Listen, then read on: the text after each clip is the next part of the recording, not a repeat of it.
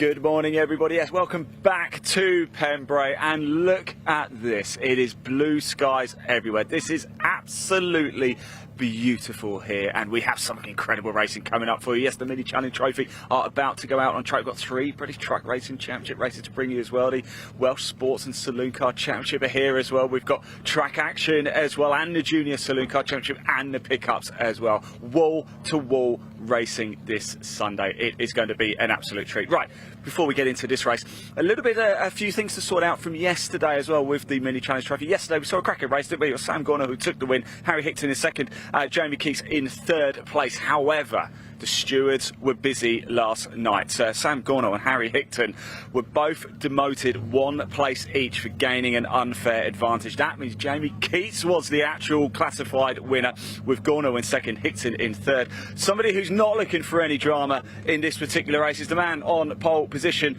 Alex Solly. Let's have a quick chat with Alex. So I haven't seen you yet this weekend. Yesterday was okay though, wasn't it? Yeah, it could have been better. Tyre choice with the rain was quite tricky. We wasn't sure if it was going to be full dry, well, not full dry, but drying. So tyres went off pretty quick. But you know, we're all in the same boat, so we can only do what we could do. Quality was a bit tough, but well, we managed to get lucky with the first quid pole, so we hopefully. Are there any concerns, Alex, about tyres? Because we know Pembrey can be a little bit of a tyre shredder. Yeah, it's very abrasive. From what we gather from testing, we should be okay. Obviously they're going to drop off towards the end, I'd expect, but you know, again, everyone's in the same boat, so hopefully. Good man. Alex, thanks for talking to us, mate. Really good to see you again, mate. Good luck out there as well. Let's keep going down, because there is an interesting battle that I want to keep an eye on. It's well worth watching throughout the course of this race. Reese Hurd and Stephen Chandler. They're quite pleased because they're in the, shall we say, the upper portion of the mid-pack. So let's go down and have a quick chat. I do know Reese Hurd, though, has been struggling a little bit. Actually, very quickly, whilst we're here, I don't know if you can turn around and see Ben Taylor's car there. There's been a lot of work going on. It's been quite manic trying to get that car sorted. I just wonder if it's going to be okay. Let's find out actually very quickly. He's in the car, is Ben. Hopefully everything's okay. Let me just run in. Ben, is everything okay? Or are you going to be okay to start? Yeah, we'll be fine, yeah. What was the issue? Power steering from the crash yesterday. Oh, okay. But what a great effort by the team now to get this done last minute, but it's there, right? Yeah, no, they're mega. Top man, thanks, Ben. Let you crack on. There we go. Ben Taylor is going to be starting. That's what we like to hear. Let's get back down here, shall we? See Stephen Chandler over there alongside Reese Hurd. Reese Hurd, he was saying to me a little bit earlier, he's got a couple of issues with power, getting power down coming out of the hairpin after the first corner. Stephen, how you doing, mate? You all right? It's good to see you. Nice little friendly rivalry between you and Reese in this race. Yeah, definitely. It's nice to be lined up and getting a bit further up the grid, slowly but surely. It'd have been nice if it was wet again, because I really enjoyed driving in the wet, but to say the vision wasn't very clear, I'd say it was probably about 5% vision for about the last 6 laps. It was 5%. It was almost guesswork for the last few laps, and no, we've done well. Obviously, yeah, bit of in-team rivalry with Reese there. We've got Ronnie a couple cars down, and then Life's a few more down. And then we've also got Cam Wood as well, who's just behind me and Reese. So, touch wood, we're all moving up as a team. It's getting good. And yeah, fingers crossed for another good result for all of us. It's a busy weekend actually for Chandler Motorsport in total. I think is it like 12 cars in total across the meeting you've got here? We've got 10 here at the moment. We was going to have 12, and then unfortunately, just for their own reasons, they couldn't make it. But yeah, we're up to 10. So yeah, we've got 3 Arctics here and nice big awning setup and stuff, and to be fair, it's really nice atmosphere for everyone. Now everyone gets on really well. The drivers, we all work together, and it's good. It makes it a really enjoyable hobby, and not just yeah, let's go racing again. So it's good. It's really good. So mate, I've got some cracking hospitality as well. Thanks, Stephen. Cheers. There we go. Cars are firing up. Let's quickly grab Reese. I just wanted to have a very quick chat. We've just spoken to Stephen. Battle going on here, but Reese, you said you struggled a little bit in race 1 of power. Yeah, since net we've really just been trying to find problems, but the team have been working so hard. I can't thank them enough, especially Russell, my mechanic. Just trying to find the problem. Hopefully we think we might have found it. Yeah. So hopefully we can just go forward, because we know we've got top 3, top 5 pace. So yes, get top to the front. Reese is the man to watch. Good luck, mate. Thanks for talking to us. Right, cars are firing up. Race 1 about to get underway here. Don't forget, if you are watching on the BARC YouTube channel, do hit that like button, do hit that subscribe button as well. All of the action we bring you is completely free for you to watch. So if you hit that subscribe, just means you don't miss any of the action that takes place across the British Automobile Racing Club throughout the course of the 2024 season. Right, time to go racing. I'm excited. I hope you are. Wall-to-wall racing this Sunday. It's going to be an absolute corker under the glorious sunshine. I'm going to hand over to commentator Ewan to take you through the action.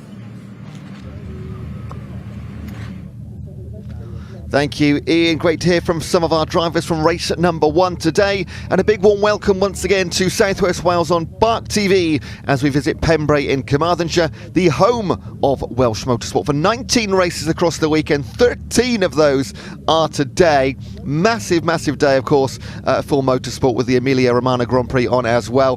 Plenty of racing action headlined by the 5-ton, 1,000 brake horsepower British Truck Racing Championship. Let's have a look at our schedule.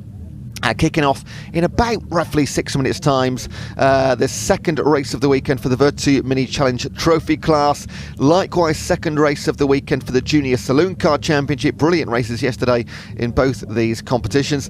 British Truck Racing third race of the weekend after Dave Jenkins' defensive masterclass yesterday afternoon. They go at 10:30. Pickups, track action, Welsh Motorsport Saloons. So everything is going on throughout midday. We come back to the British Truck Racing for race number 4 of their weekend at 1:30. This is all, of course, going to plan with the schedule. Fingers crossed it will. Final race of the weekend for the Vertu Mini Challenge Trophy class at 2:10. Final race of the weekend for the Junior Saloons, their third of 3 at 2:45. All of these are 15-minute races. And then we go to pickups once again at 3:15, back to the track action. British Truck Racing, the penultimate race of the day, their 5th of 5. And we close out with the Welsh Sport and Saloon Car Championship. They qualified yesterday and they have their 2 races from 12:15 onwards today. That is 13 races coming up, and we can shortly move over to our grid for the first race of today. Now, yesterday's race, the first one for the minis, that is the top 8 reversed. So that is why you'll find Alex Solly, first row of the grid alongside Gabe Fairbrother, the Graves and the Accelerate Motorsport teams. That is a massive advantage for Alex Solly because he's second in the championship. Had a bit of an incident yesterday with a big dive into hatchets, but it actually puts him on pole after coming 8th yesterday. James Black and Alex Keynes, the double Graves Motorsport on row number 2. Then Reese Lysett and Jamie Keynes on row number 3. Harry Hickton and Sam Gornall were initially first and second over the line yesterday, but they picked up penalties to drop to 2nd and 3rd. They're on row number 4. Ronnie Smith absolutely having a stormer in the rookie category. 4 wins from 4 in that class alongside Matt Hammond for Accelerate Motorsport. That's our first 5 rows off the grid as I hear the engines behind me as they purr around towards the start-finish line to get underway with their green flag lap. Row number 6, second rookie Stephen Chandler and Reese Hurd, both of them for the Chandler Motorsport team.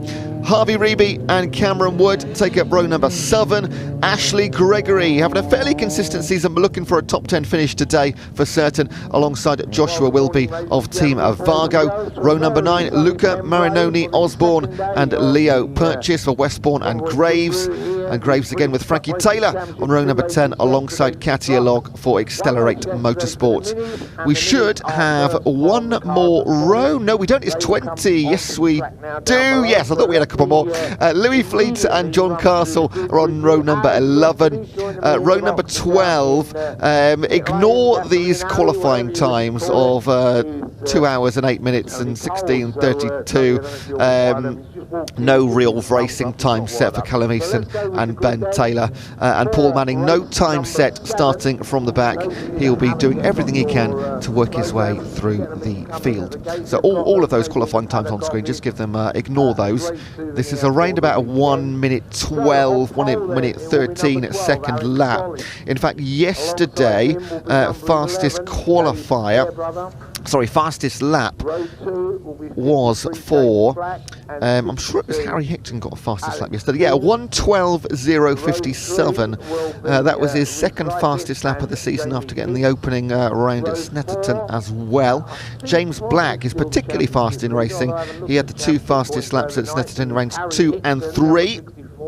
So what a race we had yesterday. Initially, Sam Gornall and Harry Hickton first over the line, with Jamie Keats in third, but both Hickton and Gornall picked up penalties for getting an unfair advantage of 1 grid place, which dropped them down to second and third. So Hickton will still lead the championship and does so. He's yet to be off the podium in 4 races, 2 wins and a second place at Snetterton, and eventually a 3rd place, amended results for yesterday's first race. Lycett, Keynes and Black were 3rd, 4th and 5th over the line yesterday. And one thing I did mention yesterday before the race, a stat I love in the media pack that the minis give you, and they give you a lot. I could just read out the entire media pack to get us through the next 15 minutes. I of course won't, but one thing I love is that places gained throughout the championship season, and so far, and not including yesterday, Cameron Wood has gained 16 places up the grid from starting positions. He leads over Ashley Gregory in second with 12. Likewise, Louis Fleet as of the end of Snetterton's competition. So they are on their green flag lap. Yesterday in almost all races we had 2 green flag laps because it was a little bit damp. However, the sun is shining in South West Wales. It is bone dry. It's already about 16 degrees and we are in for a hot indeed day throughout the entire 13 races we've got coming up. And it couldn't be more eclectic. Of course we've got the minis, we've got the junior saloons, we've got British truck racing, so all different sizes, but in races as well with the Welsh Sports and Saloon Car Championship and the track action, they are a bit of everything. It's almost not quite no holds barred. Whatever you're driving you can enter, but there's 4 or 5 classes in each of those competitions, so we'll get to those as we go through the day. But right now, leading the pack, a massive advantage. Yesterday, again, that big dive into Hatchett as he was chasing Gornall and Hickton, and in the end had to settle for, he was 8th over the line. But, again, it was brilliant racing. We thoroughly enjoyed it and we go for more of the same again this morning. Again, our official start time at 9:30 for race 1. We are bang on that right now. The schedule ran, touching wood, perfectly yesterday. Every single race was pretty much bang on. Thankfully, no incidents at all. Even in the trucks, no red flags in the trucks, which I don't think I've ever seen in 2 races at Pembrey. So let's hope we can have 3 more of those today. And yeah, I'm just hearing from my director, I may have jinxed that, but hey, even 2 races is good without a red flag. We're okay. On the front row then, Solly and Fairbrother. Solly currently 2nd in the championship, looking to make up some ground on Harry Hickton, and they will get a green flag at the back. The lights will go out, and on day 2 here at Pembrey, in just a short moment's time, we go Vertu Mini Challenge Trophy Class Racing, their 2nd race of the weekend. Fairbrother tucks in behind Solly, so Solly will head towards Hatches for the first time. It's a hairpin turn for turn number 1 at Pembrey. You won't see that too often, and they turn the big right-hand side out. Go 2 wheels off the ground for the car in 4th position there, all at the moment cleanly through the first corner. That is exactly what we want to see, and let's get some nice rubbing close racing. If you've never watched the mini challenge before, it'll be close through. Oh, again 2 wheels on the side there as they go around the Debenian Spitfires turns up towards the shallow right-hander around the Senna S's. And already Solly, a small advantage. Oh, we got 1 contact, but they carried on. They're going to get picked off left and right. There goes to Ashley Gregory as well. Well, thankfully, all staying on board. That was the car number 33. That is Jamie Keats, who is not having a bad championship whatsoever, Jamie. Currently sitting in 9th position. That is a big swide out to the grass as they come round the Honda. Oh, he's off! And that is straight. Oh, that is hopefully not too painful, but it will be damage to the paintwork. Yellow flags, of course, at the Honda curve. And we may see a red flag. They have. Well, they've not slowed down quite yet. So we're going to stay on yellow right now. I can see the pace car, getting his lights turned on just as a temporary measure right now. Solly still leads over Fairbrother Black, Gornall, Keynes, Hurd and Hickton. So we will continue racing. Solly ahead of Fairbrother. No change then from the front two. In fact, no change from the front three because Black was third on the grid. Again onto the grass. This is keen, aggressive racing. We are staying yellow for the time being. We'll continue racing.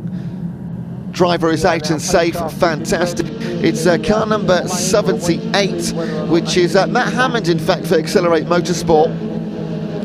Matt Hammond just standing in this weekend, in fact. So we are looking good. We will not get a red flag. We'll continue racing. That's what we want to see. First of all, safety. We want to see the driver standing and out of the car. That's what we've got. Can Fairbrother cut to the inside? No, we'll think better of it and stick behind Solly. Then Black in the 53, Gornall in the 96. As we will see now, we will focus for the time being on the front of the race. There will be plenty of battles behind. I can see exactly that going on right now. Harvey Reeby doing nice in the 71. And just holding off. And it won't get much further split than this. A race for 9, 10, 11, 12, 13. Now, as well as the overall championship, we of course have the Rookie Cup, which Ronnie Smith is leading, first in class right now and 8th overall. Also the Directors' Cup, the Team Championship, the Graduate Cup. Harry Hickton leading the Graduate and the overall championship. And coming into this weekend in the Directors' Cup, John Castle ahead of Taylor, Manning and Watson. Look at this as they come down the start-finish straight. Just looking for an opportunity, a gap, a chink in the armour of the competitor in front of them. And they go side by side. And that is James Black squeezing through into second place. And in fact, Fairbrother might drop down. No, he stayed in third place. He's got big challenge on his hand behind him though. Again they go cutting inside. That is Keynes and Gornall. Keen indeed to move up the places. So Alex Solly, leader in his own class, and Fairbrother leading his as well. I see the number ones on the left hand side. Smith, that's the rookie category in yellow. And they go astern. That is Gornall, Keynes, Hickton and Hurd. Hickton, your championship leader, in fact in 6th overall with the pink bonnet. And again they go through hatches. It's such a tight hairpin. And just wait to see the trucks going round that corner. If you've not seen those before, later on today, 3 races in the truck racing. Solly, in terms of mini racing, this is quite a nice advantage, 1.5 seconds. He can let those behind battle amongst themselves. Because whilst you are racing competitively in a line of 4, 5, 6, of course, you're not always going to be on the perfect racing line. And you're going to be losing hundreds, if not one more off the track there. Who's that in the lime green livery? We'll pick that up shortly. Didn't notice anybody dropping down the timing screens. Solly still leads over Black, Gornall, Fairbrother and Keynes. That's Sam Gornall chasing all over the back of James Black. Accomplished driver, James Black, very experienced driver. Raced in several classes. Look at Harry Hickton in the pink bonnet there, doing everything he can down the inside. And he does go through. That is on, is it Alex Keynes? Just a breakup of pictures here in the commentary booth, but I can see them out my window. And Hickton is up into 5th place. He has yet to finish off the podium in this trophy category. He'll be keen to continue that trend and solidify his place at the top of the standings. He leads Hurd, Keats and Lycett. Solly's lead cut to just over 1 second. We said James Black already this year has had 2 fastest laps at Snitterton, so in racing conditions he is a tough man to beat. Ashley Gregory moves into the top 10. She has in the 2nd place in the places gained standings this season, behind only Cameron Wood. Gornall looking for a shot on the inside, and James Black will get there, pushes Black wide. They do rub tyres. Black with 2 tyres on the left hand side of the grass, and he'll drop down to 4th place from 2nd because Fairbrother gets through as well. And James Black is going to be absolutely furious with this, and he'll come blistering back, cuts onto the inside of Fairbrother. Will he get back into 3rd place? Yes, he does. Slips in between them both. And now just Gornall in front of him. And again, Solly can take advantage of this race behind him. And maybe it was 1 second clear at the end of the last lap. It's going to be more like 2. And Solly can just look in his mirrors. He won't spend much time doing so. And he can just say, yeah, you fight amongst yourselves. I'll crack on, boys. That is a great move up at the inside from the 43. That's Wood on Taylor. As I mentioned at the start, you'll see races throughout the entire pack, and with several categories, the directors, the rookies, the graduates, all racing. All of these overtakes are important. James Black has got back into 2nd place. We missed that overtake. Gornall into 3rd, Fairbrother and Hickton ever so close behind.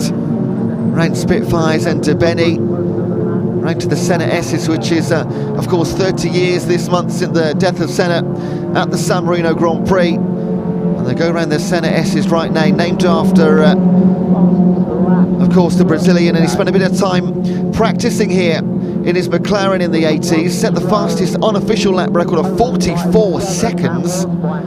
Which has never been beaten. Of course, unofficial because it wasn't under racing conditions. Hickton looking for an opportunity behind Fairbrother and Gornall. We'll move further back amongst the pack again. These races, all bit of a lock up into the Brooklands hairpin, which is a much shallower hairpin than Hatchett's at turn 1. Oh, we got another off, and that looks like engine trouble. No, they're back underway. Can they keep on going? That's the 63 of Castle. Currently Castle leading the Directors' Cup in the Accelerate Motorsport. John Castle had a win and 2/3 at Snetterton. And then in the mid-pack, that is Keats ahead of course, where's Hickton gone? Oh, there he is right there. It's hard not to see the pink bonnet of Harry Hickton in the 64 Championship leader. And Alex Solly, just saw a flash of him there. 3 seconds to the good now, Alex Solly. And that is all he needs to do, just keep lapping at this pace, and he's got this one absolutely sewn up. Came into the weekend 2nd in the Championship. It was a pretty big 44 points behind Harry Hickton, and he did only finish 8th yesterday. So lots of ground to make up. He's going to do that, especially with Hickton down in 6th overall. But Hickton, of course, in the Graduate Cup too.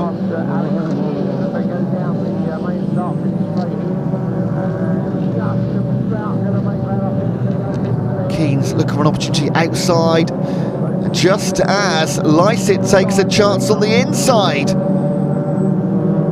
So a pincer movement on Hickton by Lycett and Keynes, but he maintains the advantage and let them go side by side as Lycett goes around the outside of DeBenny. Can he hold it?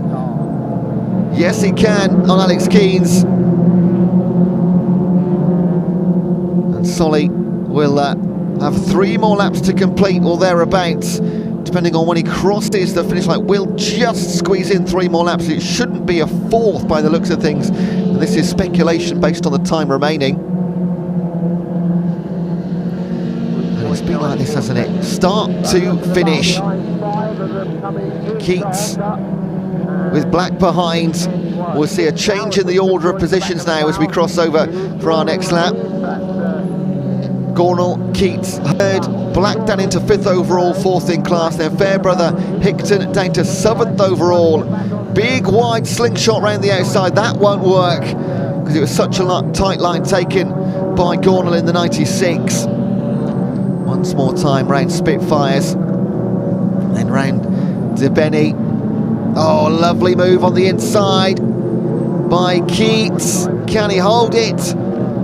He'll have the advantage, but then, of course, it'll be Hurd onto the outside. Yes, he does move through. Oh, big slide from the rear.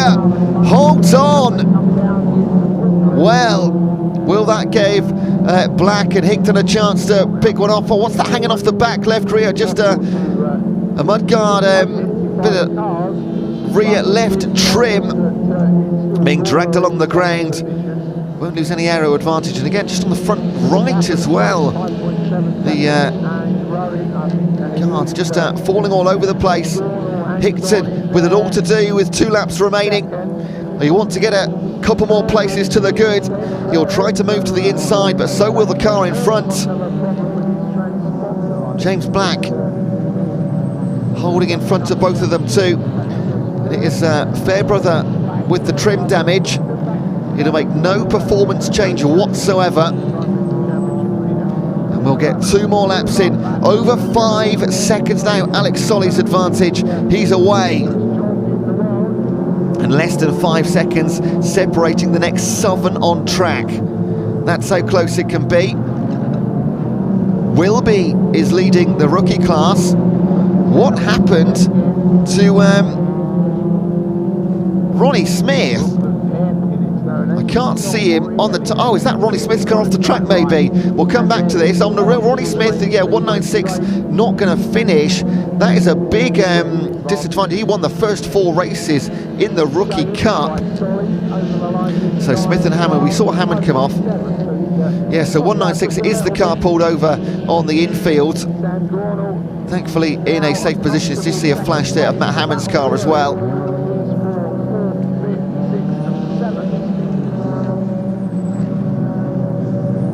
Harry Hickton looking for a chance to move to the inside of Hurd. Can't do so. But he is up into 6th overall, 5th in class. So the question now is, when will Alex Solly cross over the start-finish line? Will we get 1 more lap in? It's going to be ever so tight. It's only when they cross the start-finish line with 0 seconds remaining.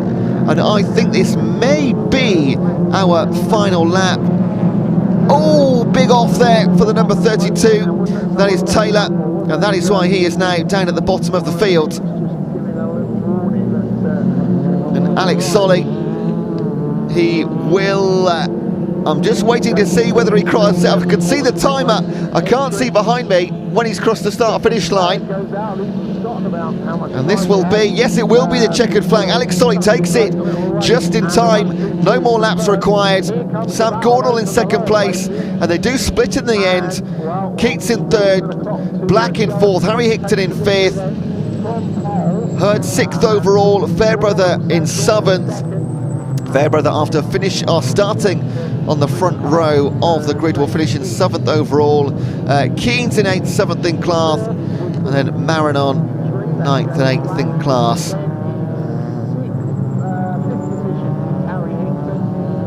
Well, Alex Solly led from the start in pole position, first into Hatchets, and he was never really ever seen again. That will be certainly a victory lap for the Graves Motorsport athlete. Well, what a great start to our 2nd day of racing here. And not a scratch on him. In clean air the entire 15 minutes. And they will start. Oh, this is the replay of pulling out of assembly earlier on at 9:30 this morning. And Alex Solly there from the off, he was away. But the big battle was behind, and throughout it was Fairbrother, Black, Keynes, Lycett, Hickton and Gornall, and they went toe to toe and spent a little bit of time on the grass also. That was Black losing a couple of places, but he would regain them. And shortly Ian Waterhouse will be down in Parc Fermé to speak to our first three, at least over the line. That was Matt Hammond going off early on, thankfully got out of the car. His team will have a few hours work to do on that motor, and hopefully it is just superficial damage and nothing too serious. Racing going on throughout the entire field.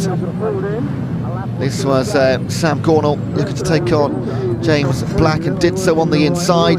Fairbrother getting through as well. This was number 32. That was Frankie Taylor, another of the greats of motorsport, going off on the grass on the outside of the S's and Brooklands hairpin. So there is your official results as they come in. Alex Solly taking the win. Sam Gornall second for Westbourne and Jamie Keats third for Performance Tech Racing. James Black and Harry Hickton and Reese Hurd, great racing throughout the entire 15 minutes for them. Gabe Fairbrother started first, or on the first row of the grid, finishing in 7th overall, 6th in class. Alex Keynes, then Luca Marianoni Osborne, Reese Lycett and Ashley Gregory in 8th and 9th in class. Then Joshua Wilby, Harvey Reeby and Leo Purchase will be taking the win in the rookie class, thanks to the unfortunate Ronnie Smith leaving the track around halfway point, so picking up no points. That's a massive gain, because he was leading the rookie class with 4 wins, 3 from Snetterton and race 1 here at Pulborough, that's where I live, Pembrey yesterday. And fastest lap was Keats, a 1:08.38. 1:08.38. That is blistering. It was a damp track yesterday, but it was Harry Hickton who got it in a 1:12, just to show the difference between a dry track and a wet track. Almost 4 seconds difference in the fastest lap.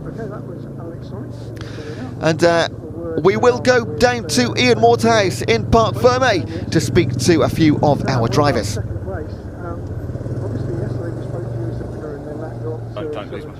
Right, everybody, welcome down to Parc Fermé. We've got a very happy Jamie Keats in third place. It's proven to be quite an impressive weekend for you, isn't it? Yeah, at the end of the day, points make prizes, and we just want to be in and around the top 3 for the championship all weekend.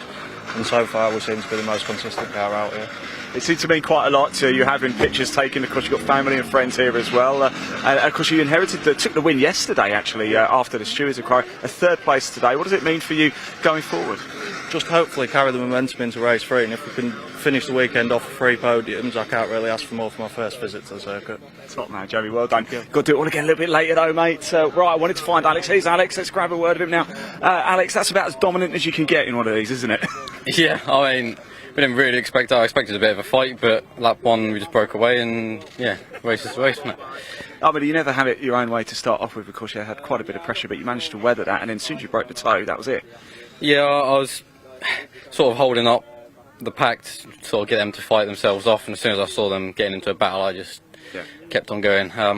Yeah, I mean, we didn't have to push too hard, which was quite nice. It was a bit of a leisurely drive, really, but no, it's good to get the win. Obviously, the reverse grid was nice. Does that enable you to manage the tyres a bit, because we know Pembrey can shred them a bit? Yeah, I mean, it sets us up better for the next race. So yeah, tyres weren't cooked like I said before the race. So yeah, happy days. Top man, well done. The number 1 suits you well, Alex. Let's grab Sam, shall we, for a quick chat. Sam, in you come, mate. In you come. A little bit of disappointment yesterday, but we're back here, another P2, so all going pretty solid. Yeah, so obviously the reverse grid, and as I won the race on the road yesterday, I had to start from 8th today.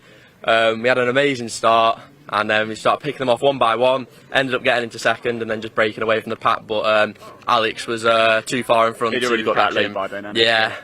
How were the tyres holding up? I thought the tyres held up quite well.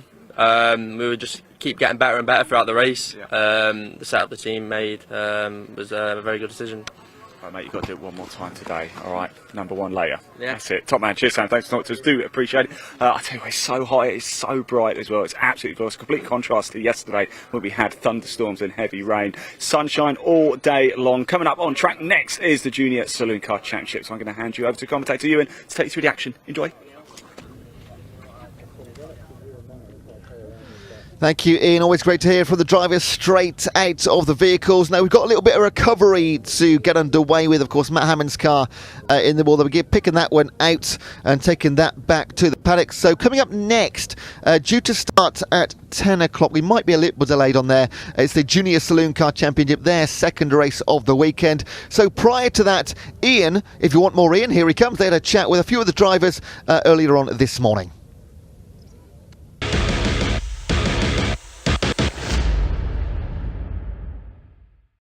Right, everybody, welcome down to the Junior Saloon Car Championship assembly area here, second race of the weekend. Quick reminder of what happened yesterday. Of course, championship leader Harry Smith taking the win, Josh Salvadore in second, and Kieran Roberts from sixth into third place. Great result from him. But we come down here because we've got Will Cruisins over here. We caught up with him last time out, and Will, you won the Junior Saloon Car Championship scholarship. Yeah. This is now second time, well, third time out actually now, wasn't it? And tell us about your experience so far with the JSCC. I've absolutely loved it. Everyone at the JSCC has been really helpful. It's been great for me personally, knowing that I'll be out to every round this season, so it's really helped my drive, and I'm looking forward to the rest of the season. What did you make of Cadwell Park?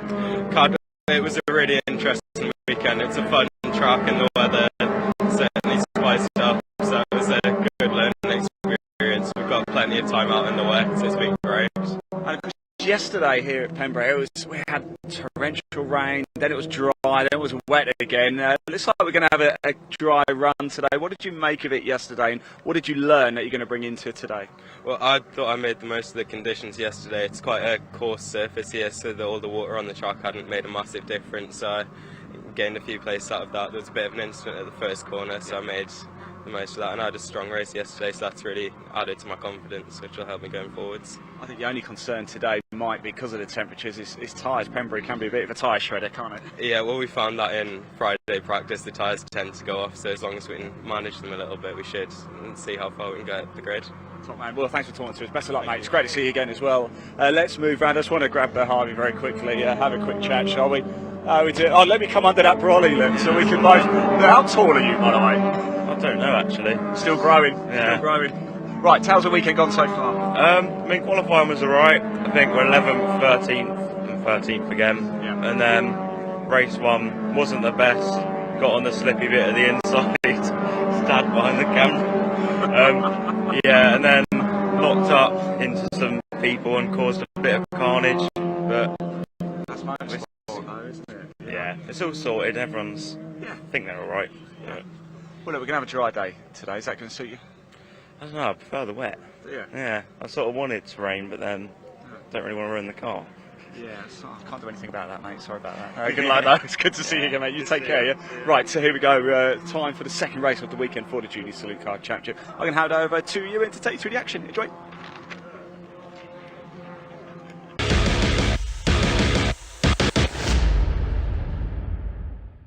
We've also got the Squib Freestyle team here, so they will be. And welcome back then to live at trackside. I'm just watching in front of me. You can see yourself there.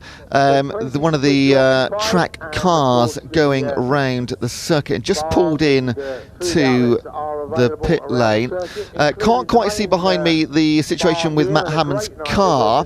It didn't look too badly damaged, but we are collecting that from the side of the circuit. Unfortunately, just went off at the Honda curve in race one this morning. Next up, it is, of course, the Junior Saloons. Just heard from some of our drivers. Yesterday, in race number one, Harry Smith was your winner ahead of Josh Salvadore and Kieran Roberts. Now, let's have a look at row number one then for race number two. There is Josh Salvadore and Luca Maserati. On row two, Harry Smith and Jonathan Moore. Row number three got Ollie Kerr and Kieran Roberts. On row four, James Sherrington and Oliver Law. And on row 5, Jude Cooper alongside Jake Renshaw.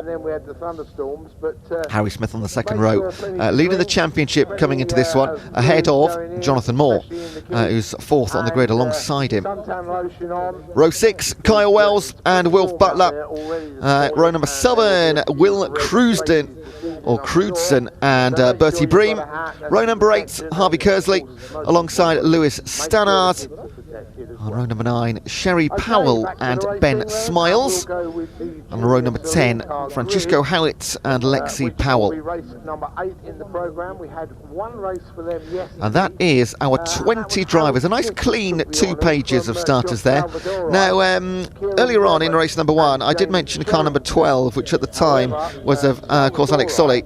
I actually meant I was getting the minis at the junior saloons. We had so many races yesterday, and even more today. Of course, it was Jonathan Moore in the junior saloons in car number 12 who had that big dive down the left-hand side yesterday. Just picking out my notes and things here because there's one interesting bit of information that I do want to bring you. Where did we have it? Let's have a little look on my... So many screens and bits of paper here. Here we go, junior saloon cars. Yeah, car number 12, Jonathan Moore, 5-second time penalty added to his race time. Because of a Q 2.23.3 ruling. So I haven't got absolute official confirmation on why that was, but we think we know why it might be. It was a very, very brave move down the inside to Hatchett's hairpin. And do you know what? That's what we like to see. It's competitive. All these obviously Citroen Saxo VTRs, very similar, well, identical cars. Of course, you got the mechanics and you got the team members to make it and fine-tune it as best as they possibly can. And it just comes down to absolutely driver skill, determination, bravery, and what they see as overtaking opportunities, which some see and some may not. Still haven't seen Matt Hammond's car come off the track here. Maybe they've took it round the back. From my commentary position, I can see Hatchets and Spitfire and DeBennian right round through to the Senna S's, but behind me is where Hammond's car was. So coming into this weekend, which is our 3rd weekend of the championship in the junior saloons, they've already been to Brands Hatch and Cadwell Park, and this weekend is one of 5 weekends where they have the triple header. Harry Smith was your... Oh, there we go. So we're repairing the barriers, which is you cannot continue the racing until they are back in place. Seen several cars or even trucks come off over the years into that area. Obviously coming around the final corner, want to get yourself in prime position. Damp again for this one. They got in, and I'm guessing a bit of rain yesterday. That grass would have been particularly slippy as well. You're drying out during the day, but I think once you're on that grass at pace, yeah, it's unlikely you're going to stop yourself by braking alone, unfortunately. So Harry Smith, our championship leader, coming into the weekend, and Jonathan Moore was just 3 seconds behind, and he was looking to make up some ground there, but of course, with that incident, Harry Smith took the win yesterday, and he will extend his championship lead. Jos Salvadori started the championship in 3rd position, 4.5 points behind Jonathan Moore. So although I've not seen an updated official championship leaderboard, I'm pretty sure Salvadori will be in 2nd, Jonathan Moore down to 3rd now. 4th coming into the weekend, Kieran Roberts. He... in fact, did Kieran even... Oh, we had 3rd place yesterday. I'm looking down the time screen here. So 3rd place for Kieran Roberts yesterday. So podiums for Smith, Salvadori and Roberts. James Sherrington in 4th yesterday, then Maserati in 5th. Jonathan Moore demoted 5 seconds down to 6th place in the end. As I said yesterday, mixed conditions. It was pretty sunny considering it was supposed to be so it's never over until it's over. And there are the cars waiting very, very patiently in assembly. Oh, there we go. There goes the tractor. So I'm guessing that means that barrier is fixed. Yeah, he's away. And they'll just... Oh, what are those? I don't like those tyres there in the middle of the grass. Are they? Maybe they're meant to be there. Didn't spot them earlier. That seems a bit odd, doesn't it? Maybe that is... Junior Saloons this morning, so I don't know whether the what the championship points look like. So, let's wait and see. So 2 vehicles on track. I'd say we're probably about maybe 5 minutes away from getting them on to the grid, depending on, because they've got staff members out there. So I wonder if Ian Waterhouse is down there somewhere and we can maybe jump to him. I know we've spoken to a few of the drivers already prior to the race this morning, which we've had a chat to, but we do love the live interviews and he's fantastically good at getting those. So maybe if we've got time we'll try and jump down, but I can hear engines behind me revving, but it feels like they're closer than what you can see on screen here. And you can see there the giant Junior Saloon Car Championship wagon or truck. Oh no, okay, going back. He wasn't leaving, he was going to get supplies. He's got some more tyres. I didn't think tyres could be sort of damaged in such a way that you needed some new ones, but hey, we do. So just in a moment you'll see him coming from the left hand side. Marshall's doing a wonderful job. There he comes. And what's he got there? At least, what's that? I'm going to say 30 new tyres there, maybe, to be replacing the ones that have been damaged. They did sort of flick over the wall a bit. If you've not watched it, didn't see it happen live. Matt was absolutely fine. Got out of the car really quickly. Oh, they've done this before. Look at that. Oh, it's an easy job. Give that tractor driver a medal. Now, do they look in position to you? It's very, very close indeed, but they'll fit them like a jigsaw. There is also fastest laps. How many marshals does it take to fix a tyre barrier? We might be able to work out where we are. It's 25. Is he off to get some more? We'll find out. So Junior Saloon's up next. It was meant to be 10 o'clock. It'll be probably at least another 5-10 minutes away maybe. Then we have the British Truck Racing, which is scheduled for 10:30, our third race of the day. Then we go Pickup Racing, Track Action Racing Club Series Racing, and Welsh Sport and Saloon Cars. So we have 6 races before lunch. I get the feeling that it's going to be a short lunch, unfortunately. Scheduled for an hour. See what we get.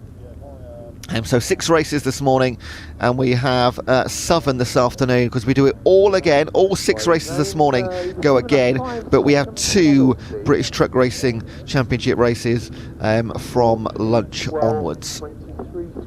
So we double up on absolutely everything, but a trio of treats in British trucks. And there is that schedule for you on screen. So Junior Saloons, British Truck Racing, Pickup Truck Racing, Track Action Racing Club Series Racing, Welsh Sport and Saloon. So those 2 races at 11:40 and at 12:15. There might be only 30 cars across the 2 races, but you'll probably see 25 different models and makes of vehicle, without exaggeration, in those 2 races alone. Then the first race of the day, second of the day, after lunch we go to 1:30, come back to the British Truck Racing Championship, their 4th race of the weekend. We're so lucky getting 5 races out of a weekend of British Truck Racing, aren't we? Yesterday they were just brilliant, they always are. And Pointy joins me in the commentary box for those races. Yes, Pointy commentating, co-commentating on the British Truck Racing. I had a lot of fun yesterday. Then the Mini Challenge Trophy class, their 3rd and final race of the weekend after lunch. As per the Junior Saloons, 3rd and final race from 2:45. We assume at the moment after lunch these will go back to on-time racing and we have a shortened lunch period. Pickups, their 3rd race of the weekend and final race for them. And then after that we go back to Track Action, British Truck Racing and Welsh Sport and Saloons to close things out. And it's meant to be this temperature. It looks a bit windy. The flags in the background there, you can see those bristling in the wind. It didn't feel that breezy walking through the paddock this morning. but clearly there is wind in the air. Now, of course, going on as well as the action on the track, it is the Convoy Cymru this weekend at Pembrey. If you're living very locally, you can still make it down. Otherwise, if you're not in the country, it's a long old trek, but you can buy tickets on the door. So, adding to the unmissable truck racing entertainment, there, of course, we got all the extra Junior Saloons track action minis, but there'll be plenty to see and do off the track as well as the Convoy Cymru rolls into town. There are rides, there is food, there is entertainment, there is motocross, there is bus rides, there is absolutely everything going on. Oh, look at that, more tyres coming in, and that's a bigger load than we had the first time round. Well, let's drop these into place. Maybe Matt Hammond's accident didn't look particularly bad. He got out the car really quickly. Yes, the car had damage to its left-hand side, but I'm surprised it caused this much damage into the tyre wall. But it clearly has. So with the Junior Saloons, after Pembrey, they move on to Castle Combe for a 2-round weekend. That's on June the 15th and 16th. They, in fact, race pretty much every month of the year. So they had 2 rounds in April at Brandsatch and Cadwell. In fact, 31st of March they started. Pembrey in May, Castle Combe in June, Thruxton in July, Snetterton in August, Anglesey in September, Alton Park in October, and back to Brandsatch in November. What a brilliant championship this is to be a part of for the youngsters. Anything up to 17 years, I think it's 14 to 17 years of age, you can race in this series, and some do the full sort of 3-4 years. Many, and particularly the winners of the Junior Saloons, they do go on to do other things after a championship. Well, not always, but is often the case. The likes of Charlie Hand, winner a few years ago, he went on to British Endurance Championship. He was racing very competitively last year, but very sadly had an incident where he broke a bone in his back. So he was out of racing for some time, Charlie Hand, but did see him very briefly here yesterday. I know he does a bit of coaching for the younger drivers now, so great to see Charlie here at trackside. Other previous winners, Max Hall, gone on to do, he's now in the JCW, Max Hall, after a year in the trophy class, doing great things, had a win in the JCW last weekend. And then you got the likes of Dara Flock, very emotional win for Dara Flock last race of the season last year. It always comes down to the wire because it's double points at Brandsatch last round of the series in the Junior Saloons. And he's gone on to do wonderful things. He's racing next weekend at Brandsatch in the historic racing, but I know his ambition.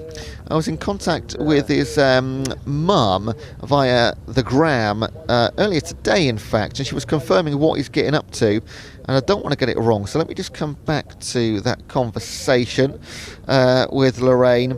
I did see a photo of his new suit, which is just brilliant. It looks like a super pro. So yeah, he is starting in the Clio Cup on the 1st of June, then doing historic racing at Brands next weekend. So you'll find this is a common theme. They won't just stick to one series, they'll do several with their time.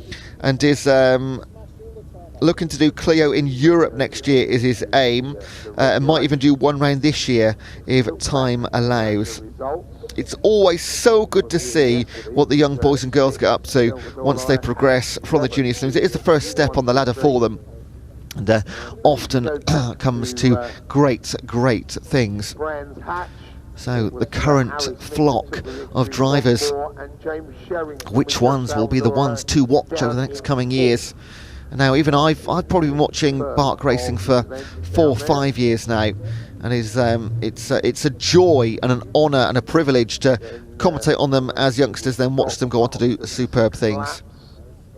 In fact, I'm at Spa next weekend, Spa-Francorchamps, and the Eau Rouge next weekend, commentating on the GT International Series. And I know one of the former junior saloon drivers, or maybe it's from the minis, is going to be out there. I've done so much revision on so many races over the last couple of weeks, I forget who I'm watching sometimes and what's coming up next. But I will definitely be having a conversation with them whilst out there. Now, April that weekend. Do we think we're getting close to having a racing action? We'll wait and see. But whilst we do, let's recap what happened on the Junior Saloon Racing yesterday in their first race at Pembrey.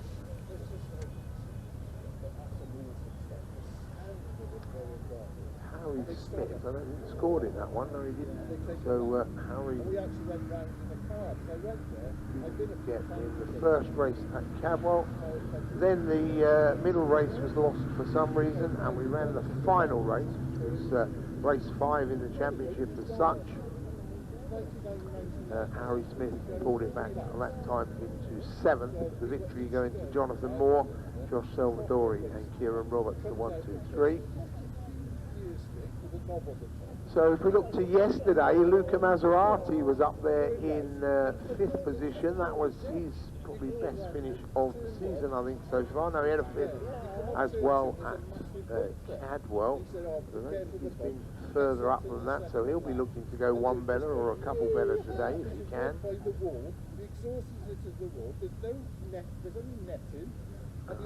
He likes 5th place because he got 5th in the first race of the season as well down at Brands. So Maserati needs to crack that and get up into the top 4 or hopefully onto the podium. Jonathan Moore, as we said yesterday, given the 5-second penalty. Let's just have a look at the times to see whether that would have made any difference. He ended up down in 6th. 5 seconds. Yes, that would have done. So basically, he lost a place there. He'd have been 5th with Maserati 6th had the penalty not been awarded. So a 1-place penalty there. I'm sure some of you talked up with the Formula 1 qualifying last night. You've seen the penalty handed out to Gavin.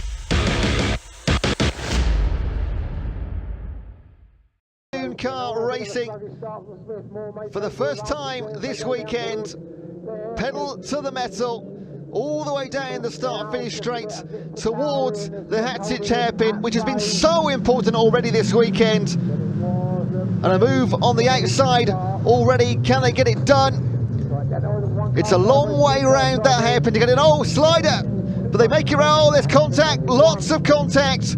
4 or 5 involved. Avila Motorsports in there.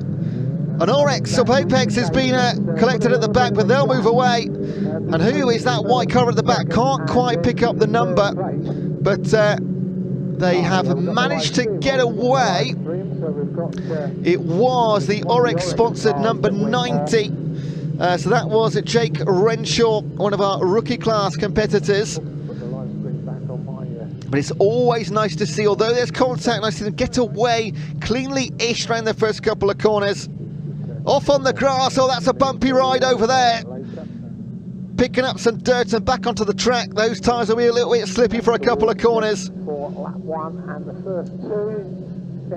A great move round the outside as they come round Woodlands and they'll come round the Honda curve along the start-finish straight for lap number 2. And look at this, wait for a dive, look to the inside, looks to the outside, picks the latter.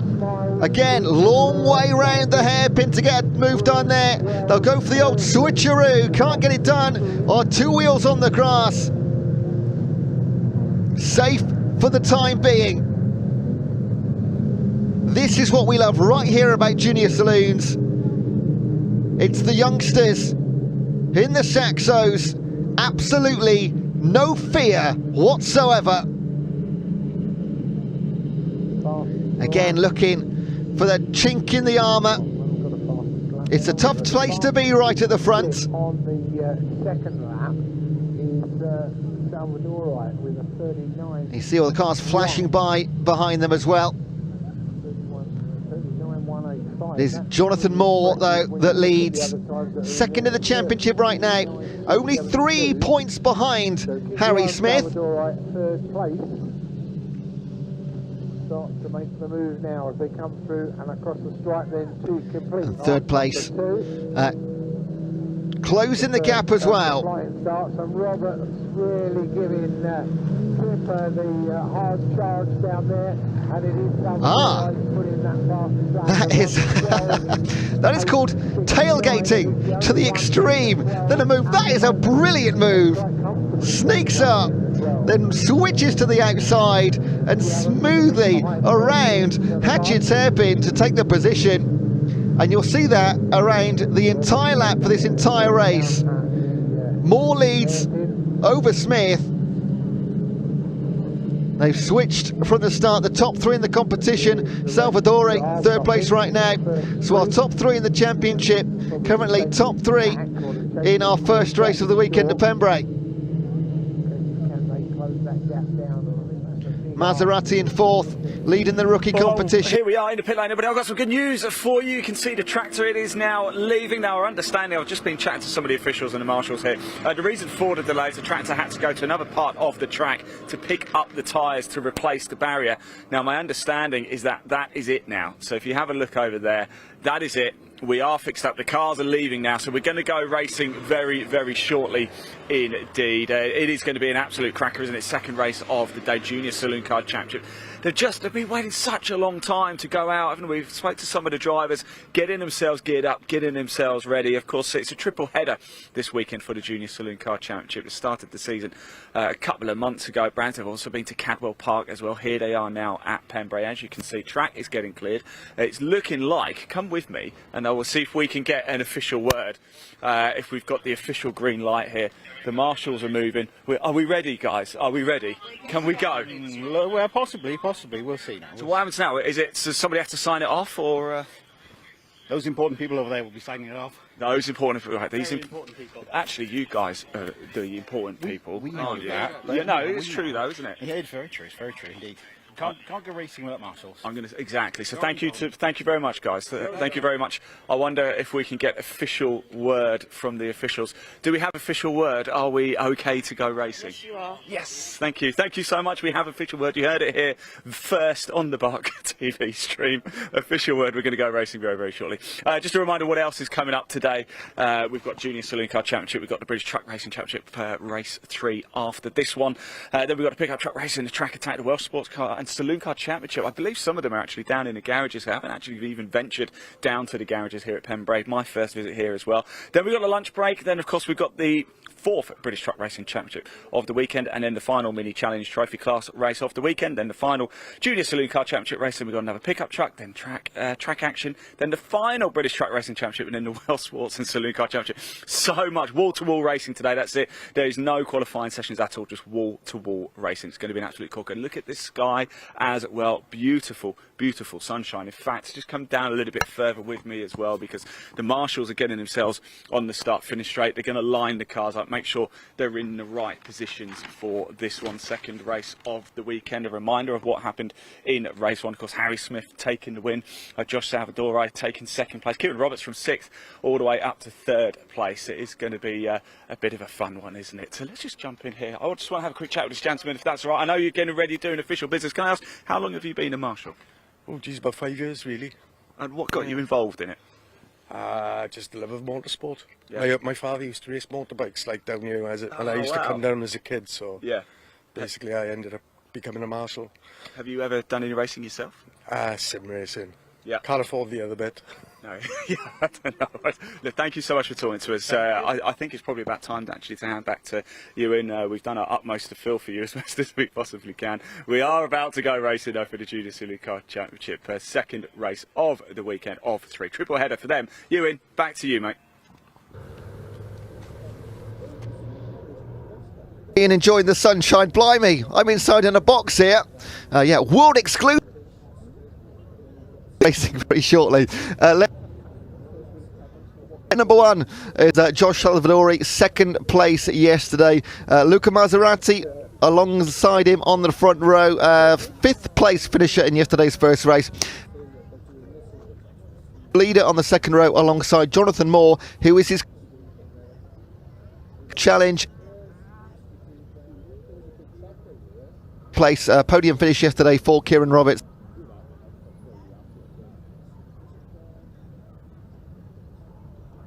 Short. Coming up in just a moment. The sun is shining so brightly. We had some absolute downpours yesterday. But Josh Salvadori is from row number 6. Or maybe we don't. Yes, we do. Wells and Wilf Butler. And Bertie Bream, then Harvey Kersley and Lewis Stannard. Ben Smiles and Lexi Powell. And we had a few more. Is it 20? Perfect, excellent. Agree. We do have more entrants than 20 for the championship, but for several reasons, some non-start.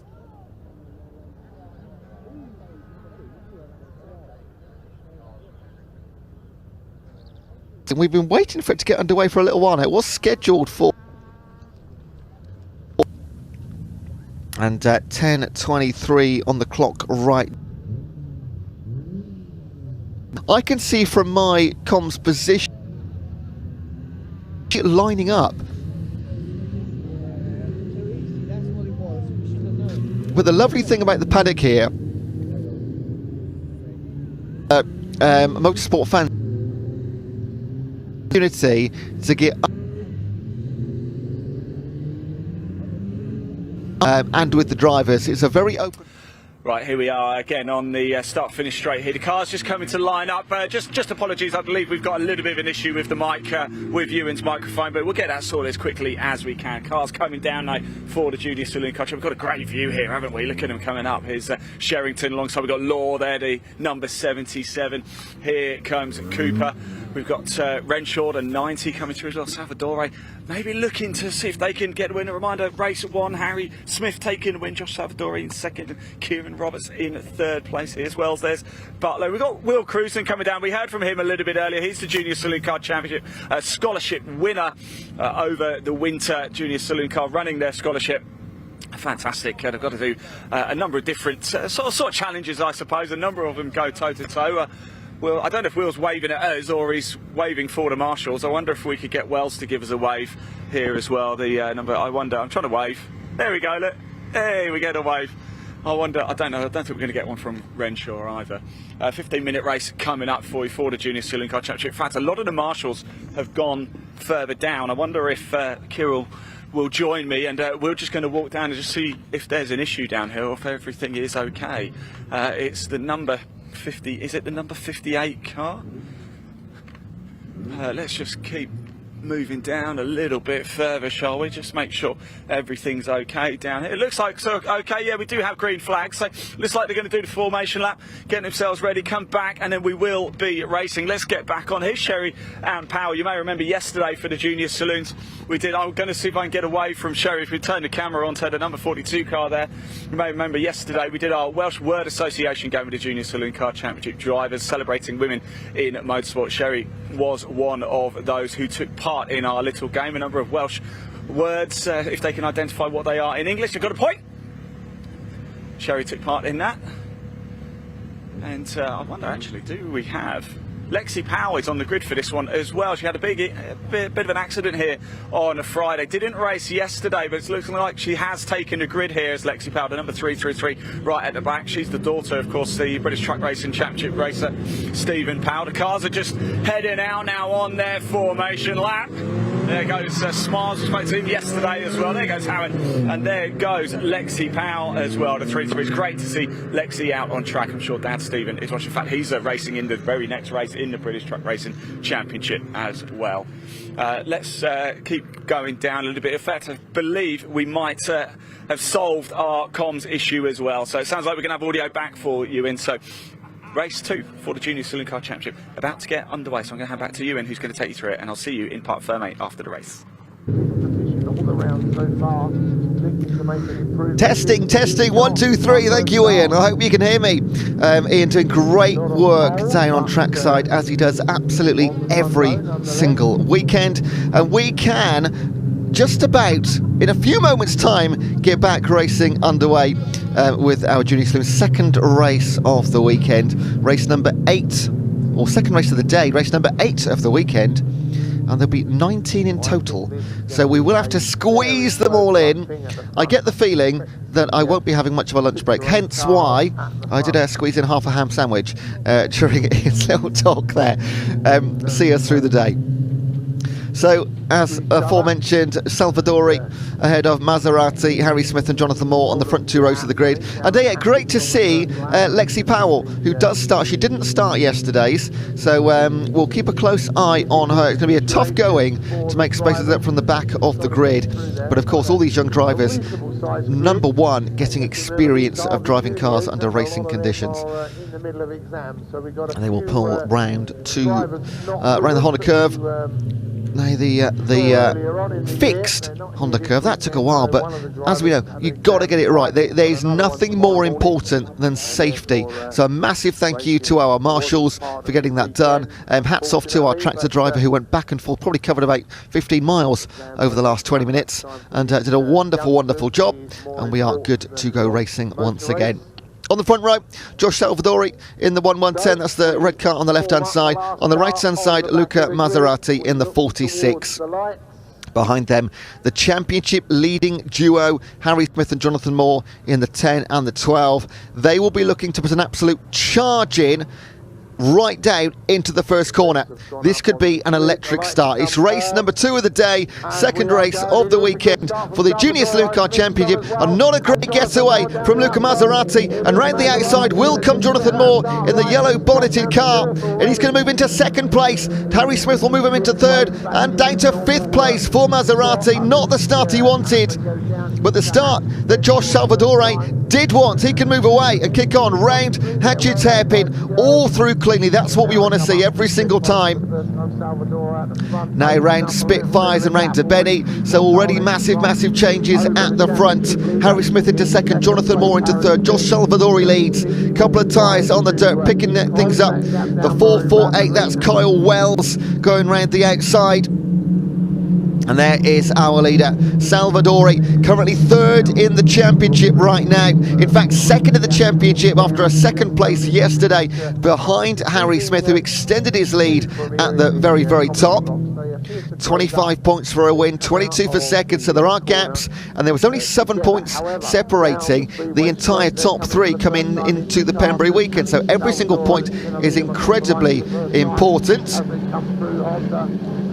Of course, bonus points for fastest lap as well. And as per the minis, this will be races throughout the entire grid, just coming off and making his way back onto the track and losing absolutely no places. That is the way to do it. You will spend some time on the grass. Here's a big move up the inside. Oh, is he going to get it done? Yes, absolutely wonderful stuff.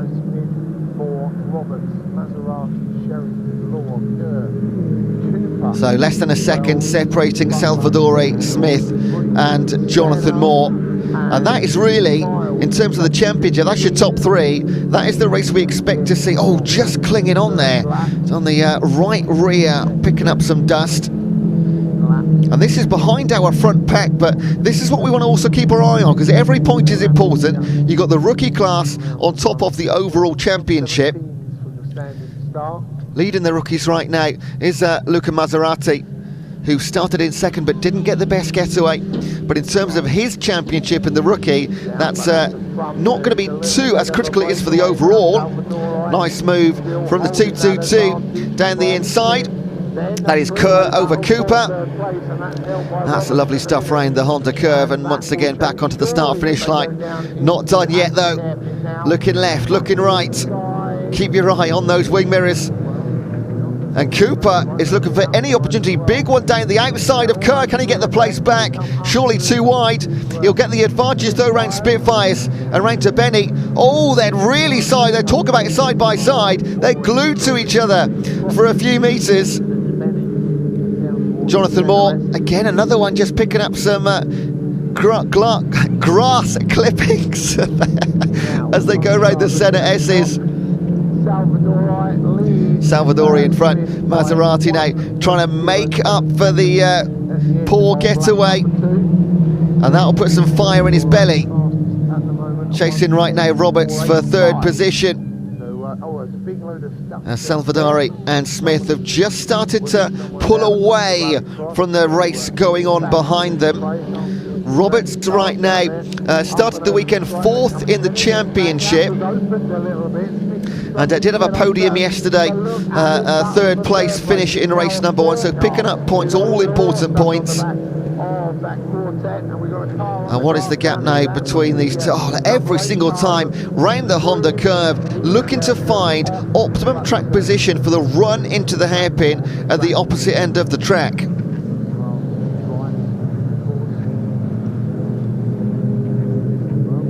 Once again they group round hatchets.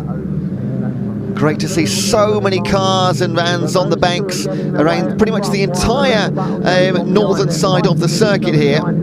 Everything from hatchets right round to the centre S's and the Brooklands hairpin. Cars and families all over the embankments. Oh, pushed wide. Wow, 3 astern round Brooklands. No doubt about it. Salvadori. They'll come along, officially turn number 7. Woodlands, a slight left-hander before they make their way back to the Honda curve. That's round Woodlands. That's Roberts. So Kieran Roberts leading the pack behind in 77.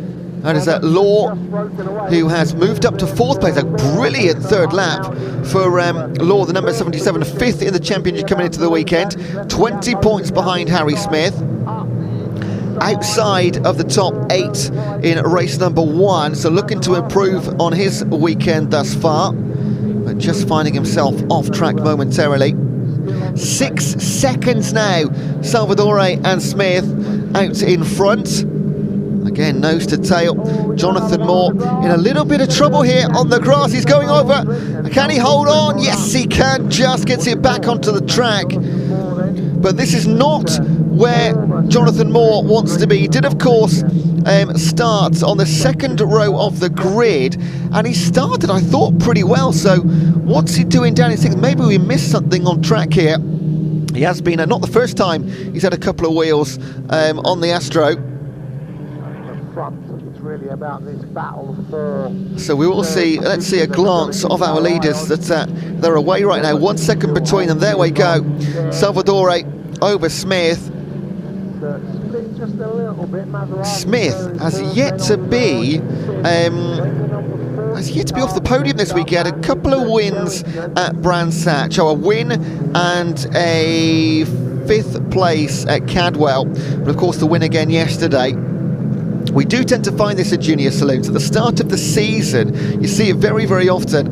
One driver will dominate, and then, of course, they're young, the pressure mounts, they need to continue this run of form, and all motorsport, the true sort of season of motorsport, becomes a bit of a reality, and then it gets very tight towards the end. That's what I also love about the double points at Brands Hatch. It is not over. With double points, and it is 2 races at Brands Hatch, you could potentially pull back 100 points across a weekend. Didn't quite work in Formula 1 for me a few years ago. I'm glad it's back to singles there, but the junior saloons, absolutely brilliant. 7 seconds now our leaders to the good, and that will most likely only extend as those behind them go hammer and tongs between 3rd and down to 9th, 10th position right now. So there's the same amount of time between 3rd and 10th as there is between 1st and 3rd. That is the time gap you can build up if you're not involved in a head-to-head race. And Salvadori extending his lead on track in front of us over Harry Smith. Behind them, Roberts, Maserati, Law, Sherrin, Wells and Moore is in 8th place right now. He does not want to lose any more ground to Harry Smith this weekend. But Salvadori starting on pole, leading the way. Kieran Roberts in 3rd right now. He started in 6th, fastest in qualifying for this race. So he's doing a great job to be up again in the podium places, looking for his 2nd consecutive podium. He did have a 3rd place finish in race number 3 at Kedwell Park. Race 2 at Kedwell Park didn't go ahead because of horrific weather conditions. And in fact, race 2 at Brands Hatch also half points due to an incident stopping the race prior to 75% completion. So at the moment we're heading for the first weekend where all races are completed and all points are available. Over halfway through our race now, 6 minutes remaining of the 15. It took us a long time to get underway, but once we did go, the time absolutely flies by. Salvadori continue to extend on Smith, 1 and 2 for the time being wrapped up. So we'll concentrate our entire focus on the racing going on behind. Roberts in the lime green. No sponsored team officially on the entries. We do have several, of course, for the Chandler Motorsports, the Oryx competition. Harry Smith in his own sponsored vehicle. So racer and team owner effectively right now.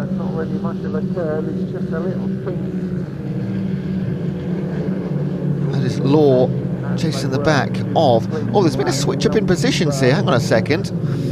Roberts, Maserati, oh, it switched back again. Yeah, it was a bit of confusion. So it is Roberts in 3rd place, of course. Can't mistake him in the lime green. Then Maserati, Law, Sherrin, Moore and Wells. So Moore's picked up 1 place into 7th. Can he go around the outside of Hatchett's? It's a long old way to go. That's Wells looking for a position on Kerr.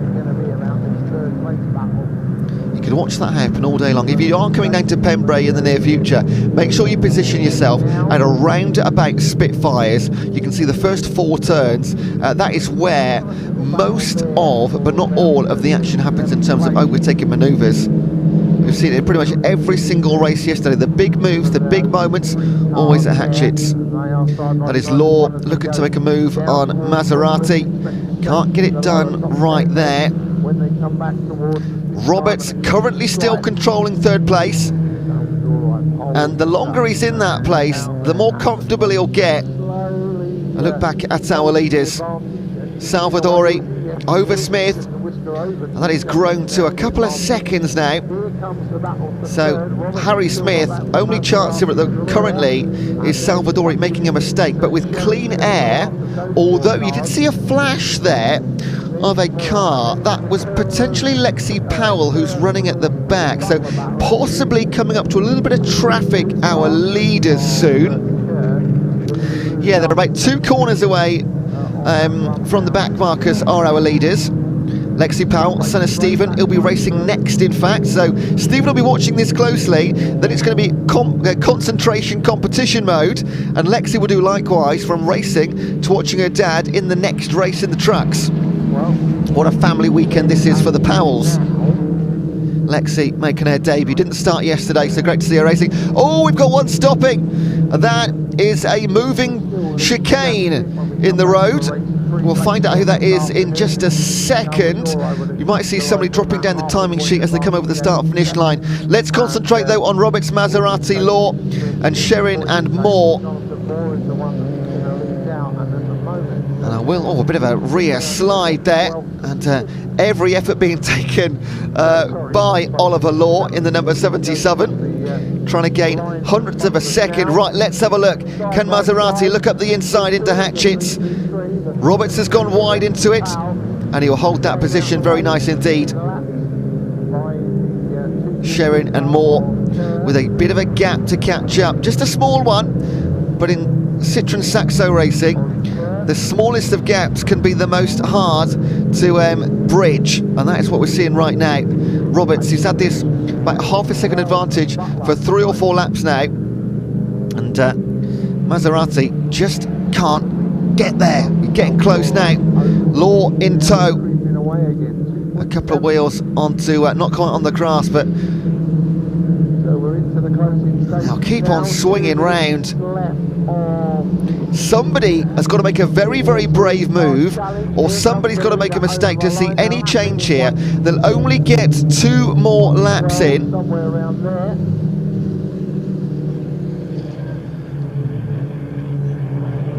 Once again, round the Honda curve, and this will be with a 1 second, well, 1 minute 10-12 lap. This will be the final or penultimate racing lap. Once again, Roberts knows exactly what Maserati's going to do, but this time Maserati goes to the outside rather than the in, goes for the switchback. No, not this time. Law follows, so does Sherrin and Moore. Oh no, he's slowing down. What's happened there? He's going backwards. Well, will there be changes? Maybe he was just a little bit wide potentially. Looked to be going backwards to me. 10 seconds to the good now, Salvadori and Smith. And yeah, Law now leads. Oh, he's set to 4th place. He's moved up. There was a change of position because it was Jonathan Moore. It looked like he'd gained a couple of places, but then fell back ever so slightly. Josh Salvador has got this one in the bag. And now Jonathan Moore has got, well, he's got in front of Sherrin, has he? But look at this, absolutely all over his back. And it was Maserati, who is now dropped back to what is at 6th place. Quick look at the leader, Salvadori, on his final lap. That is round Spitfires. And next time round, he'll be likely having a lap of applause and celebration. So 2nd place yesterday, and currently leading from pole position. Harry Smith, championship leader, started on 3rd on the grid, straight away at turn number 1, moved into 2nd place, and that is how it's been for the entire 15-minute junior saloon race.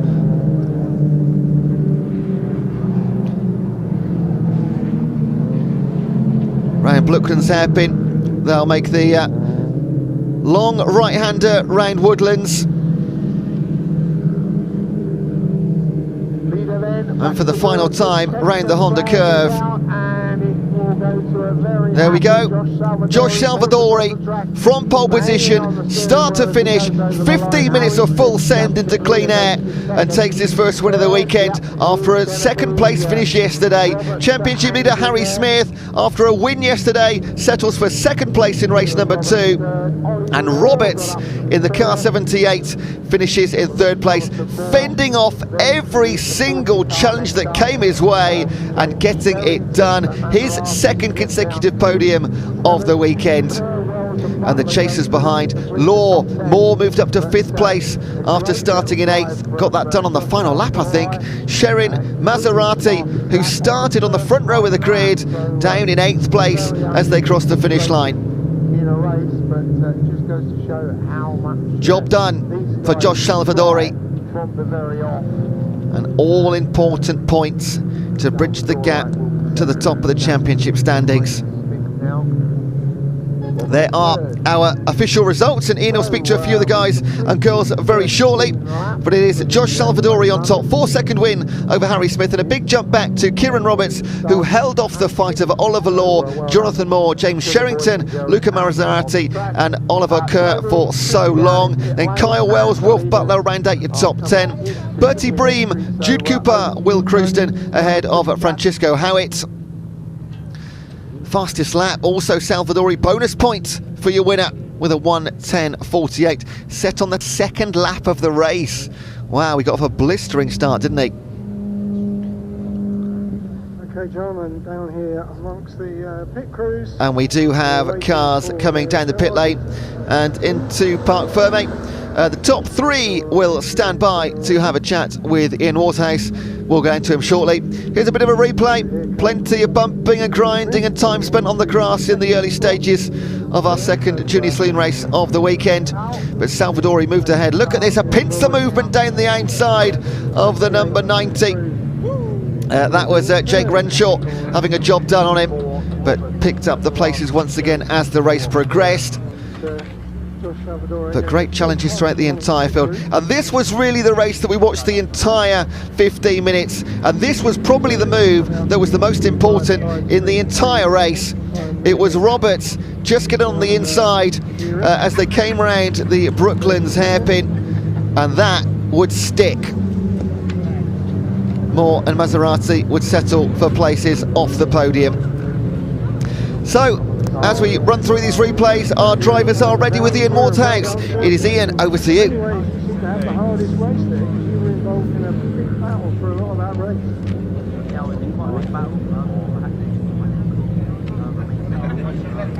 Well, welcome down to Parc Fermé, everybody. I've got a very, very happy Josh Salvadori. Come on, Josh, everybody's been getting hugs. I haven't had a hug, mate. But come on, well done, well done.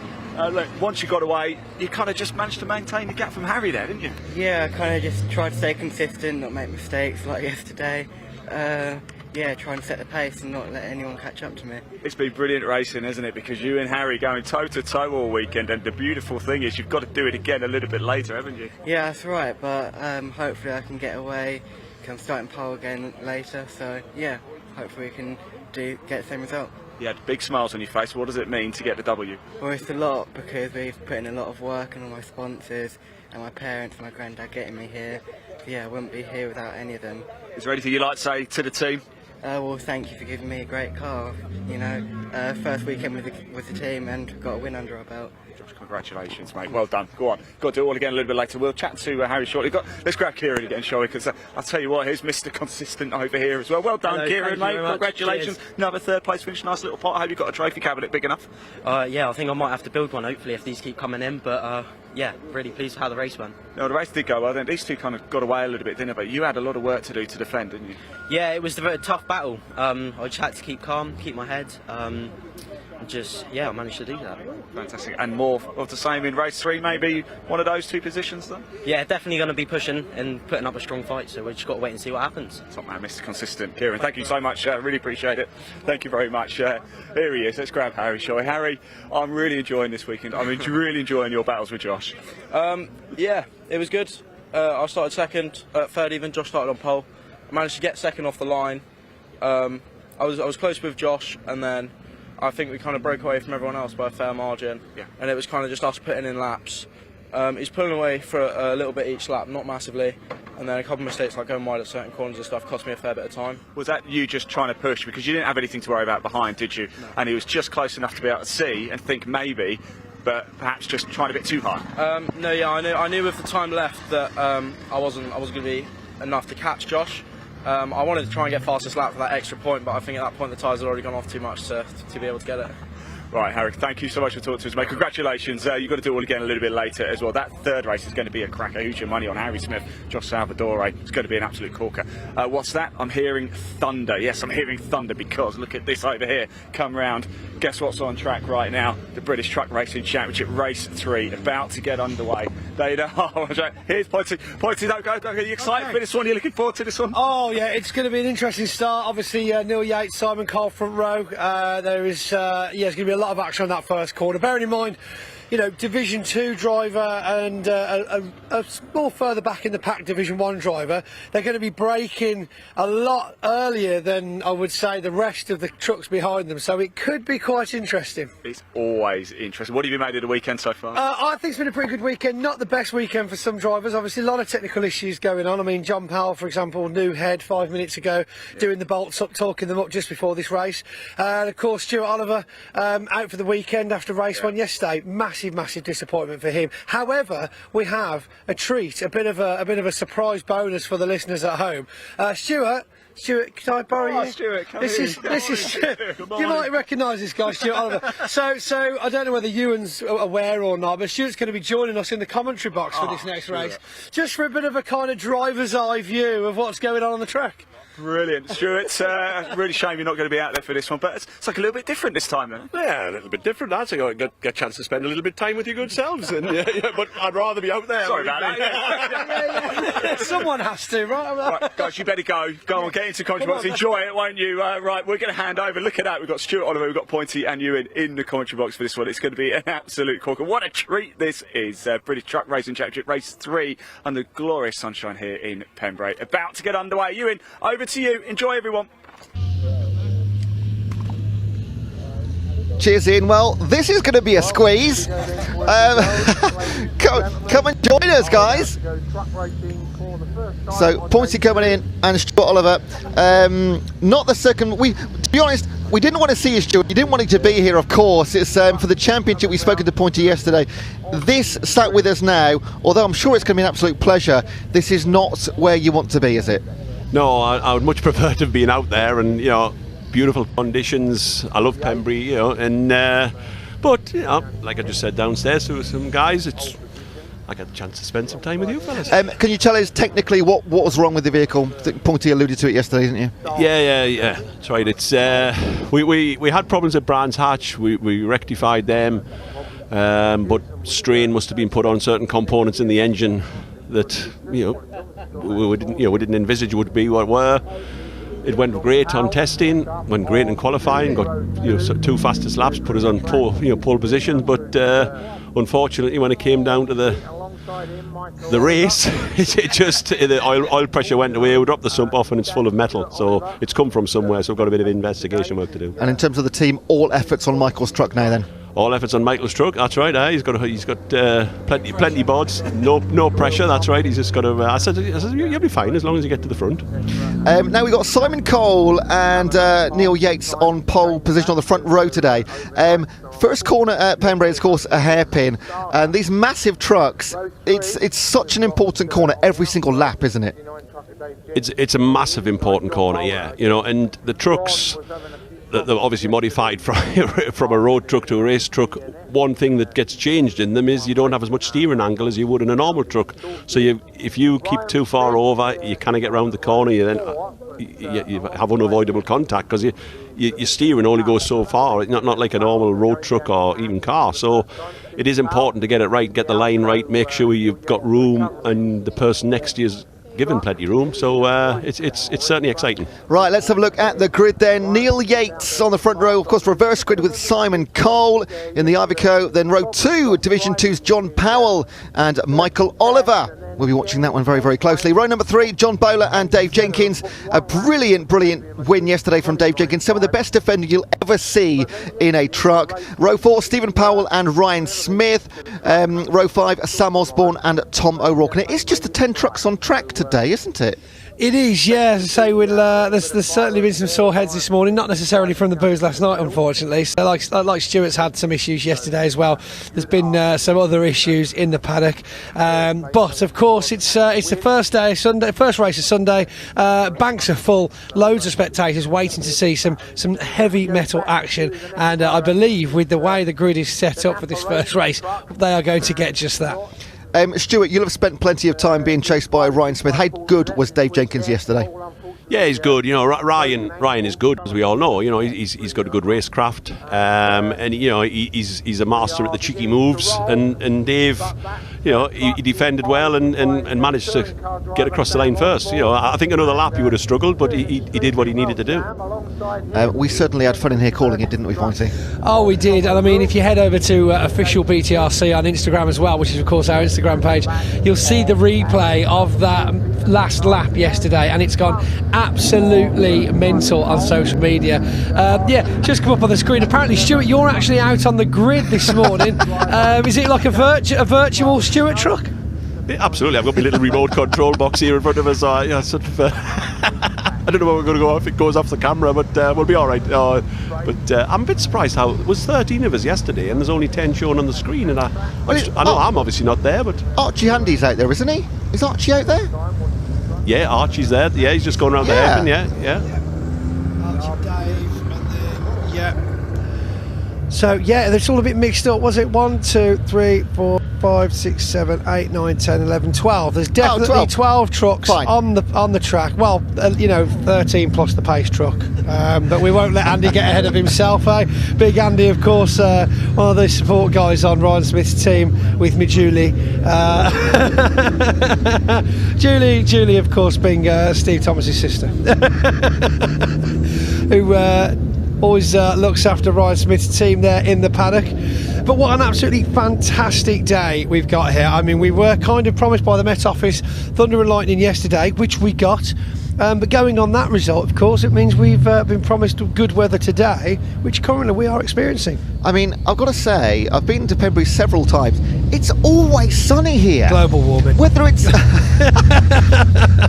April or October, it always seems to be sunny in Pembrey. It's a beautiful place.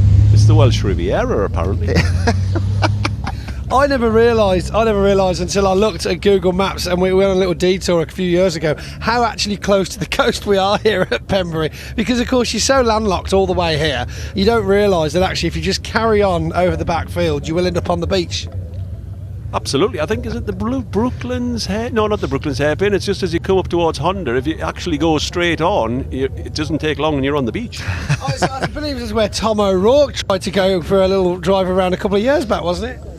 Most of us have been around there. I think, but Andy Lovenbury, a sort of racer from many years ago, he was around there, but they had to get a crane to get him back in. But we'll better get going on this one.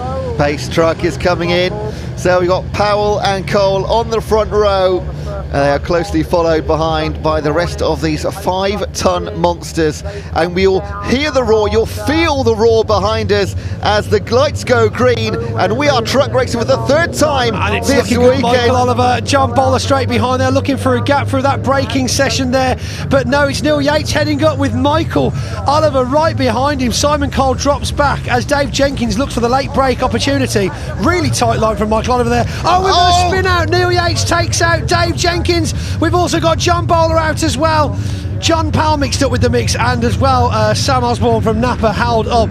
Will we get them all restarted or not? We're not sure, but Michael Oliver steaming ahead now, closely followed by Simon Cole and Steve Powell. What a start. We knew there'd be action. A yellow flag is out as we see John Bowler and I believe Neil Yates stranded on that first bend. Yeah, they are sat and tangled. Couldn't be a better start here for Stuart and Michael, moving straight to the front. John Powell tangled up in there too. There were several trucks that got a bit of we got a red flag. Red flag. The trucks are unfortunately just starting to move. John Bowler and Neil Yates getting going, but the red flag has come out.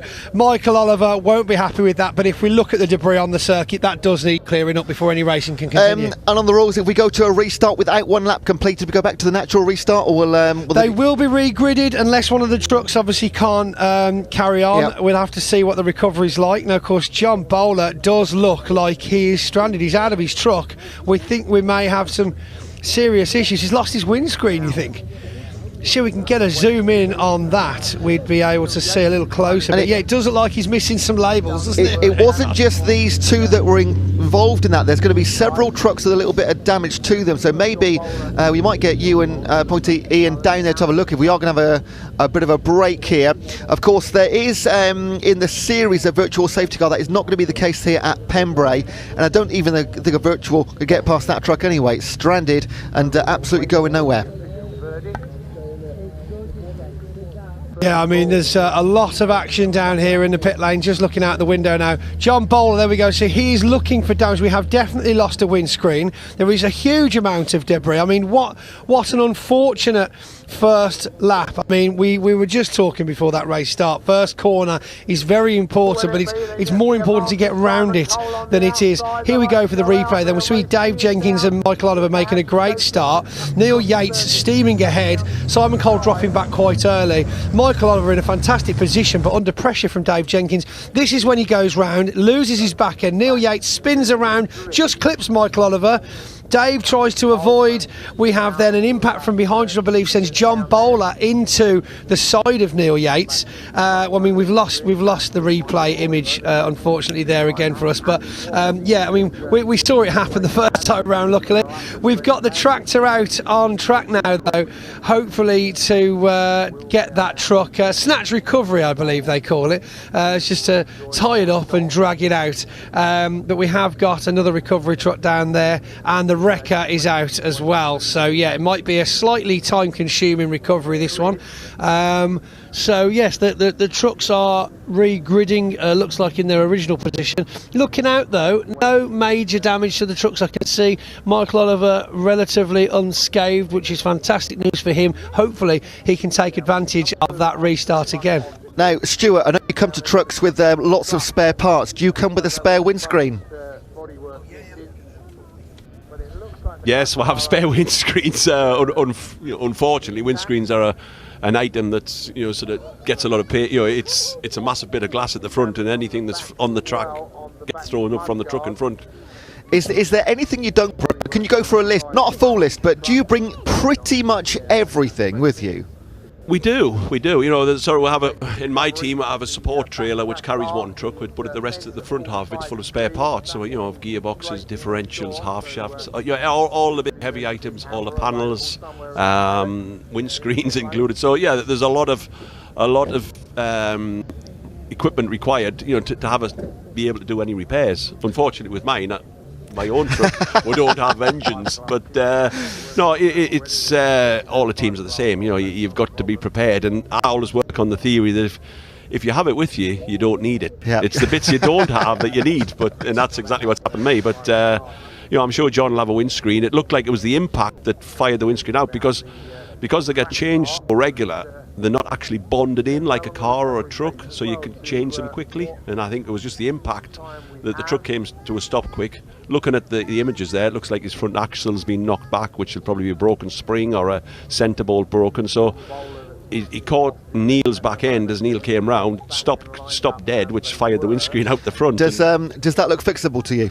It'll be fixable, but it'll not be out in this race. But I'm sure that the boys will get on it and get what they need to get it fixed and get out in the next one. Now, in the paddock, of course, it's not just you, the driver. You've got some massive teams, haven't you? And this right now is where they come to the fray and really do their work. Absolutely. It's as a driver, you could just about say you've got the easy job. And it's the team, the backup, the support. John's guys will be there looking now probably from the bank, and they'll be heading back to the team, to the tent. Right, we need this. John's possibly been on the radio and saying, he'll have seen what damage there is. He'll be saying, we need a spring, or we need a wheel, or we need a centre bolt, we need a windscreen, obviously, and they'll be getting it all ready. Now, I'm just waiting to see. You're looking at what you're I'm looking out the window, so I've got a bit of a handy view here, just down the back of the control tower, and I can see Neil Yates' 33 truck with his team surrounding. We have had some bits of bodywork removed, damaged fiberglass and so on. However, we've had scrutineering behind that truck for some time now, and I believe he's been given the thumbs up. Always a kind of bittersweet situation, that when you cause quite an incident and then you end up being the one allowed back out on the circuit when actually someone else has suffered a loss of points now. Now, when scrutineering are looking at the trucks, of course there's been damage. What are they looking to sign off in terms of yes, you can go racing? Basically that the truck's safe. There's no loose panels that's going to fly off sort of during the race. All the tyres are hard. And it's ready to go. A few panels missing here and there. That's cosmetic, but it's mainly the mechanical aspect of the truck. It's that it's safe to go racing. Brilliant. Right, they got the rig coming in to pick up the truck now, and we don't get to see this too often. You'll keep looking out that window. What are you looking for? Well, I'm just keeping an eye. So obviously from my vision here, we've got John Powell, who a couple of guys have had a little look round, so we know he got away with it. Simon Cole obviously clear of the damage. There's obviously going to be some choice words on Neil's team after this race. But then we have seen Garrett pop off to the back there to have a look at another truck. So of course it wasn't the only truck. We've got Dave Jenkins got toiled up in there as well, but he seems to be sitting pretty on the grid at the moment, so no major issues. A scrutineer has actually come back in So it looks like he's checked all of the trucks he needs to. So fingers crossed, I believe, other than poor old John Bowler, everybody else is effectively clear to carry on racing. But we look down onto that first corner, and of course I'm sure it's probably quite interesting for the spectators. But unfortunately, still quite a bit of clearing up to do with regards to what's on the circuit. Yeah. So our third race of 5 this week, and we were already a little bit delayed because of the incidents in the Mini Challenge Trophy class. So what this will do to the schedule, we'll just keep you updated as best we can. No. There is a decent lunch break again today, another hour, which, as I say, sometimes those lunch breaks end up being quite short, especially with the trucks. But ironically, this is the first incident we've had for the trucks, really, this weekend. So for once, it isn't all our fault, which is nice. But yeah, so lunch meant to be at 12:30. We'll probably be looking more along taking away that lunch break probably now, and we'll end up trying to catch up after the lunch break, because the marshals just go without food and water for a change. I have just literally before that race eaten my ham sandwich. Wow, I think you peaked early. I did. Yeah, quite a bit of panelling being removed from the track now. They'll probably pop that on the back of the wrecker. And when we get going again, we'll grid up as if it's the start of the race again. Effectively so, yeah. Yes. It will be gridded, so it will be a complete restart. They've still got 15 minutes on the clock ready to restart the whole race. So it's great that they've actually given the trucks the opportunity to have that full 15 minutes. And let's just hope that, bearing in mind, I hate to be the one to say it, but Neil Yates starting in the same position again, are we going to have a repeat of the same race start? I mean, these are the questions that people ask when they're watching this stuff from home. Stuart, if this happens, you get a red flag, you're sat in the car now, in the truck, in the cabin, just sort of, what are you doing? Are you literally just twiddling your thumbs, or are you going through settings, or speaking to your team? Yeah, in this situation, because it's a red flag situation, the team isn't allowed to come to the truck. So you're sitting in the truck, there on the pit wall, he's saying, does everything look all right? Obviously, it's obvious if you've had contact, you've had contact. If you're unfortunate, you've had some contact, you're trying to get them to look and see and check out. Right, pointy point you alluded to, the scrutineers go out and check over everything, so that's right. But you're sitting there, you're looking at your temperatures. One downside of what's happened here is everybody's gone charging to that bottom corner, brakes are red hot, they've come round, the red flag came out when they were coming up sort of the back towards sort of Honda. The red flag comes out, you haven't got a lot of time to cool your brakes down, so you're sitting on the grid with probably 300, 400 degrees of temperature. If you haven't switched your water off on time, you then could have a problem with fracturing a brake disc, because your water cooling is done by, your brake cooling is done by injecting water through the brake disc at one point, which is fine when the wheels are turning. If you have hot brake discs and you're injecting water at one point, you're cooling only 1 point in the crack in half. Wow. This is the insight you're here for, Stuart. It's brilliant. so there's cracks in the past, believe me. I mean, you can fit your hand in the gaps when they crack. They're huge. That's right. So, for all the guys are all sitting on the grid there, I hope it doesn't happen, but it could be on the formation lap. They will be checking the brakes. When you then press your brake and you feel a bang and a clatter and your pedals sort of juddering, you've got no option other than come in the pit lane. So hopefully we don't see that. But it's them's the things you're thinking about. Did I do this in time? Did I do that in time? And now we're ready to go again. But looking at outside there now, the recovery truck's doing his job. So hopefully we'll go on shortly. Yeah, John Baylor making his way, or his truck at least making his way in. And I think that tractor's done more laps than anybody else so far this morning. But thankfully, there's no damage to any tyre barriers. So it's literally just getting the truck off the track, making sure there's no debris down. Didn't look like there was any fluid on the ground there either. Well, we'll soon find out when they'll go around there for the next lap. I tell you, it doesn't take them long to find the slippy bits in these trucks. I mean, we're talking 5.5 tons overall weight, but when you're doing that at like 60 miles an hour around a tight bend, you soon lose grip and end up going in an opposite direction to you're steering. So making its way back to the truck paddock. Now the truck paddock this weekend at Pembrey, I mean, that used to be, I'm saying over there, you can't see where I'm pointing, but the area that you used to use for assembly is now, the Convoy Cymru's got so big it's all being used now. Yeah, indeed. So we've got a really good turnout of show trucks this weekend, which is fantastic to see down at Convoy Cymru. And again, it's a very well supported event since Truck Sport brought the Convoy brand to Pembrey, for the extra 2 events each year. It's really grown every single year, which is brilliant. But of course, that means that, I mean, bearing in mind, you, before you were involved with truck racing, this used to be the truck paddock anyway. This is where everybody used to park up, and we'd go straight out, the same as it always was.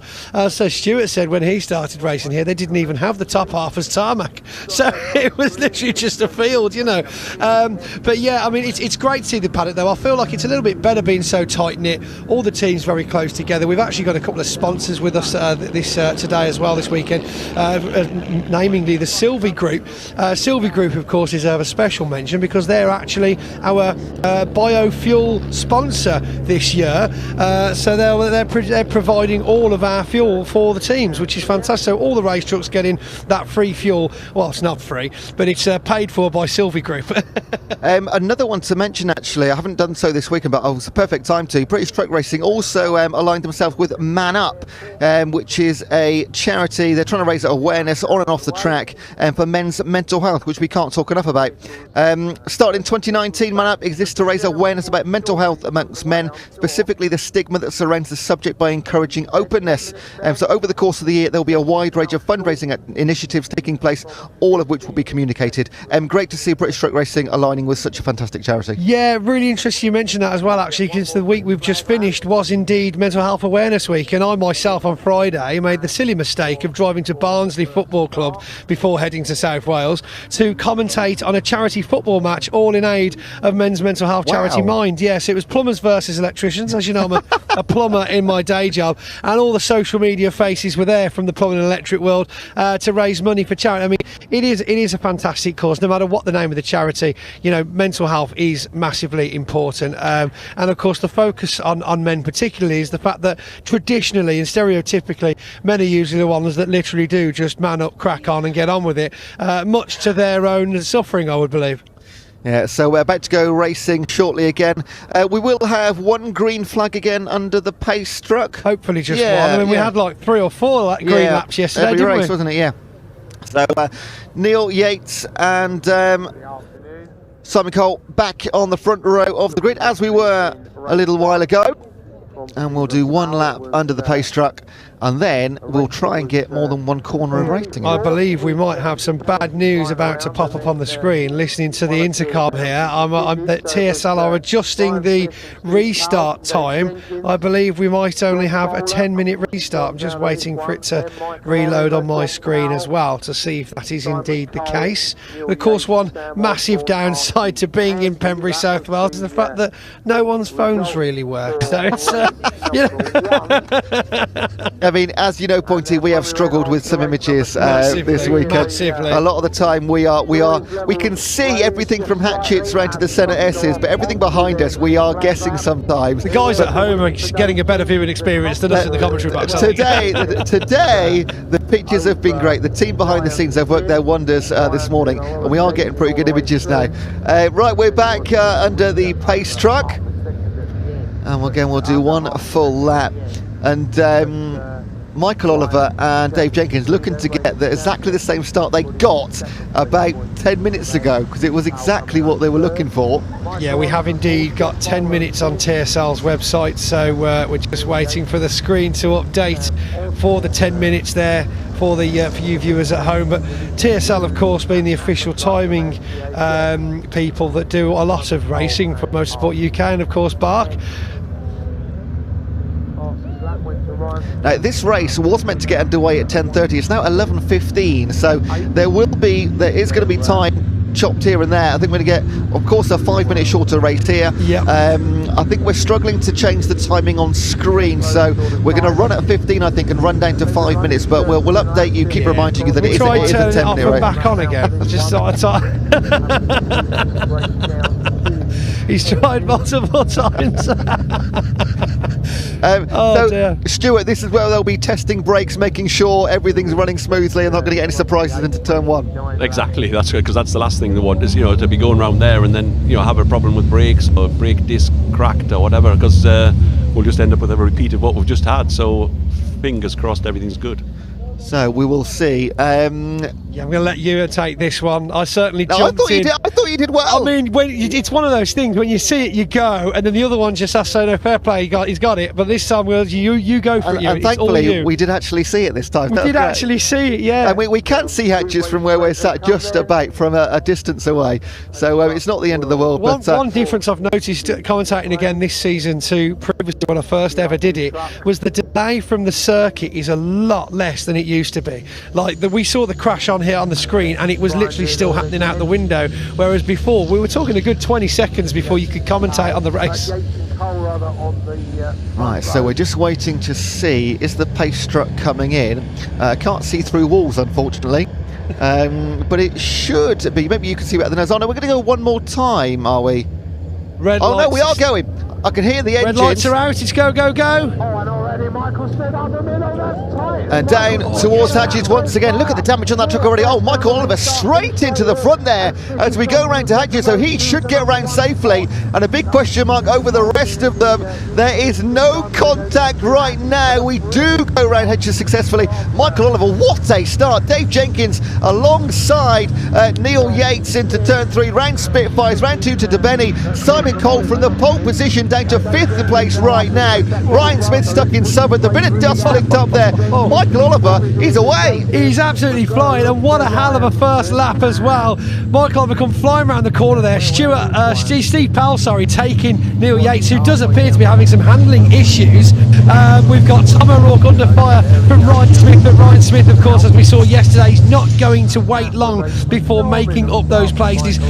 Tom O'Rourke now past Neil Yates as well, as I'm sure when the feed comes back to us. Oh no, Ryan Smith still just waiting it out a little bit behind Neil Yates there, making a safe pass as we saw him do with Dave Jenkins yesterday, but the inevitability, Ryan Smith of course is now past. But he's got a lot less time today to catch up with that 10-minute race now, so the graphic has gone off your screen. We'll try and get that up as soon as we possibly can, but we're at 10-minute racing in race number 1 of the trucks here at Pembrey on day 2.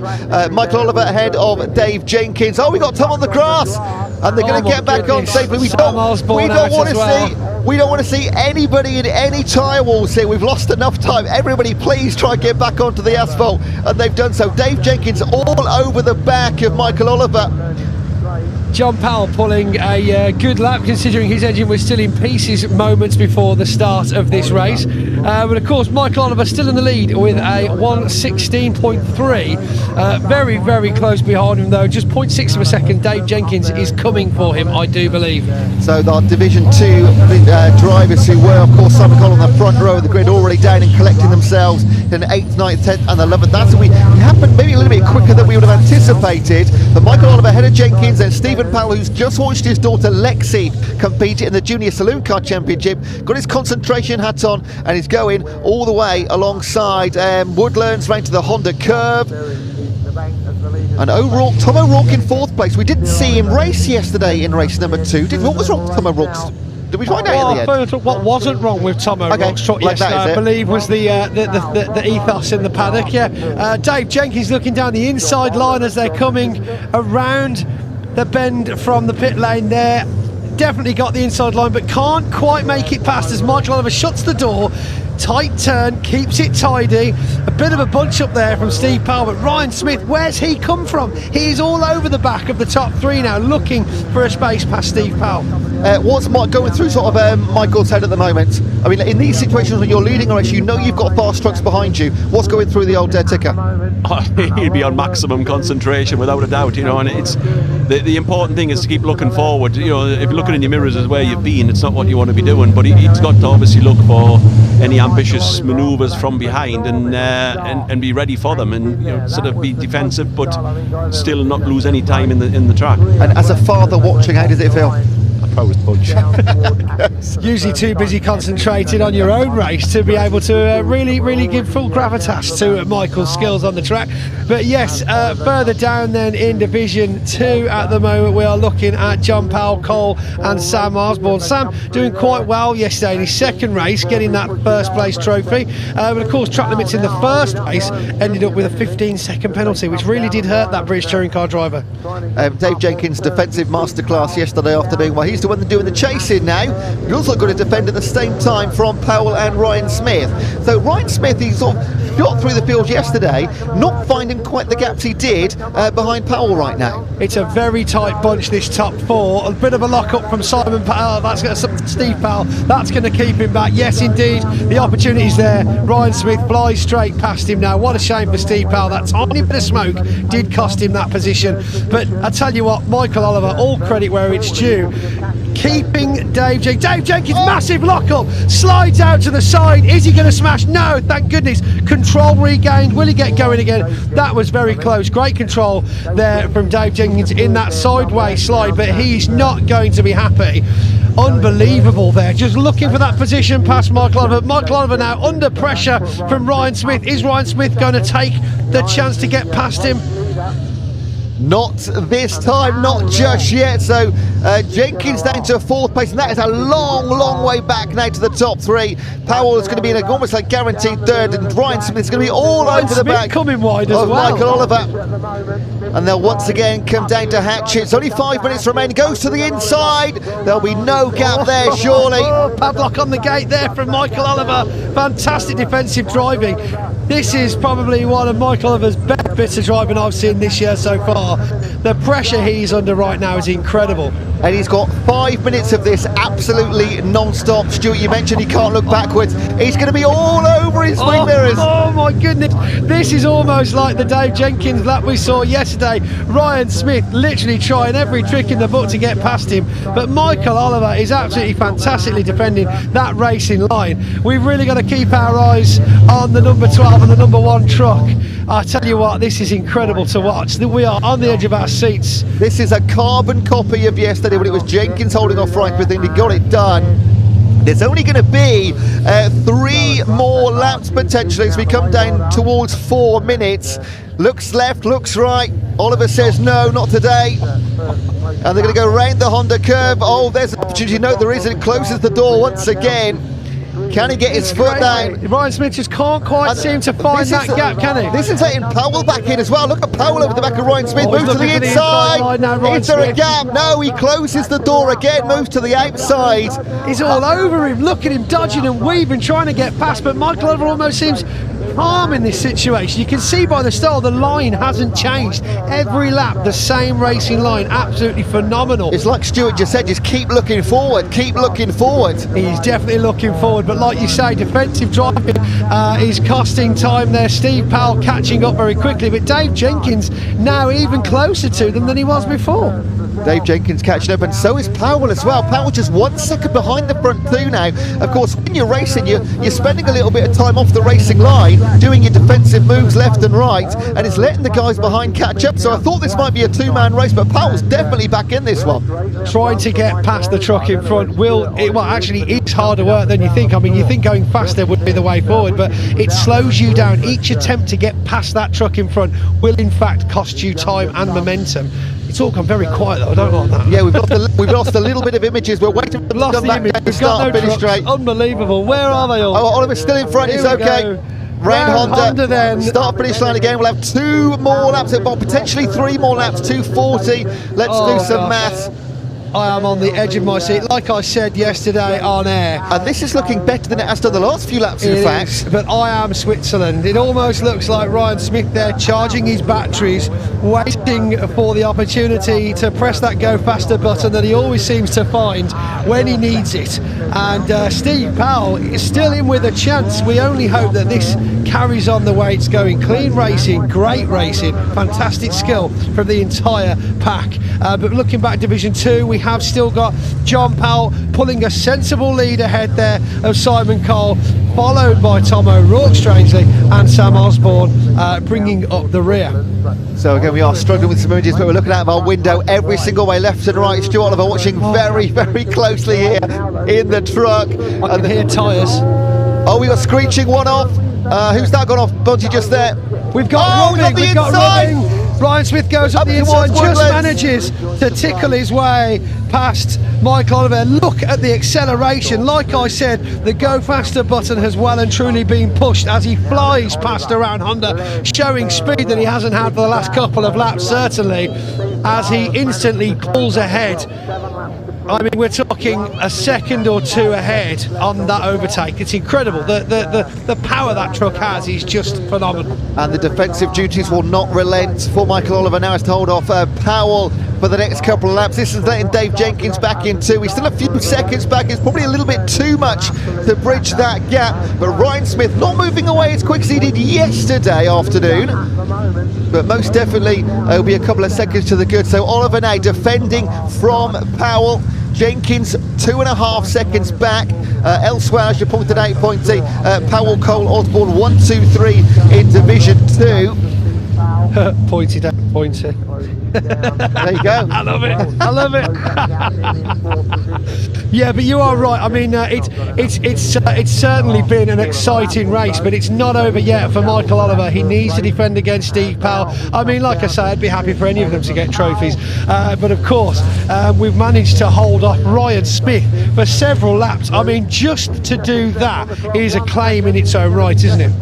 Absolutely. Depending on, of course, what we saw yesterday, there's going to be one more lap to run here. The checker's out, it goes, Ryan Smith. Michael Oliver takes the second, and then Dave Jenkins in third place. Well, I'm not sure it's what Michael Oliver had dreams of for most of that race, but I tell you what a fantastic race for all three of those drivers. And of course, you can't give the guy credit for missing that incident on that first start in the first place. So really, really great race for a lot of Division 1 there. We see now, though, Division 2 crossing the line, and John Powell with the Greenhouse Group sponsored truck, again fresh head, literally speaking, on that engine just before race 1 Sunday, has seen some fantastic power come out of there. He's got to be happy with that big trophy and the bottle of bubbly. Great entertainment as always for the British Truck Racing Championship. Stuart Oliver, last couple of words from you, watching that as a father and a team owner.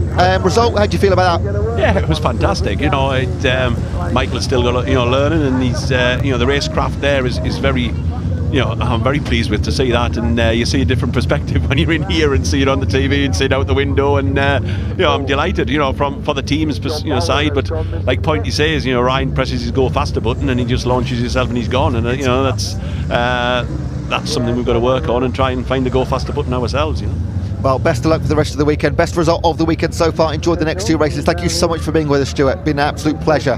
Thank you very much. So some replays coming up here. We'll get Ian downstairs. Oh, no, it's going to be you, Pointy, isn't it? Sorry. Who? I beg your pardon. I'm sitting right here, you. Pointy will be in Park Fervey in just a few moments' time. We've got 2 more of these races coming up, so maybe we'll see you again later, Stuart, if you enjoyed yourself that much. It's some big slides there. That's the Dave Jenkins slide that dropped him from fighting for second down to 4th position. He'll rue that mistake, but that is racing. Here's the overtake that we just caught the end of for Ryan Smith. Again, as Stuart said, presses the go faster button and off he goes and whizzes away. Look at that. The gap he pulled out in the first couple of seconds from the overtake is just absolutely phenomenal. But what 2 great defensive displays we've seen. Another one there from Michael Oliver. So there's your official results. Ryan Smith ahead of Michael Oliver and Stephen Powell. Dave Jenkins, after that slight spin, down in 4th place, so loses a few points on the championship table. Then David Smith and Neil Yates. In Division 2, John Powell ahead of Simon Cole, who started on pole, and then Sam Osborne picks up his 3rd podium of the weekend. Tom O'Rourke down in 7th in class and 10th overall.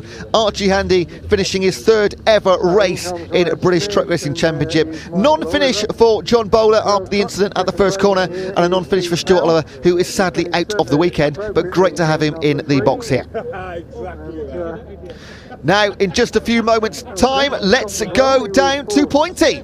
In the 69 machine. Need to ask him about that.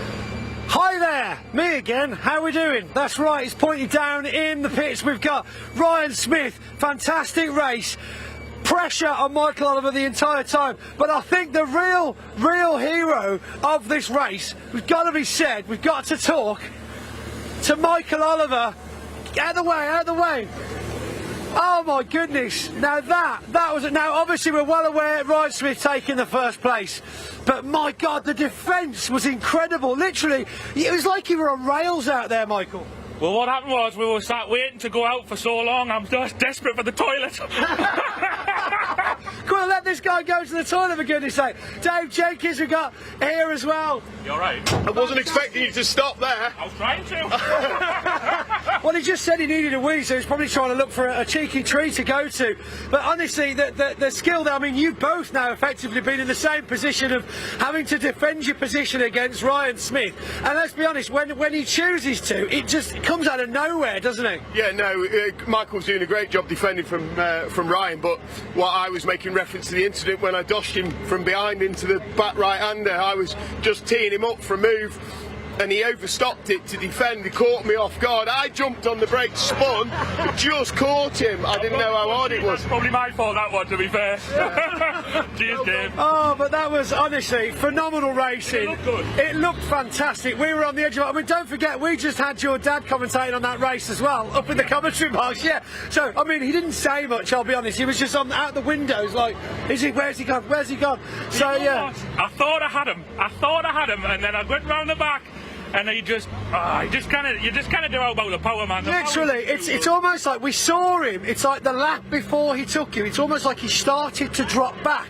Even you had mentioned, oh, that looks like a better gap than the previous lap. And then all of a sudden, whoosh, and we're talking the 2-second gap just on the pit straight. The acceleration is insane. Oh no, it's unbelievable. You just kind of compete, but like, I just made it so hard. I was an absolute. Well, if anything, we like to see you hard, Michael. Well done. Oh, yeah. So let's see if we can't find. Here we go. John Powell over here. Got to make sure we speak to Division 2. Again, as I mentioned earlier on, the Greenhouse Group, we had a chat with John Powell this morning, which was fantastic. Again, like I say, his engine was in bits by the end of that race. Oh, let's go to Ryan Smith whilst we're waiting for John. Ryan talking to Dave Jenkins. Ryan, wow, I tell you what, what's the secret? The power that you've got. We almost saw you drawing back a bit and then flying past Michael. Because I just give the truck a breather. When you're in the stream of Michael, when I was so close, and you were backing me up into the corners, the engine gets a bit warm. Is this what they mean by dirty air? It's like when you're too close, you're not really getting what you need. You don't really get slipstream in these things because they're so big and only doing 160 kph. Like a brick wall going at 100. You get airflow for the engine and everything. So I had to drop back just for a little while, just to let the engine temperature drop. And then I've got to say this. Michael did very, very well. We were impressed. He drove very well, very clean. Like he was on tram tracks, wasn't he? He drove very well, and you know, it was just one more lap he was away. But Michael did very well then, and if he'd have won that race, I'd have had no complaints because he didn't make any mistakes. I mean, we were looking. It was like we were seeing this clock counting down. We saw you and Dave yesterday. We were like, "What is going on? Is it? It can't be. It can't be." I was like, "Oh."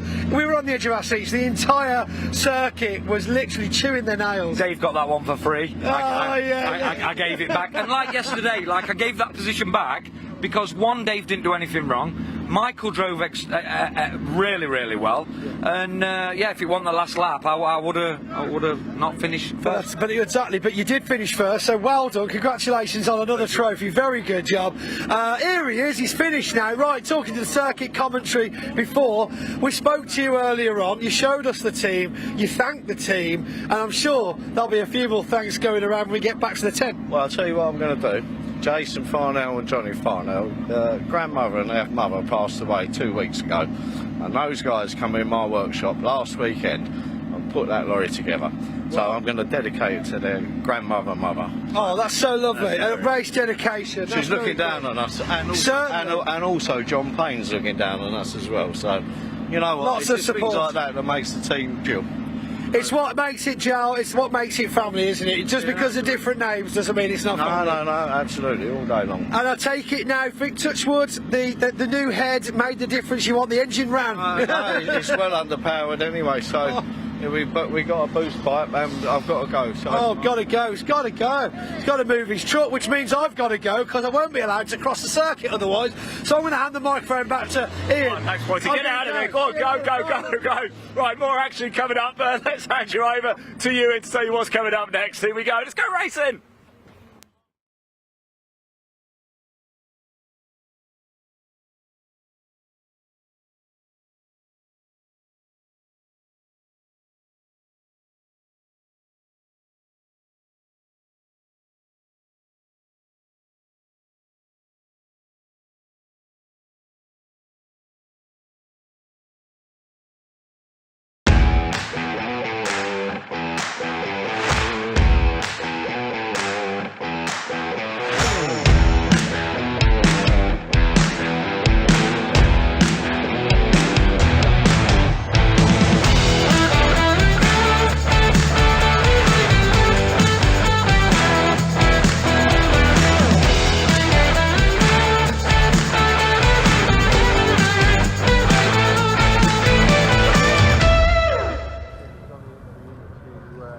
Coming up next, our second race of the weekend for the pickups, and Ian spoke to a few of the drivers before we go racing earlier on this morning.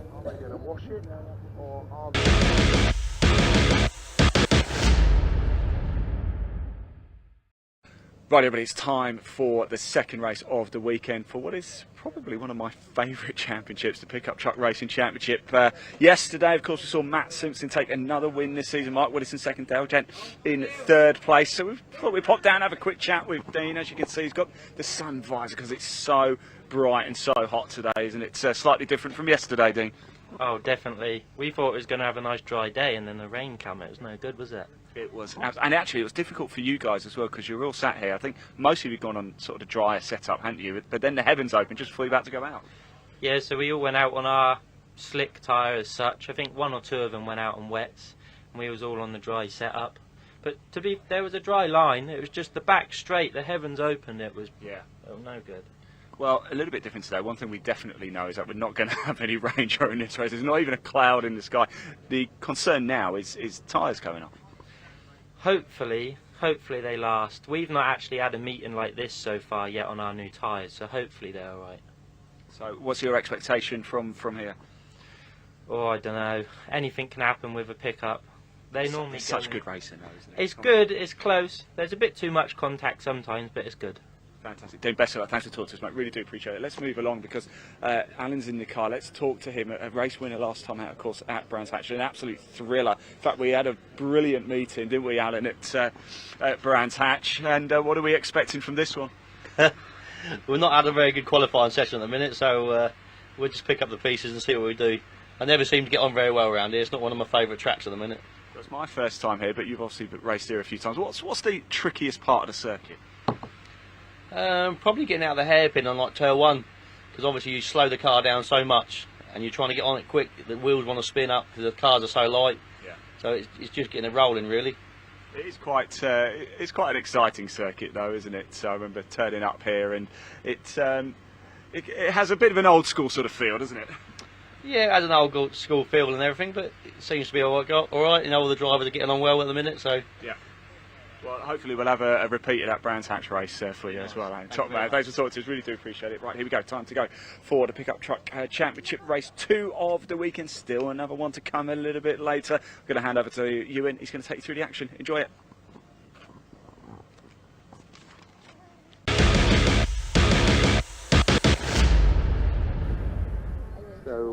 Cheers, Ian. Ready to go underway for our second pickup race of the weekend then. Yesterday's race winner, Matt Simpson. He will start in 4th place, second row of the grid. He won ahead of Mark Willis and Dale Gent. Then Team Dean Tompkins, Michael Smith and Paul Tompkins, they were your top 6 yesterday. Fastest lap yesterday, and bonus point for Mark Willis.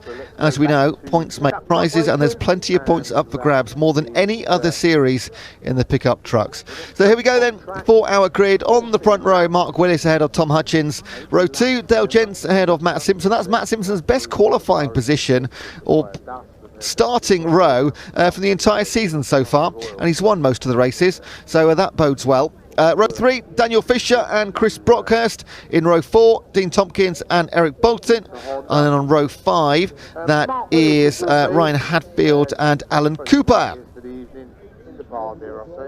On row number 6, coming up in just a second, it's all of our marshals, although doing some brushing up there, our marshals on the back of the grid. Concentrate, row 6, Paul Tompkins and Michael Smith. And on row 7, solitary on his own, Jonathan Hadfield. So 13 starters for race number 2. And again, Matt Simpson, let's have a look. He was leading the championship coming into this weekend, won yesterday, so extended his lead.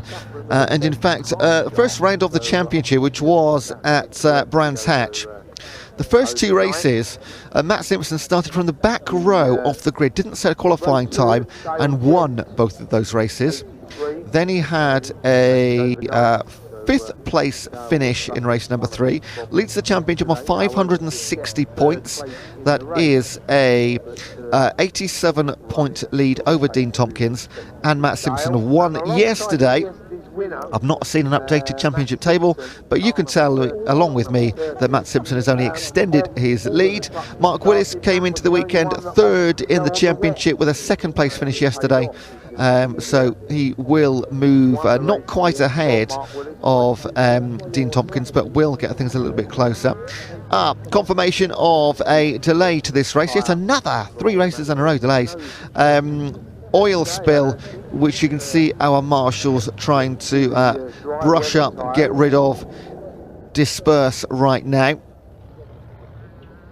And a fire truck on course as well. Maybe they're going to try and wash it away.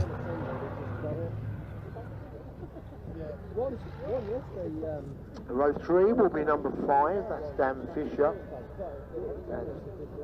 Just complaining that he was... So, as well as the oil spill, we've still got John Powell in the Parc Ferme from our truck race. Chris Brockhurst, the number 89 truck. So plenty going on around the circuit. So I'm just putting 2 and 2 together. Yeah, so it must have been Powell with the oil spill, because his truck, which is again in Parc Ferme, has plenty of towels underneath his engine trying to soak up the rest of the oil. So it was Powell with the oil spill, which you can see being cleared right now, and his truck look a little bit poorly right now in the pit lane.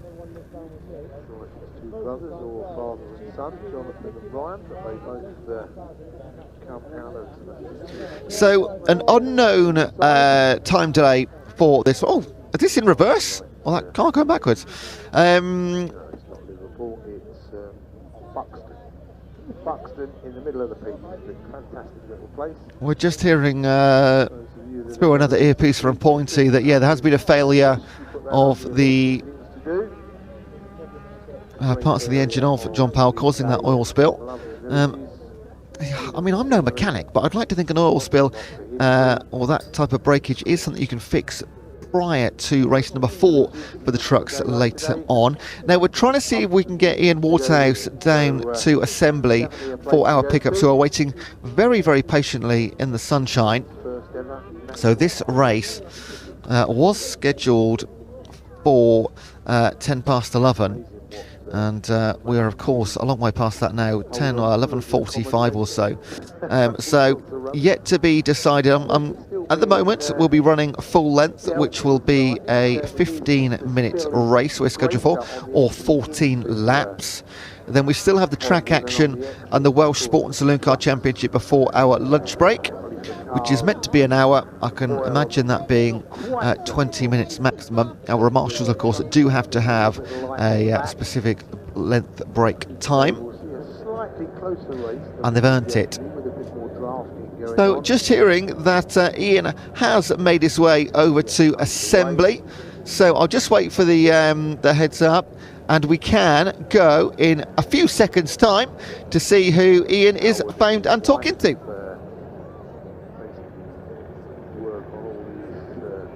Drivers.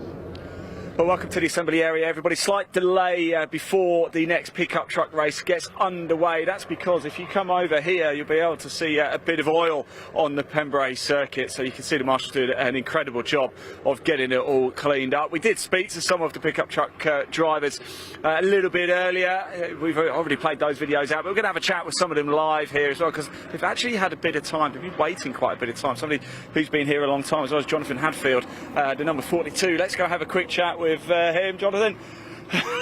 Bit of an eye roll there. This is a bit of a pain, isn't it? But I suppose it's motorsport. It happens. Yeah, it's part and parcel of it.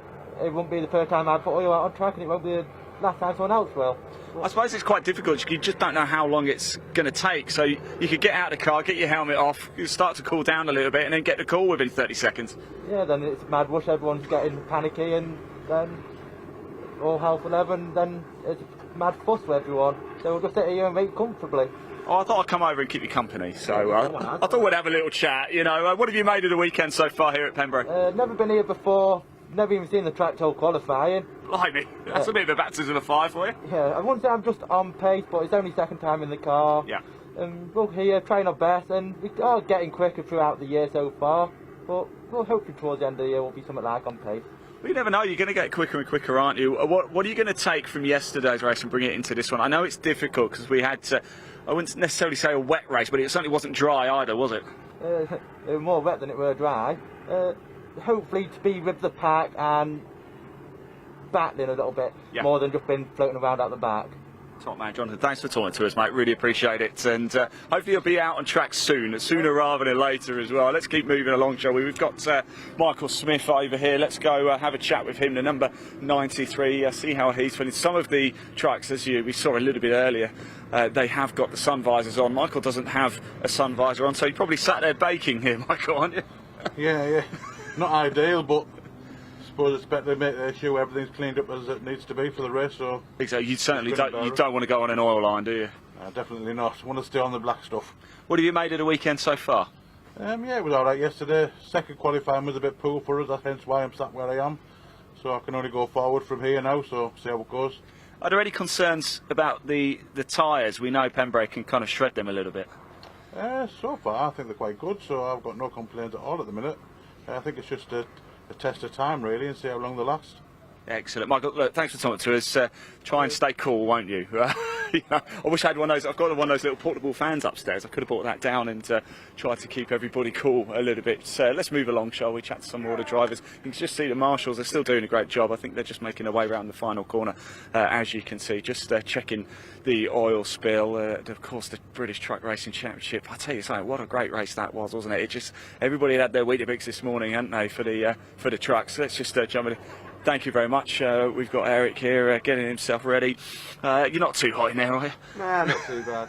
It is motorsport, it's part and parcel, and of course you'd want a safe track, don't you? But what have you made of Pembrey and the circuit this weekend? It's not my best. It's not my favourite. It's not my favourite track. Right, and where is your favourite track? Donington and Thruxton are probably my best. So you like fast tracks? I like the long, faster tracks. Yeah, a lot better. What's the trickiest bit here at Pembrey then? You know, the first corner is quite tough, isn't it? Yeah, probably turn 3 and 4. Yeah. You know, when you go past the crossing there. Yeah, but you I can struggle there, but you can put the gas down here a bit, can't you? Yeah, You've obviously got the straight that we're looking at here, just literally in front of us, and then of course the start-finish straight as well. And the final corner's pretty quick. The final corner is you got the turn before the final corners quick. Then the last turn onto the start-finish straight, and then you've got to stop it for the hairpin. You've got to get the anchors on, haven't you? What's your expectation for this race, Eric? I don't know. Try and move up a couple if we can. See how it goes. It's so tight and so close. Anything can happen, can't it? Everyone's within 3/4 of a second, aren't they? Oh, mate, I love it. Best of luck. Hopefully they get rid of the oil. I'm sure they will. I'm sure they will. Right, let's keep moving around, shall we? Let's get ourselves to the front and just have a quick chat. So we've got the safety car drivers here. We always talk to drivers, don't we? Where we can, we talk to the marshals. Oh, you're over there. I was wondering where you've gone. Don't forget, if you're watching on the BARC YouTube channel, so please do hit that like and subscribe button as well. All of the coverage we bring you is completely free for you to watch. You don't have to pay a penny, but if you hit that subscribe button, it just means we can continue to bring you even more live motorsport throughout the course of the 2024 season. Let's find out who our safety car drivers are. We haven't had to see too much of you guys so far this weekend, but you're always on standby, always ready. When we go out, are we going to have a couple of formation laps just to let the drivers 2 formation laps? Can I ask a question, guys? Can I just lean across? How long have you been a safety car driver? 30 years. 30 years? With pickup truck racing. Wow. Wow. 30 years. And have you done it all over the country? Have you done it all over Europe, all over the world? Mandicore, Scotland, Ireland, we've been loads of places. Loads of places. Wow. And of course you always have a co-driver with you, and how long have you been involved in motorsport? Oh, since about 2003, 2004, something like that, so a couple of years. Have you always been based down here at Pembrey? Started at Pembrey, but now travel all over the country now. And this car, this is just a standard road going car, isn't it? Yes. Yeah. We haven't done anything, we haven't tweaked the engine at all, have we? We do like to thrash it a bit, really. That's the word. Yeah, no, we have different ones, different circuits, to be honest. Yeah. Right, guys, look, thank you so much. You always do a great job. I really appreciate everything that you do. Let's just have a little look. I can't see any marshals anymore. You can probably see the white line where they've put like the chalk powder down to soak up the oil on the circuit there. So it looks like we might be going racing very soon indeed. The drivers have been out here for quite some time for the pickup trucks. They'll be desperate to get going. A lot more coming up as well. Track action are out next. We've got the Welsh Sports and Saloon Car Championship. We've still got 2 more British Truck Racing Championship races to bring you as well. 1 more mini challenge trophy race, and of course another junior saloon car championship, and there is still actually another pickup truck race to go a little bit later, 2 of the Welsh Sports and Saloon Car Championship race. In fact, that's the final race of the weekend. A little bit later, around about 5 o'clock, might even be a little bit later actually. I'm not too sure. I think curfew's about 6 o'clock, so we've got a little bit of extra time on the timetable. We're going to need it because there's been a few delays so far today. Right, I'm going to go off and see if I can get myself a nice cup of coffee or maybe an ice cream. There is an ice cream van actually just down the road, so that's not too far. I might head down there, get myself a little 99 whilst I hand back to Ewan, and I'm sure we'll be going racing very soon. Fingers crossed. Come on, we want to go racing. Ewan, back to you, mate. Well, thank you, Ian. Enjoy your ice cream. I'll have a twister. I'll expect it in the next 20 minutes, which should come hopefully at the end of our next race, the pickups. Thanks for speaking to those drivers for us. The fire engine is making its way around the track, and hopefully that's to move into a position that is off track and not going to another small oil incident. But by all accounts we should be going racing fairly shortly. Again, Matt Simpson, you winner yesterday, his 3rd win of 4 races this season in the pickup championship. He does lead the way. Qualifying, we've seen the grid, but just to run through it, Mark Willis will lead from the front ahead of Tom Hutchins, Dale Gent, Matt Simpson, Dan Fisher, Chris Brockhurst, Dean Tompkins and Eric Bolton. Here we go, fantastic, just like that. Willis and Hutchins up top. Matt Simpson, the one to watch, undeniably, having a fantastic season so far. He is so quick and fantastic at the overtakes as well. Picked up over 25 spaces in the first 2 races alone of the season. Dan Fisher and Chris Brockhurst. Chris Brockhurst on row number 3 and 4. Dean Tompkins and Eric Bolton. And row 5, Ryan Hadfield and Alan Cooper. We do have 13 cars in total in the pickup grid. Here are those 3 extra. Paul Tompkins, Michael Smith and Jonathan Hadfield take up the rear of the grid. So we'll wait and see how long we have to wait. I've not heard any more information just yet. Haven't set again, and it's I see it's John's truck as well that's now pumped that oil out onto the floor. So we've got a bit of a spillage in the pit lane, which is being dealt with. That's dusted and got some pads on it as well. Marshals will do a bit more work on that very shortly. So the delay is because we're just trying to get Powell's truck out of the pit lane, and we can't go racing until that's out of that area. So we might be able to see that on one of our cameras. And until that's gone, then we'll have 2 laps with change of surface flags to account for the oil spill. So we might be 5 minutes away from a lap under the safety car. And as you heard in that interview with Ian, we will get 2 laps under the safety car.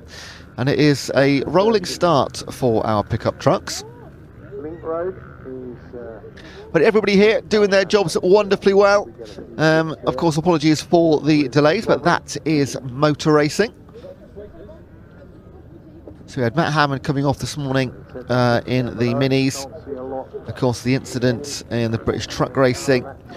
And that has just led to a couple of knock-on effects. But thankfully, with the weather, and with so much going on around Pembrey, if you're here, then you've just got more time to enjoy yourselves. And there's so much motorsport going on across the UK and the world today. There's plenty to watch, but don't, of course, do not, you dare leave this stream. But maybe if you've got a second screen or a third screen, you will be able to see plenty of action going across multiple sports and multiple series. Particularly the, of course, the Emilia Romagna Grand Prix today. Capitalise on Rivet's demise. Rivet will be back for Buxton. Talking to him yesterday night in the bar, and another couple of weeks before he can get the cast off. And whilst we're waiting, I do believe that Ian is just finding some more interviews for us to fill the gaps.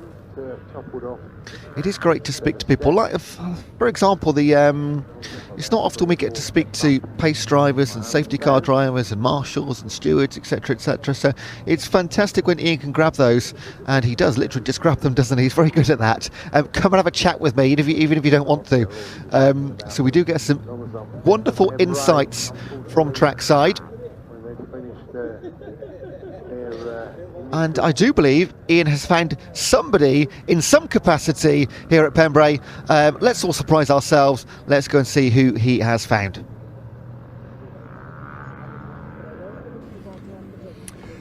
Well, welcome back, everybody. I've got to say a massive thank you. Chandler Motorsport have allowed us to come to the top of their hospitality unit, and we just thought we'd come up and point some things out. You can see how things look inside the circuit in the inner paddock. Pembrey is a little bit different to some other circuits. If you just come down here with me, the reason being is we're inside the circuit. Once you get in, you can't get out whilst the racing's going on. There's no footbridge and there's no tunnel. There's no tunnel because we're actually below sea level. And there's no bridge over there because they're not allowed to build it because it's on a corner. So there's a little gateway just down there. That's how you drive in and out of the inner paddock. So we're stuck. The other side, as you can see, there's bouncy castles, there's fairground rides, there's all sorts of things going on. That's where the British Truck Racing Championship, they're all based. Now inside the inner paddock, look, we've got some people. Look, give us a wave, guys. The Simpson crew there, that's actually for the pickup truck racing. They're about to head out on track very, very shortly. He's singing Simpson, well, I think we know who he supports. If we look around as well, you've got some of the Mini Challenge Trophy cars over this side. You can see they're getting ready. They've got another race coming up a little bit later too. They've given us plenty of action and drama so far this weekend, haven't they? If we turn around, in fact, you can see a number of the track action and the junior saloon cars are just down here as well. In fact, I'm seeing the pickup trucks. They're on track now. They're actually gone on track, so but there is still the yellow and red flag, which signifies there is oil on track. We spoke to the safety car driver as well, didn't we? There's going to be 2 green flag laps, so 2 laps for the drivers just to get a feel for the circuit to find out where the slippy bits might be. So just to confirm that one for you. And if we just look down here, that's assembly area. Just you can see the Saxo, the Kerr car there for the junior saloon car. Just the other side of that fence, that is where the assembly area is. That's where we spent a lot of the day. Over at the far side of the circuit on the right hand side, you can see the pit garages there. We've got a few of the Welsh Sports and Saloon cars in there, and a little bit further around the sort of tower block building. That's the media centre and race control. That's actually where we based ourselves throughout the course of the weekend. So pickup trucks are on track. I'm delighted to say we're going to go racing. Don't see my face anymore. I'm going to stop filling and we're going to get back to track action. Ewan, over to you. Enjoy this one. It is going to be some close racing. It's going to be a cracker.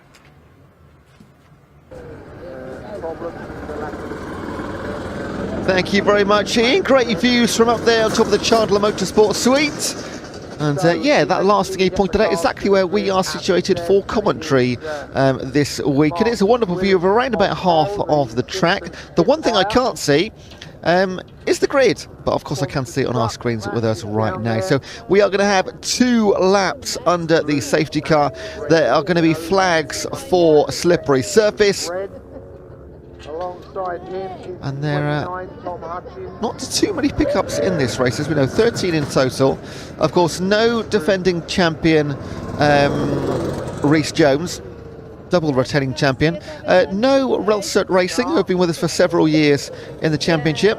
Mum, Dad, Larissa and Natasha. They are moving on to a different class as of next year, so good to see Neil back racing in the 2025 season, we believe.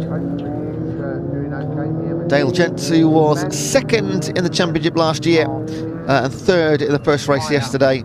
He is at the moment only 8th in the championship as of Brands Hatch, because he didn't finish the 3rd race, and that is all important. He could potentially be in 3rd place right now if he'd finished that race, but there we go. So looking to pick up points today. Starts 3rd on the grid alongside championship leader Matt Simpson. Simpson in the car number 30, the white one there in 4th place with the little bit of blue livery right at the bottom trim. Now, as we were going through Ian's interview, you could see helicopters up top, and a plane coming. Didn't realise how close the landing strip was to our venue here. I think that was Pointy going off to get his lunch in the helicopter. He's that high up in the BARC standings. He's looked after very, very well. Mark Willis in the red and blue. Mark Willis, sorry to point it out, Mark, 5 times he's been 2nd or 3rd in the championship since 2014.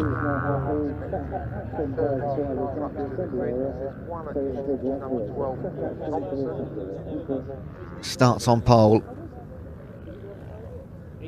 Tom Hutchins alongside him.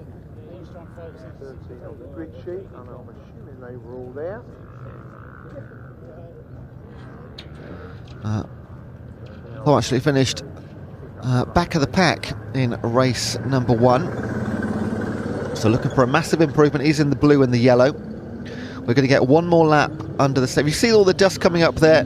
That's all the sand that's gone down to pick up the oil spill, and that's just giving you a really good indication there of how long that oil was coming down for. Hundreds and hundreds of metres. And all those cars on the outside going around Honda, going over there with their left-hand wheels. So, what effect will that have on racing? They need to be a little bit tentative. And that's hard to do for racing drivers coming around Honda, because you usually have almost put down.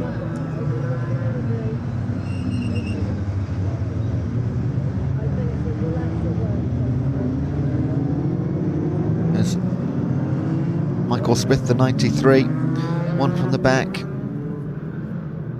and Jonathan Hadfield starting from the back of the grid in race 2.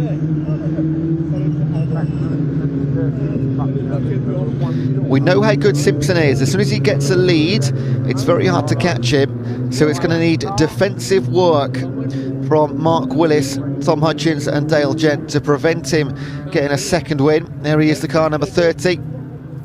Former British Touring Car Championship racer. Got a podium in British Touring Cars as well. Accomplished driver.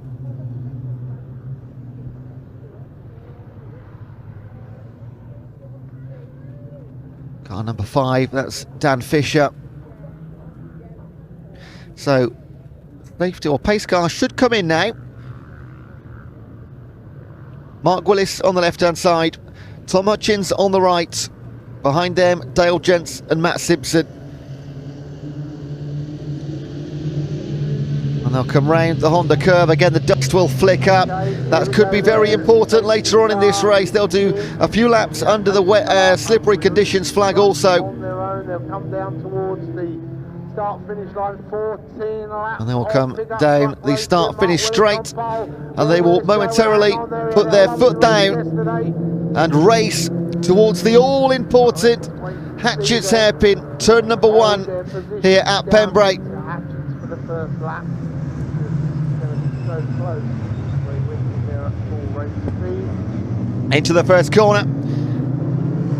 And all get through cleanly. That's exactly what we want to see every single time. That's caused several delays today. Not on this occasion. Great start. Oh, Goff! 65 is off. Mark Willis gets a nudge and onto the grass. Oh, he's going to go to the back of the pack after being in pole position. An absolute disaster. They're all off. 2, 3 cars onto the grass. 2 of them getting away.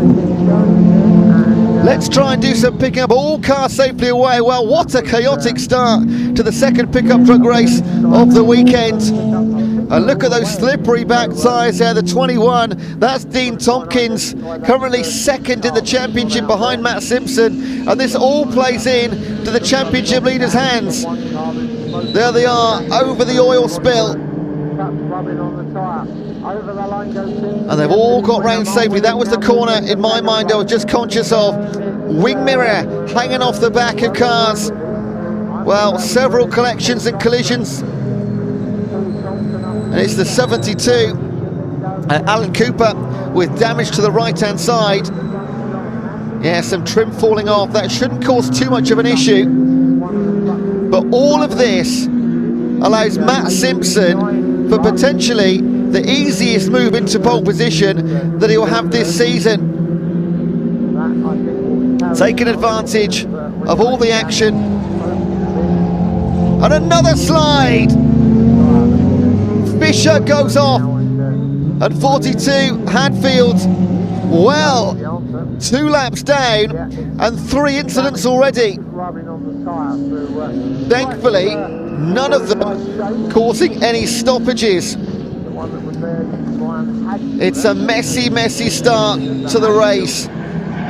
But one man won't care, and that is Matt Simpson again. There's the oil spill, and it was always going to cause a bit of a slippage.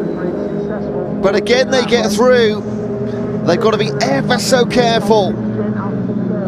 Behind Simpson, Tompkins, Gent, Bolton and Willis.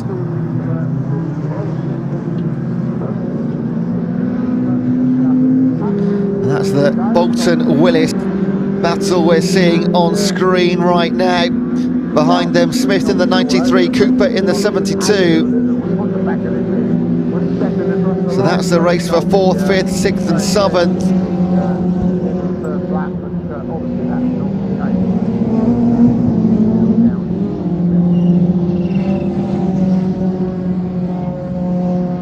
There are also points for fastest qualifying, and plenty of them in pickup truck racing. 20 points for the fastest qualifier, 18 for second, 16 for third. That is why you get, even through one round of the series, Simpson on 560 points leading the way. Generally, a championship winner is well beyond 3,000 points over the last few years. Mark Willis looking for options down the inside of Bolton. Thinks better of it. And the 4 of them whistle around Hatchett's together. Smith and Cooper join them. It is often so tight pickup truck racing. Every year, every race, apart from incidents like this where so much going on in the first couple of laps. That is Tompkins holding off Dale Gent for the time being. Just less than 1 second between those two.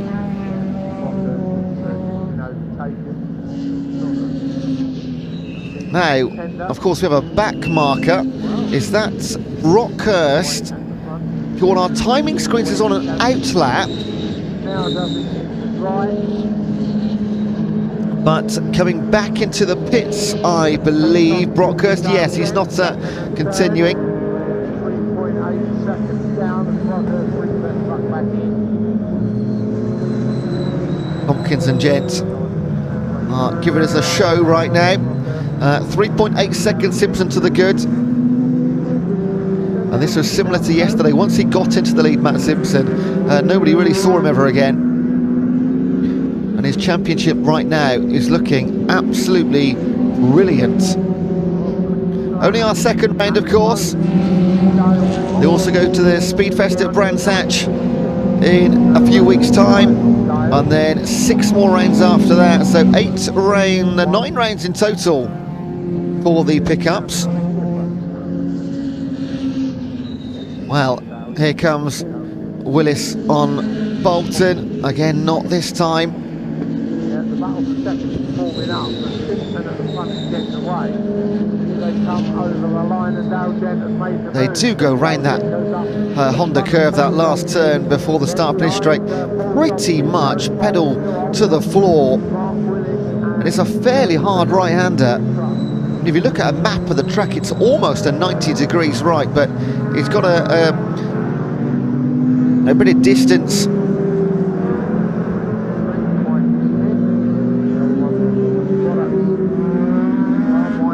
Belgen chasing Paul Tompkins.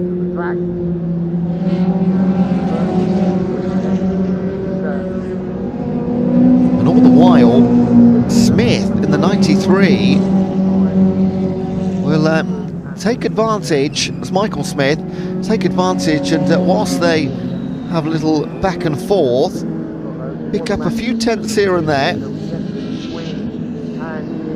and make it a 3-way battle for 4th place right now. What they want to be fighting for, of course, is 3rd. 200 points for the winner of each race, then going down in 10-point increments. Willis again looks to the inside, but they're so finely and closely matched, these cars. Then he moves to the outside.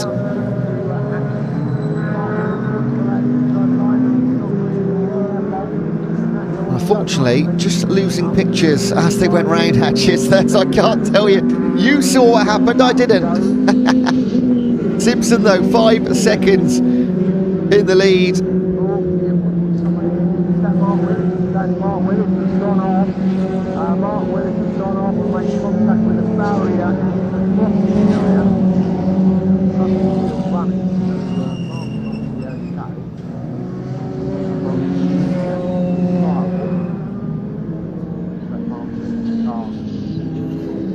That's John Hadfield, the 42, currently running in 11th position. Now we're going to get a replay to you shortly of the incidents of the pickup. We thought went into the wall, but maybe not as bad as first team. Seemed to drive away. I think I can hear one coming into the pits behind me. So we'll just wait. Yeah, there is a car coming into the pits right now. Just confirm who that is for you. Yeah, so the number 12, unfortunately, Paul Tompkins making his way. Not quite yet out of the race, but his team having a look under the bonnet in the pit lane right now, and they look to be in a rush to try and get things fixed as soon as possible. So that will promote, well, the battle that was for 4th place. That is now a battle for 3rd, and it's very important, if you do have an incident, even if you do have to come to the pits, to get back out again, because with 13 cars in the race, even if you come last, you're picking up 80 points, so you want to get back out. And happy to say Paul Tompkins will rejoin the race from the pits, but he will be right down in last position. That's in there. It's going to be a back marker out. So Paul Tompkins is going to get out of the way and let these guys come through. He's a lap down. He was running in 3rd place at the time when he pulled into the pit lane. Mechanics had a quick look under the bonnet and then let him go again. Back out on track. There he goes across the line.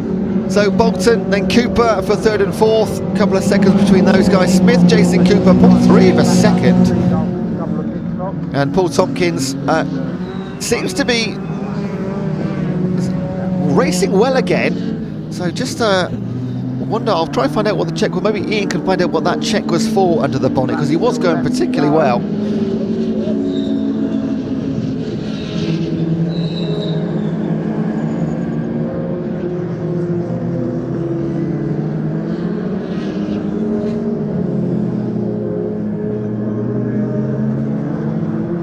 We'll have 4 more laps, a 14-lap race.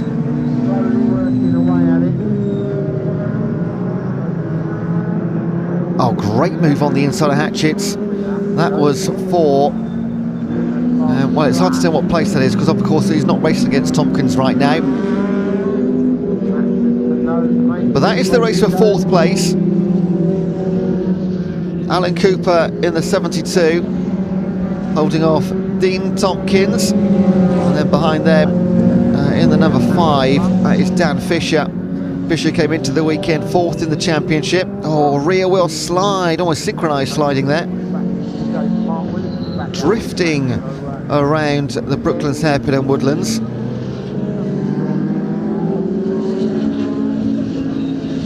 That's a lovely move from Tompkins over Cooper. 3 laps remaining.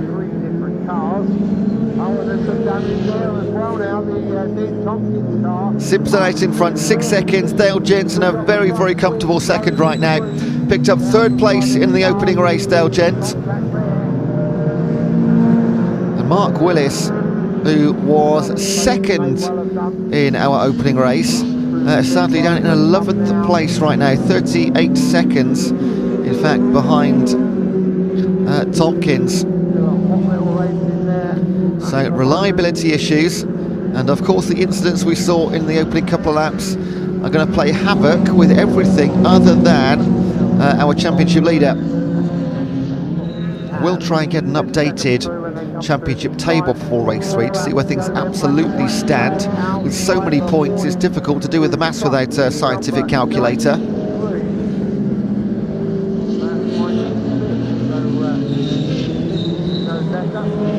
Overtaking opportunities are becoming less frequent as they get to the grips with the particularly on the curve slippy section. And again, so closely matched.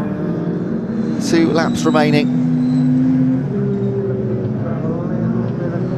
So the front 4, as you can see, top left-hand side, the front 4 split by several seconds apiece. Oh, just onto the grass there for Smith.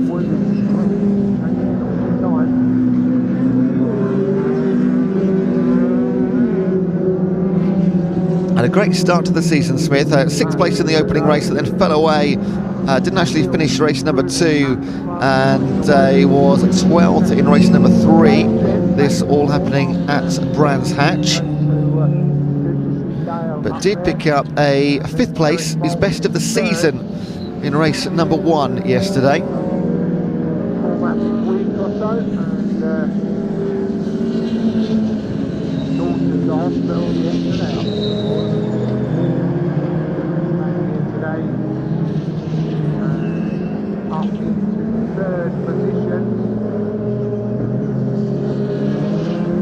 And approaching our final lap of the circuit for Matt Simpson in the Simpsons Recycling sponsored outfits.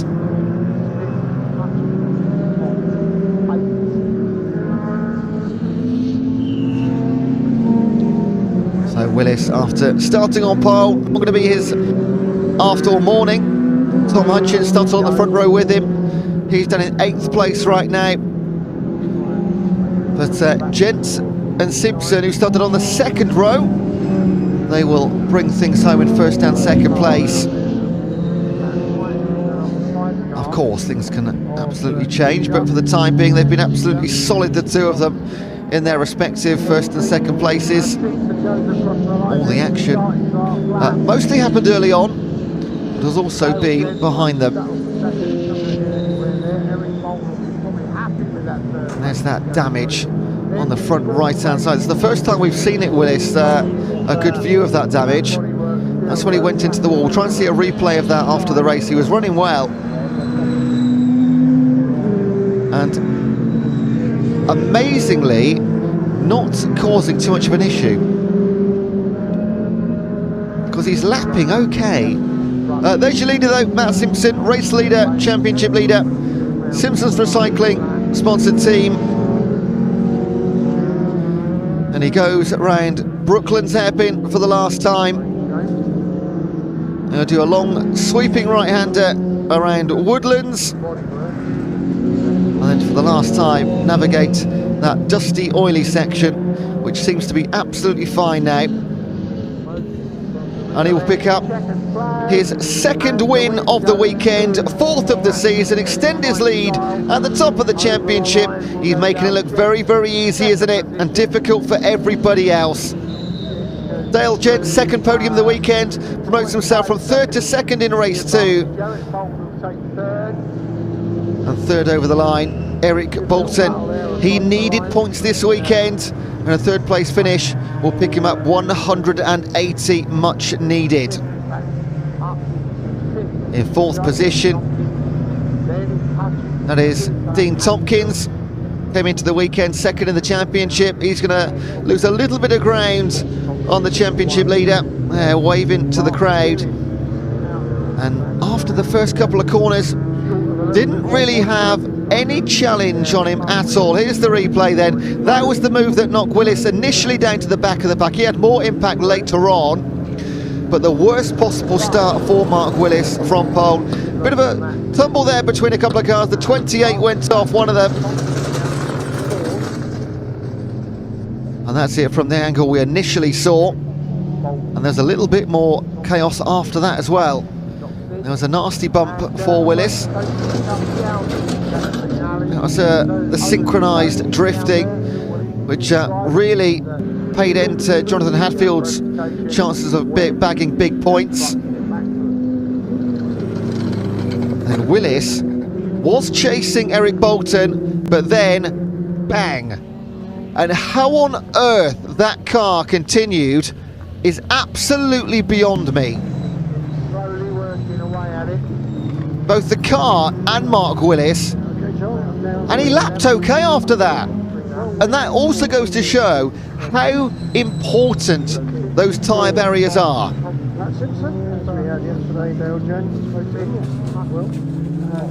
Unbelievable how he drove away from that.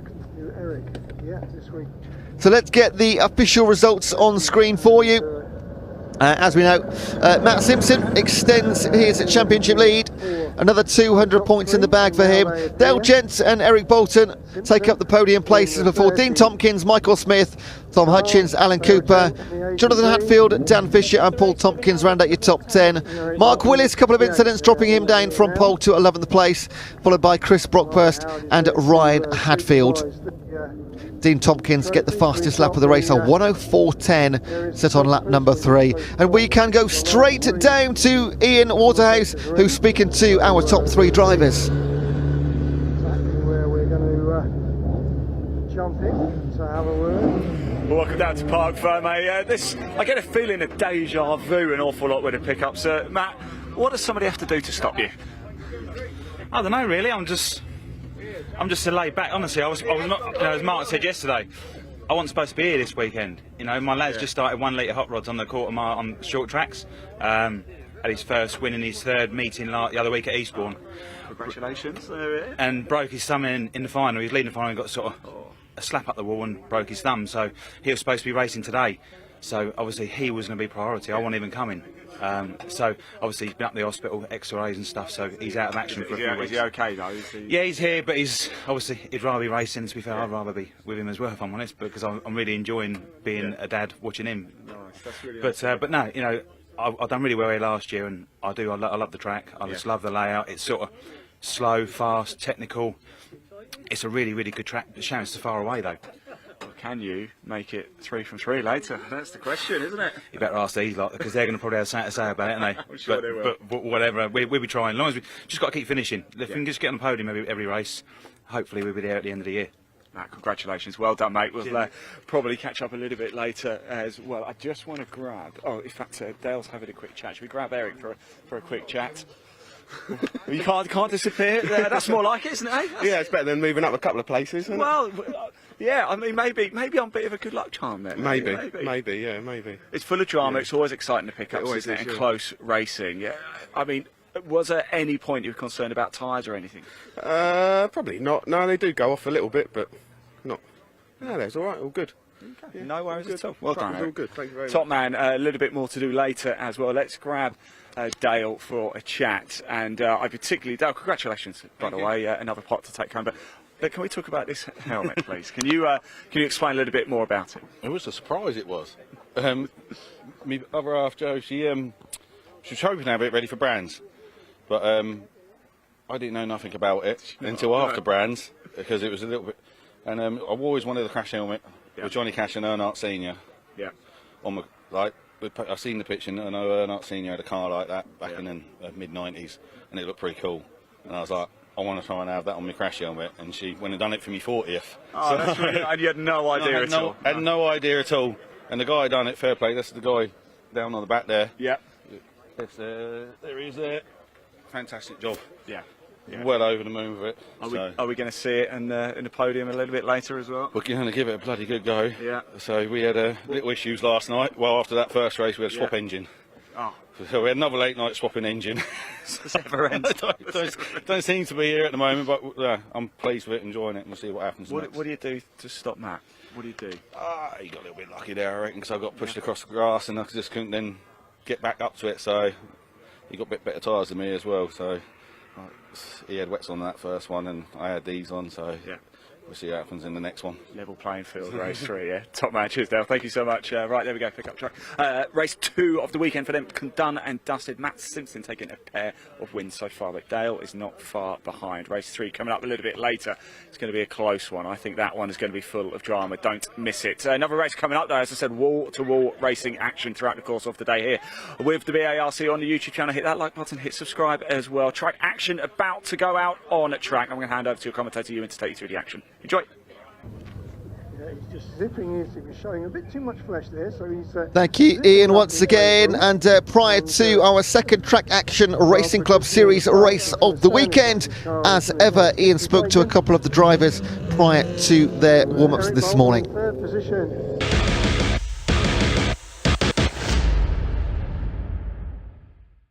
Right, everybody, welcome back down to the assembly area. The next race about to get underway. It is Track Action. Their second race of the weekend of 3. Triple header for them. Of course, Paul Roddison took the win.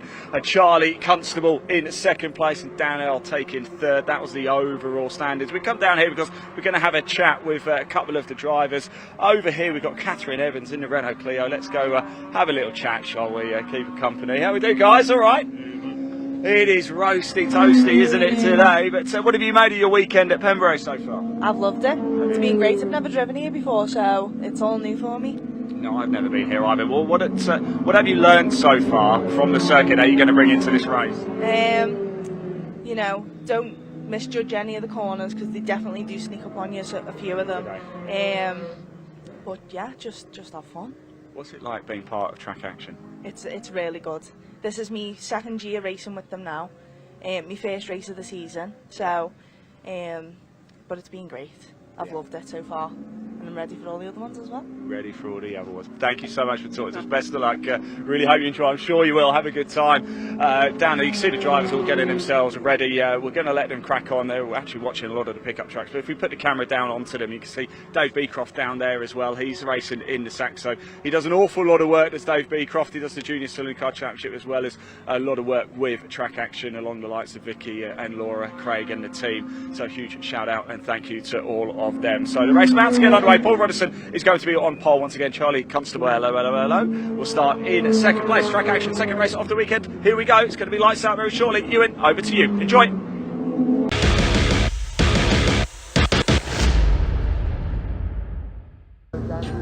Thank you very much, Ian. Yeah, Track Action is a little bit of like a pick and mix when it comes to what's racing. We saw some brilliant action yesterday. We're going to run through the grids ever so shortly. In fact, here we go right now. So we got Roddison and Constable, who are 1 and 2 yesterday in their Volkswagen Scaroccos. We've got Dan Earl in a Vauxhall Astra VXR, Scott Aprigliano in the Mazda MX-5, Joel Daniels and Andrew Mitchell in a Renault Clio and a Peugeot 205. They're in the same class. Citroen Saxo with Dave Beecroft. He's the only one in his class. And CJ Morgan in the Peugeot 206 GTI. There's plenty of Peugeot 206 GTIs. It's the biggest class in this field, actually. Dave Scotting is in another one of them, as is Jacob Baldry. I will run you through the different classes and what's in them in just a moment's time. There's 5 classes in total. And rest of the grid, another couple of Peugeot 206 GTIs, Noah Checkley and Harley Connolly, as is Mac McCarthy, Catherine Evans in a Renault Clio, and Anthony Allett in the only Honda Civic on the grid. 15 cars in total across 5 different classes.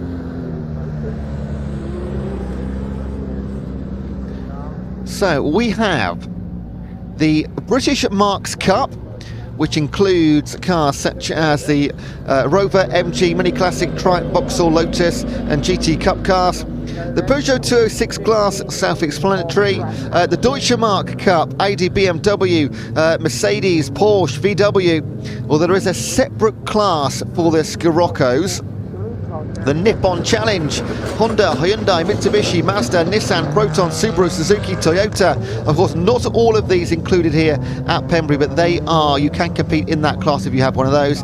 And finally, the Tricolor Trophy, the 5th of 5 classes for the French vehicles. So, trying to keep up with everything that's happening. We'll just enjoy it as an individual race. We'll obviously keep you up to speed with what's going on in different classes too. Now, unfortunately, that Mazda MX-5 of Scott Aprigliano was going well yesterday, running second place before failing to finish. Didn't actually get to halfway in the race, so hopefully any issues resolved. Ian may have spoken to him. I missed the interviews from Ian a moment ago, so he may have spoken to them. I think we did catch sight of Catherine Evans. Paul ran that Renault Clio yesterday, so it's over to Catherine today in race number 2. Those guys coming from Liverpool. Oh, I quite like the grille on that Honda Civic. Looks like golden teeth, doesn't it? We've not seen before. So Anthony Allett is the only Honda Civic on the grid. It's the Sciroccos that we'll look to watch here, though. The VXR was brilliant yesterday, 3rd on the grid today, and of course the Mazda MX-5. Those 4 were in a brilliant race for the first few laps until the incident which pulled the Mazda out of the running. And the Vauxhall VXR was almost an identical match for the Sciroccos. Of course, Astra, the VXR. Back, Constable. And Earl in the. So this is the Track Action Racing Club Series, formerly known as Track Attack. You may remember that. Same competition. The open top Mazda MX-5. And it is classed as a very affordable racing championship to run in.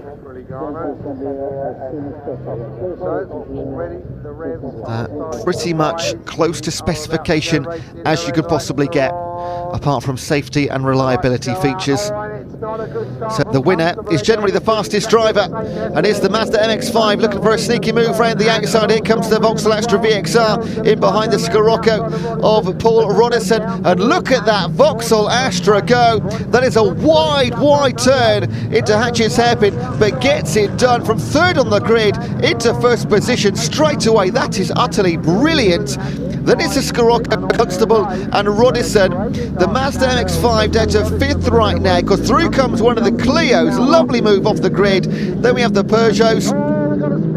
Well, a brilliant start to the second race in the Track Action Series.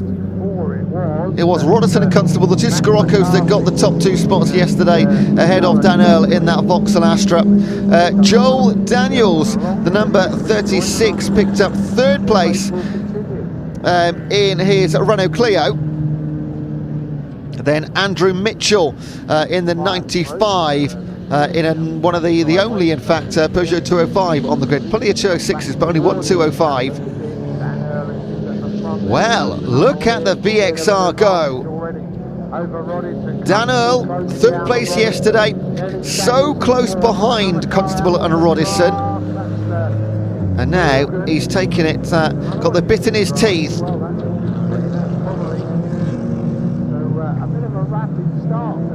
.36, that's the Clio of Joel Jones. 4th place yesterday. And big ask to catch the top 3, but he is leader in class. As is Earl and Apragliano. But of course, everybody wants an overall win in this competition. Oh, bit of a lock-up as Apragliano takes the inside of the Clio, but still gets it done. Great move, that is around Brooklands hairpin. At the advantage around Woodlands, his slight right-hander. And then thankfully, any issue of oil on the track seems to have been, just a couple of wheels on the dust there for your leader.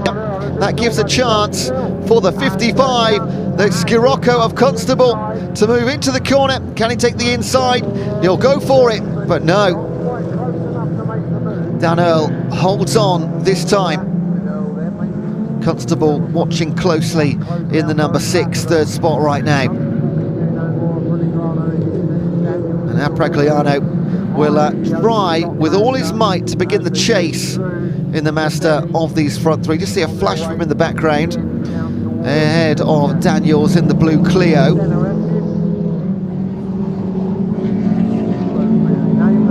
Again, scheduled for 15 minutes of racing. Race number 11 on our entire weekend schedule, as Rodison gets ever closer to the back of Earl.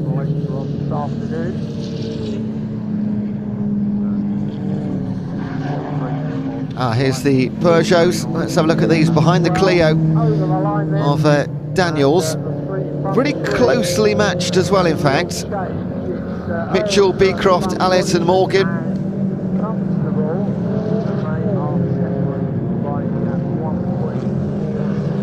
So the Clio of Daniels. And then the grey Peugeot. And there's a little bit further back. Let's give everybody their deserves. That's Morgan in the 59. That's CJ Morgan, one of our 206 GTI. Oh, he's gone wide. Can Rodison get through this time? Yes, he can. So a bit of an error there at Brooklands allowed Rodison, yesterday's race winner, to squeeze through. Constable will be looking to do exactly this. So Earl down into 2nd in the Astra VXR. It's an Astra sandwich with Scirocco bread. And he's not happy, is he? Dan Earl make a big lunge down the right, but a lock up. He's going to go long, far too long, and that will let Constable through, but only temporarily. Got too much speed. Can he hold him round Spitfire? Yes, he will. So that is a couple of errors from Dan Earl to let both of the Sciroccos through, and he'll be absolutely kicking himself. That was a free ticket for Constable and Rodison. They are giving it some, aren't they? There is a slight drifting around the corners and the S's. Now Constable will have his eyes firmly set in the crosshairs of Rodison out in front. Ryan Woodlands, the right-hander, then onto the Honda curve.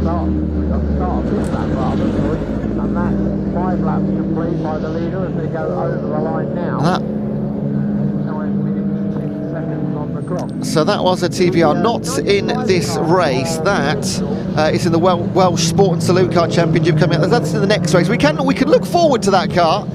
It's an absolute monster, but not in this race. So the Peugeot going past the Clio.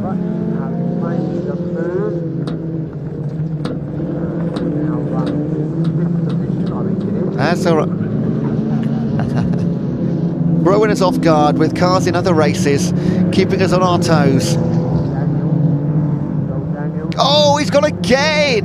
That's the third time that Dan Earl has just gone a little bit too hard around the S's towards the Brooklands hairpin. And he loses a few more tenths. Of course, he'll be frustrated for letting the guys through, but now he needs to absolutely focus. Here's our master again, Scott Abragliano, 4th place overall, 1st in class. Behind him in the 95, that is the Peugeot 205. Driven by the Orex competition sponsored Andrew Mitchell.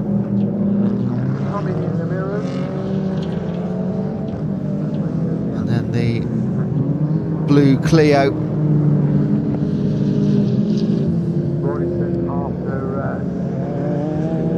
All of this at the front is just letting Roddison get away again, as he did yesterday.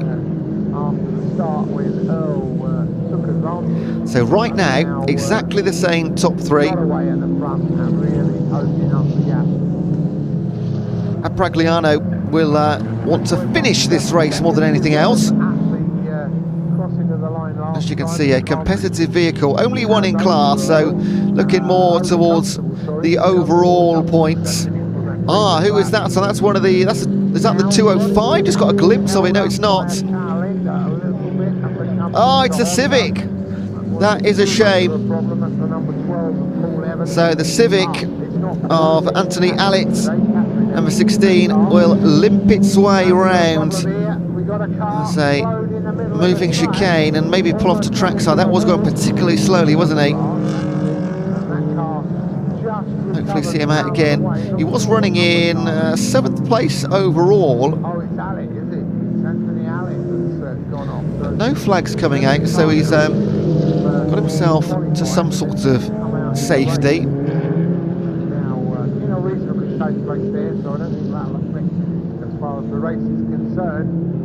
It's Morgan and Baldry. They are 1st and 2nd in class. So this is for a class win. That is why we have to keep our eyes. Of course, very easy to follow our leaders, especially when they're putting on a bit of a show for us. But concentrate, because there's so much happening behind. With 5 classes amongst 15 cars, there is stuff going on absolutely everywhere. This is a race for 5th and 6th in class. McCarthy and Checkley, Noah Checkley in the 520. That's a 206 GTI competition.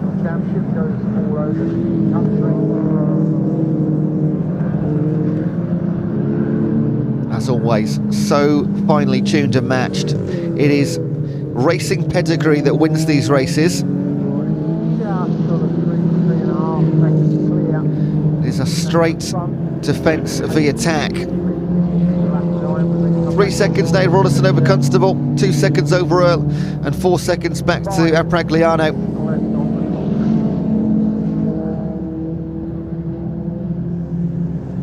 And no matter where they are in the running order, you never ever want to get beaten by any competitor. Now, coming up towards traffic, Roddison now should be able to get past them both on this start-finish straight. He'll have the engine power in that Scirocco. It's a 2-litre VW Scirocco.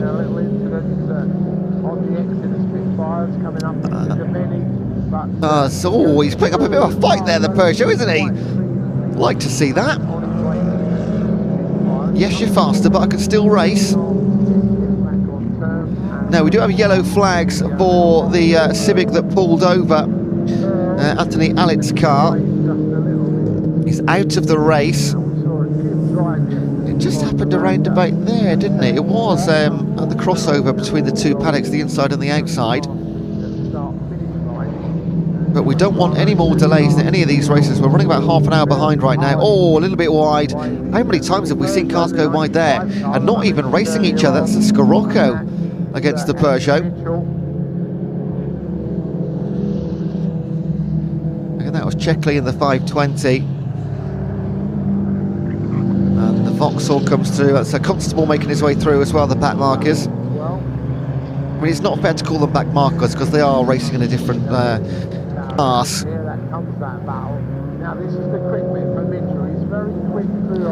that is the Vauxhall Astra. Also squeezes through on the start-finish line. Just over 3 minutes of racing, so we'll get, at the pace these leaders go, 3 more laps in, depending on when Roddison crosses the start-finish.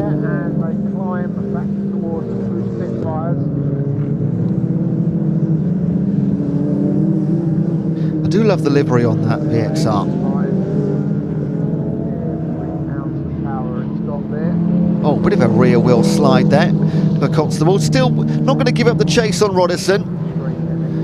Oh, big lock up right rear as well. But doesn't affect the passing manoeuvre. And the Peugeots and the Clios will pull to one side when they see them coming through. Oh, that's a nice move on the inside as well. That's lovely. That's Beecroft. That's the... yeah, the Saxo, the only one. I was just waiting to confirm it is the only 6-man Saxo on the grid, yeah, for Dave Beecroft. So in a class of his own, but racing nicely against the Peugeot 206s. There's Apragliano also making his way past those running at the back.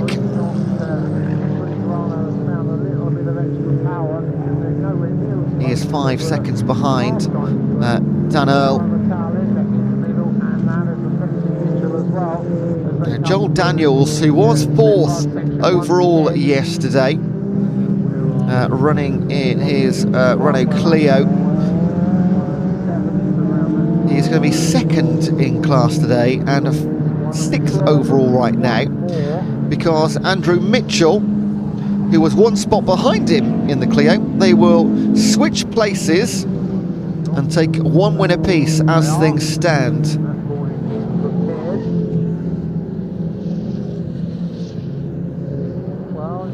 And if you're enjoying this eclectic mix, we've got another one coming up, the Welsh Sport and Saloon Car Championship. That's just as crazy in terms of what we see fighting each other on the grid. We saw a glimpse of the green TVR.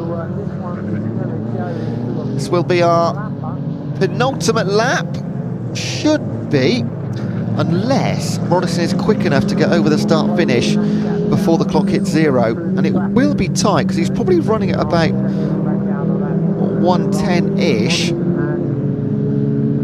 maybe quicker than that actually. So much in front of me.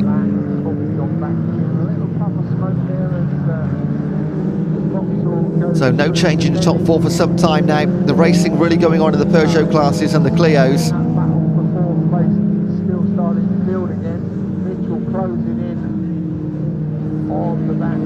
You can see Ian Waterhouse poised already in Parc Fermé to get the interviews with our drivers, and it will be the same 3 drivers he interviews in a few minutes' time as we count down towards 0. And he will have 1 more lap, Paul Roddison, to eventually claim a 2nd win from 2 races at Pembrey. Just going over the start-finish line with a few seconds of the penultimate lap completed.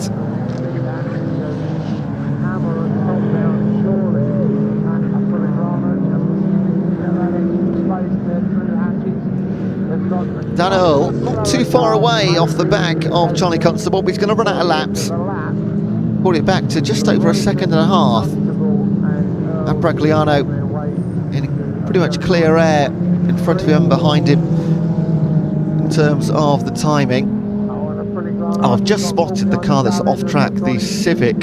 It's just on the inside of De Benny, turn number 3, before you get to the S's.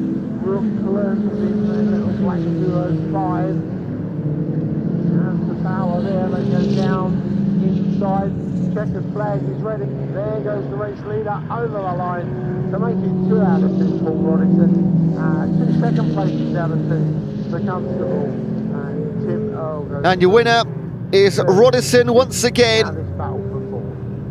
ahead of Constable and Earl. Same top 3 as we had yesterday afternoon, and they will be tough to beat. Winning his class, Apragliano in the Mazda MX-5. Lovely racing between the Peugeots and the Renault Clios. Sadly, the Honda Civic of Anthony Allett leaving us around about the halfway mark. And Dave Beecroft in the one and only Citroen Saxo, of course winning his class and 7th overall. But there's your winner again, Paul Roddickson. And he raises a hand to those on the banking around the S's. So very quickly, the top 10, Roddickson, Constable, Earl. And here are our official results. Paul Roddickson and Charlie Constable 1 and 2 again in the Scirocco's. Dan Earl 3rd for the 2nd time this weekend in the Astra VXR.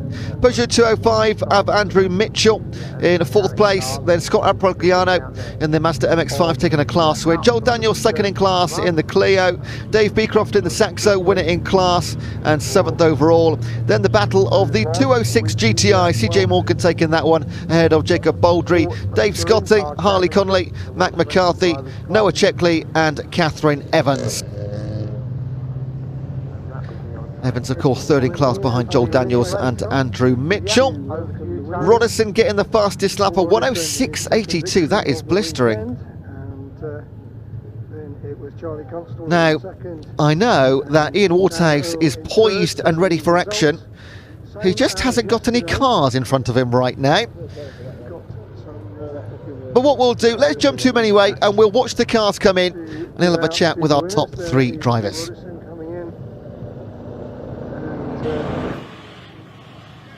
Well, welcome down to Parc Ferme, everybody. It's absolutely rosing hot. Congratulations, Paul Roddickson. Before we do that, I wonder if Harvey wouldn't mind just shooting me. Oh, that is so nice. Honestly, it's so hot. Thank you. Cheers for that.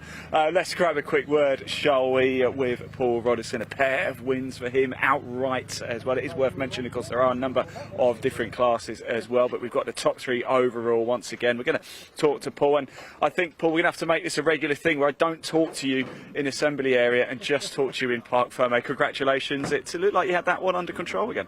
Well, I had to try and dig deep to overtake something then, didn't I? Because at one point I weren't actually in the front.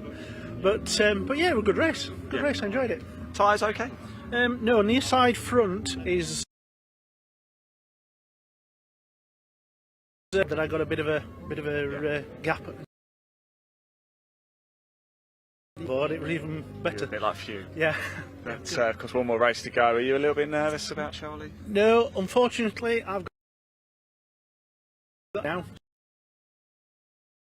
I'm afraid, mate. Well, there you go. One thing I can guarantee is that Paul Roddickson will not win race 3. It's great to see you again. Anyway, we'll have a safe journey home, won't you? Let's grab Charlie to Charlie Constable. Now, Charlie, it's a couple of second places too, Paul, but he's not going to have your eye on the prize. Yeah, I mean, Astra looked mega quick, so. But yeah, hopefully I do.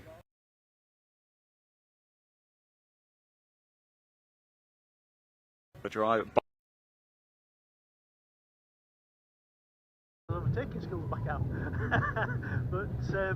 So apologies for the breakup in pictures there. We'll get those hopefully recorded for you, and we'll be able to play them out later. Coming up next, it is the Welsh Sport and Saloon Car Championship.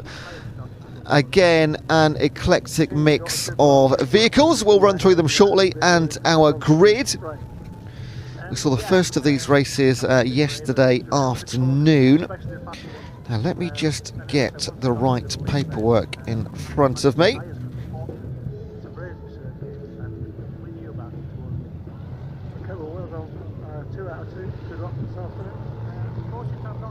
Okay, let's have a look at our grid.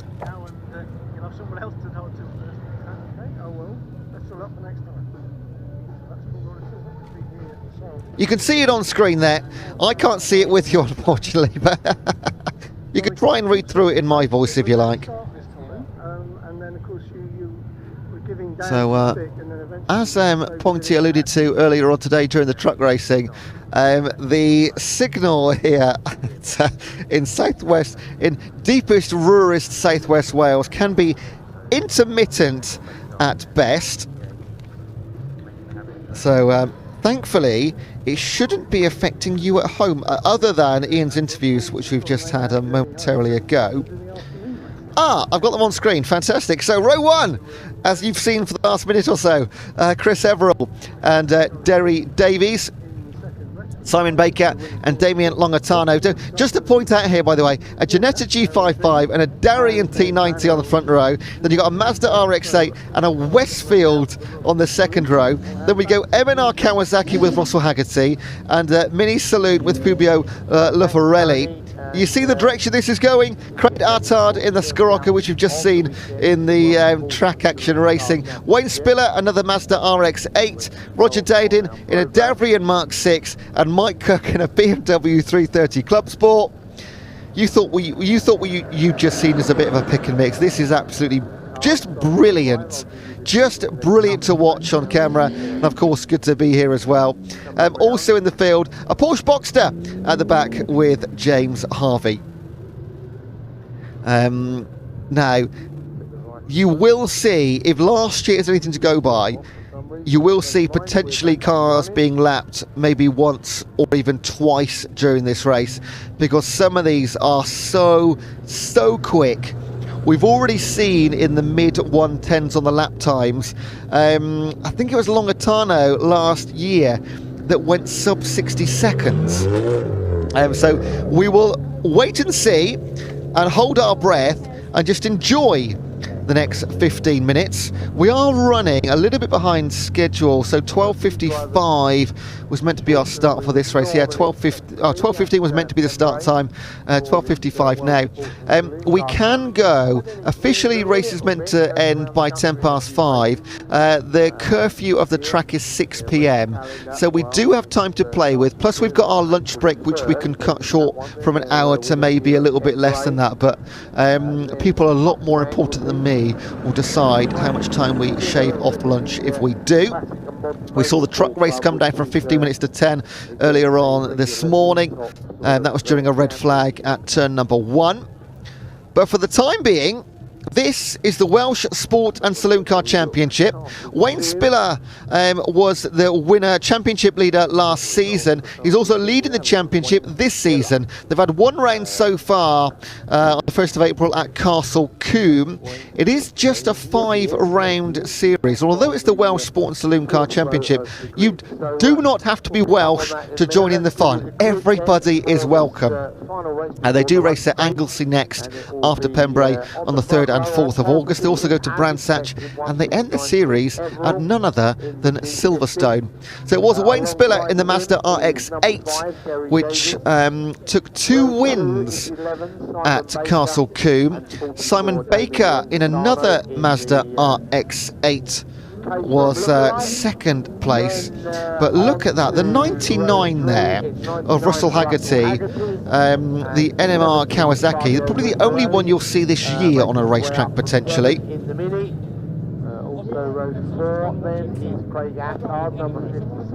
then the 44, the Ginetta G20 of Damien Longatano. Love the look of that Mini as well. That is excellent. Mini Saloon.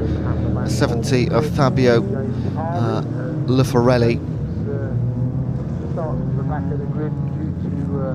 If you watched racing for the rest of your life, you might not see 13 cars or 11 cars like this line up. Totally unique. That is why we love BARC. That is why we love motorsport enthusiast racing. This is it, it's the absolute purest. Championship, and it's got 4 tyres on it. Normally fits in somewhere. Now, there are several classes. There's a class 2, 3, 4, 5 individually. The Porsche Boxster of James Harvey is an invitation. The Rocket Dog Racing sponsored car. They also run Simon Baker's Mazda RX-8. A Porsche Boxster, generally, very fast car. But put it up against these absolute monsters. 180, that's the Clio, the prompt transport of Mark Williams. So Wayne Spiller with his good. He's joined us from Bristol, so he's probably one of the closest here to Pembrey, actually, South Wales. Oh no, hang on. Roger Dowden in the Davrian Mark 6, he's actually from Llanelli, just down the road. Local track for Roger Dowden. There's the number 6. Mike Cook, Russell Haggerty on 28 as well, but in That beautiful number 5, the Darien T90. Derry Davies. And these are a rolling start for the first of 2. There'll be our last race on track as well. The Welsh Sports and Saloon Car Championship. And they will put their foot down and just sit back, relax and enjoy the next 15 minutes of what could be the most beautiful, chaotic race you'll see this year.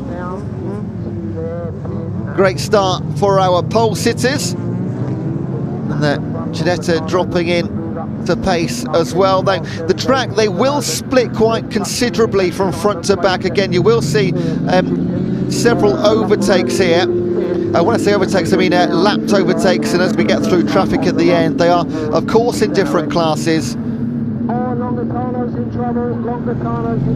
Oh no, the 44! This happened last year, Damien Longatano in the Ginetta G20 is going round at snail's pace. That is such a shame. It's so quick, that Ginetta. Oh, actually, it looked like he might have found gear there. Meanwhile, the 99, Russell Haggerty's NMR Kawasaki. What a machine that is. If you're here at Pembrey, go and have a look at that up close. Then you've got the mini saloon of Fabio Liparelli.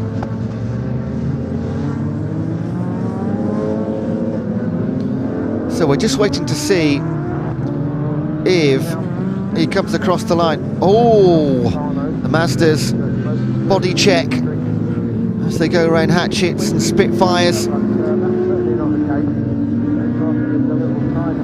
And if you're not here, I wish you could hear the noise as they rattle around this course. So many different engine types and sizes. It's a thrill for the ears and the eyes. That's Baker and Spiller in the RX-8s. And then Dowden in the number 6. That's the Davrian Mark 6. Ahead of Cook in the 52. He's running the BMW 330 Club Sports. Then the 99 car it was, so went through Russell Haggerty.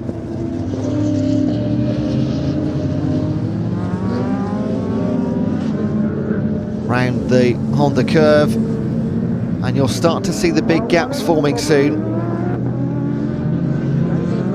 This could be a battle that we watch for the entire 15 minutes, the two Mazda RX-8s. You can see the amount of people on the banking. It's time to get the picnics out.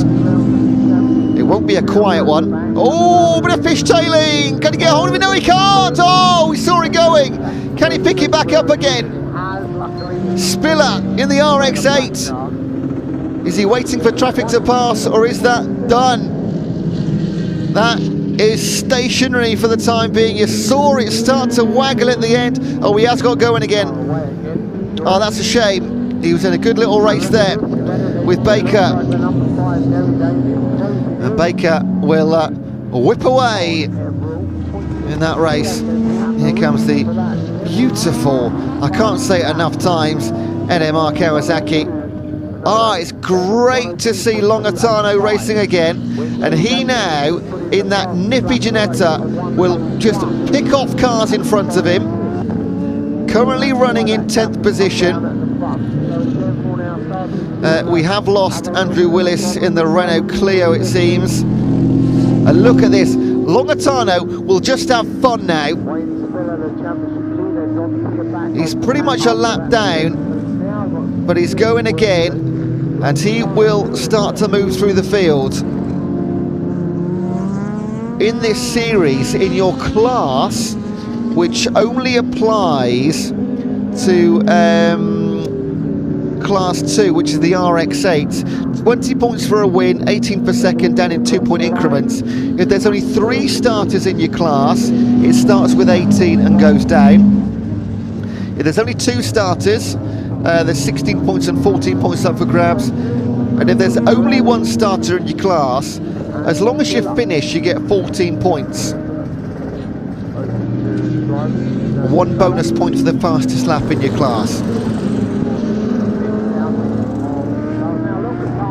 Now here's a nice one.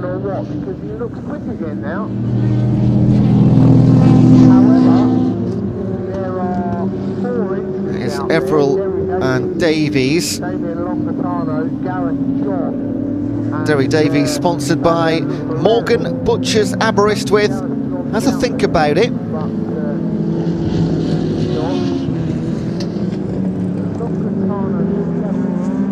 Oh, don't they sound so good?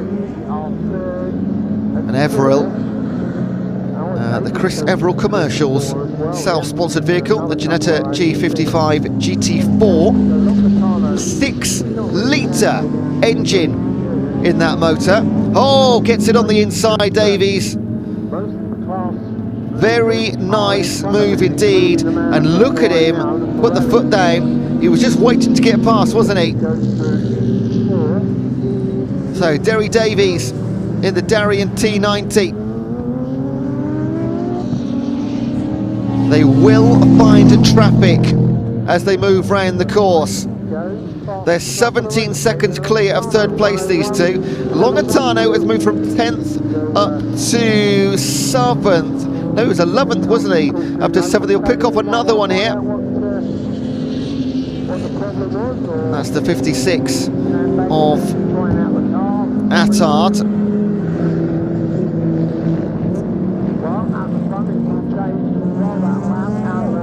Interestingly, the 56 not on the official start sheet, which I printed off only yesterday.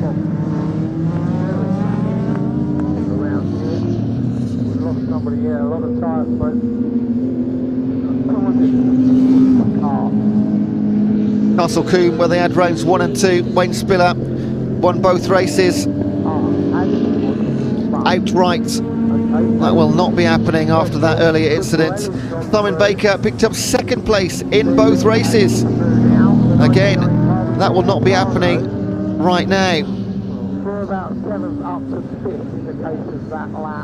Championship winner last year, Wayne Spiller as well.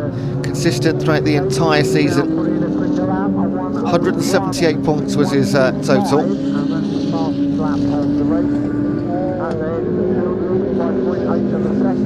Chris Everell in the Ginetta G55, 3rd best racer at Castle Combe. He's going to pick up a few extra points. Longatano, look at this, up to 5th place from 11th. We thought this might happen. He's never going to catch the leaders. They're far too far up the field, but picks off Haggerty in the Kawasaki. Look at the speed of the thing. Now he has got 7 minutes, and I don't think Longatano was actually at Castle Combe, because he picked up no points at all, and I just can't believe that to be the case unless there was mechanical issues.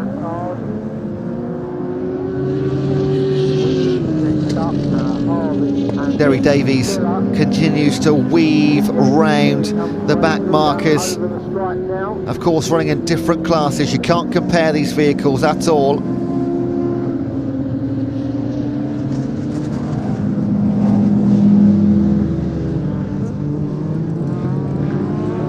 Again, if you're in the paddock here at Pembrey, go and see this up close. You won't see many of them. There's our mini saloon, Fabio Laforelli.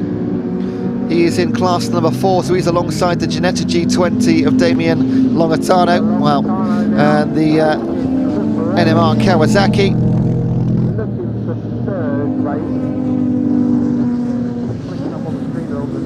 currently running in third place. Longatano 101.06, and Longatano is going to do everything he can to move into third spot.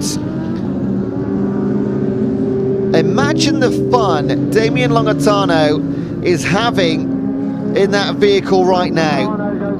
In the last 6 minutes, he's pulled off 7, and this will be 8 overtakes if he can get past the mini saloon of Fabio Laforelli. Nobody will have enjoyed themselves more today so far than Longatano, and without question moves into third place. He's 30 seconds back from the top 2 due to the incidents where he just seemed to lose gear around the Debeni and the S's, and then it sort of sparked back into life. So maybe Ian can find out what the issue was with Longatano.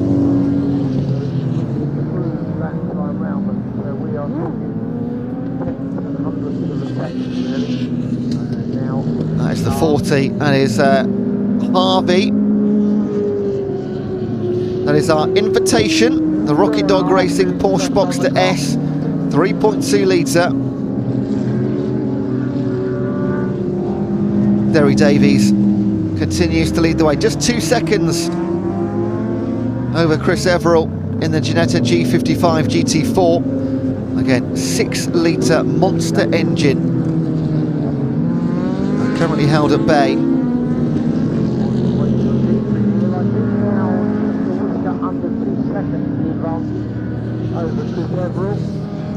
Now, what I'm looking at here on the timing screen is Longatano's time difference. It was 30 seconds behind Everill on the previous lap. It's 32 right now, so it doesn't seem to be closing things, and he's pulled out a 6-second lead over Fabio Laforelli. So the races we have on track right now are fourth Burst in second, Derry Davies and Chris Everill. Then further down we have, where are the close gaps? They're all seconds now, aren't they? A lovely race going on in class number 2, which is led by Simon Baker in the Mazda RX-8. Then Attard, who we don't have on our start sheet, and he wasn't at Castle Combe either. He was second in the championship last year though. Then you got Williams in the Renault Clio, and fourth in class Wayne Spiller in the other Mazda RX-8, which is a bit of an anomaly of a finish. Was Wayne Spiller is a lot quicker than that, but off track early on, went for a spin, rejoined thankfully, but lost probably around about a third, if not half of a lap.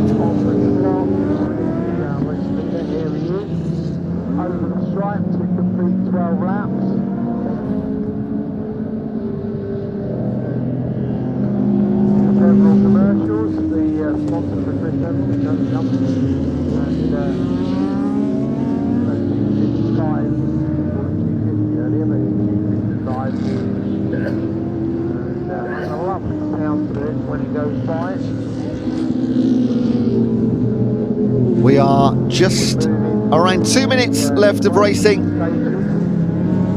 That's Baker leading class 2, the Rocket Dog Racing Mazda. Teammate in the Porsche, James Harvey. He's 14 seconds behind Haggerty. Again, different classes. So your class leaders, Davies, Everill, Baker and Dowden ahead of Cook. Although in fact Dowden and Cook, they're in the Danbury and Mark 6 and the BMW 330 Club Sport. Doesn't seem like they should be in the same class, but they are, and there's only a couple of seconds separating those two. Roger Dowden will know this track probably better than anybody else, being from a few miles down the road in Llanelli, whereas Mike Cook has travelled all the way from Newcastle. that has got to be 5+ hours journey to Pembrey. Although if he was driving this vehicle, he probably did it in about 3.5. Longitano's just on a 1:01.87. He's picked up a few seconds, and we're going to get one more lap in when they cross the start-finish line. They'll just get through before we count down to 0.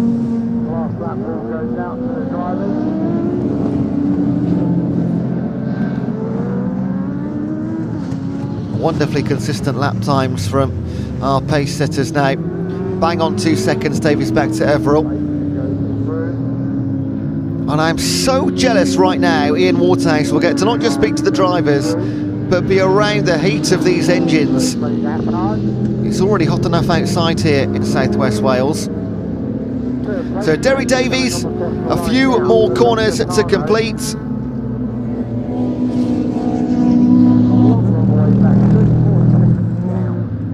The Darien T90 goes round Brooklands hairpin, and it will get the job done. Behind him, a valiant effort from Chris Everill in the G55 GT4. And then Damien Longitano will round out his top 3. Didn't get the best start, but what a great 15 minutes he's had in that Ginetta G20.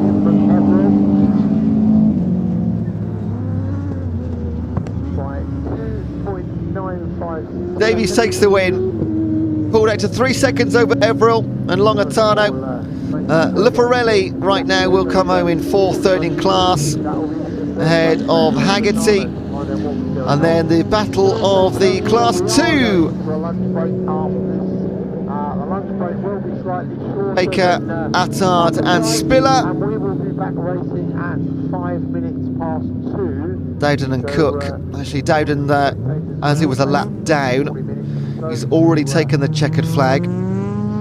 So he takes the win in Class 3. Just the two of them in that one, him and Mike Cook.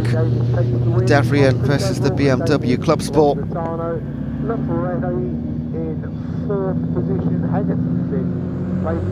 So they'll roll round one more time and make their way into the pit lane and park firmly to speak to Ian. First of all though, let's get a view of our results. So Derry Davies, you win it in the Darien T90, a few seconds ahead of Chris Everill, who gets a class win. Then Damien Longitano, who came from 11th back to 3rd and 2nd in class. Fabio Luparelli in the Mini takes 4th, then Russell Haggerty 5th overall, 4th in class in the NMR Kawasaki. Then the Mazda RX-8 of Simon Baker and Wayne Spiller. Craig Attard in the VW Scirocco. Ah, that's what he was in. Of course, it wasn't on our start list, but he's in the Scirocco. Then James Harvey, 2nd in class, Invitation, Porsche Boxster. Mark Williams in the Clio. Then Roger Dowden in the Davrian takes a class win over Mike Cook in the BMW 330. And the Renault Clio of Andrew Williams at the bottom of your finishing times. So the cars are just coming in. Of course, enjoy the view of Ian Waterhouse, but more so, enjoy the view of these incredible vehicles and their drivers who he's going to be speaking to in just a second. Ginetta. Well, welcome to a spectacular looking park firm, it really is. Derry Davies taking the win, but was under pressure from Chris Everill for the entire race. So I wonder if we could just jump. Oh, it's got, I just heard actually, got a cold. Have you got a cold? Just lost my voice. I have all this weekend. Pembrey. Well, I won't ask you to speak too much, but congratulations. You were under a bit of pressure from Chris, but you managed to get it home, so well done, yeah. Finally, thank you very much. Excellent. Managed to get first win. Congratulations. Yeah. Hey, and who gets a cold in this weather? Oh, don't ask me. I'm not ill, I've got no voice. Well done. Thank you. You've got to do it again later though, mate. Yeah. Save the voice for a big celebration later, yeah? Yeah. Thank you. Congratulations. Let's grab a word with Chris over here, shall we, as well? Push Derry all the way. I have to look up because Chris is very tall indeed. He was letting get his helmet off, of course, pushed all the way. I mean, look inside the cockpit whilst we're waiting. Have a look at that. I mean, it's like a rocket ship, isn't it? Absolutely incredible. The Ginetta G55 GT4, it looks remarkable. So Chris just getting his helmet off. We'll have a quick chat with him, and well, I'll tell you what, you ran him close. You ran him close. He didn't have it all his own way, did he? No, I've run out of rear grip, and I should have I got a new set of tyres in the pits, and I'll save them. I'm not going to put them on, but in hindsight, I probably should have put them on. But you got to do it again later, though. So is that what's coming out later? Don't give too much away. I don't know yet. It's I might have a look, see if there's anything else first, whether I can sort of find a bit more grip for mechanical grip, rather than tyre grip. You know what I mean? Yeah. So we'll have a look between sessions. Well done, Chris. Anyway, thanks for talking to us. Really do appreciate it, top man. I think you're going to want to have a chat over here as well. Let's go grab Damien, because it did look for a minute like Damien might have had some sort of issue or something. They go through the corner and it was just kicking out and... Sorry, no, we were listening in, so sorry about that. That was a private conversation, but we jumped in anyway. Damien, you were just talking about the rear grip there. Yeah, it just didn't feel right coming across the sort of crossing here, and I thought it's not worth trying to fight these two with not being certain if it was. Because it did look like you slowed down for a bit and then got going again. Yeah, I just wanted to make sure it was going to be safe to sort of push before. There's no point in writing the car off for... Do you feel confident now for race 2 later? We'll get it back and check everything out and see. Okay. At the moment, it still feels a bit something not happy, so... Yeah, we'll get it back, have a look, get it sorted, and we'll see you for race 2. And congratulations anyway, hey? Third place, still pick up a pot there. Right, it is the lunch break here now at Pembrey. Straight after lunch, though, it is the 4th race for the British Truck Racing Championship. It's going to be an absolute corker. Now, yesterday, I caught up with Sam Osborne, British Touring Car Championship racer. He's been racing this weekend in the British Truck Racing Championship. We're going to hear from him very shortly. And Kirill here, my cameraman, is going to dash over, see if he can find Pointy and see what's going on in the outer field here at Pembrey. I'm going to go for a short break, but I'll be back for the racing action a little bit later. Stay tuned, and don't forget to hit subscribe on the BARC YouTube channel. See you soon.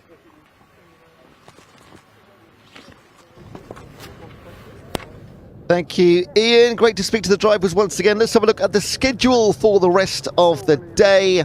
Coming up next, we have the British Truck Racing Championship from 1:30 to the 3rd race. Oh, jump to the top now. British Truck Racing Championship at 1:30.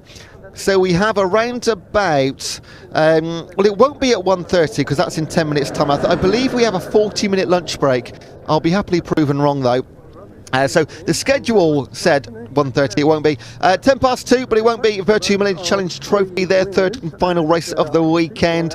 They're followed by the Junior Saloon cars, again 3rd and final race for them. Same story for the pickups, that'll be around about 4 o'clock or thereabouts. Then track action following them. British Truck Racing, their 5th and final race of the weekend, our penultimate race of the weekend. And finally we close things out with, once again, as we've just witnessed, the Welsh Sport and Saloon Car Championship. Great way to end things when we get there. 7 more races coming today. Now, as Ian just mentioned, Paul Rivett, after a broken ankle, was not able to race this weekend in the Truck Series. However, he handed over to the very, very capable Sam Osborne, currently the Napa Racing British Touring Car Racing Championship driver. He is taking the hands of the truck for the first ever time, and he's already picked up 2 podiums and a win on his debut. Ian spoke to him earlier in the weekend.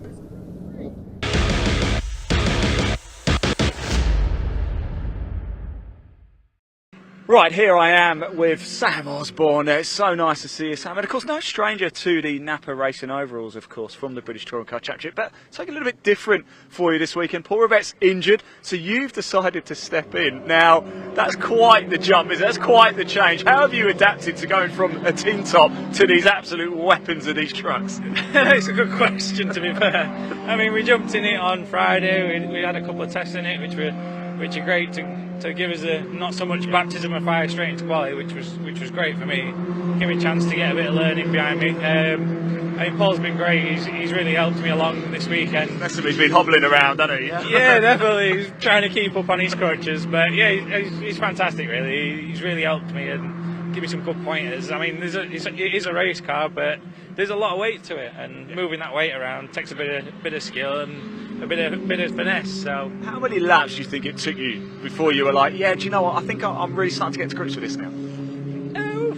Probably session 3 we were starting to feel comfortable in it. I was struggling with gears in turn 1. Kept getting reverse. I was like, this ain't good as an hairpin. A bit of over rotation, but hey.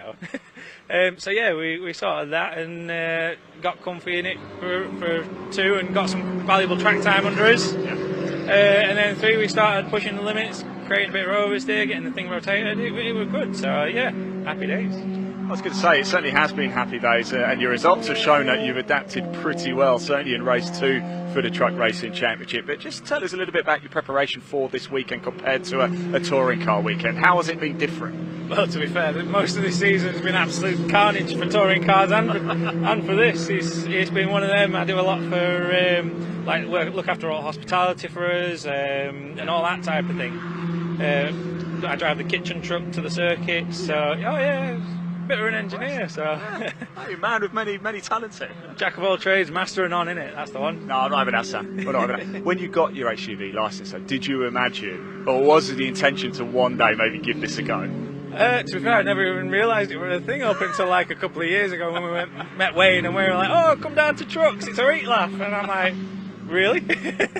But it has been a good. What's the atmosphere like in the paddock? They're a good bunch, aren't they? Oh yeah, it's a great bunch. All the lads have been very friendly. They've all come along and they said hello and shook my hand. And if you need help, give us a shout. So I couldn't thank them enough. They've been absolutely mega. They're a great bunch of lads and so friendly. Is it quite nice stepping into something a little bit different? I mean, I know the Mini Challenger here as well, of course you've raced in that as well, but you probably thought your rookie days were behind you, but you've come into this as a rookie. How does that feel? Yeah, I gotta admit, I burst out laughing when they said I were a rookie. I was like, flipping heck, I'm gonna have to go back a bit. In fact, actually, I can't remember where we were here or where I actually got rid of my novice cross. Really? In the minis. What did you do with it? Did you do the customary rip it apart social media post? Oh no, I just threw it away. I weren't very good, and I'm still not very good at social media nowadays. So. Right, Sam, I'm going to let you go very shortly because you need to get back over. You need to celebrate actually after race 2, don't you, for the trucks? Go back and watch it, by the way. We don't want to spoil too much. Do go back and check it out. Just before we do let you go, did you feel any pressure at all coming into this weekend? A few nerves knowing you're stepping in for Paul because he had an outright win last time out as well. Yeah, there's always pressure. I mean, it's one of them. You always want to win, and you always. It's a racing driver thing. You always want to win. Yeah. So. It's been interesting. Let's put it that way. It's been interesting. Now I know you're desperate to get over it because I think they want to celebrate with you, don't you? But you're actually stuck for a couple of minutes. So I don't think I'm going away. You can't go anywhere just yet. Don't forget, you've got to take the tyre pressure pump back with you as well. Sam, best of luck. You've got a few more races to go on Sunday as well. Confident? Yeah, three to go tomorrow. We just got to decide whether we want to get rid of this rookie cross and risk being in that front row for the reverse grid. Get rid of it. Get rid of it. Yeah, we might. So you're going to have some fun out there. Don't want to spoil any of the Division 1 boys' races. So you know what you're doing, mate. Get rid of it. You know you're not a rookie anymore. Come on. Yeah, we'll see. We'll have a good chat about it tonight, and we'll see what we can come up with. Sam, best of luck, mate. Thanks for talking to us. Cheers. Thank you. Take care. Thanks.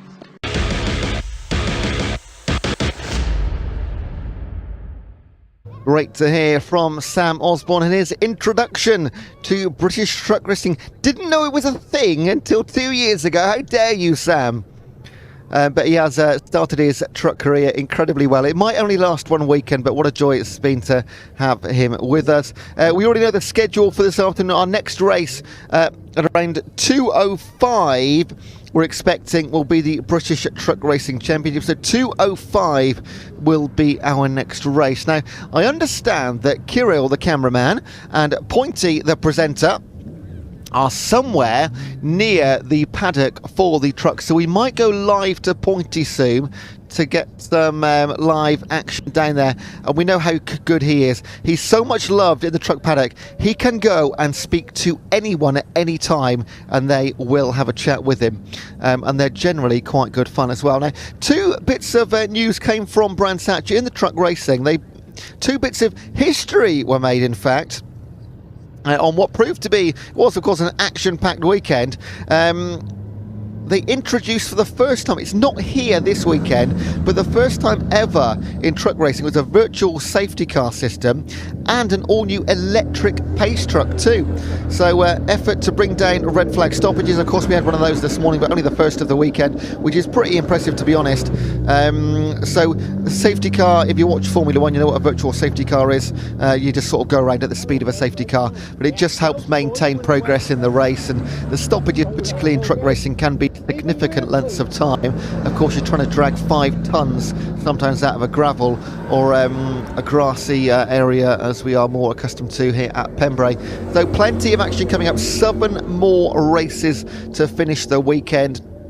We are currently officially on a lunch break for our very hard-working marshals and officials here in South West Wales. The sun is shining, the rides are spinning, the ice cream is going down very, very nicely. I might try and nip away shortly. If we can get Pointy on the ground, I might nip myself away and get a 99 with a flake very shortly, but I won't do so until I'm given the green light. We do hope you're enjoying yourself at home or wherever you are watching from. You might be watching here on one of the bankings and just enjoying the action on the screen as well as right in front of you. But as Ian has said several times, you can give the stream a like and a subscribe. This is all provided free of charge for you, and it just means we can keep giving you the very best content. So we're not too far away, hopefully, from Kirill and Pointy bringing us some live interviews, news and maybe breaking features from the truck paddock. So when that comes in, we will go live to it. But for the time being, I am going to go and get myself a little bit of lunch. Enjoy yourself. Come back very, very soon. In fact, don't go anywhere. We will be back live soon. Pointy will come in and have a chat with some of our drivers and maybe even some of the fans in the area too.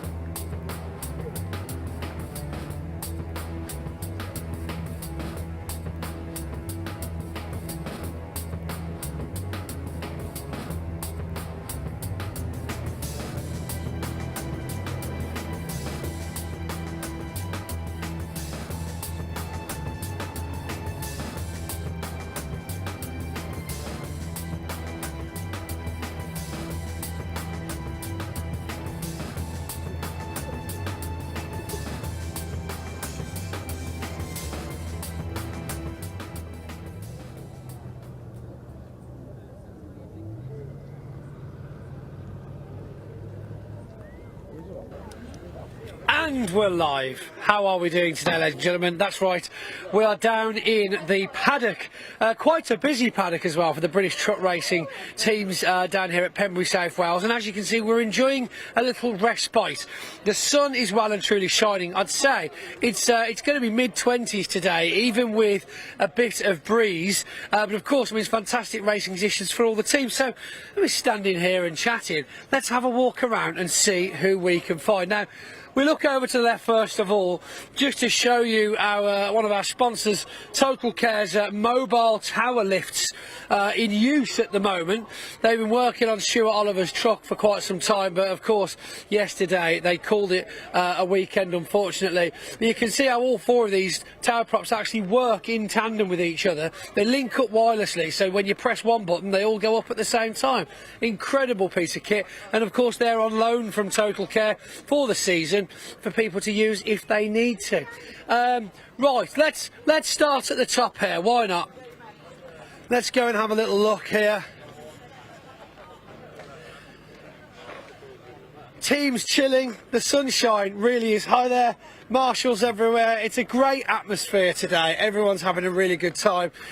So, John Bowler, quick look at John Bowler first of all.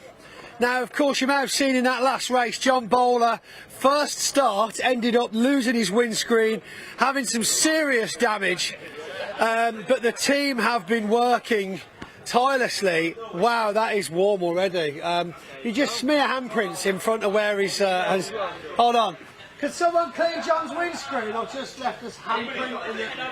Cheers. So, can you... Yeah, hold on. No. It's okay. No. It's only permanent. My mum tells me off. Right, so now we can't be happy about that start. It was terrible. It was bad luck, wasn't it, at the end of the day for you? Yeah, to be fair, we come around the corner. I thought there was a gap. Simon was up the other side, and there was just nowhere to go. So it looked like you were hit from behind at one point. I don't know what the cameras that you've got on board. Obviously, they've got onboard cameras brought to you this year by TMS, one of our other championship sponsors. They've got all sorts of angles, but we don't get to see that on the stream. But it did look like as you came sideways, something hit you. That's when your windscreen fell out. I mean, you know, the guys have obviously been working very hard. We're coming out for the next race, though. Oh, 100% we'll be out, and all going well, be on podium. Good, that's what we want to hear. We want to see silverware. Coming down to Wales, though, bit of a journey for you? Yeah, we set off. We came down Thursday, got set up. We've got a completely new setup for Pembrey for the rest of the season, thanks to some of our sponsors. So moving forward with that, yeah, we're really enjoying it, and the weather's beautiful. Absolutely beautiful weather. Now we noticed you've been on pace. You've had some serious pace this weekend. Yesterday, 2 great races. Yes, we know they're not the results you want, but at the same time, if you've got a new setup, you've done very well to be doing those breaking in sessions, haven't you? That's it. Yeah. I mean, myself, the lads, we worked tirelessly in between the races to get everything ready, get everything set up. Little changes in the setup to try and improve and just move forward. So we're really looking forward to it. Good. Fantastic. Well, John, thanks for joining us. Good luck in the next race, buddy. And did they wipe your windscreen? Yeah, I'm just checking. I touched it and I was like, oh, suntan cream all over it. But remember, kids, slip, slap, slap. You know, in this hot weather, you've got to get a hat on, t-shirt, sun cream. It's important. John, I think you're needed for more autographs.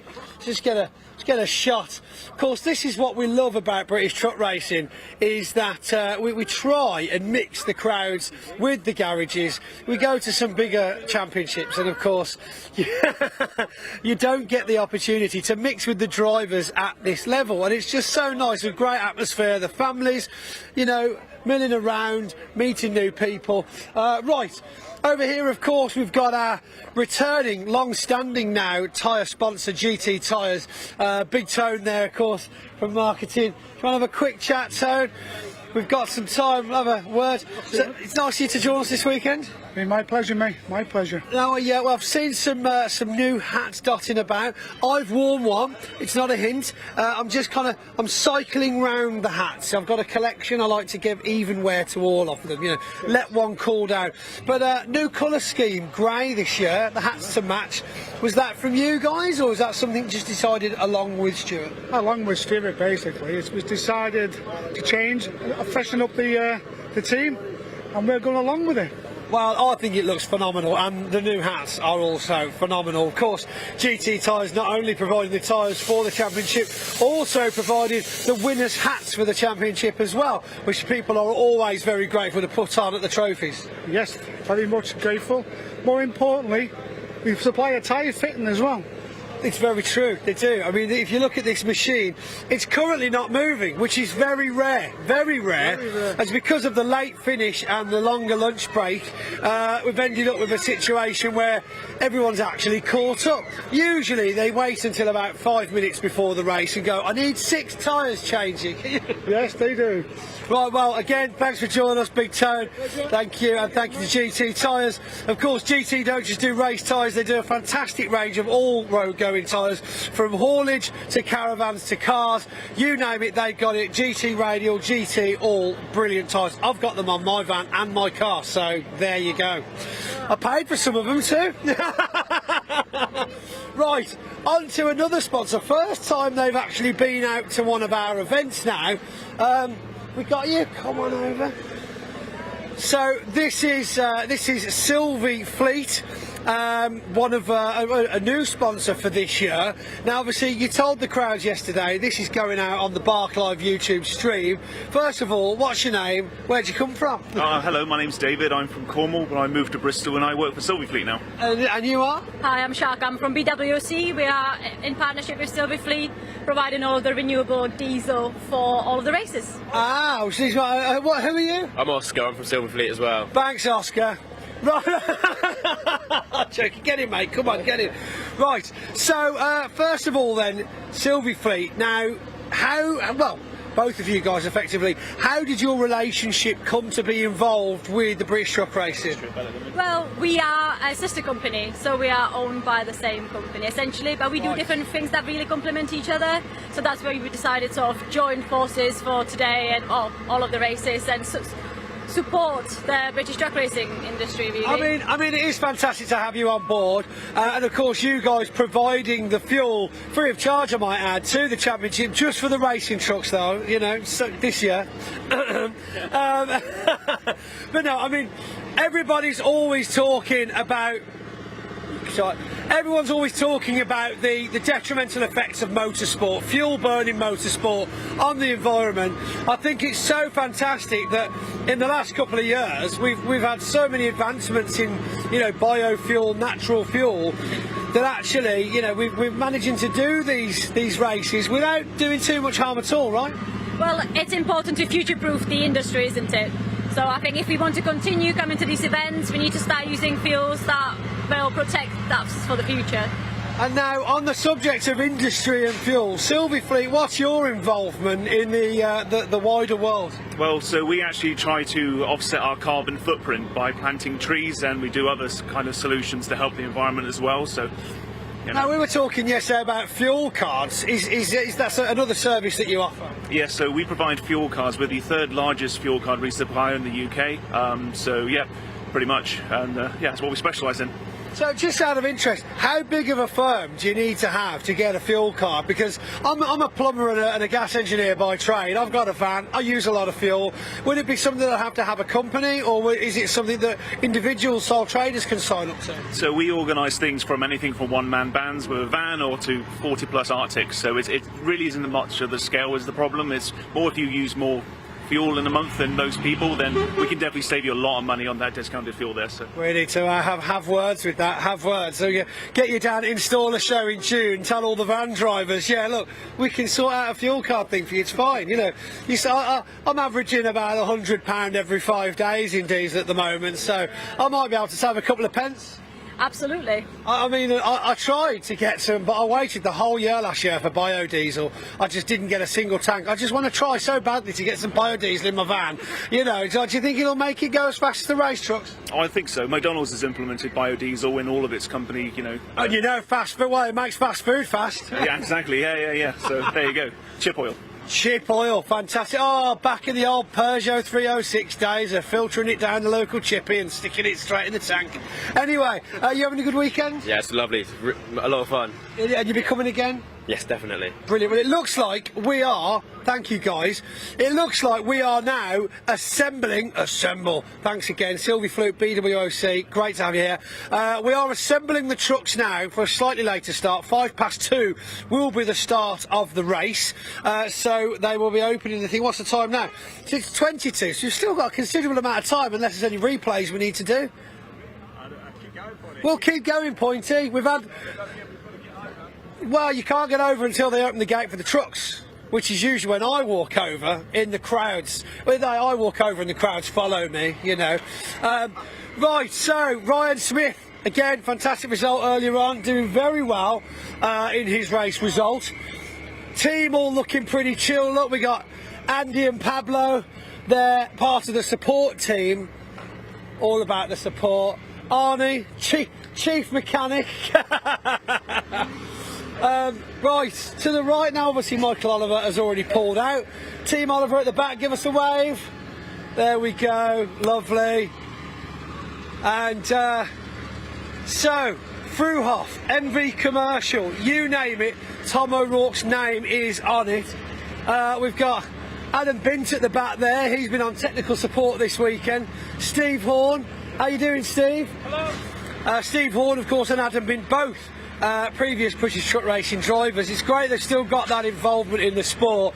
Adams actually came back to 2 races this year already. He had to help Stuart Oliver at Brands Hatch reprogram a new fuel pump that wasn't working, and he's obviously been on hand this weekend to help Tom O'Rourke with his technical difficulties. And in fact, I've also got a young relative of Adam, little Noah. I believe it's Noah's birthday this Wednesday, am I correct? Yes. Yes. So you can have this one now, and I'll do another one during the race. But happy birthday to Noah, my #1 fan, effectively, isn't he? He definitely is. Such a little legend as well. I'm not sure about you, but he is. I'm not a little legend, I'm a large legend.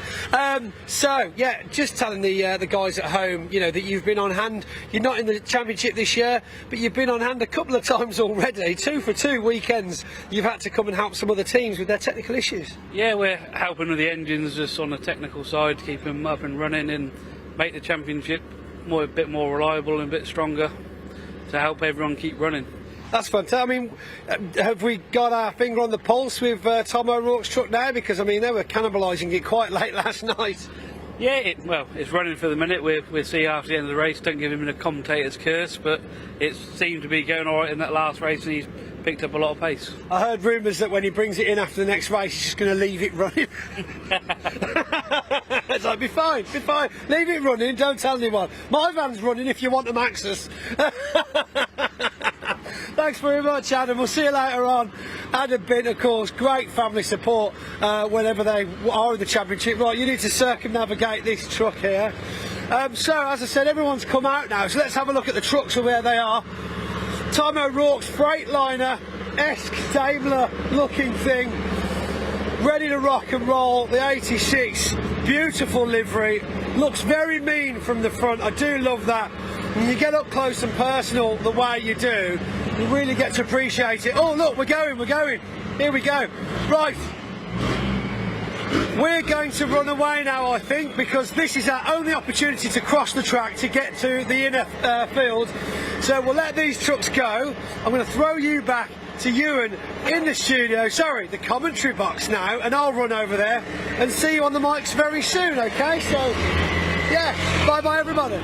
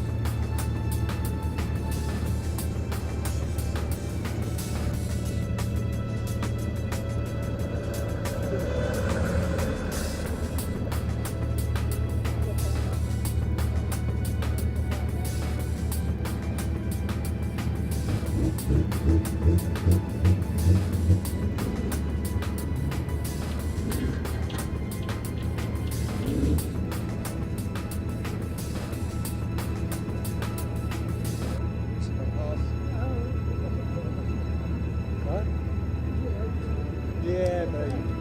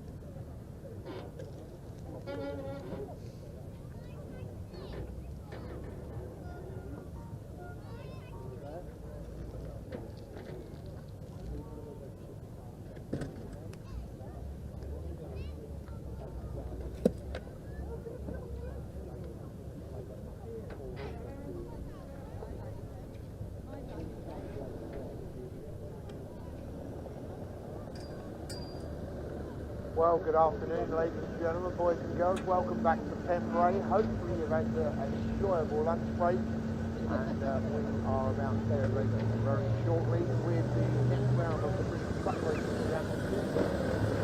Forward down on the grid. The understand start will be about 2:05, so we've got another couple of minutes or so yet. Just again, a reminder, make sure you put the suntan on the kids and the hat. Very, very well today, and with that breeze, the fair skins will get a little red if you don't take some protection, so please do that. We don't want to see you in the medical centre with sunburn problems. So let's look now at the grid for race 13, and well, Division 2 on the front row of Sam Osborne. Sam is the replacement driver for the Napa team. Sam Osborne, the touring car driver, took one victory yesterday afternoon. So, row 1 on pole, 77, Sam Osborne. Alongside him, 33, Neil Yates. Now, Neil Yates was on pole earlier. Back we're not allowed in there now. With a suitably redesigned truck. Right then, here we have the grid for race number 4 for the trucks this weekend at Pembrey. Once again, a reverse grid. So now we have on the front row, Sam Osborne making his debut for one weekend only in the British trucks. He'll be alongside Neil Yates. Had some good chats with Sam Osborne this week already. On row 2, David Smith and John Bowler. On row 3, Michael Oliver did so well in race number 3 earlier on this afternoon alongside Stephen Powell. Then we have Ryan Smith and David Jenkins going head-to-head on row number 4. And row 5, Simon Cole in Div 2, and then Stuart Oliver. No, Stuart Oliver sat next to us. Why you keep showing up on this grid? Stuart Oliver is sat next to us. He's not on row number 5. Tom O'Rourke and John Powell on row 6, and Archie Handy, also making his debut in truck racing, is on row number 7. Pointy, just give us a prediction. How do you see this one running out with Dave Jenkins and Ryan Smith on row number 4? I mean, it's going to be a battle. The battle will be fought certainly further down the field than usual. I think that, what we've got to watch again, though, Neil Yates front row again, Sam Osborne. What's going to happen between those two? I'm really, really hoping we don't have a repeat at the same start previously. We can see the pace truck pulling away now, so it's not going to take long to figure out. Now, Sam Osborne is in a Div 2 truck, so yes, we don't expect him to be leading after lap number 1, do we? Well, we say that, but I mean, looking at the results we were getting from brands, obviously Paul Revere in that very truck was pulling some incredible lap times, actually on paper going faster than some, if not at least half of the Division 1. So lined up for another thriller. None of the three yet have let us down or whatsoever. Some brilliant attacking and defending. We did have one incident, of course, the red flag, which pushed us back on our schedule this afternoon by about half an hour or so. The one red flag we've had so far this weekend in British truck racing are not uncommon. Just one unfortunate incident at the start, literally turn number 1 of race number 3. John Bowler, of course, back on track now, as you see, with a new windscreen. A lot of effort there over the lunch break to get that back on. But unfortunately, we're missing John Powell, who sprung a leak after his success in the previous race. He did. Stuart, any words with Michael after that, race number 3? Yeah, obviously a lot of compliments for him, and he drove really well, and it's just more of the same, and try and just be one step further forward. He's chuffed to bits that he got on the podium. Second's a great result. So I had a chat, and he was happy with the truck. And did he have his wee? Because he was desperate for a wee, didn't he? He's always desperate for a wee. That's it. Yeah, I think there's not many drivers out there when they get out. They're sort of they'll all be going around there now thinking, I need a wee. I should have had a wee. Pointy, do you need a wee right now? Are you okay? I don't need a wee right now, no. It's usually once I set off, I'm thinking, knew I should have had a wee. Speaking of setting off, though, of course, just to mention the pace truck that we've got out there. We've seen a couple. We had the TRP one earlier on. This is, of course, the GT-sponsored pace truck, of course, actually on the road day today for Martin Oliver Transport. And we've got our very close friend Stuart Williams behind the wheel, of course, minion to his mates. Right, let's see. Are we going to get... We had one earlier lap under the pace truck. We'll see if it peels off to the right-hand side in just a second. They're just making their way around Woodlands. So prior to that, on the Honda curve is the pit lane. You will see at the same time as us. Yes, it has gone in. So Sam Osborne is on the front row, the debutant from the BTCC, making a one-weekend trip into British truck racing on behalf of Paul Rivette, who's broken his foot, and he will lead the charge down to the Hatchett's hairpin. They'll put their foot down, 5 tons of metal, 1,000 brake horsepower, will blister down the start-finish straight. We had an incident earlier at corner number 1. What are we going to get this time? Paul, you take us through the first corner. So Neil Yates making an early start there. Sam Osborne looking for the inside line as John Bowler follows Neil Yates around. This could be dangerous for everybody. Dave Smith getting stuck straight in there as we see them coming there out of the Hatchett's hairpin. But it looks pretty clean. Outside line though, coming across looking for a space, just a nose now for Sam Osborne ahead of Neil Yates, with Dave Smith looking for a gap that isn't there up the middle. What's going on there? You know what, he was leading through the first couple of corners, Sam Osborne, but he just touched it onto the grass and lost a couple of places. He's going to drop to third, maybe in fourth position right now. So Neil Yates will lead ahead of the number 11 David Smith. Where's Ryan and David Jenkins? There are a little bit of work to do. Here comes Michael Oliver now on Sam the Osborne. inside of Sam Osborne around the centre S's. Go through Brooklands hairpin, so Oliver up to fourth position. Here comes Ryan Smith on the inside of Sam Osborne as well. He's getting a proper taste now of British truck racing. Sam Osborne, he's been kept prisoner by most of the division as even Tom O'Rourke comes sailing past him. I think someone has got a taste of, it's not my truck, I don't want to break it. That's absolutely right. We thought, we were questioning would he stay in the lead until the first lap. That has been the case, but he is in a much different truck to everybody else. The Div 2, they are technically, mechanically a little bit slower than the Div 1, so they've come to fruition right now. Once again, we come into Hatches already one lap down. Powell looking for that outside line. Will he be able to make it on the wide though? No, indeed. Dave Smith does show him. You took the wrong line there, Steve. What were you thinking? But he retains third place.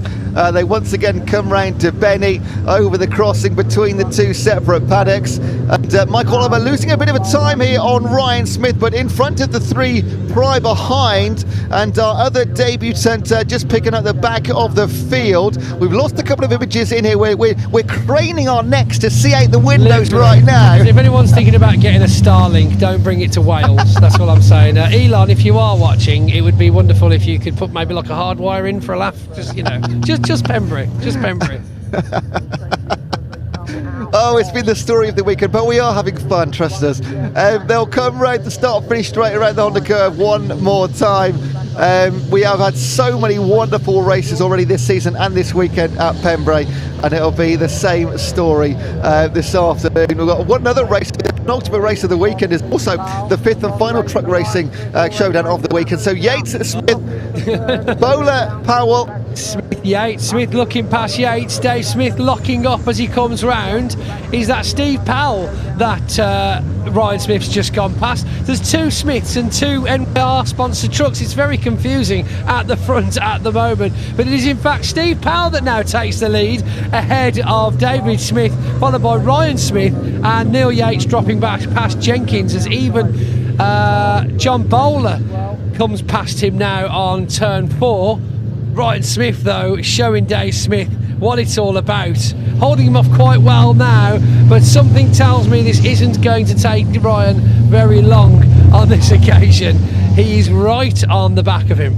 Stephen Powell was 4th in place the last time round. He moved up to 2nd position, and now the leader ahead of David Smith.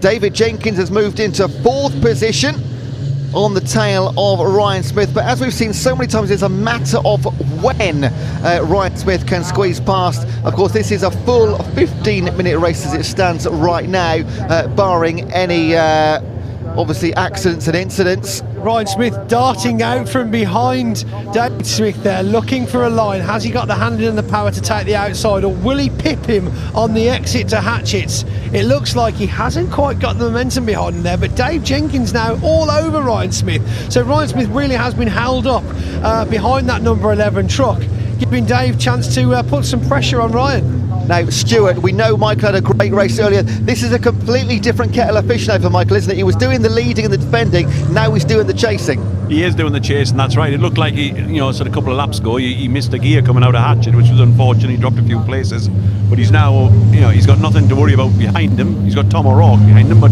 hopefully that that he can get away and keep going and move forward. But he's now on the attack, not on the defence, which should help him. Chasing and defending, what's the easier mindset to be in? Chasing, okay. Yeah. As long as you don't look in your mirrors, forget the defending, just chase. That is what he's doing right now.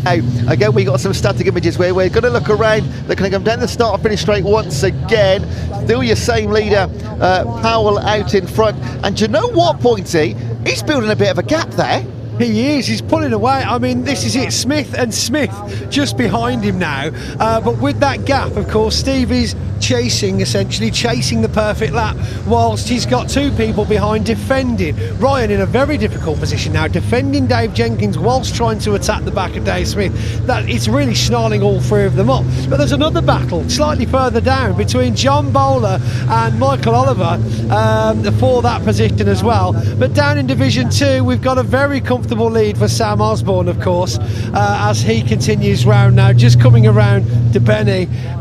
He's doing quite well, certainly for his division. Ryan Smith has got past David Smith, so now next job for Dave Jenkins to try and do the same. Now the lead is around about 4 or 5 seconds, and we saw yesterday Ryan Smith, when he's got clean air, was lapping around about 1.5 seconds quicker than anybody else on the track. So now he's got that clean air, Powell absolutely in his sight. Of course, Smith still behind him, and Dave Jenkins still got a full concentration. Full concentration, I think, is what you was about to say. He even tried to turn his microphone off. He was choking terribly. So back with the action now then as they come out of Honda Curve down the pit straight. Dave Jenkins looking for a wide line, darting out, slipstreaming from behind Dave Smith, but is he in the wrong position to take Hatchett's hairpin? Bit of a lock-up, bit of dust there, and he throws up wide, steers round Dave Smith as Jenkins now finds that line around him and seals the deal on the way through Spitfires. Fantastic bit of driving there, and then of course now back to holding up John Bowler. What's going to happen there? Ryan Smith though quite clearly through, just 0.15 off the front runner.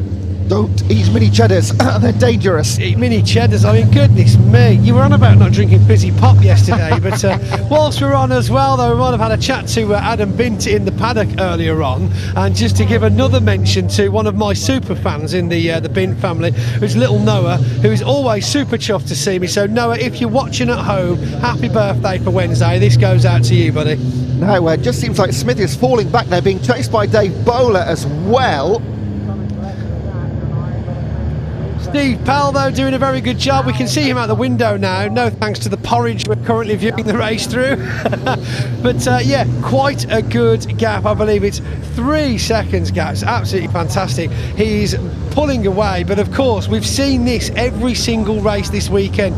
Ryan Smith makes it up the pack, all of a sudden he's on your tail, and with laps to go, he's I think he's probably going to make it very hard work for Steve Powell. This is exactly what we see though, racing at his finest at the front. The chase is on. We've seen it a couple of times this weekend. He's been successful once, and unsuccessful one occasion as well behind Dave Jenkins. So what can he pull out on this occasion? The race behind is absolutely brilliant between Jenkins, Bowler, Oliver and O'Rourke in there, just roughly, and they are 2 seconds back from Michael Oliver last time round. That is really the race to watch. There's two going on. It's the Smith chase of Powell, and then these four behind, which is David Smith, John Bowler, Michael Oliver and O'Rourke. Yeah, Tom O'Rourke's had some issues this weekend, needless to say, but it's good to see he's certainly got some pace out there at the moment, and he's definitely in the thick of it with those other three drivers. The gap now, though, between John Bowler and Dave Smith seems to be stretching slightly as they make their way down into that hairpin. 6 minutes left on the clock now, which will probably bring us a teensy bit over 5 more laps for the race, which is of course race 2 here at Pembrey. But Ryan Smith, huge gap now ahead of Dave Jenkins. Is Dave Jenkins going to be able to catch up with the same pace that Ryan Smith can find? Quick question, Stuart, the bullnose trucks, any advantage to those or just aesthetics? Just aesthetics, I think. You know, they're all 5.3 tons, so yeah, you would think there would be a little bit, but aerodynamics doesn't come into it in truck racing. You know, there's still house ends at the end of it, or like a brick going along, but yeah, they look good. I think that's about the best thing. No rear wing going on the back of them, no, like you said, extra downforce. 5 ton doing 100 miles an hour, it makes its own aerodynamics. It's like, I will move through the air whether you like it or not. I mean, I know there's some people have ideas that with the bullnose trucks, especially with the Freightliners perhaps, that they've got a slightly different engine position, as you won't be able to see as much engine poking out the back of the cab of those Dayliners. But again, not sure with the camber on the front of those whether they're actually going to make any difference with handling anyway. That's correct. You know, the engine is in the same position. It's just because the cab's over the top of it, it looks as if it's a different position. But for the regulations, the weight has to be the same on the front of all the trucks and the same on the rear for all the trucks. So, you know, it's just appearance. Now, just to bring this into play, on the screen, the order of positions is out. Don't worry about that. The timing is correct, but the order is out. It is most definitely Powell in front, then Ryan Smith, then Dave Jenkins, and then that group of 4. That will update as soon as we can possibly get it. I mean, I'm trying to get TSL on my phone, but even that doesn't want to know. Oh my gosh, I've just found a weird spike in mobile signal. We might actually have some results very shortly. But yeah, Dave Smith for John Bowler, for Michael Oliver. This really is a 4-way battle. I think it's all going to be who isn't last at the moment, I think, rather than where they're going to end up. But yeah, Steve Powell, fantastic lap time there, but Ryan Smith catching him by just under a second a lap at the moment, and he is very, very, very close now. It looks like he's caught quite a gap on him. Steve Powell soon to be under pressure from Ryan Smith as they make their way towards Spitfires.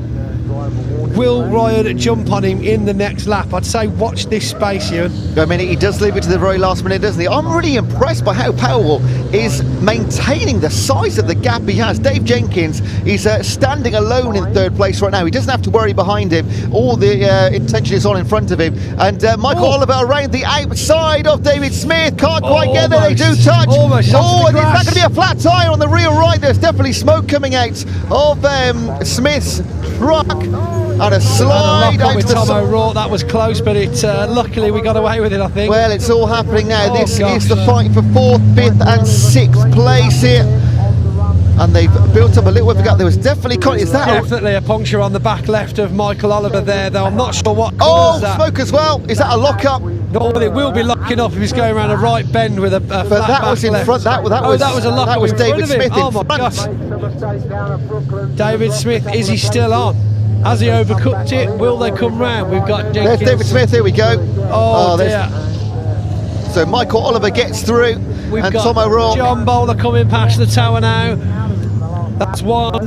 Where's the rest of them? Michael Oliver, quite some damage. Tom O'Rourke looks good. Huge gap now, though, between him and the rest of the pack. Michael Oliver losing a bit of front wing there. Stephen Powell coming up to traffic at the front of the race. He's going to get past Archie Handy.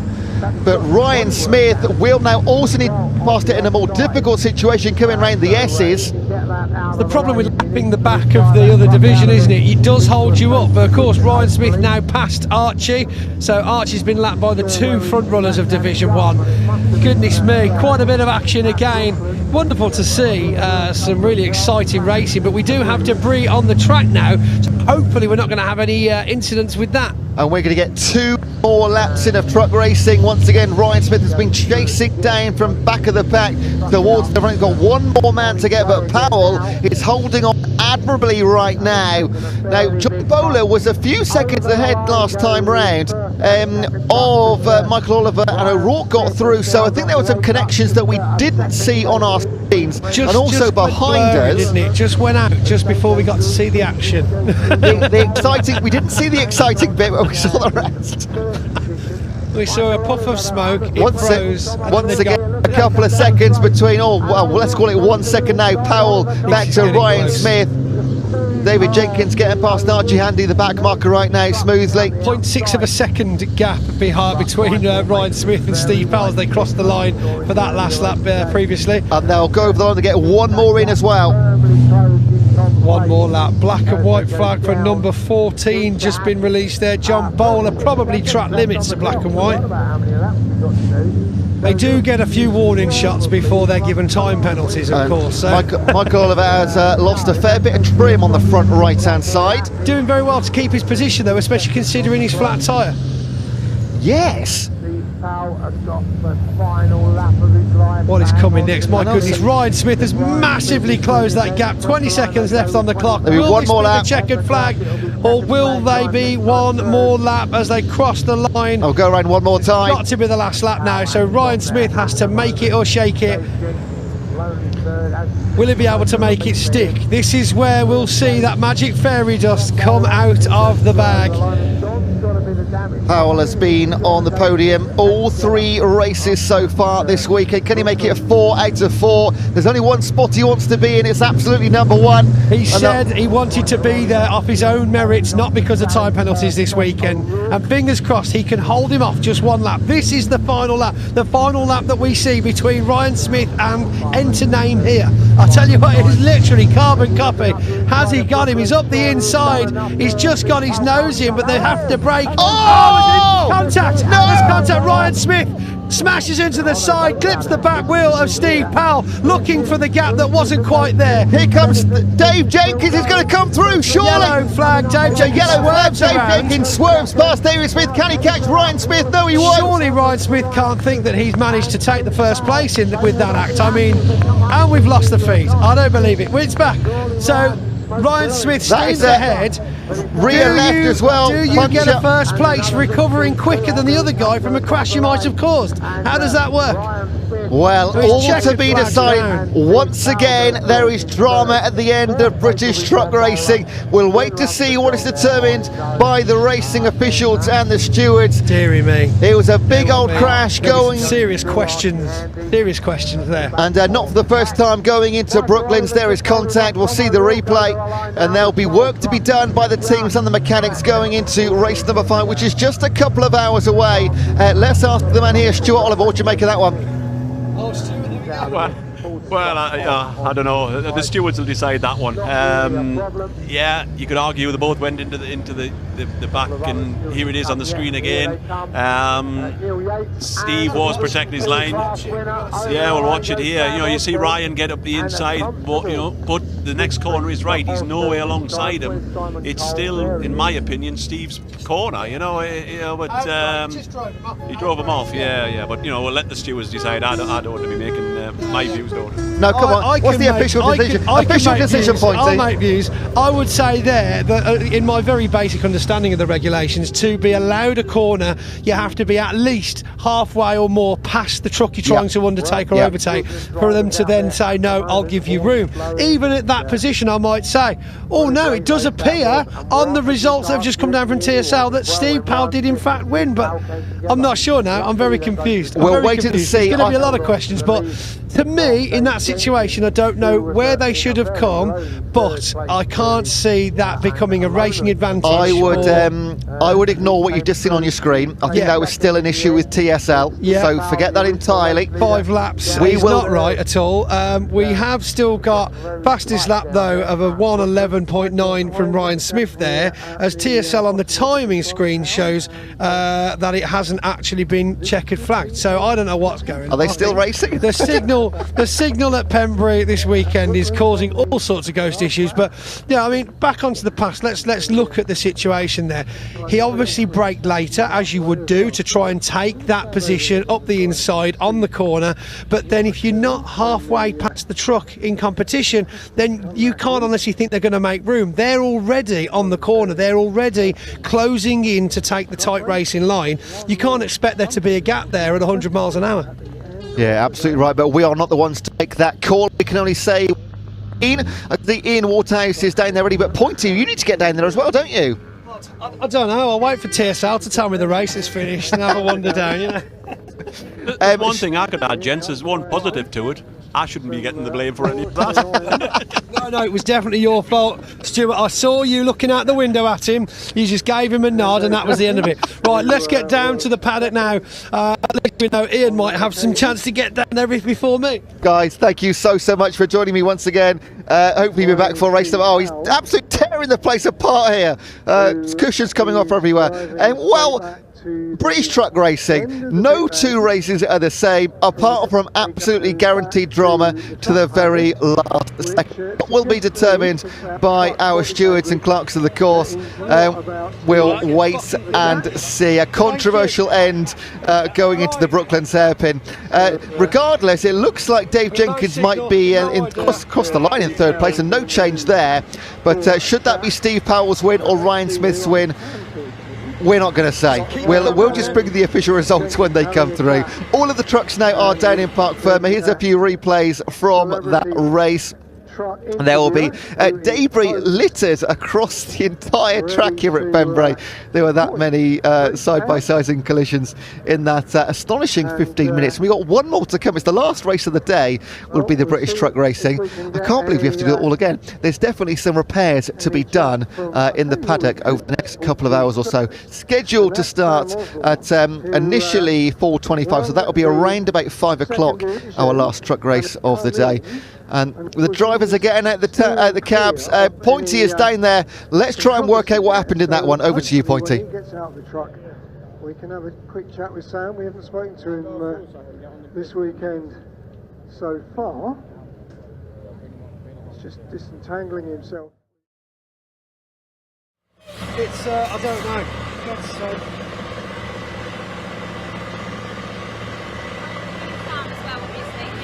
I want to know, I can't, but yeah, no signal, I can't, yeah. I don't know if we're filming yet, I will. A word with him. It's just getting Pointy, put your earpiece in. Put your earpiece in. Right, we'll wait till Pointy. Oh, he's got his earpiece in, we're good to go. Back down to Pointy. Okay. Sam, well done. Right then, sorry about the technical issues there. I think you'll appreciate we've been having some trouble all weekend. But here I am with Dave Jenkins. Now, Dave, you were in a position to see some serious action that last lap. And again, adding to the list of names, having a strict lesson from Ryan Smith this weekend. How did you see that unfold? I didn't. I was too far behind, concentrating with my own handful to see what happened. I just saw Ryan up in the air and the two trucks on the grass. So I really don't know what happened there. So as it stands, though, we think second place for you at the moment. We have to wait and see how it all pans out, won't we? You know, we would deserve to be third. That's where we were. That was the pace that we had. So anything better than that's a bonus. But Steve had driven an absolutely astounding race up to that point. Extremely good. My truck had just got nothing more to give. I'd got no front end, then I got too much lock on, then I've got oversteer, I've got hot tyres. So do we think there's a lot to do with the weather? Because it has been rather warm today. It is warm, track temperature up, but we're struggling just to set up around it at the moment. So we'll try again in a minute. But Steve did an absolutely astounding job, and I just didn't have the pace to go with him today. Well, in that race, but one race left. Some more new tyres and a cold bath, and see what we can do. Oh, I like the sound of the cold bath. Dave, good luck. Enjoy your cold bath. Yes, Sam Osborne. Let's have a chat there. We're coming in. So, Sam talking to Paul. Sam, here we are. So, we've all got our ideas of what happened that first lap there. My money was on, it's not my truck, I don't want to break it. Yeah, it's not my truck. I don't want to break it. There we go. Thanks for joining us. Easy one. No, but yeah, not going to make it easy for him. It's not part of being a racing driver, is it? So.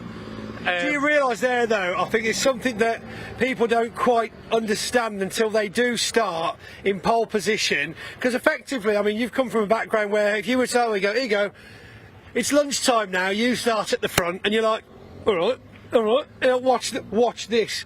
But then in reality, you're surrounded by literally hundreds of tons of metal with maniacs behind the wheels for all intents and purposes. I mean, you have to be to drive these things. It's a real learning curve, isn't it? Oh, massive learning curve. Massive learning curve. I mean, the way the truck moves around, the way that you have to manipulate the weight, the way that you have to behave with it, it's front wheel drive. So for me, it's rear wheel drive, and I'm a front wheel drive person. It's all nothing compared to a Ford, is it? It's a total new finding that balance. There's no diff to lock the front too, so it's. Yeah, I mean, you know, so let's put a silver lining on this, Cloud, right? You've still got a fantastic result again for your Division 2, which is brilliant. So we're still going home with some more silverware, and you've got no work to do to the truck.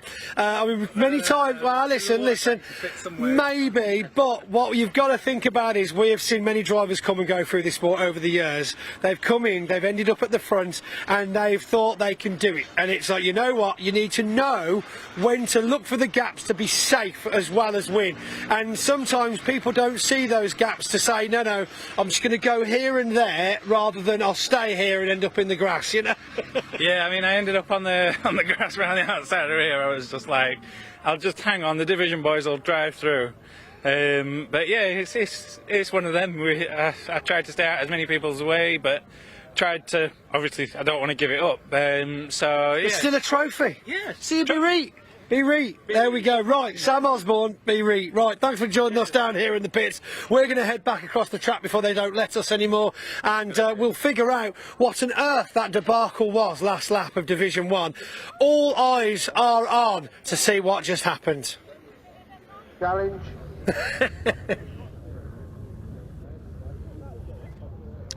Thank you, Pointy. Well, we still don't actually know what positions are going to be final. There will no doubt in my mind be amendments to that, but that is only speculation until we get it officially from TSL and the track here. We don't know what the finishing positions are. We know Ryan Smith was first to cross the line, Dave Jenkins second, and Steve Powell third. They could end up in any particular order. We don't know yet. Coming up next, we go back to the final race of the weekend for the Vertu Mini Challenge Trophy class races. Alex Solly winning race number 2, Jamie Keats winning race number 1, Sam Gornall getting second in both of those races, 2 podiums for him. Harry Higton third in race number 1, our championship leader, but only down in 5th place in race number 2. James Black consistent all the way through this entirely this season. He's not been in the races he finished. James Black is yet to be outside the top 6. He's had a 3rd place, 2 4ths and a 6th, and just 1 DNF. But as we know, in Mini Challenge, a DNF is a massive point slot. You've got to be finishing races if you're going to be competing for the championship come October and November at Brands Hatch. So I'm not sure where they are right now. They must be in assembly somewhere, I imagine. So what we'll do whilst we're waiting, Ian spoke to a few of the drivers, I think between race number 2 and lunchtime. So let's see those conversations that he had and bring us up to speed. On and on and on, basically.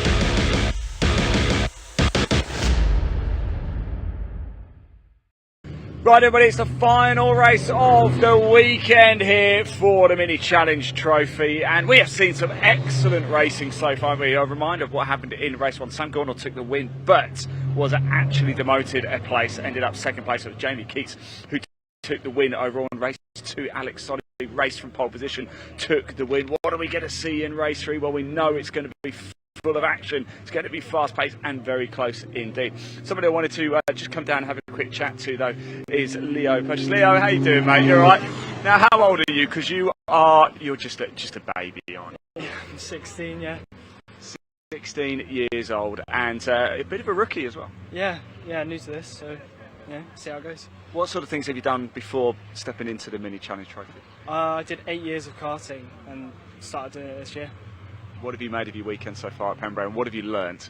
Well, missed Friday practice because I had exams, so going into That is qualifying. dedication, mate. Going into qualifying on the deep end. Didn't have a great qualifying, but race 1 was good, went up 5 places. Race 2 was good, got up to 14, so I'm happy with that. And hopefully I can go up even further in this race here. One final hurrah here. Is there anything that you've learned from the race earlier today? Because yesterday we had bad weather, didn't we? So let's forget that, but move on to today. We had a dry race earlier. What have you learned from that you're going to bring into race 3 here? How hard you can actually push on lap 1. It's surprising how much grip the track has and how much you can actually push. So hopefully I can make up a few positions while the people are going around tentatively. So. Leo, thank you so much for talking to us. Best of luck, mate. It's a real pleasure to have you on the grid as well. Good stuff indeed. No worries at all. Enjoy, won't you? Right, so probably about time to get underway, isn't it? Not too much time. There's Stephen Charlie. We spoke to him again, close to Reese Hurd. Remember that battle a little bit earlier. Just stay with us just a little bit longer because I think we can just pop down. We spoke to Alex Keens yesterday. He's on pole position. We spoke to, there's Harry Hickton. We spoke to him quite a bit as well. James as well. Let's just very quickly jump in and say hello to kicked out. It's all right, Alex, you can go. Come on, go. I've already spoken to you today. Right, James, this is the one, isn't it? This is the one where we're going to get that first place. Yes. Full stop. Hopefully, yeah. No, we had a good start in race 2 and we were catching the leader before, obviously, you probably saw it all unfold on the live stream. So, we eventually got that second place back. Not how we wanted to get the second place, but yeah, going for that first win in this one. James, best of luck, mate. Thank you. The final race of the weekend for the Vertu Mini Challenge Trophy. It is going to be close. It's going to be a corker. I'm going to hand you over to you, and it's going to take you through the action. Enjoy.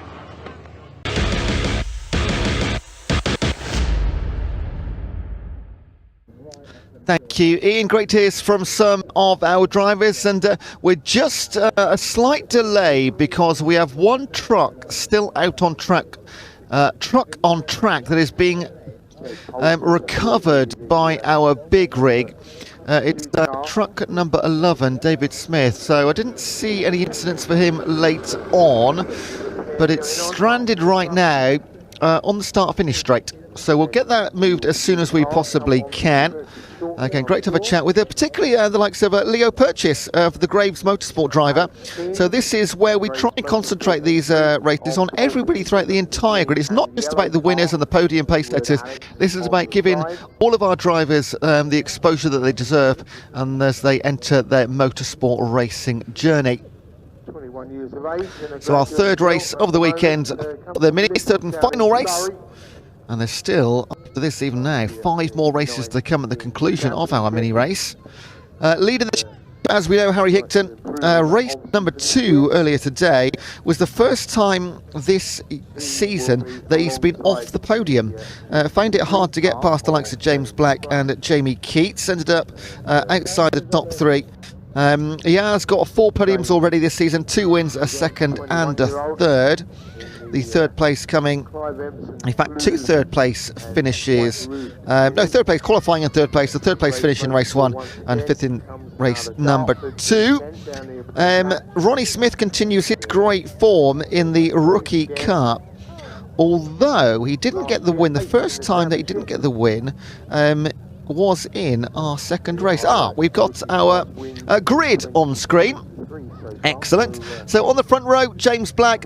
My money, I mean, he's been so consistent, James Black. He just needs that opportunity right at the front. He's going to get it this time alongside Alex Keens, who was 100th of a second quicker in qualifying. Then Harry Hickton, championship leader, alongside Ronnie Smith. Look at this, Ronnie Smith, rookie, leading the rookie competition, and second row of the grid as well. Then you've got Alex Solly and Callum Eason on row 3. Row 4, Westbourne Motorsport and Performance Tech with Sam Gornall and Jamie Keats. On row number 5, Luca Moranini Osborne, another of the Westbourne Motorsport team members, and Harvey Reeby of Accelerate Motorsport. That's our front 5 rows. In a moment, hopefully I'll be able to see our 6 to 10. Maybe you can. Again, we've just had a couple of technical issues here in Pembrey. We are in the absolute, pretty much middle of nowhere. If you've never been here before, no matter where you live, it's a few hours to get here. It's a beautiful venue surrounded by hillsides in every single direction, and the sea just to our south as well. Row 6, Gabe Fairbrother and Ashley Gregory. That might be Ashley's best qualifying so far in 12th position. Then Reece Lycett and Matt Hammond standing in for Accelerate Motorsport. Frankie Taylor and Louis Fleet, the second of our rookies for Team Avago. Row number 9, Ben Taylor, Accelerate Motorsport, alongside his teammate Don Castle, going well in the Directors' Cup. On row number 10, Reece Hurd and Paul Manning for Chandler Motorsport and Manpower Motorsport. And then I'll wait to see if we do have... now I can hear engines behind me, but that truck is still on track right now. It's just being pulled off right as we speak at the minute.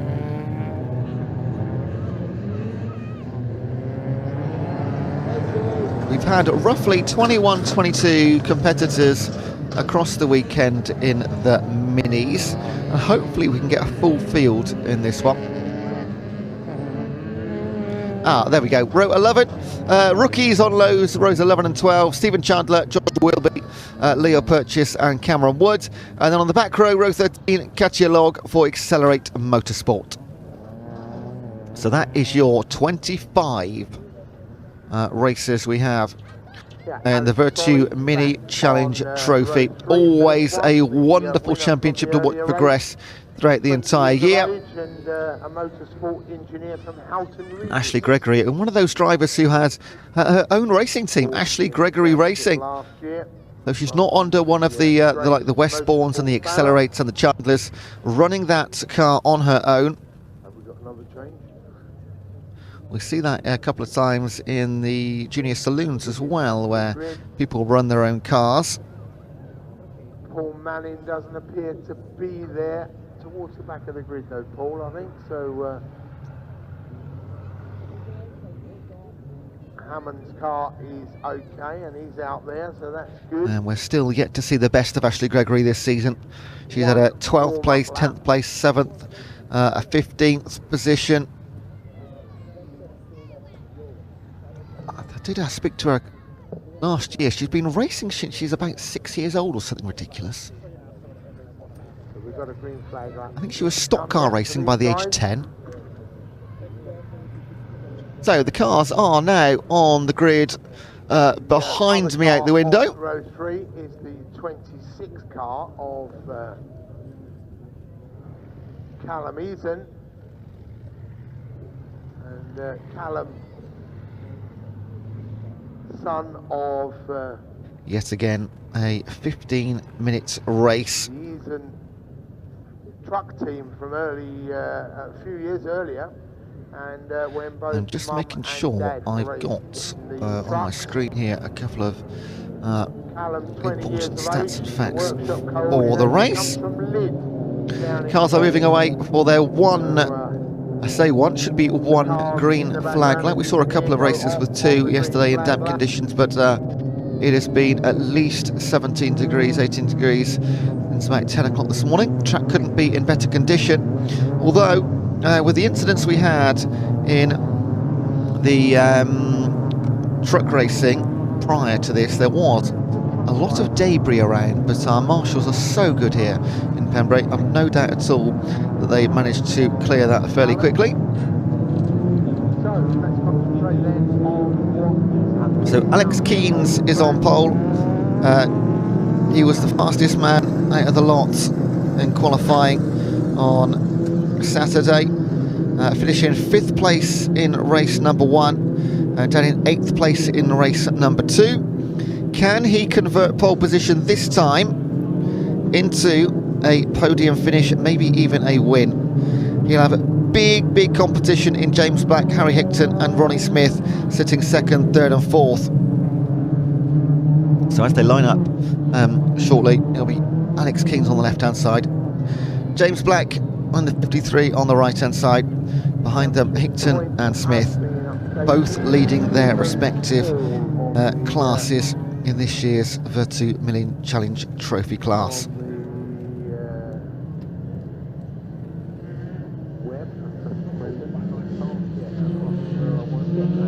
So Harry Hickson leads the championship on 233 from Sam Cornell on 174. Then Jamie Keats. Ronnie Smith looking for his first podium of the season. James Black, Alex Solly with that win in the bag this morning is now James Black looking for his second after a third place finish on 184. in the first round of the championship. For Alex Keens, that completes your top six. As we've seen so many times this weekend, not just in the minis but in every single race. Hatchets so important to how the race runs. The first corner, a hairpin here at Pembrey. So that is the current championship. Then we look down onto the grid as we go racing for 15 minutes again with the Vertu Mini Challenge. Alex Keens.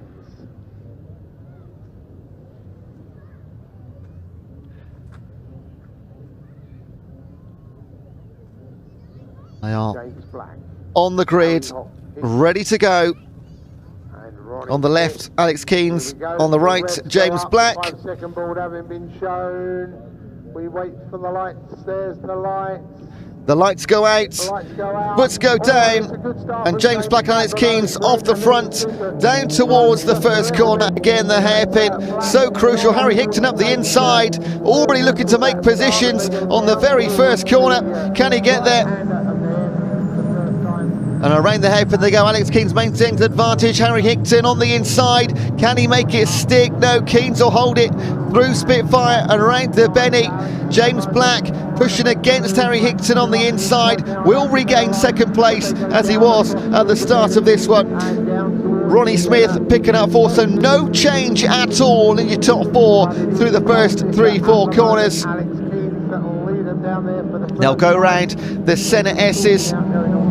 Oh, big slide there from the number 12, of course. That is Alex Solly.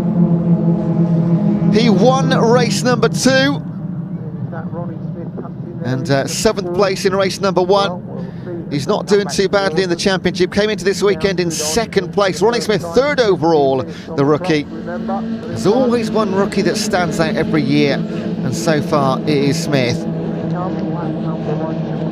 It's a very short lap here at Pembrey, just around about 1 minute 5-10 seconds. In the Welsh Sports Saloons we got under 60 seconds pretty much earlier.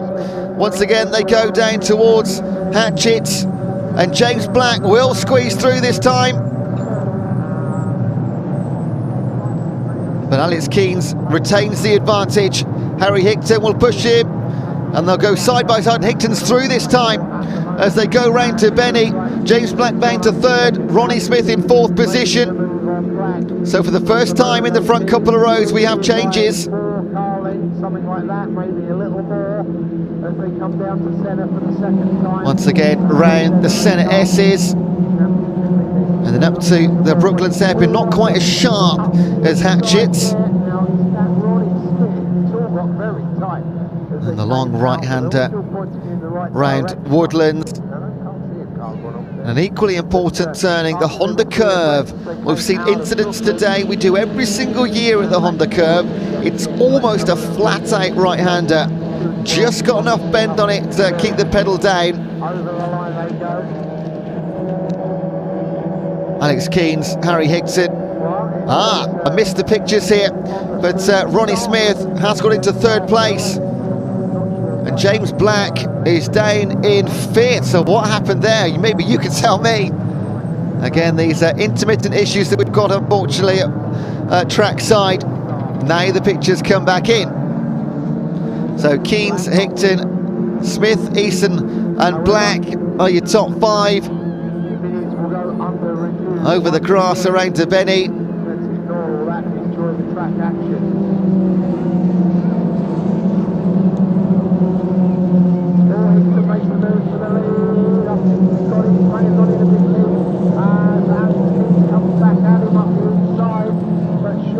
Now we will try and keep our eye throughout the entire field, of course. We like to see how everybody's getting on with several classes. You can see the difference. Oh no! What's happened to Alex Keens? He's lost power. Coming up towards the Honda Curve. Is he out? Oh, he's down to 6th, 7th, 8th. Oh, it's like he's lost gears, and the hazards are on, and that suggests he knows it might be game over in race number 3 of the weekend. Nose to tail under Hatchets. That was the 81. So, with Keynes out of the picture now, Hickton takes the lead. Ronnie Smith is down into 3rd position as they come round to Benny, and that's Sam Gornall, who has finished 2nd place in both races so far this weekend. He'll be more eager than anybody to make the jump up to the top step. James Black, thanks to the unfortunate incident for Keynes, is now back up into 4th place. That would be his best finish of the season too, but a long, long way to go. Now Keynes, I believe, is still out on track, so maybe he has found the power unit again. Just looked like he missed a gear, but then he just kept going backwards. Yellow flags out down the start finish.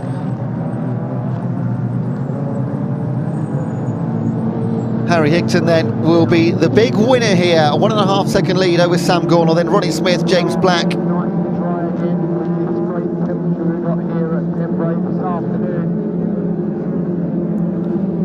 Callum Eason running in 5th, forcing class.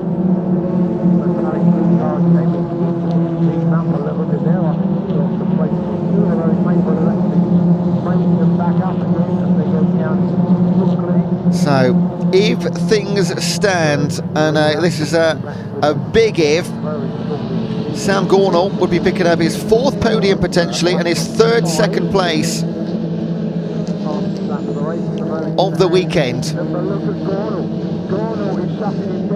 Jamie Keats running in 6th right now. He's had a win and a 3rd place. He's not been off the podium yet in Pembrey. He loves this track. Gap has been closed considerably to Hickton.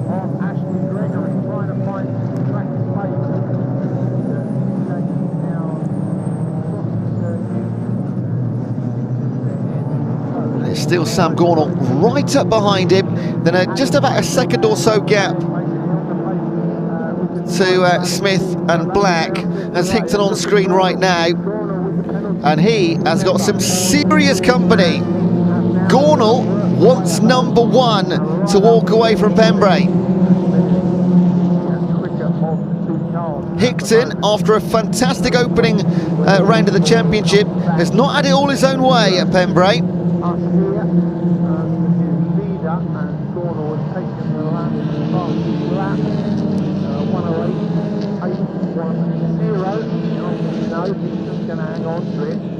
Of course, bonus point for fastest lap as per many of the championships we have. But now coming under pressure again from James Black.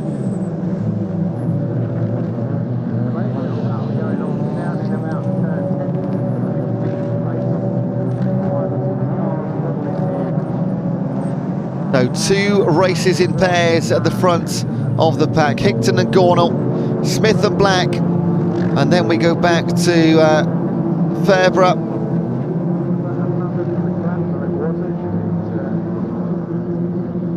Fairbrother ahead of Keats. Keats again looking for a potential 3rd podium this weekend alone. And look at this racing. This is finding the slipstream, building the rear view mirror. All Hickton will be able to see is the windscreen of Sam Gornall. Ryan Hatchett's great corner. And there's our 2 pairs of drivers. No change, Hickton, Gornall, Smith and Black. Now we've seen it a couple of times across the day when you've got to be looking forwards as well as looking back. It's not easy to do. James Black behind them up the inside. of Ronnie Smith. Can he make it stick? Yes, he does. No, Smith gets it back around to Benny. And Black goes to the inside again, around towards the centre S's.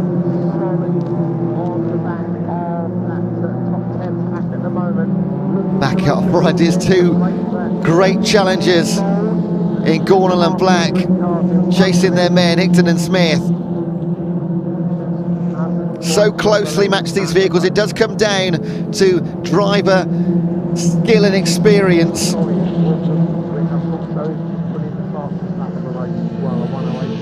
Second in rookie class night now, Chandler down in around about 12th position in the 35, then will be third place in rookie in the 95.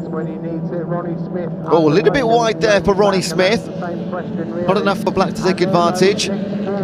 Gordon looks to the left-hand side. Is he going to go for the cut back here? He'll move to the inside, go for the switch. No, Hickton's too good for that.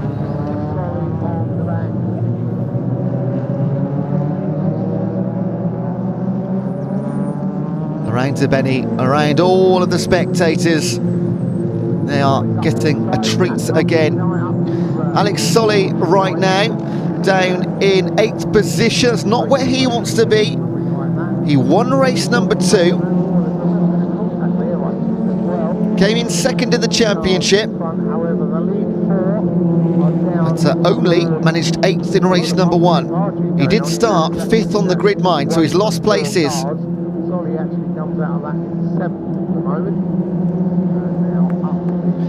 And you get the feeling Harry Hickton will have to endure this onslaught from Sam Gornall for the next 4.5 minutes.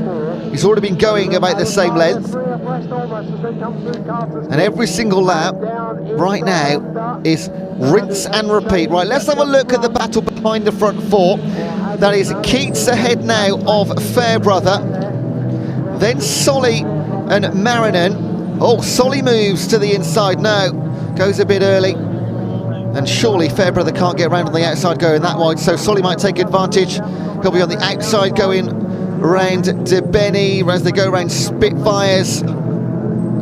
So this is a great race, these 4.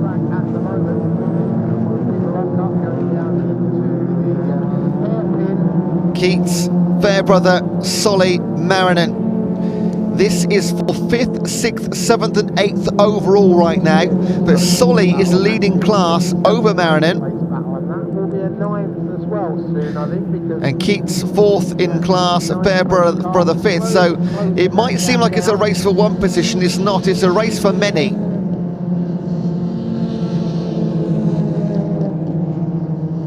No change at the top. If anything's changed at the top, don't worry, we'll come back to it, especially for the last lap. Very difficult to overtake around the Honda curve. Solly to the inside, foot down. Can he get past Fairbrother and or Keats? He'll get past Fairbrother at the inside line. Has Keats gone too wide? No, cuts into the last minute to Hatchets, and Solly will pick up 1 place. So now Keats in front of him in the blue, Solly in the yellow, Fairbrother in the teal and grey, and then behind them Marinan in the 81 and the red and white.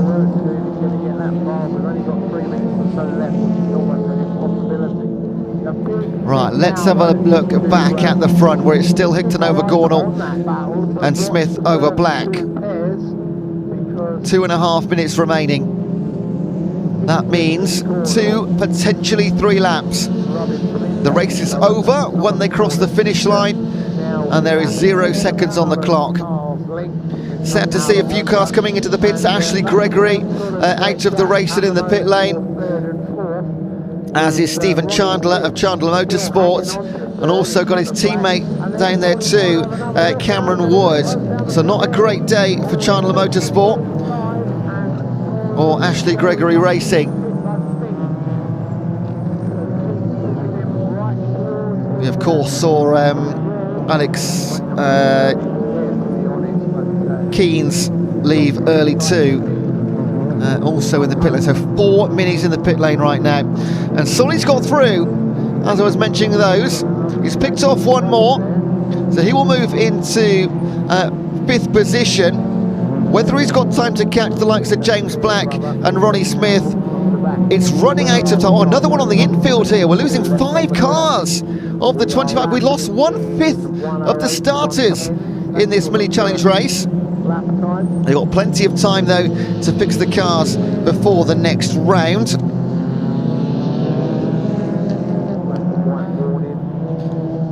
And this will be our penultimate lap now. They'll get round one more time. In fact, no, this will be, well, it'll be so close whether this is the last lap or not. It will literally be within seconds of whether they cross the finish line with more than 0 seconds on the clock. And there's no way on earth that Harry Higton is going to slow things down to make sure that happens. This is blood full of racing spirit in all of these guys and girls. We've seen some defensive masterclasses this weekend, and it's another one from Harry Higton. Everything Sam Gornall has thrown at him, and to be fair, Higton hasn't given him many opportunities. Absolutely no mistakes whatsoever. Right rear off the asphalt as they go round Brooklands hairpin. The drifting right-hander around Woodlands, then just the Honda curve. Smith still ahead of Black behind them. And then Solly, a great move to go up to 5th place.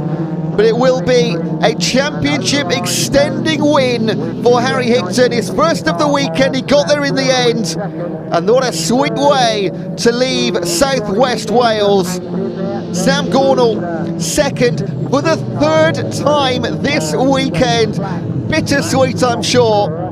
Ronnie Smith picks up a 3rd place and an overall podium.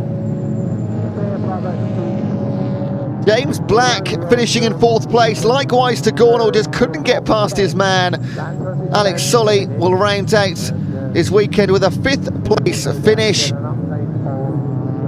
after a win in race number 2. Then Fairbrother, Keats, Marinan. A great 4-way battle for the guys from 5th down to 8th.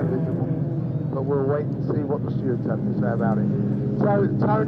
So we lost 5 cars in the final race for the minis this weekend. And Harry Higton came into the weekend with the championship lead, and he will leave with it too. We'll get our final confirmed positions on the screen now.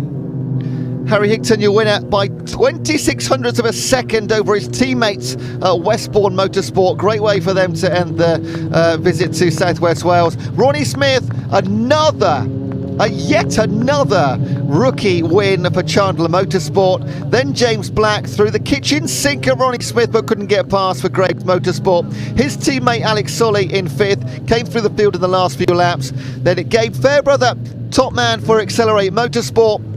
Jamie Keats likewise for Performance Tech Racing. Then Luca Marinoni Osborne, Callum Eason, Rhys Hurd, Frankie Taylor, Joshua Wilby, Leo Purchase and Harvey Reeby. Alex Solly getting the bonus point for fastest lap. And I understand Ian Waterhouse is raring and ready with our racing top 3. We will go down to him very shortly. Guys in, I think they're going to go for Harry first.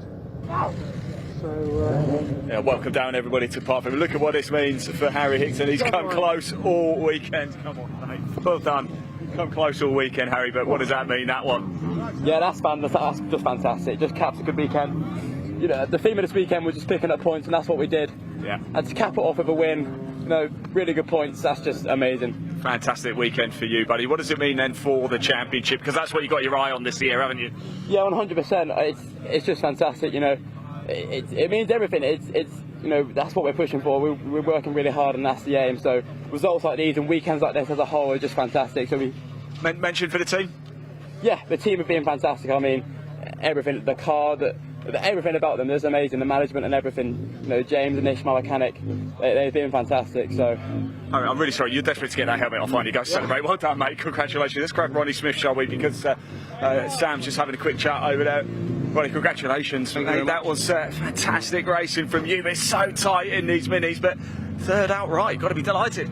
Yeah, very happy. Obviously, as you can see, there's nothing in it. So you know which cap to put on, did you? Then? No, that one's a bit small. So yeah, there's nothing in it, as you can see. So making mistakes can be costly. Luckily, I got away with a few, but Sam and Harry both very fast. Just got away a little bit.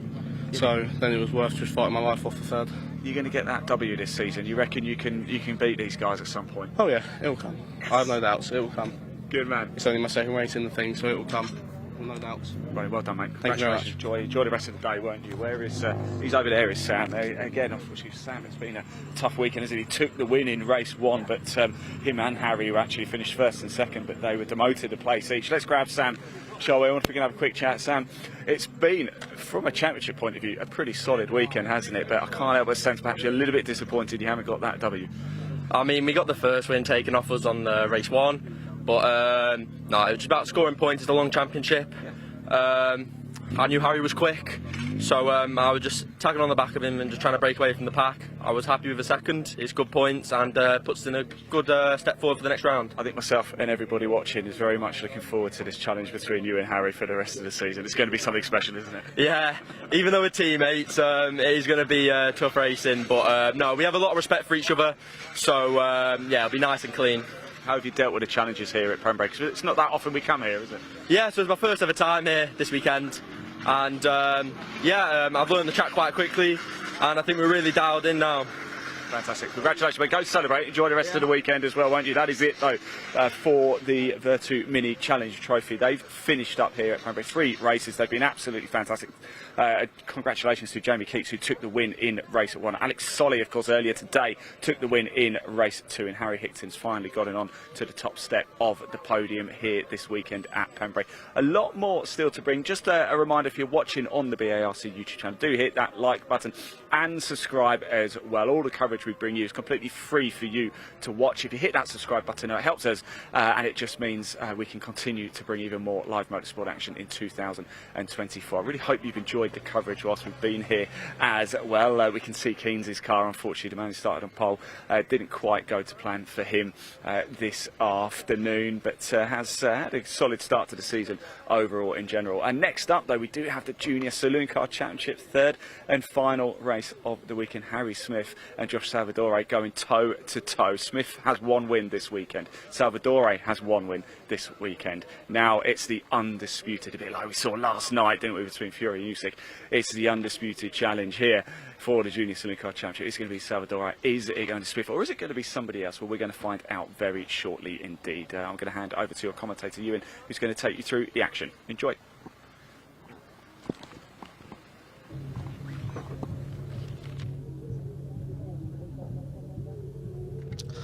Thank you very much, Ian. Coming up next, it is our final race, and all of these will be final races now, of course, for the Junior Saloon Car Championship. And this is what things looks like as we run through to the end of the day. So Junior Saloons, of course, ignore the timings on the left-hand side. These were original times, 2:45 for the Junior Saloon Car Championship. That's getting underway in about 5-10 minutes' time. Then our final race of the weekend for the pickup truck racing. Matt Simpson going to make it 3 out of 3 potentially. Track Action Racing Club Series at around about 4:15, 4. British Truck Racing Championship. Well, we have been treated to 3 absolute sensational races for them. Drama in every one in completely different ways too. We've got 1 more of those to come. That's our penultimate race of the day here at Pembrey. And then finally, the Welsh Sport and Saloon Car Championship, where you don't have to be Welsh to take part. That is our last race on track. So we'll be here till around about 5:30-ish, 5:45. So running behind schedule, but no less enjoyable. There's plenty of sport going on, of course, but none more so important than Crawley getting promoted to League One. That is the highlight of the day. Oh, there's a Grand Prix on as well, isn't there?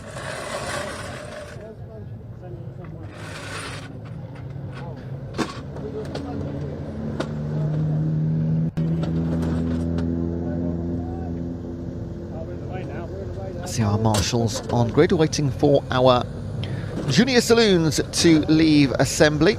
to make the very short trip round the Honda curve onto the start line. It's one of our track cars coming into the pit lane. You can ignore that one. Let's see our grid though in just a moment. Josh Salvadori taking the win in race number 2.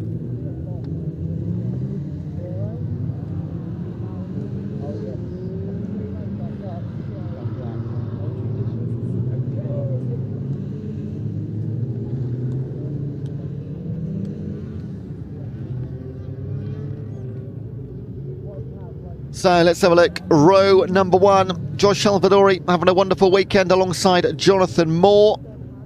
He was 5th place race number 2. Row number 2, Luca Maserati and Oliver Kerr.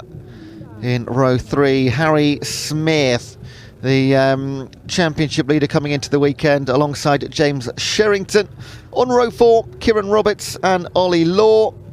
On row number 5, Jake Renshaw alongside Jude Cooper. Jonathan Moore on the front row there, came into the weekend 2nd in the championship. I haven't got any responsibilities to anybody. I have, unfortunately. Have you? So I haven't. No, I'm lucky. I'm lucky chap. You are? Yeah, I have no responsibility to anybody. I found out years ago it's better. Now, we're yet to see a... Well, I'm not saying one doesn't exist. I've just not had time to look at a updated championship standing. Just to bring you back the rest of the grid though, Wilf Butler and Carl Wells on 6, Will Cruden and Bertie Bream on 7. Row 8, Harvey Kersley, son of Alex and the Coupes fame, Lewis Stannard. Row number 9, Sherry Powell and Ben Smiles. And row number 10, Francisco Howitt and Lexi Powell, making her debut this weekend after watching her dad do very well in the truck racing throughout these 2 days. Still waiting for confirmation of that truck result. I'll have a look shortly and see if there is an amended results list.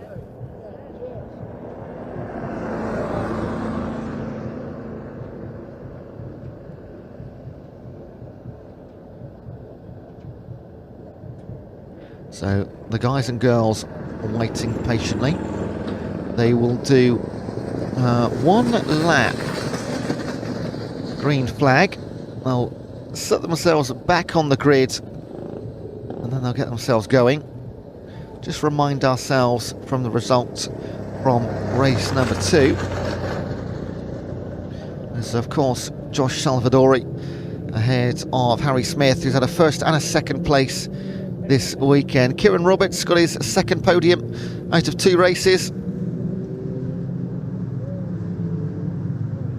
And then Jonathan Moore ahead of Oliver Law.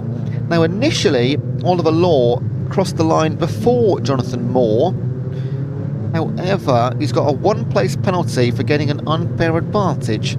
So that drops Law from 4th to 5th. Then James Sherrington, Luca Maserati, Oliver Kerr, Kyle Wells and Wilf Butler. We are top in race number 2. So Salvadori, a 2nd place finish in race number 1 yesterday, a win in race number 2 today. So the 3 guys we had on the podium is the same 3. So 3 chaps have locked out the podium places so far this weekend. Can anybody else get themselves into the top 3 positions? Once again, you know the score. 15-minute race. Jonathan Moore would love to be in the top 3 places. He's front row of the grid alongside Salvadori, and he's had a 6th place finish and a 5th place finish right now. But he came into the weekend in 2nd place in the standings. He will not be there right now because that will belong to Josh Salvadori after his impressive 2nd and 1st so far.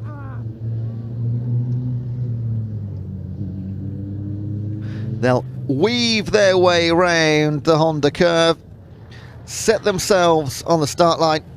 On the left-hand side, Josh Salvadori On the right-hand side, Jonathan Moore.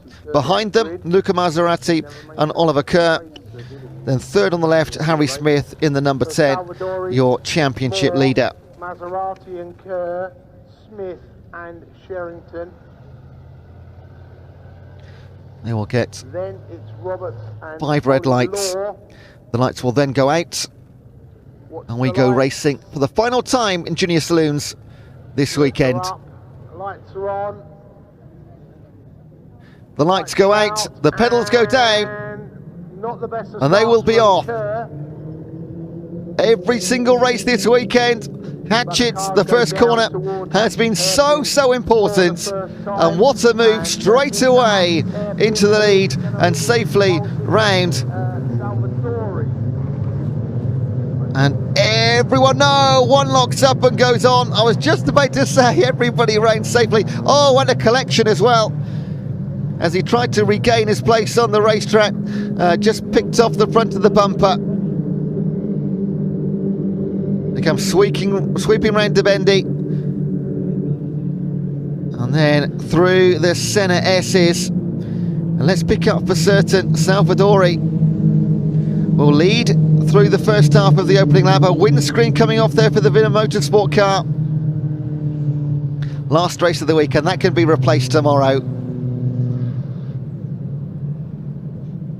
So back towards us to complete lap number 1, and before they do that, if you are the owner First time round Woodlands. STA, a Volkswagen Transporter, could you move that vehicle immediately, please? And Salvadori leads them across the line from Mora Maserati out onto the grass. Again, please do forgive lack of pictures coming through to our screens here in the commentary box. We're relying on the first couple of corners we can actually see in the box here. Unfortunately, has been the story of the weekend so far. We're bringing the best coverage we possibly can. They sweep round Spitfires, and it is Salvadori that leads over Jonathan Moore, then Maserati and Roberts. So Salvadori has got exactly the start he wanted, going for his 3rd consecutive podium and 2nd consecutive race win. The only loser in the first lap or so, Oliver Kerr, dropping from 4th back to 6th right now. Harry Smith retains 5th place. It's Kieran Roberts, the other winner. He started in 7th place and up to 4th.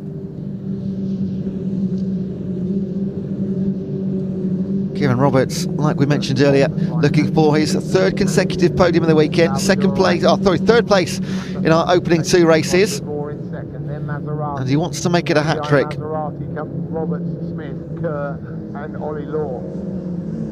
Cooper, Kershaw and Butler.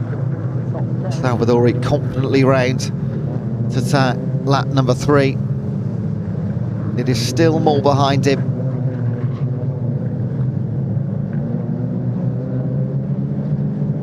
And this weekend will be a massive confidence boost.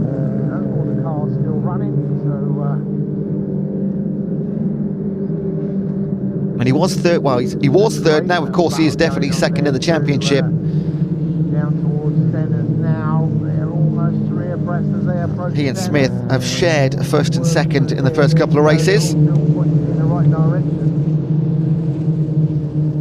25 points for a win, 22 for 2nd. So they have shared. They've each got a piece. 47 points this weekend, not accounting for fastest laps.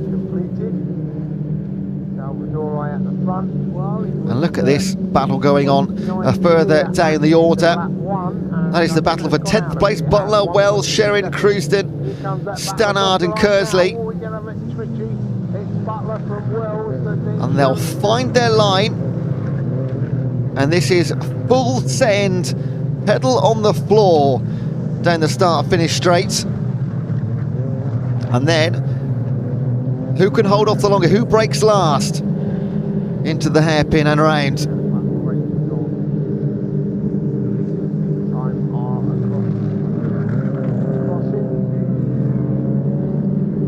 Oh, one onto the grass around to Benny. And just making the way back on. Was that Wells in the 448? They snake around the centre S's. Harvey Kersley in the 88, well in this fight for, well, multiple places on offer.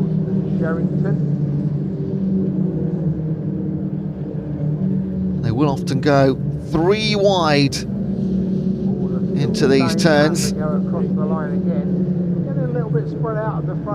Wells leads the way over Sherrin, Stannard, Crewsden and Renshaw. This is a fight for 10th place onwards, remember.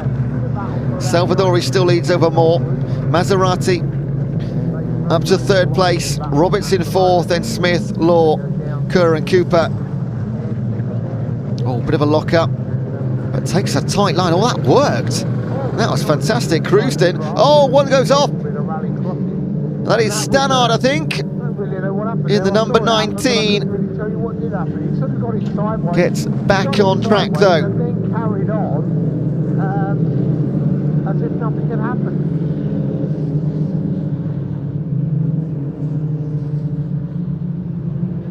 This is brilliant junior saloon racing.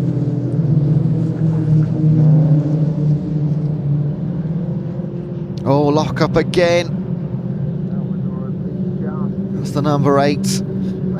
Bream.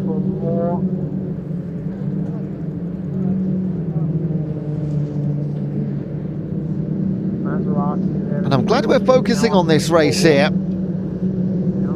If anything changes at the front, we will absolutely let you know and come back to it.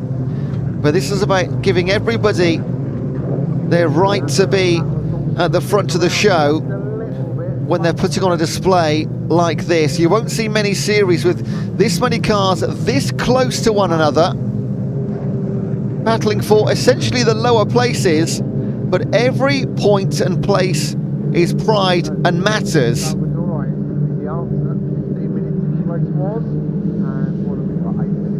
Wells, Sherrin, Renshaw, Bream, Crewsden, Butler and Kersley.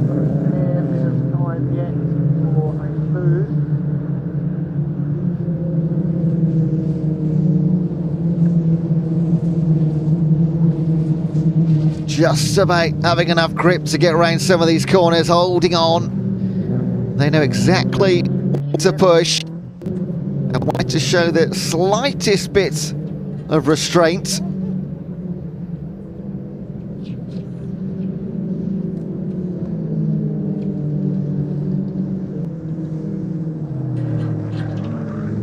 No change in his top 4. Salvadori is like he's on train tracks at the front of this race. Every single apex, every breaking point, hitting all of them. Jonathan Moore, Maserati and Smith.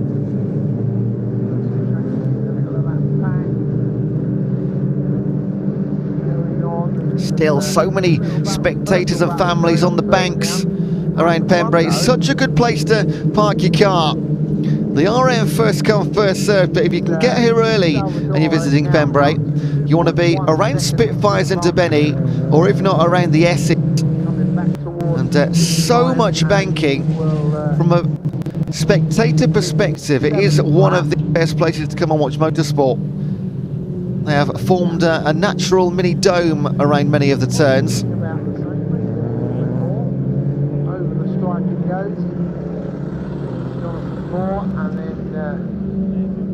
Another race going on towards the back of the pack. Now we were talking about Maserati earlier on and how he seems to be the place man all the time.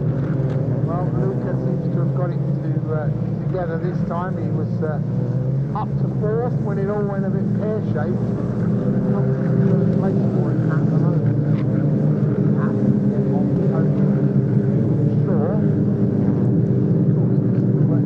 Just under 6 minutes remaining of the allotted 15. And Smith has now gone up onto the back door of Maserati. James Sherrington, who has had a 4th place and a 6th place finish was looking to improve. How we're sitting in 10th right now, and in that race we've spent so much time watching. Hang on, what he's hanging on at the moment as they come into Honda to complete another of the rapid laps. Bertie Bream just holding off his man in the car number 8. 8 laps complete.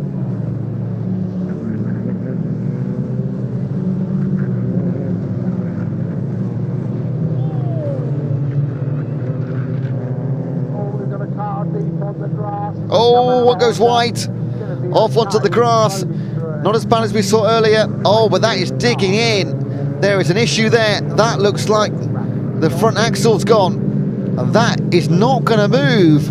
Those tyres look to be digging in, and the surface shouldn't be particularly soft after some rain yesterday, but it has been pretty hard going this afternoon. Sunshine for the last 24 hours. So we will get a yellow flag certainly in that corner. Fingers crossed though, it doesn't stop the race. And that will be a car to collect out of the Honda curve outside banking after this conclusion. Coming down the start-finish straight, and that is Lexi Powell.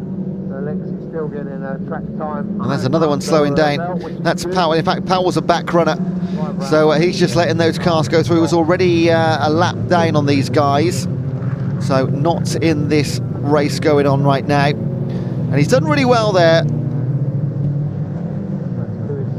That is showing some racing knowledge just to get out the way.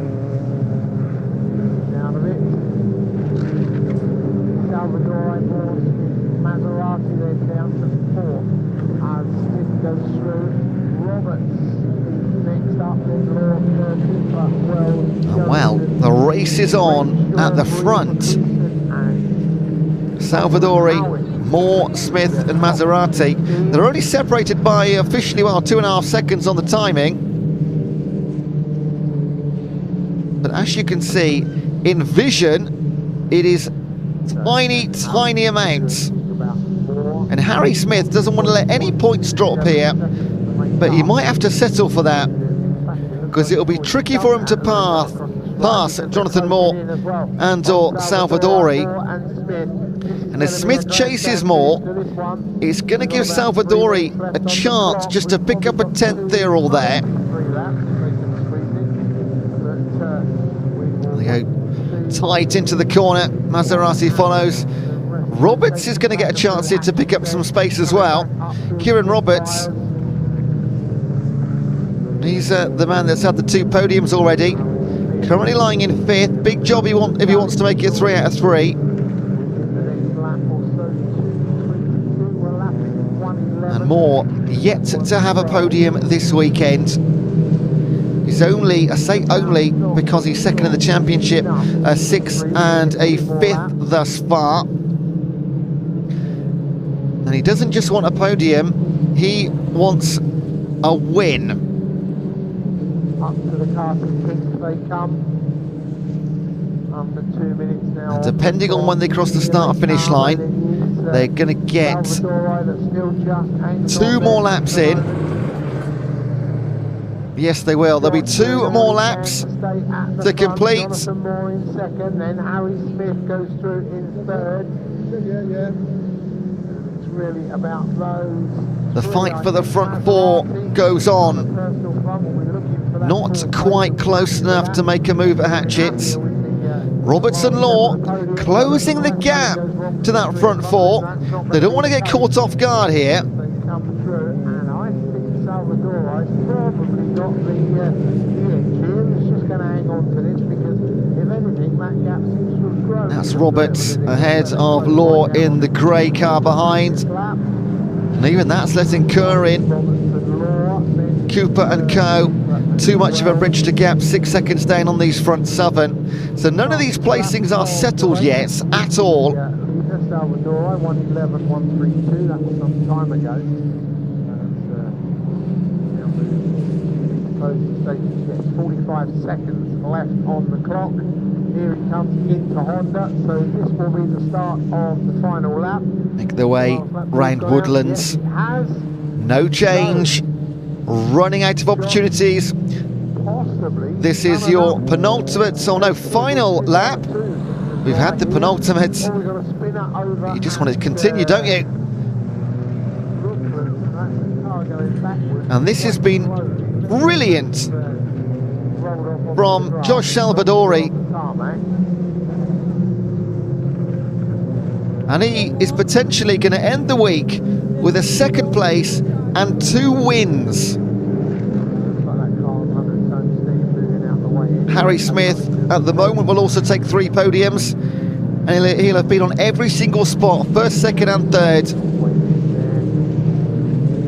And Moore looking to finally, locks up slightly, getting a bit overexcited, still work to do yet. And there are just 2 more turns to wrap up a sensational weekend for Josh Salvadori.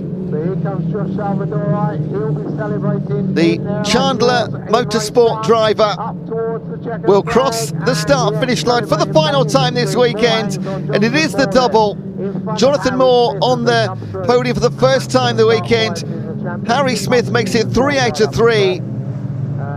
Salvadori from pole led every single lap and deservedly takes his second successive win.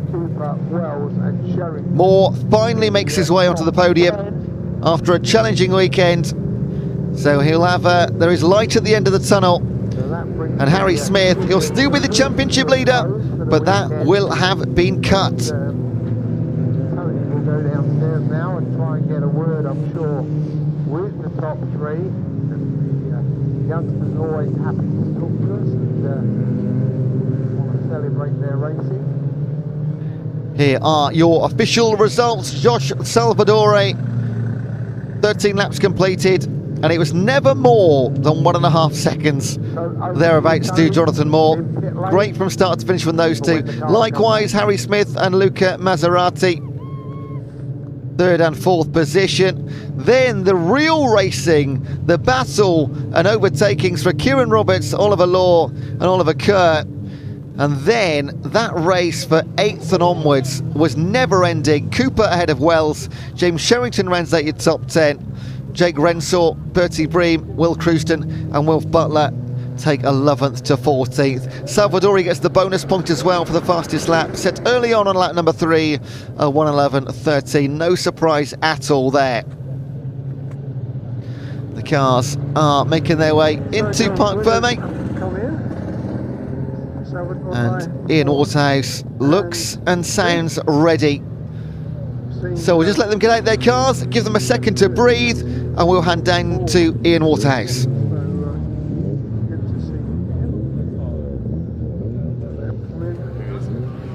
Here he is, Josh Salvadori. What a weekend it has been for him. 2 wins and a second place. He's got to be absolutely delighted with it. He's just receiving some plaudits and some... What is this, Josh? What is that? Some Nozeco. Look, right. So should we put it? Let's have a chat, because what a weekend it's been for you. 2 wins and a second place. Come on, Josh. How are you feeling after this one? It's pretty good. I mean, got a lot of points in the bag. Yeah. You're unshakable, Josh. You're too calm and cool, you know, go nuts, go crazy. But no, it's been a sensational performance from you. And of course, you've managed to keep Harry behind you pretty much all weekend. Yeah, it's been good. I mean, race 1 I think was unfortunate because, you know, got past his contact, but without that, would have won. You can't see it on the camera, but I can tell you, those eyes have got a big smile. Well done, Josh. Go celebrate, you deserve it, mate. Congratulations. Let's grab Jonathan Moore, shall we? Because it's... John, we just grab a quick word with you if we can. It's a great way to finish a weekend. It's not been the best weekend for you overall, but this is a way to finish it on a high, right? Yeah, I mean, we missed out on Friday testing because of GCSEs. So the first lap of the track in a year pretty much was in paid practice before qualifying. Put it P1 in that session, first time out, so that was the pace has always been there. But a couple messy races on my part more than anything cost us. Although it's a pretty positive end to a fairly what could have been weekend, I suppose. So you said your GCSEs on Friday. You got any exams coming up this week? English literature on tomorrow, 2.5 hours, so a bit of a stinker. And then, to be honest, I'm not sure after that I take it one by one. But that is insane. Racing at Pembrey at the weekend and then straight into GCSE. Well, look, best of luck with your exams. Yeah. All right, stay in school, kids. All right, let's keep going, shall we? And grab Harry for one final time, shall we? Harry, it's still been a pretty decent weekend overall, hasn't it? Yeah, definitely. I mean, we had a first race, second earlier on today, and then a third now. To be honest, I wanted to go for a bit more, but I mean, starting 5th, expectations would have been high for a win. But obviously, I got a good launch into 4th. Was battling with Kieran for a few laps till I eventually got past him. Then caught up to Luca. He was defending really well, to be fair to him. And then I caught up to Johnny and Josh, and me and Johnny were pretty much bang equal pace the whole race. So it was hard to catch. Like I gained in some places, he'd pull in others. But no, main thing is Carl's home in one piece. There's a really good haul of points this weekend. Yeah, it has been. Congratulations, Harry. Good weekend for the championship. I don't know what the championship standings look like right now, but I imagine Harry Smith is probably still top of the table. But Josh Salvador would have really eaten into that this weekend. So the Junior Saloon Car Championship draws to a close here at Pembrey. That's not it, though, because we still have the pickup trucks there next. We've still got another race for track action, another race for the Welsh Sports and Saloon Championship, and, of course, the final race of the weekend for the British Truck Racing Championship. I'm going to hand over to Ewan to talk you through the next race. Enjoy, everyone. Cheers, Ian. Great to hear from our top 3 drivers. And yeah, we're coming back to the Pickup Truck Racing Championship now, where it has been the Matt Simpson show, to be perfectly honest, for these 2 races so far. A winner of them both, and at a canter comfortably too. So we'll see our grid coming up in just a moment. He's not yet been on pole position, Matt Simpson. Qualifying this year so far has never seemed to go quite his way.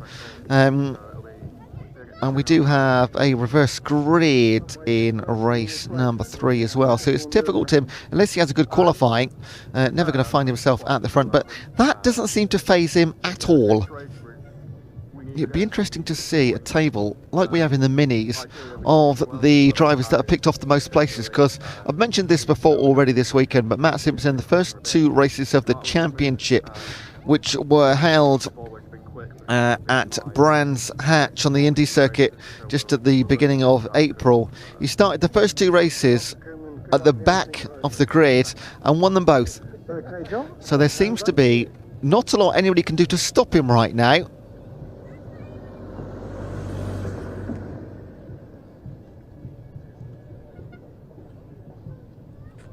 Yeah, thanks, Tony. And before we go pickup truck racing, as ever, the intrepid Ian spoke to a couple of the drivers before we do get underway with our final race of the weekend for the pickups.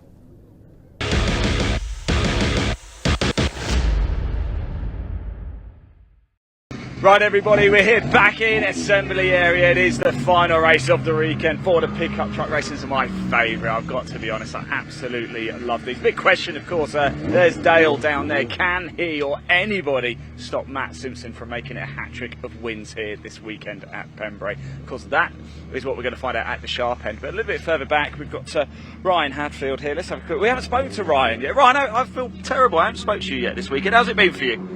Well, we've managed to keep out of trouble so far. That's important, yeah. We had a fueling issue for the last race, so we didn't manage to quite make it out, but hopefully we've got that sorted now and we'll be moving forward. Now it's the final race of the weekend, of course, for the pickups. Does everybody get a little bit more racy because it's the final one? I don't know, judging at the last race, it couldn't get much worse. You said it, I didn't say anything. Look, right, best of luck out there, enjoy it, won't you, mate? Thank you very take much. it home safely. Thank you very much, Ryan Hadfield there. Let's move around a little bit. We've got Tom. Jumbo, I spoke to Tom yet, either this weekend. How you doing, mate? You alright? Yeah, not bad. How's your weekend been? Yeah, not bad really. We had a bit of a problem yesterday, and today we managed to get a good result in the first one, 6th. So hopefully we can get another good one today. Well, we've had a couple of times around now already. Third and final time this weekend. Conditions are absolutely perfect. Are you feeling racy for this one? What can we do from here? Hopefully move forward. Just got to get my head down and hopefully stay out of trouble. And we can end up with a good finishing. No concerns about tyres or anything? No, these seem pretty good, these new Hoosiers. Don't seem to wear as much as the Avons, so yeah, we should be good, hopefully. Tom, thanks for talking to us, appreciate it. I'd better get out of the way because we've got cars reversing in, it's getting loud here in the assembly area for the pickup trucks. Look at these machines, oh my god, I absolutely love them. Right, time to get underway. Pickup truck racing, race 3 of the weekend. Matt Simpson seeking a hat-trick of wins. Can he do it? Let's find out.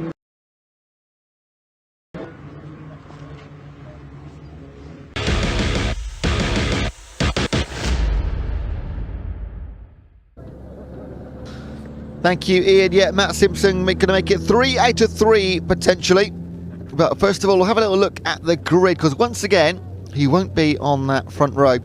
I should mention Eric Bolton, who was 9th in race number 1, qualified 8th in race number 2, but actually finished 3rd and on the podium. We didn't sort of call that out at the time. And he's also on the front row in race number 3. So Eric Bolton having a really high end to his weekend. Then you've got Mark Willis in the 65. Row number 2, Michael Smith and Dean Tompkins. Dean Tompkins 4th in race number 1 and 4th in race number 2. He is looking for a podium finish, Dean Tompkins. Then you got Dale Gent and the ever important and incredibly impressive Matt Simpson in this championship this year. Row number 4, Alan Cooper and Jonathan Hadfield. And on row number 5, Chris Brockhurst and Tom Hutchins. And they've all made it out. We should just have a couple more on row number 6. Yes, we do. Ryan Hadfield and Daniel Fisher make it the full 12 for race number 3. I did have a very quick chat with Team Relsert Racing during the lunch break, who are watching. Thank you for tuning in. And it's top secret what they're doing next year. I did get an inkling. I won't say a single word, but it is it's going to be brilliant what they bring onto the track, hopefully in 2025. So watch this space for Team Relsert Racing next year. They are behind closed doors in the dark with the torches working on their project, alongside stitching plenty of t-shirts, caps and printing on cars. They're a busy family and we do miss them from the paddock. Right, we are behind the pace car. This is a rolling start for the pickups. Front row, Eric Bolton, and alongside him the number 65 Mark Willis.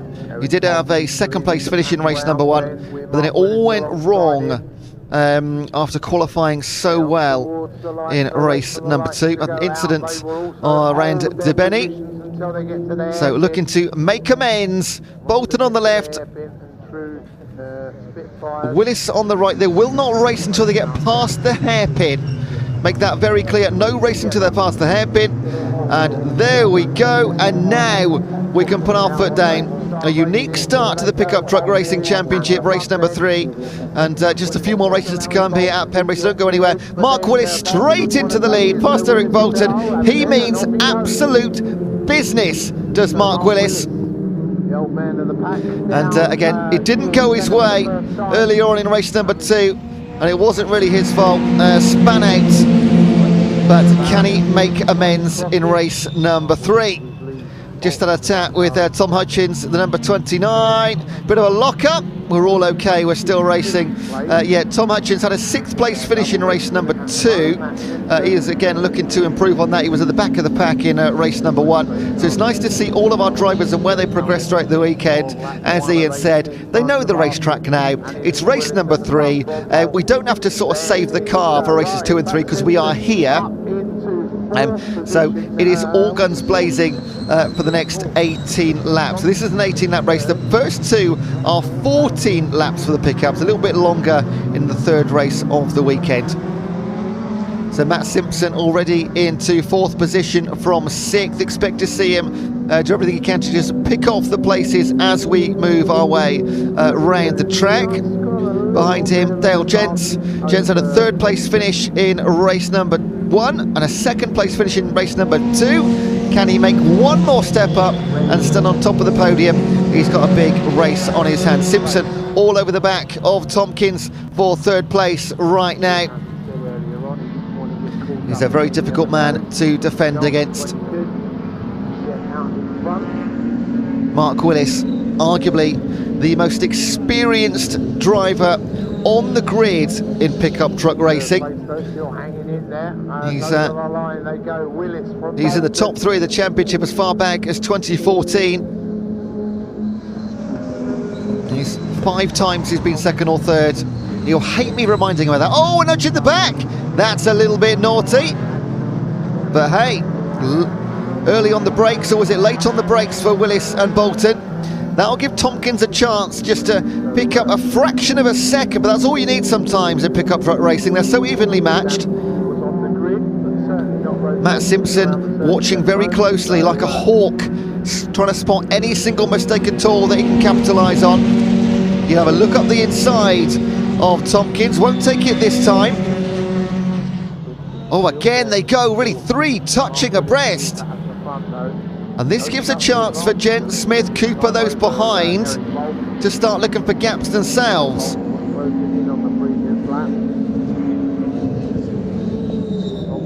Dale Gents smells blood. Don't know who that was. Tompkins still there in front. They whistle round the Honda curve.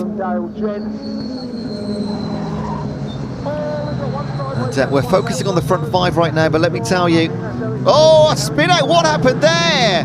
That is Eric Bolton from pole position, and another spin. What's it? Hey, hang on, there's something here.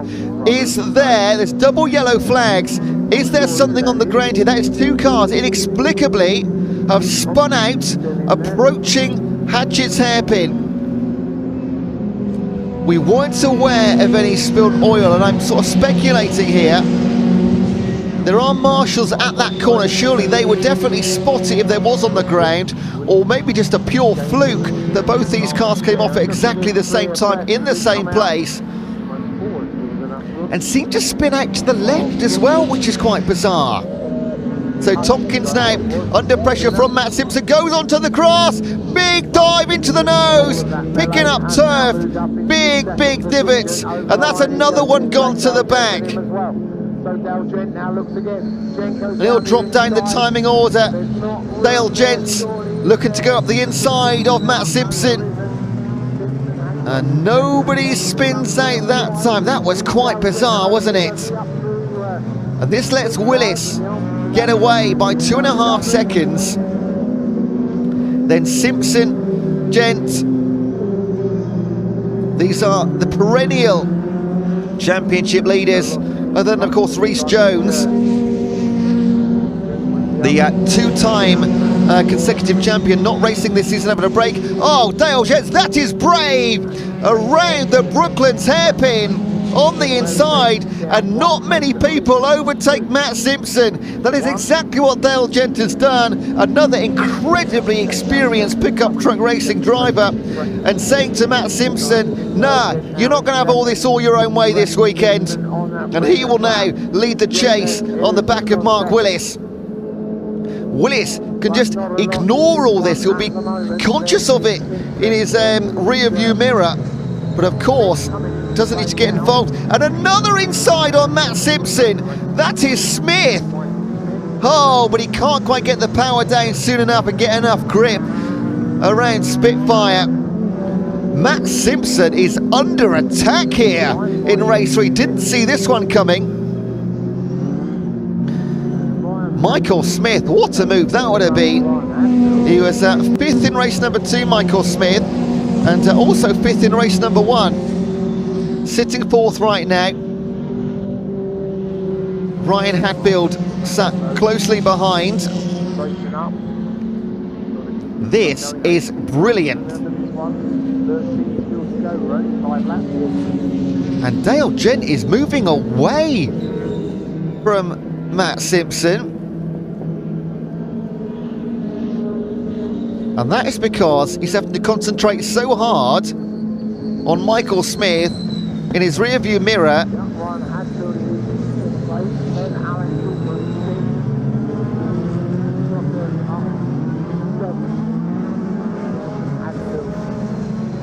Not someone having fun on the banking, should be concentrating on the racing. It's wonderful. Oh, what a rear slide. That is Tompkins. He's sitting down in 10th right now from being in the front 4 spaces, and there will be frustration at the hands of the number 21.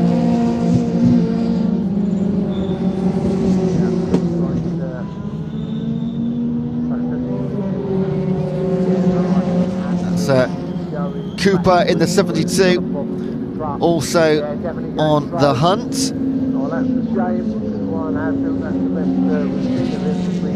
And for the neutral, maybe not for the Simpson household, this is exactly what we wanted to see. Simpson under a bit of pressure, sliding out around the Honda curve, as did Michael Smith. Championship leader. This will be the biggest strain he's been under this season. We're only 6 races in. Smith tries to get him on the switchback. Oh, we can lose some time. Just lost the back end ever so slightly going into Spitfires.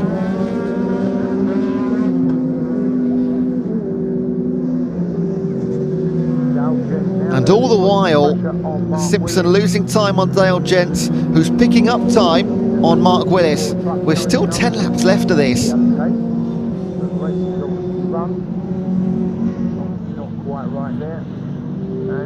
Number 42, that is Jonathan Hadfield in the RM Hadfield Haulage sponsored truck. Holding off Eric Bolton, who has another one of those. Or I said holding off, maybe he isn't. He started on pole position, of course, looking to get yet another podium after moving from 8th to 2nd in race number 2. And in fact, even lets Tompkins through.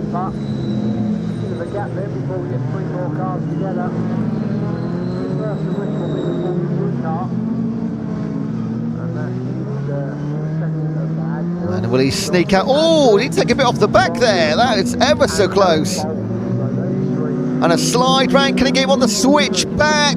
Yes, he'll take the speed advantage. Will Tompkins over Hadfield? No, he can't get it done though. The right-handed team came too quickly. Then round to Benny, up towards the S's.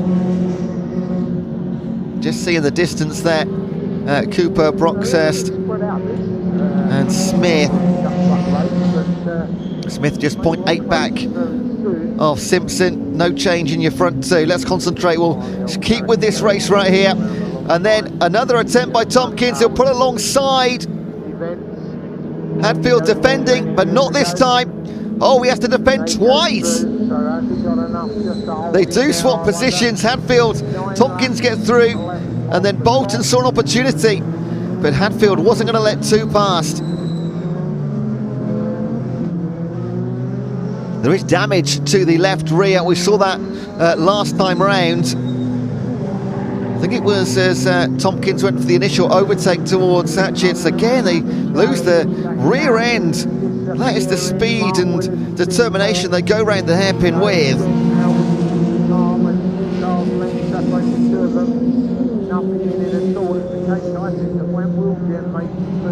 There is less than 1 second separating these 3. Big slide again. Trying to squeeze every single ounce of performance out of these pickups. Back to the front. Look at this. Gent has caught Willis. He's in the crosshairs. Simpson still fending off Smith. Is this the chance that Gent's been waiting for? He'll get a few more goes with 7 laps still to get around on this course. Goes for the inside as Gent got through. He'll have the advantage. Oh, he's going to tail fish. No, he won't. And he does get through. Spitfires. Willis on the outside of DeBenny. Then moves to the inside towards the centre S's. He'll have the advantage towards the S's. And he's going to get the place back on the inside. Pickup truck racing at its finest. Back comes Dale Gent. They'll go side by side towards Brooklyn's hairpin. The lead chopping and changing. And this lets Simpson and Smith back in the fight for the top spot. A four-way race for the win right now in race number 3 of the pickups. Every single race has been fantastic. None more so than this one. Mark Willis using all of his experience to fend off Dale Gents. He's got through once. Can he get through again? Will it be the same move? Watch out for Simpson and Smith looking to take advantage as well. Lock up from Willis. Smith again. Gent on the inside. It's almost a carbon copy of the previous lap, but this time Gent doesn't get through. Willis holds on, and we breathe for half a second. Simpson and Smith all the while watching, waiting. Dale Gent, oh, not quite there. Round Brooklyn's hairpin. We've got another 5 or 6 minutes of this, folks. Don't go anywhere. Willis looking ever so slightly more comfortable this time round Woodlands. And the almost right hand, or the long right hander, almost foot down on the curve. Dale Gents lining up a move. Moves to the inside. Willis won't defend. He'll stick on the outside. He'll go for the switchback. Gents will go through. And Willis, oh, Simpson makes a dive as well. And they rub side by side. And Mark Willis will move from first down to third position. Because as Dale Gent went through, Simpson took advantage and also went for the dive. Smith remains in fourth, then Brockhurst can capitalise in fifth position and close the gap to the top 4. This is absolutely by no means anywhere near over 5 laps remaining. Any one of these could still take the win. Dale Gent, what a performance this has been. He's been on the podium both races so far, a third, a second, and now he leads.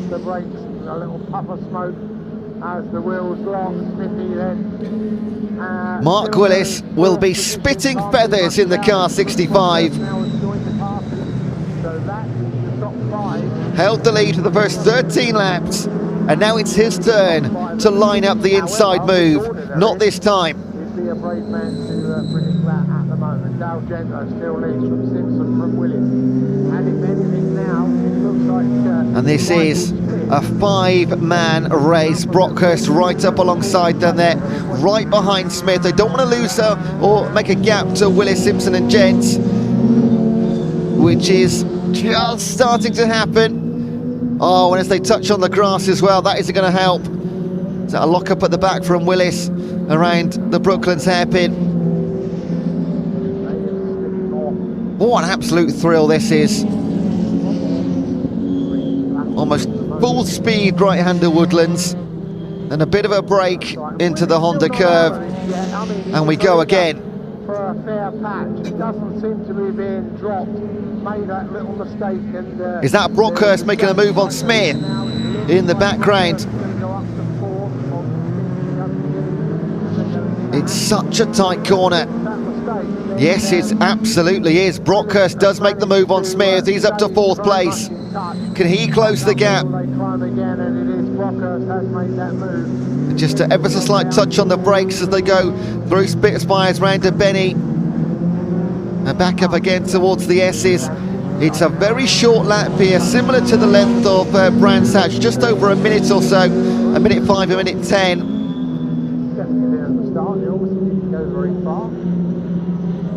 Just the 8 curves 6 right, 2 left. But what an 8 curves.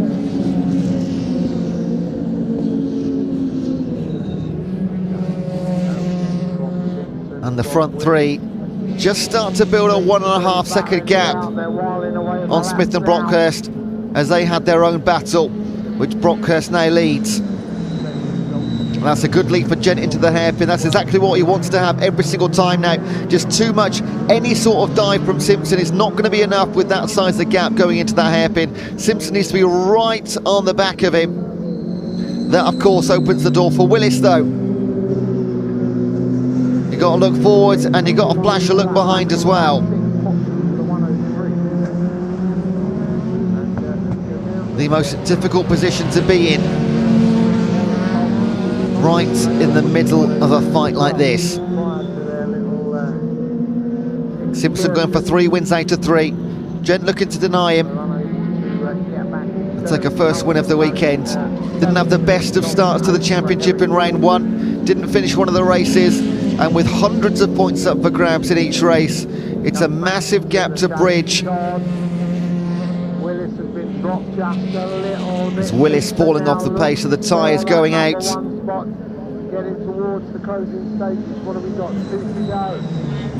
Lap number 17. That's closer. That's where he wants to be. Doesn't get it done. And he won't get it done around Spitfires either. Dale Gents has a rear view mirror full of Matt Simpson.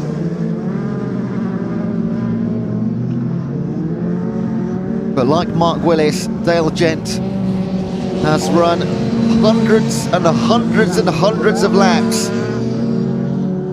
in a pickup truck. He knows these machines almost better than anyone.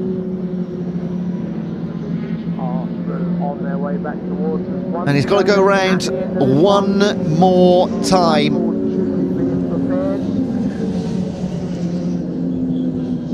Gent, Simpson and Willis just falling off the pace.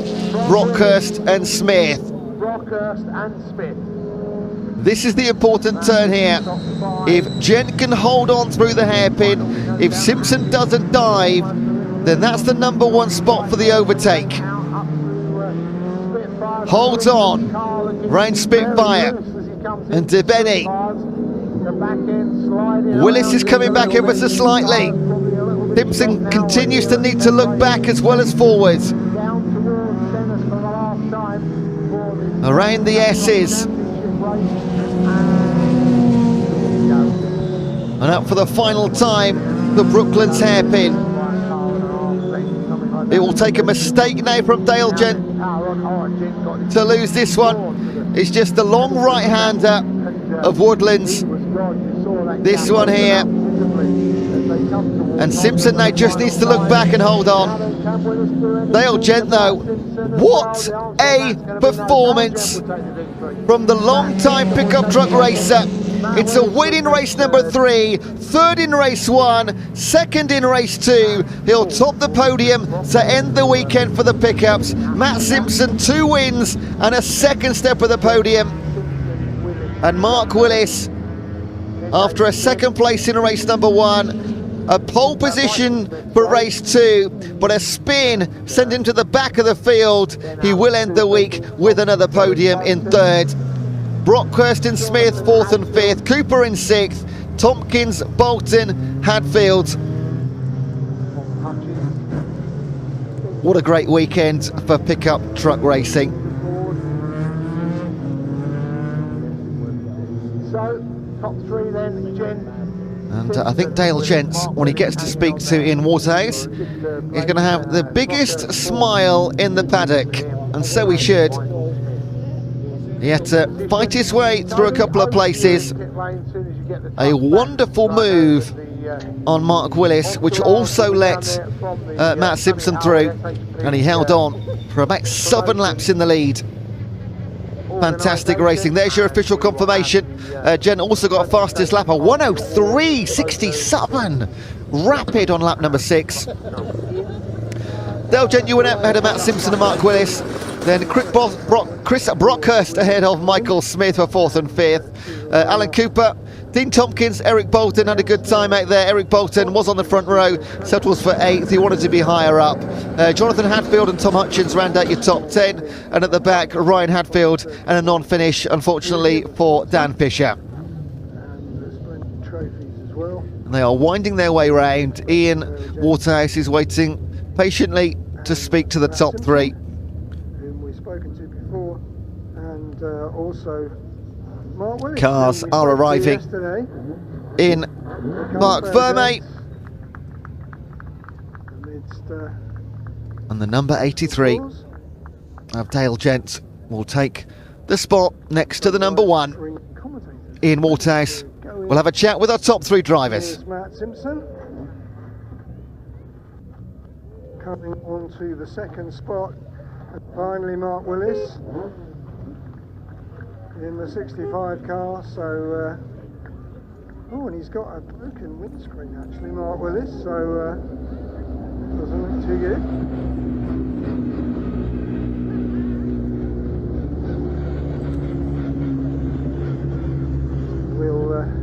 Mark's car quite heavily taped up after the 2nd race, of course.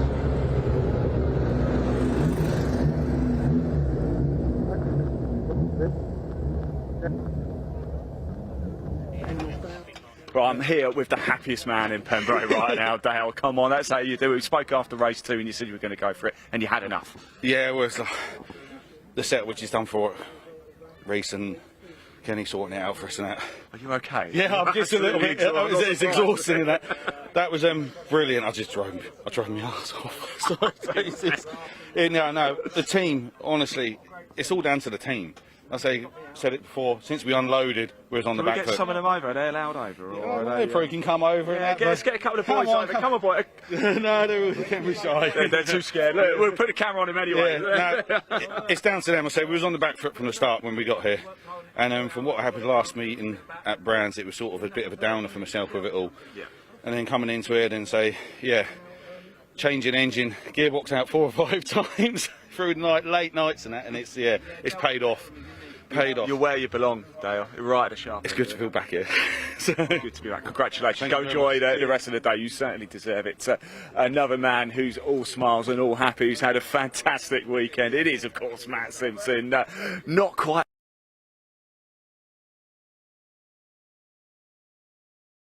You know, we're here for the long run, so it's all about finishing and just keep bagging points. And yeah, you know,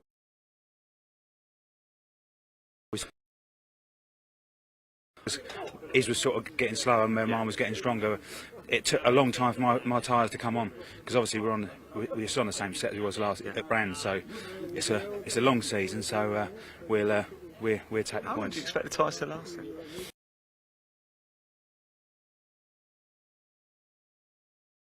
A new one. No one knows. Oh, well, we don't know yet because we've not put that on, but it's going to be 5 points less than bringing the truck home in one piece.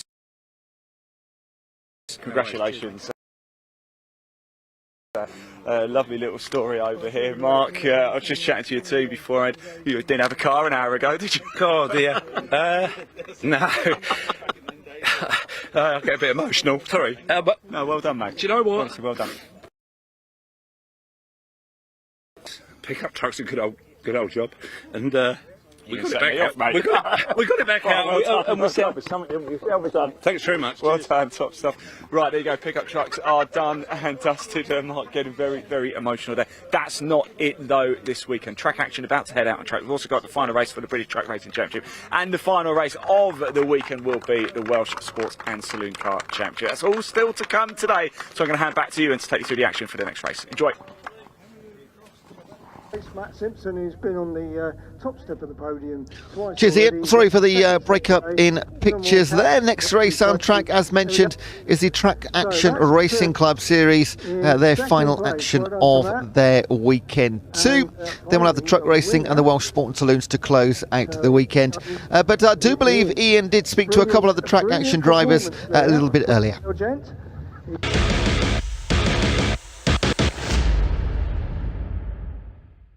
Right, everybody, it's time for the final race of the weekend for track action. A wonderful array of cars, and there's going to be a different winner in this one as well. Paul Roddison has won both races so far, but he's gone home. He's got an 8-hour drive, so he's decided to go home. So no Paul Roddison in this one. I've popped down here to grab a quick chat. Andrew Mitchell here because I love this car. Absolutely love it. What's it like to drive around it? It's actually quite a nice little track. I haven't been here before, so when I first started out here yesterday, it was quite bumpy. It is quite bumpy, but the 205's quite good at the more intricate stuff. So I'm just getting used to how far I can push it around. I was going to say, how long does it take you to get up to speed?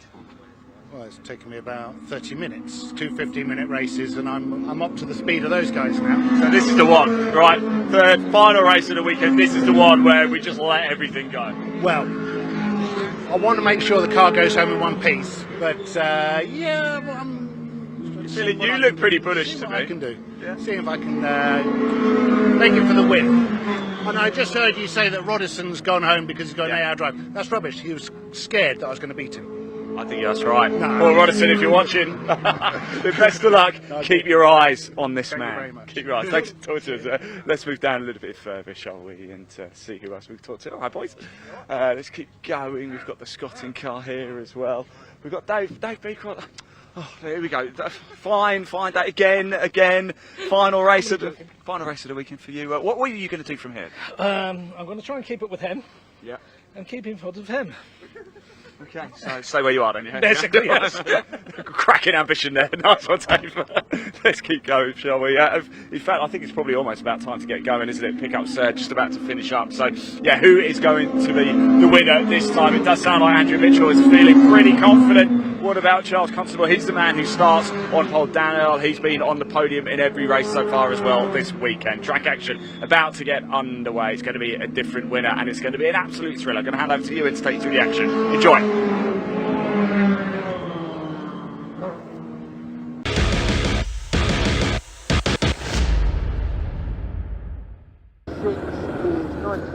Thank you very much, Ian.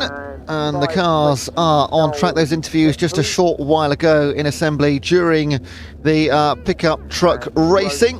So a shame to see no Paul Roddison. Everybody's got a long drive home, but he is going back to Goole, which I had to Google map, and it is quite far away, Goole, in the northeast of the country. So we do have on row number 1 Charlie Constable in the one remaining Volkswagen Scirocco. He'll be alongside Daniel. That will be a brilliant race, those two. And the Vauxhall Astra VXR. They've been closely matched throughout the entire weekend, the Astra and the Sciroccos. Second row, Andrew Mitchell in the only Peugeot 205 on the grid, and Scott Abragliano in the Mazda MX-5. Abragliano had an unfortunate race number 1, but did come back to pick the 4th place in a race number 2. Row number 3 got Joel Daniels and Dave Beecroft, who we've just heard from, in the Citroën Saxo, and Daniels in the Renault Clio. And then we have the battle of the Peugeot 206 GTIs. CJ Morgan and Jacob Baldry on 4. On row 5, Dave Scotting and Harley Connolly. Should have been away at 15.50. And there should be a couple more. Yes, there is. Excellent. 206s for Mac McCarthy and Noah Checkley. Honda Civic for Anthony Allett, the only one in the field, and the Renault Clio, Paul Evans. They lock out row number 7. So Roddison was going for 3 wins in a row. He was ahead of Constable in both races. So Charlie Constable now, on paper at least, our favourite. Dan Earl in the VXR has taken 3rd place in both races so far. So we are going to see some new faces on the podium, or at least one new face on the podium in race number 3. Because it has been the same 3 for races 1 and 2. 4th place, Joel Daniels in race number 1, Apragliano in race number 4. You kind of guess that may have been Apragliano in race number 1 if he had finished. But he did have some issues and didn't finish. He pulled up quite early on. Saw him going quite well in the earlier race. and then he pulled off onto the inside by the crossing, or the outside rather, and with that he's done exactly that, pulled it into the end. I'll do one lap under the green flag conditions. So there is the Scirocco of Constable and the Astra VXR of Dan Earl. They will be the two to watch, and waiting to pounce behind them, the Mazda MX-5 of Apragliano.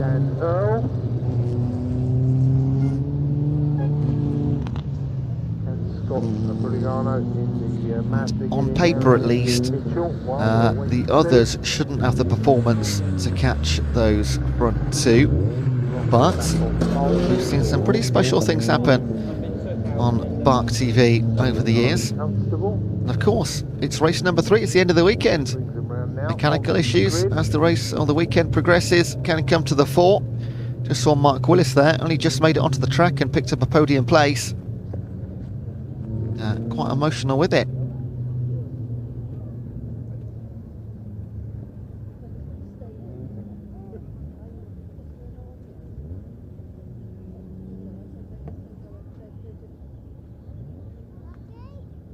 That 33 was the 206 GTI of Jacob Baldry.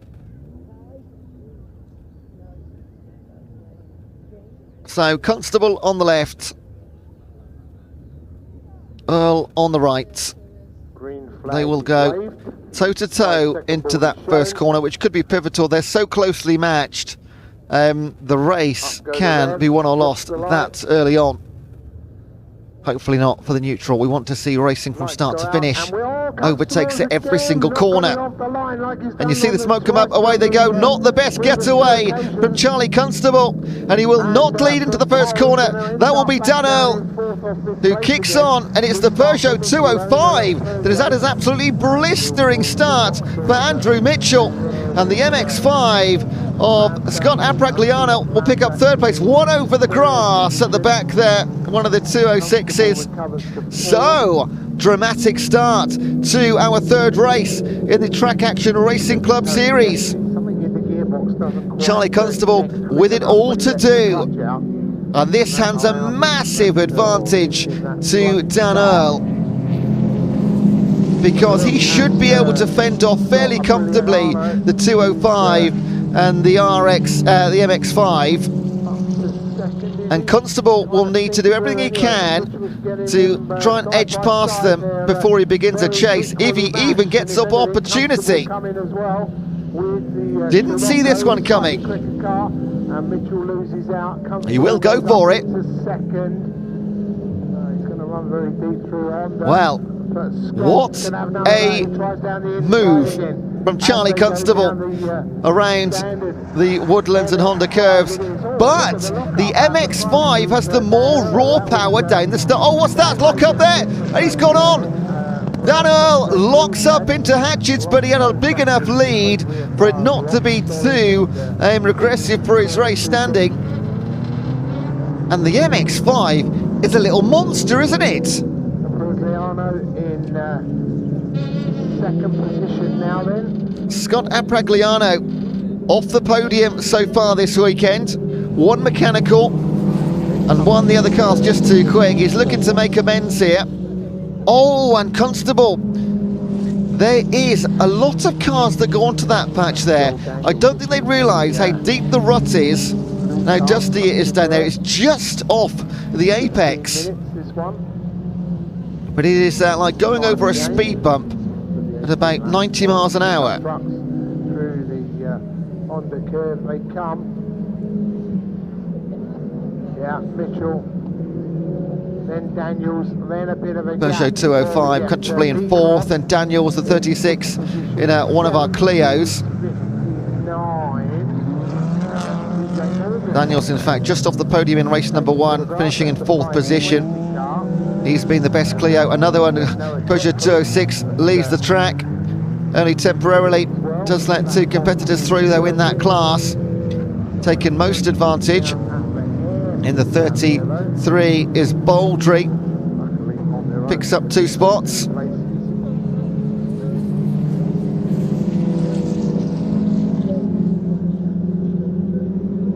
in both races so far, the Peugeot 206 GTI class, of which there are 6 on the entry list,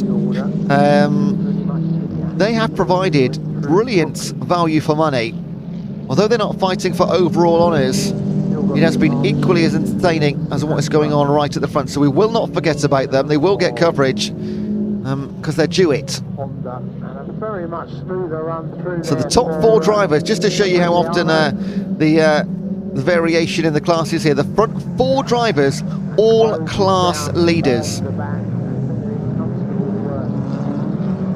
205 now, looking to walk in the shoes of the MX-5. We do have the Britannia Marks Cup, which is for Rovers, MGs, Vauxhalls, Lotuses, GT Cup cars. That is the one that Dan Earl is in. We've got the Peugeot 206 GTI Cup, which is self-explanatory, 6 cars in that one. The Deutsche Mark Cup, which is Audi, BMW, Mercedes, Porsche and VW, except for Scirocco's. They're in their own class. That is Constable. The Nippon Challenge for the Hondas, Hyundais, Mitsubishi, Mazda, Nissan, Proton, Subaru, Suzuki and Toyota.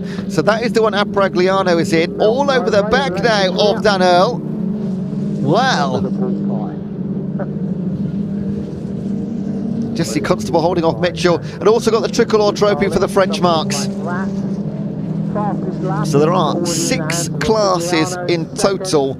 That's why you see 6 number 1s on the left-hand side, which can be a little confusing. Just ignore the classes if you want to. Apart from the Peugeots, which are completely racing amongst themselves, the rest, we're just enjoying overall honours right now. Because although they vary wildly, much like they will do in the Welsh Sports Saloon Car Champs, the last race of the weekend, even to a higher extent you could say, and we just enjoy watching these cars go around and racing one another.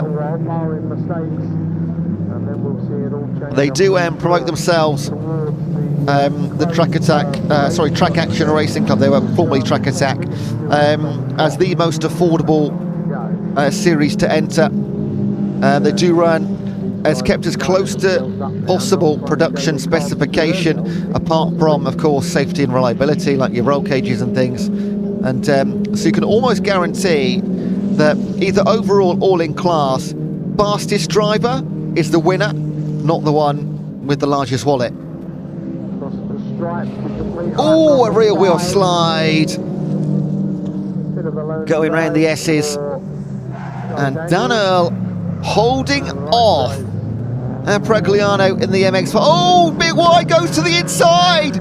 And the little MX-5 is going to pull alongside the VXR, around Spitfire, around to Benny, and take the lead.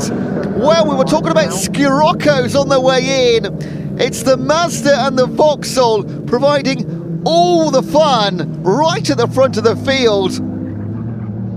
And Apragliano, after finishing in 4th in race number 2 and falling foul in race number 1, well, he's a race leader in the Track Action Racing Series. The Scirocco of Constable in 4th, and the Peugeot 205 of Mitchell in 4th place.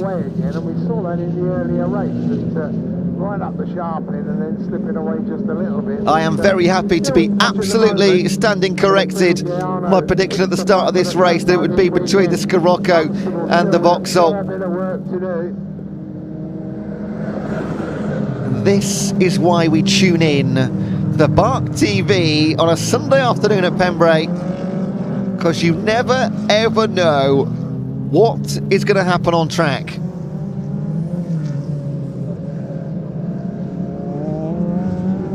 Now, we've already seen a couple of times in previous races the tyres falling off in race number 3, depending on how many they've brought, of course. They do, again, it is an affordable series to run in. They're not going to be bringing 16 tyres to these events. They're potentially running the same tyres all 3 races. And our Dan Earls just starting to fall off. Here's the battle of the Peugeot 206s. And it's Baldry trying to get the inside of McCarthy. Can he stick it round Spitfire? Or will he get advantage on the inside of De Benny? Yes, he will. He holds it on. McCarthy bends off the challenge of Baldry for the time being.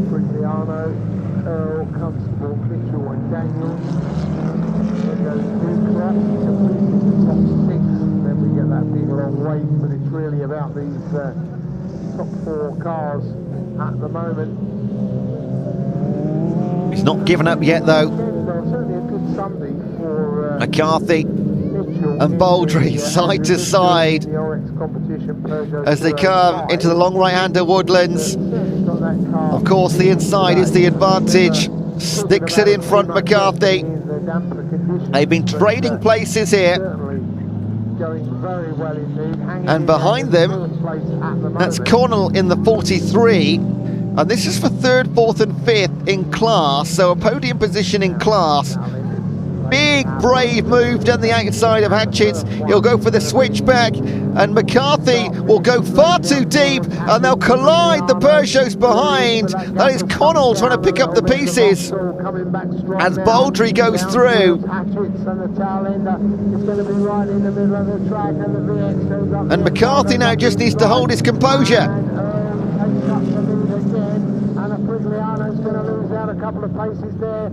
Oh, World's got through on Apregliano. We missed that as they came through traffic, as they tried to navigate the back markers. Dan Earl has done a job on Apregliano, and Constable is back in this serious fight for 2nd and 3rd now. Oh, what a shame for Apregliano and the MX-5. I know a lot of you at home will have enjoyed seeing that lead over the Astra VXR. And Constable setting up a move to move into 2nd on Apregliano. He won't get it done around Woodlands, maybe at Hatchett's. First up though, Honda Curve, not many moves taking place around there. So Hatchett's coming up, this is the big overtaking place. He's going to look left and right. He's not showing his cards just yet. Moves to the inside and then to the out. But Apregliano is wise to the tactics of the Scirocco. And now he can focus again on the Astra in front. Already done him once. Can he do him again? And of course, the 205 is brought back into the hunt as well. That's driven by Mitchell. Well, can he take a dive on the Brooklands hairpin? Nearly, not quite. Can he get his foot down towards Woodlands? It's pretty much a straight down there. From Brooklands right round to Hatchett's, it's almost foot down the entire way. Quite drastically down that Speedway straight in Carter's Curve, and that may well, of course, be... and there's more traffic. That was a bane for the last lap for Apregliano. They'll have to go through it again. Can they navigate it though? They're going to come up against 3 more Peugeots in a minute. They all get through the first one. And with over 3 minutes of racing remaining, traffic is going to be the big decider, you feel, in this final race for the Track Action Racing. And what a show they have put on across 3 rounds of competition around Pembrey. You see the back markers there, that's the race. That will be Connell, I believe, in the 43 they're coming up against. Then it'll be Checkley and McCarthy if they get that far. Not, it'll all be over by the time they get to us here. All front 4, all class leaders, they won't care one jot about that. This is about first over the line. Inside at Honda, so it's Honda where they're going to try and do the pass, and Apregliano gets through as well. Constable's got to push on hard. They will have to navigate traffic. Goes through and down. They've got past 1 more. They will catch at least 2 more of these Peugeots, and they probably won't know what part they're going to play. Oh, the Mazda nearly gets through, and in fact the 205 makes a move on Constable. That's Mitchell, but Constable will have advantage around to Benny and then towards the S's. down towards still the Vauxhall at the front. What have we got left on the clock? Let's not forget Dave Breecroft, leader in class. He's of course the only car in that class in the number 3. He's driving the Citroen Saxo, 6th overall right now. But he gets through. Pragliano gets through past Dan Earl. Sorry, the pictures just broke up as that happened. Didn't even get to see it. And he's taken advantage of the traffic as well. Dan Earl will get through, but he'll lose half a second or so. Constable in 3rd, Mitchell in 4th. Change of leader once again. And they still might come up against one more Peugeot, or even 2, because they're going to try and get past one now. Around Spitfires. And Pragliano takes the long way round to Benny. Earl will follow in the Vauxhall, as will Constable, and the Peugeot doing absolutely the right thing, knowing the situation, slowing down, letting all 4 go past. I think that's probably it as far as Tower Enders are concerned, but they won't have another couple yet. Again, pictures just breaking up slightly. You can see better than potentially I can, often at home. And Pragliano leads. And this could potentially be the last lap. We won't find out just yet. If they cross the start-finish line, we're going to count down from 10 seconds. They're going to get maybe one more lap in. Do they cross the start-finish? Yes, we do get one more lap. By the skin of our teeth, we get to enjoy this again. Dan Earl, down the inside. The last time into Hatchets. Has he gone too deep? Yes, because Pragliano comes back. He'll have the advantage around Spitfire. Dan Earl kicks on though. What a move from Dan Earl. Regains the lead of the race. They've got traffic up front. The Mazda up the inside as they approach the S's. And Constable also goes through. What's happened to Pragliano? He's losing places left, right and centre. And in traffic. Oh, Constable into second. Can Constable dive down into Brooklyn's hairpin? No, the traffic could cause issues here. One more Peugeot to get past, and Dano can use this as a blocker. He can keep him to his left-hand side, then move on. The Mazda looking to get back into second, and Pragliano not giving up round Woodlands. There's one more turn, the Honda curve. Can Mitchell even take 3rd place off of Pragliano? What an incredible race in the Track Action Racing Club Series. Dan Earl eventually gets it done on the hairpin into the last lap. Pragliano settles for 3rd as Constable got through in traffic, and the 205 of Mitchell, 4th place for the last 6 laps it seems. That's where he settles. Unbelievable action from the Track Action Racing Series. Talk about value for money at BARC. Absolutely brilliant. Hats off, every single one of them. And that will be up very shortly. In terms of the Peugeot 206s, let's not forget, of course, Dave Breecroft winning his class of 1. We'll get to those official results to you in just a second. Truck races coming up, but, well, Ian hopefully will give all of these drivers a big hug and a high five and a thank you for putting on that show for us. Race control, race admin in the tower. Dan Earl confirmed there, of course, as your winner in the Vauxhall Astra BXR. Constable second in the Volkswagen Scirocco. Scott Pragliano led on several occasions and into the final lap, but settles for 3rd place. Andrew Mitchell wins the Peugeot 205, 4th overall. Then Joel Daniels, Dave Beecroft in the Citroen Saxo.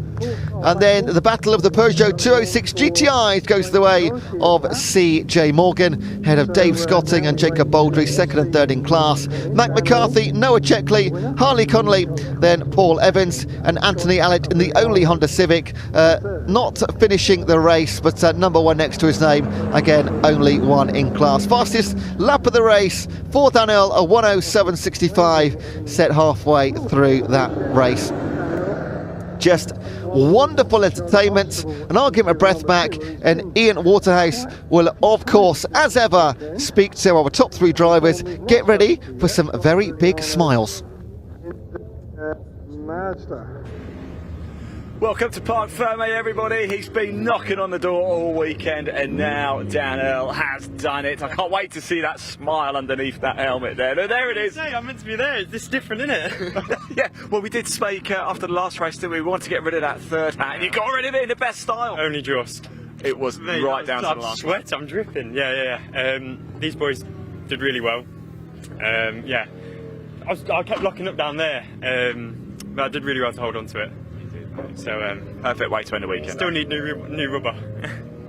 Yeah, but don't worry about that now. Just go enjoy the moment. Congratulations, mate. Great weekend racing. Fantastic stuff. Charlie, again, second place for him. That's 3 second places this weekend for him. I wonder if we could just have a very quick chat. We will catch up with Scott in a bit as well. But Charlie, I'll tell you what, you are Mr. Consistent, aren't you? 3 second places. Yeah. Well, I thought I'd do. You know, the Mazda was really quick this race, so I thought, I'll hang back a little bit, and then they started fighting. I thought, yeah, I'll have some of that. And just stick in it, because you never know what's going to happen, right, in motorsport. Yeah. Congratulations, mate. 3 second places. Great to see you, mate. Thank you so much. Let's move around, and Scott is just chatting to the circuit commentator at the minute, so his interview's going out across the PA. We've still got 2 races to bring you as well. Don't forget to see for the final British Truck Racing Championship. That's up next, and then we finish round out the day with the Welsh Sports and Saloon Championship. But Scott, I'll tell you something, that went right to the wide, didn't it, mate? Just a little bit, yeah. Would have been nice to have taken the win, but is what it is. You were so rapid in this final race. Well, what was different? I've done a few little tweaks since the last race. I just thought, well, go big or go home. It worked to a degree, but the tyres and everything just started to go off. I've been driving the car with a little bit of some mechanical issues over the weekend, so I'm quite pleased with the result. So there's more to come from you next time. 100%. Yeah, most definitely. I will definitely be mixing it with them a little bit more than that. Awesome. All right. Thanks so much. You've been great entertaining all weekend. Right, you can see just behind me, this is the reason I've come over here, so you can see the trucks are out on track. Yes, the final British Truck Racing Championship of the weekend here at Pembrey is about to get underway. So let's hand over to your commentator, Ewan, to take you through it.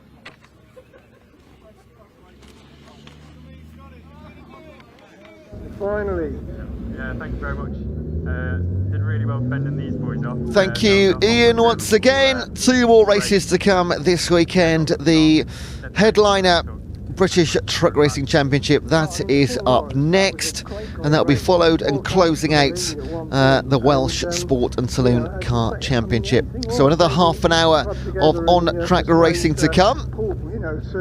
Hopefully be joined by Pointy very shortly, and I'd love to get Stuart Oliver back in. Hopefully he's been some fantastic insight here for you, so do let us know, and maybe in the future. It's the first time we've had a driver co-commentating with us. I think it's brought so much to it. You can ask him questions and get answers that you can only sort of guess at most of the time. So next time a driver is, we hope they don't obviously leave the weekend after the first race, as Stuart Oliver did in terms of competition, but maybe that is an opportunity to get some drivers in with us every single time, as long as, of course, we're on at the venue. Sometimes we commentate from outside the venue, which will be very, very difficult to get a driver there. Trucks are on track or just coming out of assembly right now, and I'm waiting. Hopefully Pointy will bring us information on the actual results of race number 4, because it was a controversial, to say the least, end to that one. Powell leading, Smith going into the Brooklands hairpin. There was a coming together, let's say. Dave Jenkins doing the chasing, which ended up with Smith over the line first, then Jenkins, then Powell. But we believe that may have been amended, but I will wait to bring that to you officially. And onto the grid then. On row number 1, we have 2 Division 2 trucks, which always causes a bit of excitement into the first corner. Simon Cole and John Powell in the Iveco and the DAF. Neil Yates in the MAN TG alongside David Smith in the MAN TGX. Mans again on row 3, Dave Jenkins and Stephen Powell. Michael Oliver who's had a pretty interesting weekend on row 4 alongside the 8-time champion Ryan Smith. On row 5, the BTCC driver Sam Osborne, his first ever weekend of truck racing, already had 2 wins across the 4 races alongside the long-standing Tom O'Rourke. And we should also have a row number 6 as well. Yeah, Archie Handy and John Ballard. Another debut weekend for Archie Handy in the Volvo FM12 and the man at TGX. So 12 trucks on the track, and I have got no sign yet. I might be doing this one solo. Oh no, I can just about see Pointy. He's having a chat with the fantastic Ella, who does a lot of the media and social stuff here at BARC. I think they're comparing sunglasses. They are both heavy sunglass wearers. Mine are Ray-Ban, what's yours? Oh, I got mine from Tesco's for £3, Pointy says. In the box this time is Paul Rivette. But they're UV protection, so I'm all right. Right, we're under the pace trap. They will come around to the grid. Yeah, unfortunately, I had a really silly We should just get one full lap under the pace trap. I could ask you why. It's going very, very slow on this occasion. Usually it goes a little bit faster. So the man they put in the truck is a touring car driver from the Napa team, and been doing extremely well.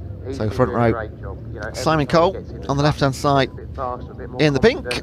You know, he's won 2 out of the 4 races in Division 2 this weekend. And on the right-hand side, nice to see, in fact, John Powell's truck, because after the last race, he was losing quite a lot of oil, it must be said, and has actually sat in the assembly, the Parc Ferme, for at least half an hour after the race. So reliability issues across several of the trucks this weekend. Hopefully none in race number 5, and we just do get 15 minutes of full-on roaring. And when I say roaring, if you've not been trackside for British truck racing yet, please do try and do it this season. You won't believe the ringing in your ears and the vibration they cause across the entire race circuit, wherever you are. It is quite a spectacle. Made that much of a dent into the championship this weekend. He's had some results, he's put some points in the bag, but with you out of it, you'd have thought John may well have tried to win all. So far this weekend, we had race number 1, Ryan Smith did cross the line, then he had a penalty, dropped down to 3rd, then the penalty was rescinded and went back to 1st, with Dave Jenkins and Steve Powell alongside him on the podium. Dave Jenkins took the win in race number 2 ahead of Ryan Smith. Some brilliant defensive work, and Stephen Powell in 3rd. Race number 3, Ryan Smith winner again ahead of Michael Oliver. Couldn't quite do the defensive work of Dave Jenkins in race number 3. Powell again 3rd place. And then race number 4, Pointy, who has just landed on the sofa with Force next to me. Do we know the result of race number 4? No, and I'm not here to commentate this time. I'm just here to sit under the air conditioning because it's lovely.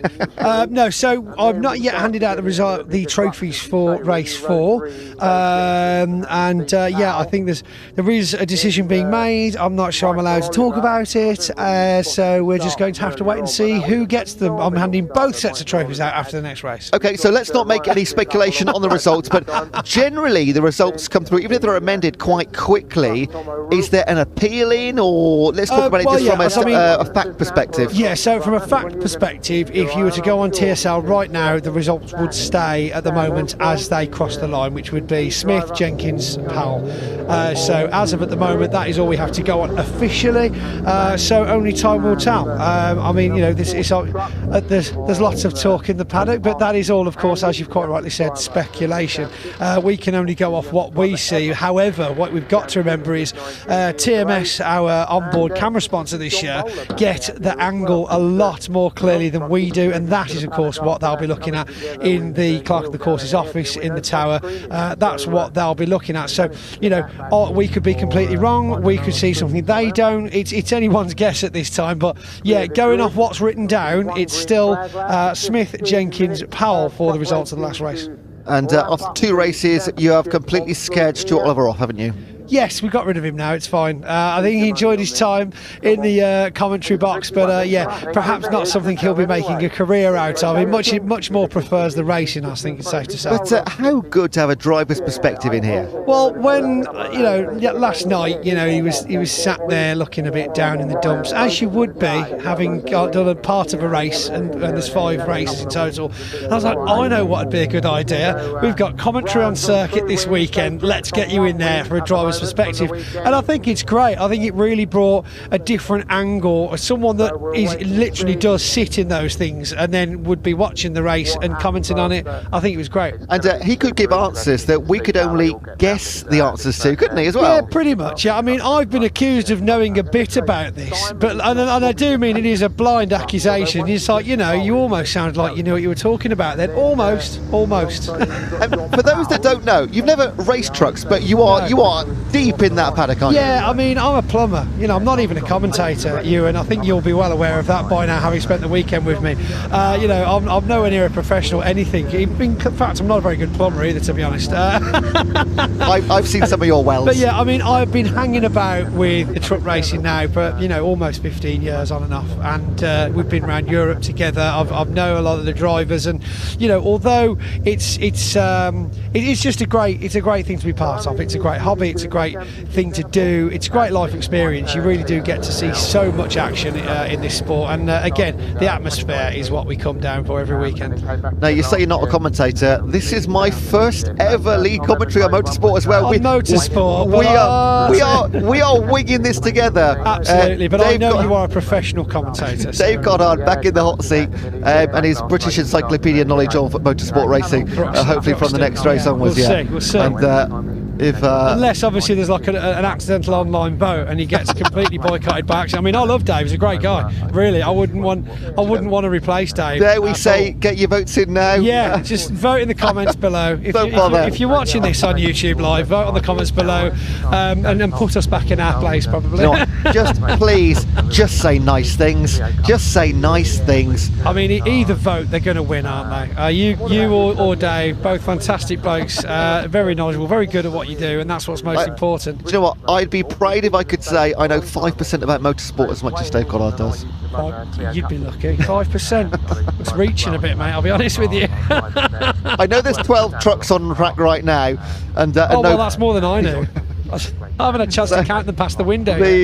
The pace truck should peel into the right hand side of the Cymrain Woodlands and before the Honda curve, and then they'll cross the start finish line for the first time. 15 minutes of truck racing, the 5th of 5 races in the series this weekend, and there is never ever in truck racing 2 races exactly the same, and that has not been proven more. Well, till in the last lap anyway. Yeah, it's just even when it's over, it's not over. It's not over, no, not until the fat lady sings, as they used to say. But here they come now, down the pit straight, away from Honda, full speed ahead, the lights go out, and we are racing. Steve Powell out to the outside, very dodgy move, 3 abreast, followed very closely by brother John from Division 2, and Dave Smith looking for the outside line as Simon Cole takes it in tight, followed by Neil Yates. Neil Yates a little bit wide there. It's clean from Ryan Smith, Archie at the back.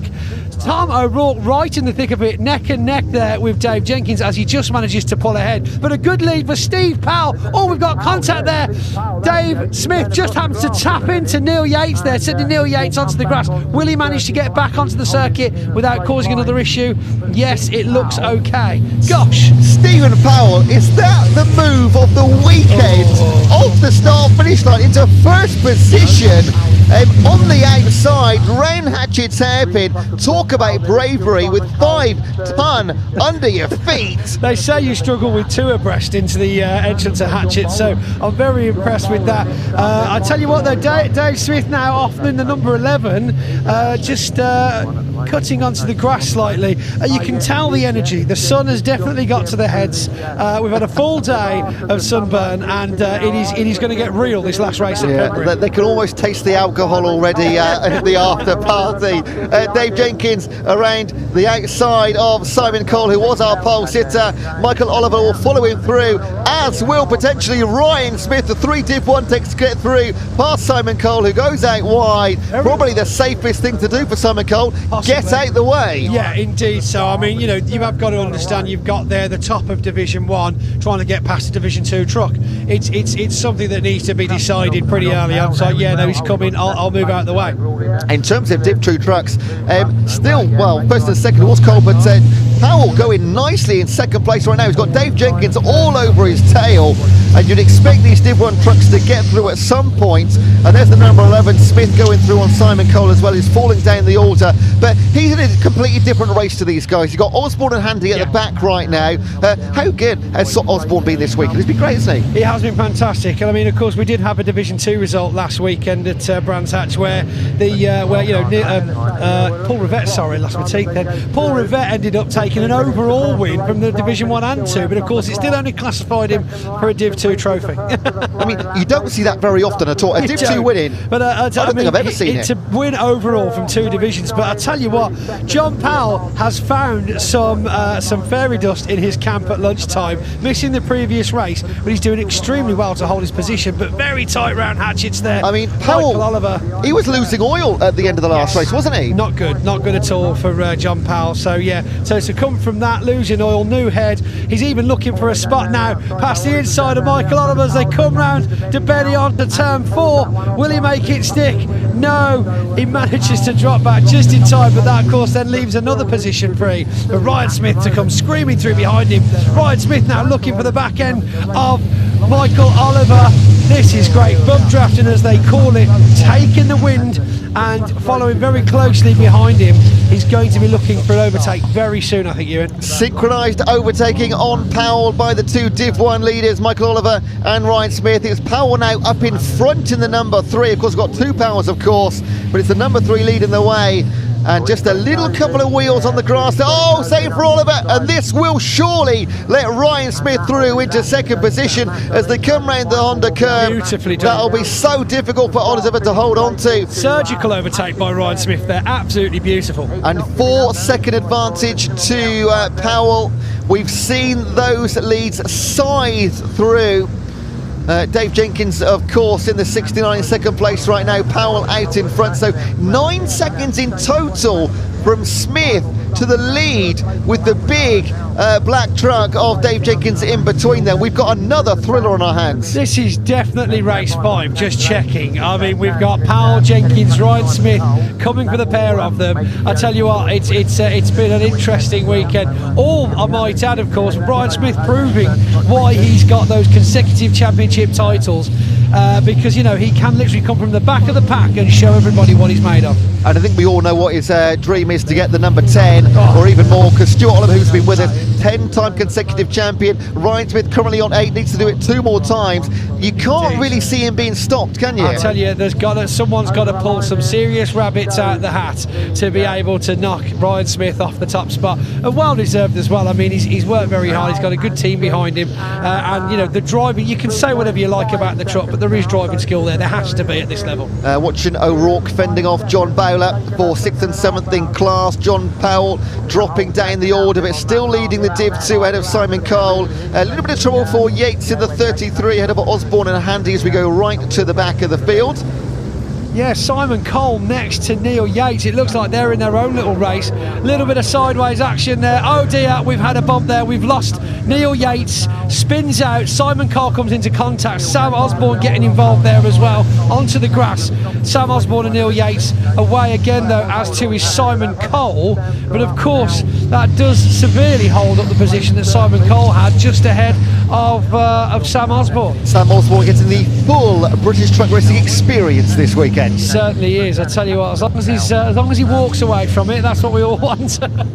Powell ahead of 3.5 seconds now, back to Dave Jenkins, 4.5 back to Ryan Smith. So the 9-second disadvantage Smith had over the leader has been cut just down to 7. He's catching him. He's catching it each lap. This is the thing. He's slowly catching Monkey with still 9 minutes just left on the clock. He's still catching him enough each lap to be able to make it stick.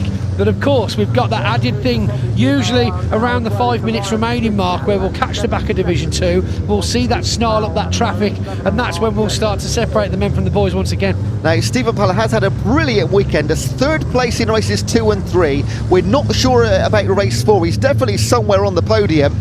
Yeah, so 3 trophies overall for Steve Powell this weekend so far, which is just great news for him, it really is. And Michael Oliver, of course, taking that 2nd earlier on as well. But yeah, it really is going to be down to who takes race 4. But Division 2, of course, is an overall point scoring for them. We're doing a trophy 1st, 2nd and 3rd for overall points in Division 2 this weekend. So even though we're only doing 1st place for each Division 2 truck, we're doing overall points for the weekend, which is a nice little thing to go away with, I think. Now, the great thing about truck racing is there are battles throughout the entire field, despite only having 12 trucks on the course. We're watching Smith hold off O'Rourke and Bowler right now. Oh, there's another one. Is that on the grass, or is that just going out wide there? That's Archie Handy on his debut weekend in the pink number 40. Chatting to Dan Simon Cole earlier on in the paddock, though, very proud. You know, much to learn, much to still achieve, but at the same time, very impressed. And I mean, to go from Fiestas to 5-ton truck, that's a jump, isn't it? Yeah, I mean, Sam Osborne, British touring cars to truck racing. The driving style is very similar, vehicles completely different, but what a baptism of fire for young Archie. Bowler had a little sneak at an idea. Oh, another one got, that's Michael Oliver off the track. No. He's in the grass, and that off looks... by Spitfires, is that? Yeah, that Spitfires are turn number 2, and that is not looking great. He's not even trying to get back on the track right now. He's still rolling, looking for a gap though, because of course at this part in the race, people are going to be coming round out of hatchets at high speed on the hard acceleration. He has made it back onto the tarmac very slowly though, yeah, almost in limp mode I'd say, unless he's looking for a space to accelerate. Well, he's found the space to accelerate, but he's not putting the foot down. Smoke coming out of the front right-hand corner. Is that something rubbing against the trim? Will he pull it? He's pulling in, he's off. He's got an issue there, he has pulled off. It might be a flat. The smoke you've seen was probably steam from the brake discs, of course. We spoke about the water-cooled braking systems earlier on. But for Michael Oliver to pull in, that's certainly done something. And just lucky for the rest of the racing drivers that he was in a position to remove himself from the track. So we might get a replay of that. Maybe it was a lock-up into that turning. Didn't see a spin or anything like that, just seemed to come off the track, and that was it, sort of like job done. I'm sure Pointy will find out a little bit later on from either Michael or Stewart. We go back to this battle further down the pack between O'Rourke and Baylor, which is now a fight for 5th and 6th place. John Powell ahead of Yates, and of course Michael Oliver off the track, so Osborne, Cole and Handy still 2nd, 3rd and 4th in Division 2. 5 seconds now, only the gap between Powell, Jenkins and Smith. That's only come down by 3 seconds in about the last 5 minutes. So based on that and just projecting forward, Powell's looking pretty good here right now. Very, very well indeed. Yes, so Jenkins and Steve look to be doing quite well, but I don't want to put the commentary curse on them, of course. They've still got about 5 laps left to you know, battle with each other, of course. Because don't forget, Jenkins might be happy where he is, but he still wants to try and get that overall 1st place for the race. But look at there, Ryan Smith screaming round the corner of Honda there. Down the pit straight, he is looking for that 1st place again. He's just, look at the lap times, incredible. 1 minute 11.4. That's insane, it really is. He took half a second off of Dave Jenkins on that lap, and I'm going to say only half a second, because that is not going to be enough if he wants to catch him, because they're only going to get 4 more laps in before we drop down to 0 seconds remaining. But again, regardless of the result in this one, he's extended his championship lead, and again, it just sort of looks formidable.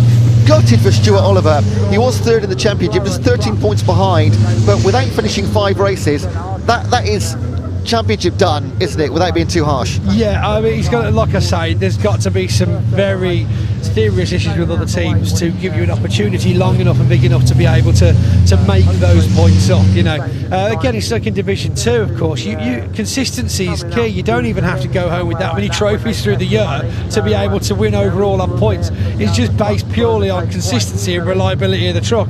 But I mean, look at Sam Osborne there, the back end twitching around. He's certainly putting the pedal to the metal there as he comes out of Debenny into turn 4.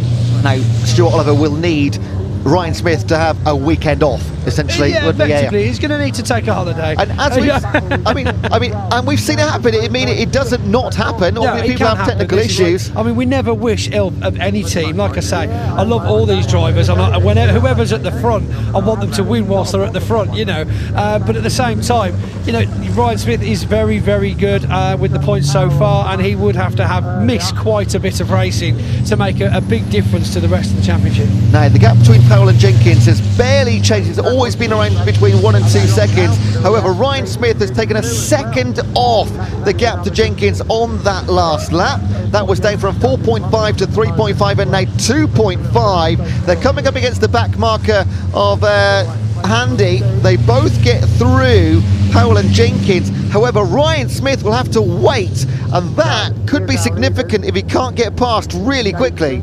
Something tells me he's going to get past Archie pretty quickly. I reckon next time we see them come past, he'll have already done him on the pit straight, as he has indeed. We see them come round the corner. Jenkins looking at the inside line, slipstreams out to the left, looking for the wide. Will he be able to outbrake Steve Powell? No, where's Steve going? Comes out wide, tucks it in. Very good drive from Dave Jenkins there as he manages to avoid that interesting readjustment from Steve Powell, the number 3, just before the entrance to Hatchetson. That is incredibly close, and time was good. Dave Jenkins knew exactly what he was doing. He looked like he'd fallen too far back, but left the braking incredibly late, and now he's right on the tail of our leader Steve Powell. Dave Jenkins, of course, going for his second win of the weekend after he held off Ryan Smith in race number 2. That was a race we'll never forget, one of the laps of the season we had yesterday. And of course, whenever there's a battle, it lets the person behind chasing catch up ever so slowly. 2.3 seconds on the last lap, and that is going to be cut once again as we come into what is going to be our penultimate lap. We'll get 2 more laps in before we see the checkered flag. Is that going to be enough for Ryan Smith? Can Dave Jenkins get past Stephen Powell, or can Powell hold on as he's done so far for 13 and a half minutes? He's just going to survive 2 more. Dave Jenkins moves to the inside. This is exactly what he did last time. Then has a look on the outside. How late can he leave the braking? Dave Jenkins on the outside. Can he get him on the switchback? Stephen Powell defends once again, and that lets Ryan Smith back in. Ryan Smith has joined the group. Yeah, that's it, group chat. Ryan Smith joins the group. Right on the tail now, Dave Jenkins. Of course, Dave Jenkins not only looking to overtake Steve Powell now, you can see Steve pulling away slightly as Jenkins realises Ryan Smith's right behind him, starts to get into defensive mode, as we spoke about earlier on. Look at the pull away there as Jenkins concentrates on Ryan and Steve starts to pull away. But really, we've still got 50 seconds left. Is this the last lap? Will this be the decider? We've got another Division 2 truck to get past. This could be the decider.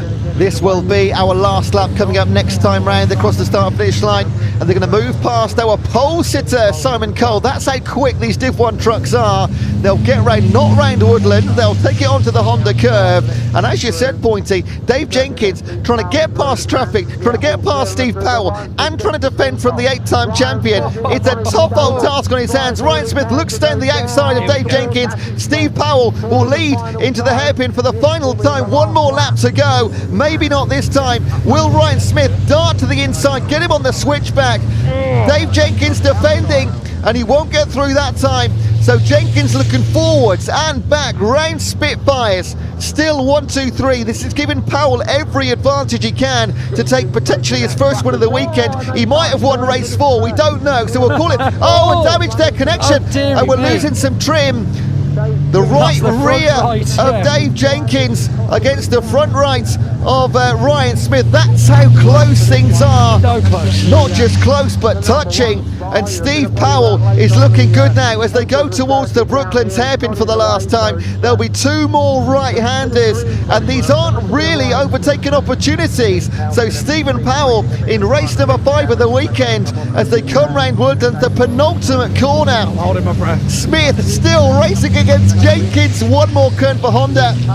But Steve Powell, surely now, is going to be a winner in British truck racing here at Pembrey in race number 5. That is how they cross the line. Ryan Smith has one more go on the outside, but it's too late. Dave Jenkins second, Ryan Smith in third. That is British truck racing in a nutshell. Oh my gosh, action-packed throughout again. I tell you what, all credit to Steve Powell, but my God, what a driving from Ryan Smith again. It literally is, it's like watching a pro. We've got lots of steam and smoke coming though as Tom O'Rourke comes round with John Bowler across the line. It's Bowler for O'Rourke for Dave Smith. Neil Yates still just finishing off his final lap as well as the Div 2s come round. John Powell will be very happy with his first place currently holding, with quite the gap ahead of Sam Osborne, so he'll be thrilled with, especially with the issues he's had this weekend, to get another first place trophy. And I make that, is that 5 podiums for Sam Osborne in his debut truck? Of course there's only 4 cars of course, but still 5 podiums plus the wins in there. Great start and potentially end to his British truck racing career. Yes, well you say that, Ewan, but I mean we've spoken to the guy a couple of times now, and I've got a feeling. Have you? He says we'll never be able to replace the touring cars, but when you look in his eye, you're like, oh dear, oh we've got you. But don't let BARC say that. They'll be annoyed if we steal a driver off them. We will wait and see. Pointy, thank you for joining me. It's been an absolute pleasure, all these 5 races. Thank you. Let's see some replay. Go through that first replay again. You get down. I'll get down there. See you later, you. Cheers, buddy. Thank you so much. This was the move that set up the entire race. Powell down the outside into turn 1 of lap number 1, and he would never look back after that. Ryan Smith and Dave Jenkins, they're 6th and 8th respectively round the first corner, but they would come through for 2nd and 3rd. Dave Jenkins into 4th already by DeBenny on lap number 1. But Stephen Powell would move away. Eventually the Div 2 trucks would fall back. Of course, a lower power. They're never going to hang on up front there, although Paul Rivette did do that at Brands Hatch. Coming off the track there on the outside, around towards the S's. And then Michael Oliver did hold off for a little while, Ryan Smith, but got through at the Honda curve at the end of lap number 3. We did lose Michael Oliver later on. We're not sure why yet. We didn't see him come off the track, but he did go into limp mode and came off into the assembly area. This was a big chance for Dave Jenkins. That's about as close as he got to Stephen Powell, but at the same time he was defending from Ryan Smith. That is how it ended. 1, 2, 3, Powell, Jenkins and Smith.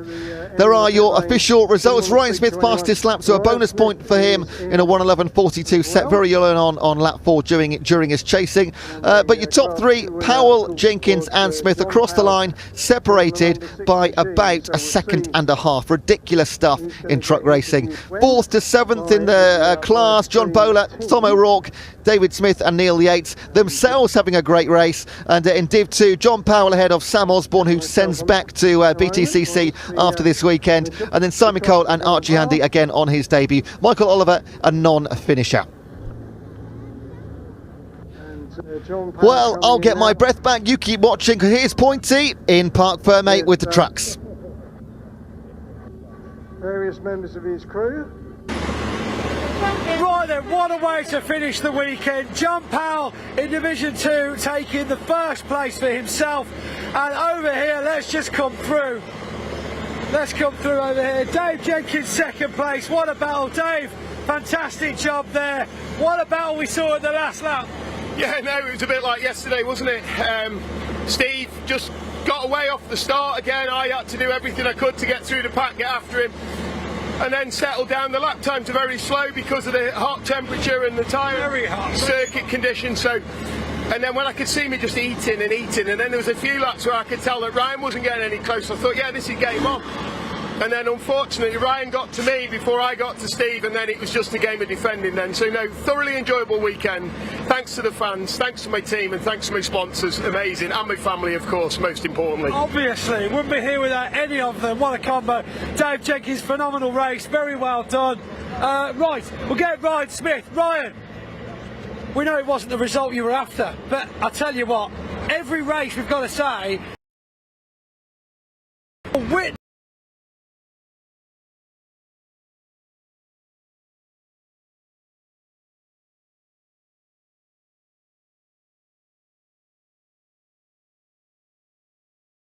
So I did think we was going to get it.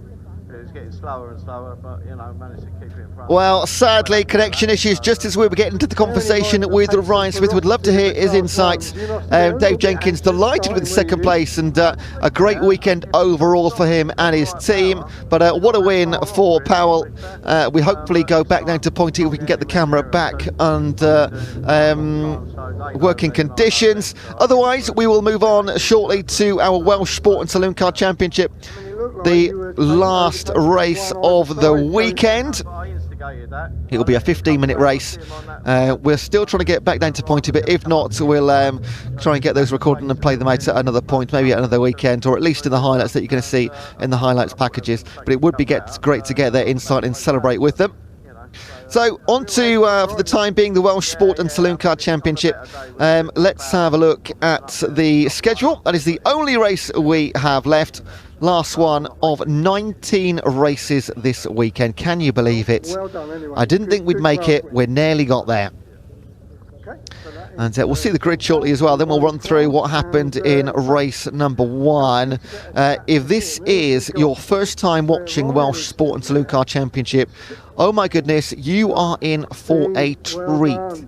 You will not believe the cars we're going to have on display in the next race. I'm talking Mazda RX-8s, I'm talking Davrian's Mark 6s, I'm talking Darien T90s, Ginetta G20s, Mini Saloons, NMR Kawasaki's. I'm going to chuck a Porsche Boxster in there just for fun as well.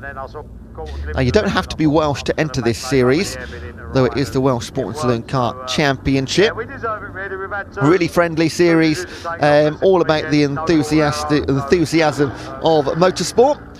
Just a 5-round series. They kicked off in April at Castle Combe. After Pembrey, they go to Anglesey, not until August. Then they're at Brands Hatch on the 1st of September, and they close out their series at Silverstone on the 28th and 29th of September. It's the only time we see them, I believe, on BARC TV this year, so enjoy it whilst you can. And like I said, you don't have to be Welsh to join this series. Everybody's welcome to join the fun, so they say.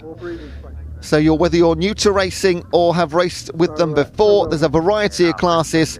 And of course, we know already they race at some of the best circuits throughout the UK. Now, with just about a dozen or so cars on the track, we're going to try and go back down to Pointy, who's got Stephen Powell. I hope we can get this one back down to Pointy if we're all working. Just sending the bell. Sending the bell. See, camera and everything. Steve. Wow, deserved. My God, I mean, literally, even Ryan Smith just said, you know, driver of the weekend, well deserved. I said, yeah, he's been trying enough times. Mate, you know, you've got to be elated. And in fact, to remind you of your own words yesterday morning, I don't want to be winning races on penalties. I want to be winning them fair and square, clear of the pack. 100%. I mean, do you know, we've had a couple of wins in the first year and the second year. Never ever seen a checker flag till that race there. So, pleased for me, pleased for the team even more, the hard work they put in. And it's not just the work, it's like their families and what everyone puts in, do you know what I mean? We do it for a reason, we want to win. And we're there and thereabouts this year, you know. We've moved up a step and we're really happy. Stuart, unfortunately, it's not there, so took another one out of the way. But we'll take the benefit of it, unfortunately, for Stuart. But, yeah, we deserve the win, you know what I mean? We've had 2 taken off of us, whatever way it happens, but... yeah, we've done it. You've done it. Well done. We've done it on our own merit from start to finish. Proper race.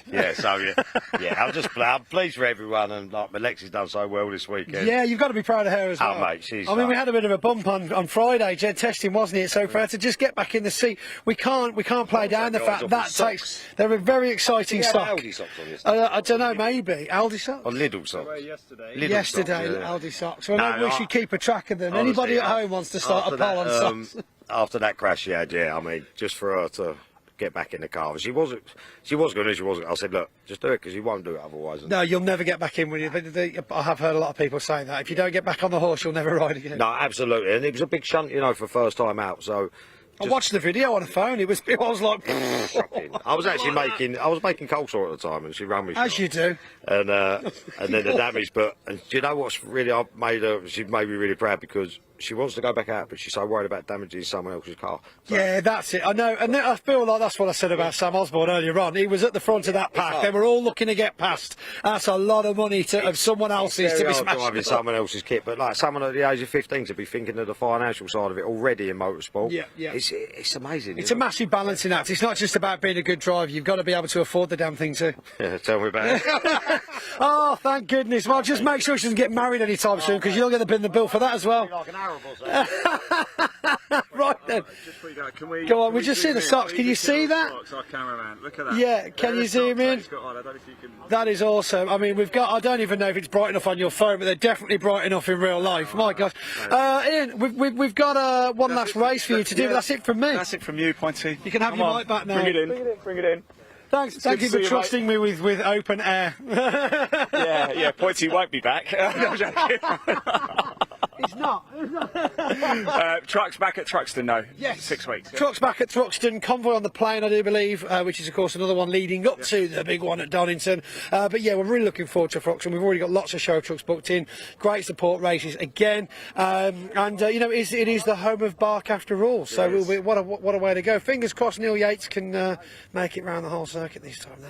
Well, all right, Pointy, before you land yourself in any more hot water, you better go. Thank you so much for everything, Pointy. Take care. Yes, there is another race. In fact, the cars are about to come onto the grid now. So, yeah, should we get underway? Let's head over to you and your commentator for this. It's the Welsh Sports and Saloon Championship. Final race of the weekend here at Pembrey. Ewan, over to you. Because they line up on the grid. Thank you, as always, Ian. So good to get that chat in, wasn't it, with Stephen Powell? So glad we fixed those connection issues. Well worth the wait. And that was his first, he said, first time winning a race, seeing the checkered flag in sort of a full dogfight. So that is absolutely brilliant.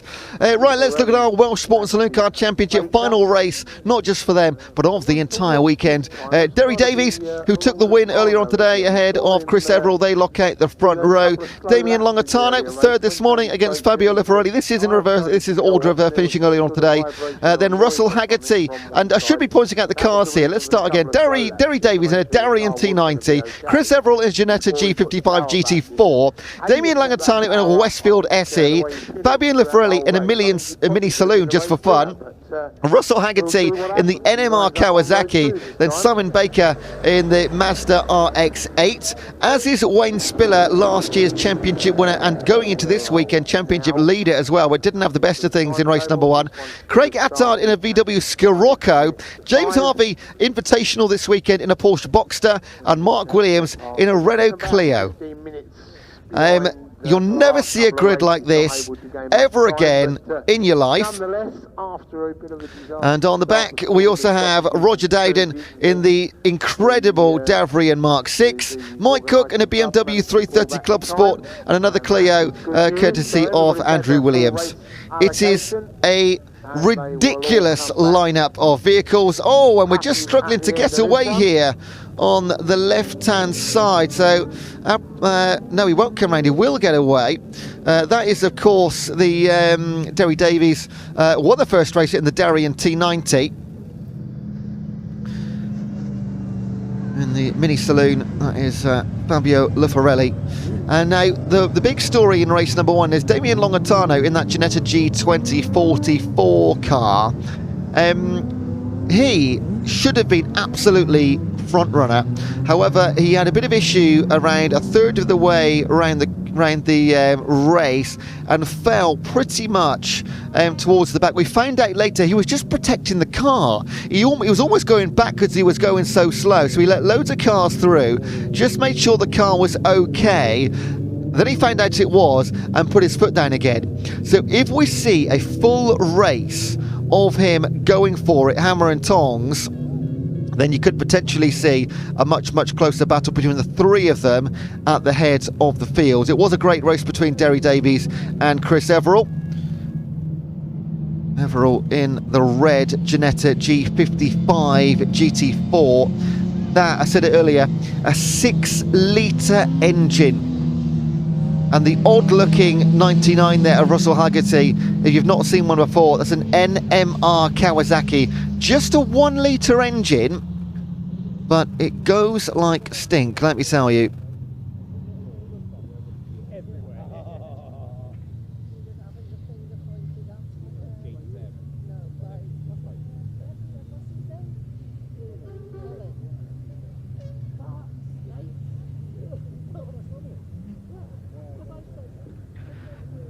They do have a rolling start for the Welsh Sports Saloon Car Championship. So you'll see in a second, that's just coming round Woodlands. The pace car will pull in. You got Derry Davies on the left-hand side in the green, and then you got Chris Everill on the right in the red. And they will go foot down, and Longatano already looking on the outside side, and the Mini Saloon just falling back ever so slightly, having a look himself, but it is the 169 of Chris Everill, and the Ginetta G55 GT4 will take advantage over Derry Davies. So a reversal. Oh, the Mini's going backwards. I thought he looked a bit poorly, lost a couple more spaces, maybe just doing a check on make things are okay. Oh, but that's a real shame for Fabio Loporelli in the Mini Saloon, and that is not looking good at all, is it? Maybe just needs to step aside, look slow from the off. Derry Davies trying to hold off Damien Longatano in the Ginetta G20. Isn't it great to see all these going up against each other? And the 99, Russell Haggerty, that's the NMR Kawasaki. I want to call it orange or peach, it's one of the two. Answers on a postcard. What colour is that Kawasaki? Now pushing Derry Davies as they go down to Hatchett's. Longatano will look left and he'll look right. We really want to see this car working. Oh, gets so close. Long way round on the cut back. Will he get him? Who's got the power down first? Who's got the most grip? It is Derry Davies. Round Spitfires. And then the big long left around to Benny. The Senna S's. Everill will continue to lead over Davies and Longatano. Haggerty in fourth place right now. Haggerty is in, as we know, the Kawasaki. Got to be the car where you're sat lowest to the ground across the entire weekend. Can Longatano get past on the inside as they come around Woodlands? Yes, he can. And look, once he's passed and foot down, the power in that Ginetta G20 is formidable, to say the least. And if you're watching this for the first time, you didn't see the Welsh Saloons earlier, you will see, most likely, prior to the end of this race, cars being lapped at least once. Of course, even a Porsche Boxster is not a competition for any of these cars running at the front. Let's have a look a little bit further down the field. The 52, that is Mike Cook in the BMW 330 Club Sport, 3-litre engine in that one. Behind him, Mr. Harvey, our invitation in the Porsche Boxster. And then Roger Dowden in the Davrian Mark 6, that's the yellow one behind these two. Although the BMW goes off track momentarily, lets the Davrian Mark 6 back through, and he'll have to do that work all over again. Let's look at the clock to see who's quickest on track as they go over the line. Yeah, tell you what, Everill and Longatano, they will be this close together unless Longatano can get through. You feel like Longatano's got the more raw speed, and that's it right there. What an example of it. Foot to the floor and straight through, and he has to give way, Everill. And is Everill losing some pace here, because Derry Davies, race 1 winner, also squeezes past around to Benny. And now you will see the full raw power of that Ginetta G20, and it will be incredibly hard for either Davies or Everill to hang on to the back of him. Again, they were, oh, rear wheel slide. But entertainment for us, isn't it? Maybe a little bit worrying for him. Everill then from first to third over the course of around quarter of a lap. But that 6-litre engine will go absolutely nowhere. And on the back of Derry Davies now. These two such unique, or all of them unique cars. So you will see, although aggressive, very respectful racing. Everybody wants to go home in one piece. Nobody wants any damage at all. Lungatano just pingling out just over a second advantage. And that is Baker against Spiller. They are running in the same class, those two. That is class number 2, the Mazda RX-8 against the Renault Clio. Fabio Lucarelli down in 7th after that little coming together with Williams tucked in behind him in 8th, then Harvey Dowden. Again, a marginal gap starts to build. This is now a case of how quick does Damien Longatano needs to go over the stripe he goes. Simon Baker running under the Rocket Dog Racing sponsor team, that Mazda RX-8. James Harvey in the Porsche Boxster, also in the same class actually. Now there's a really good view of the Roger Dowden's Davrian Mark 6. Haggerty goes over the line in the... It's a bonkers looking car, isn't it?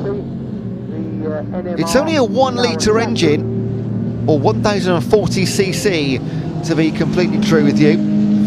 Just down the road from Llanelli as well. And there's I really appreciate we're doing this, having a really good look at these vehicles. It's not all about the racing, it's about the cars on display. So the 99, that's Russell Haggerty in the IDGAF racing team. I've just gathered what that one is. In the NMR Kawasaki, again, just a 1 litre engine under that shell. It's like a go-kart underneath there. Also not far away from Newport, that vehicle they travel from. Back markers for Davies and Everall, and just Davies goes deep, but Dowden and Everall, they both go deep. They were just getting past the BMW 330 Club Sport, and I tell you what, Everall went ever so close as he just nipped in front there, but they'll leave them to fight amongst themselves. Longatano, as we anticipated, over 3 seconds to the good now. And if Longatano doesn't have the fastest lap at the end of this race, then I will eat all the paperwork in front of me that I've had this weekend. He is absolutely tearing it round. There we go. And I didn't imagine that either. Longatano, 1 minute and 29 hundredths of a second, averaging 87 miles an hour around the course here. And it is a short and windy course, as you know. There's a couple of straights, but they're not the longest. So there is Lucarelli in the Mini Saloon. That's another one nice to have a little look of. Look at the kit on it. Highfield Motors sponsored, 998cc on the books, let's call it 1 litre. Travelling from Camelford to be here. And here is the race. 11, that is Baker, and behind in the 96, Wayne Spiller. That's the Mazda RX-8 race. 7 minutes left on the clock, so just over half distance. Pretty much identical vehicles, both 1.3 litre.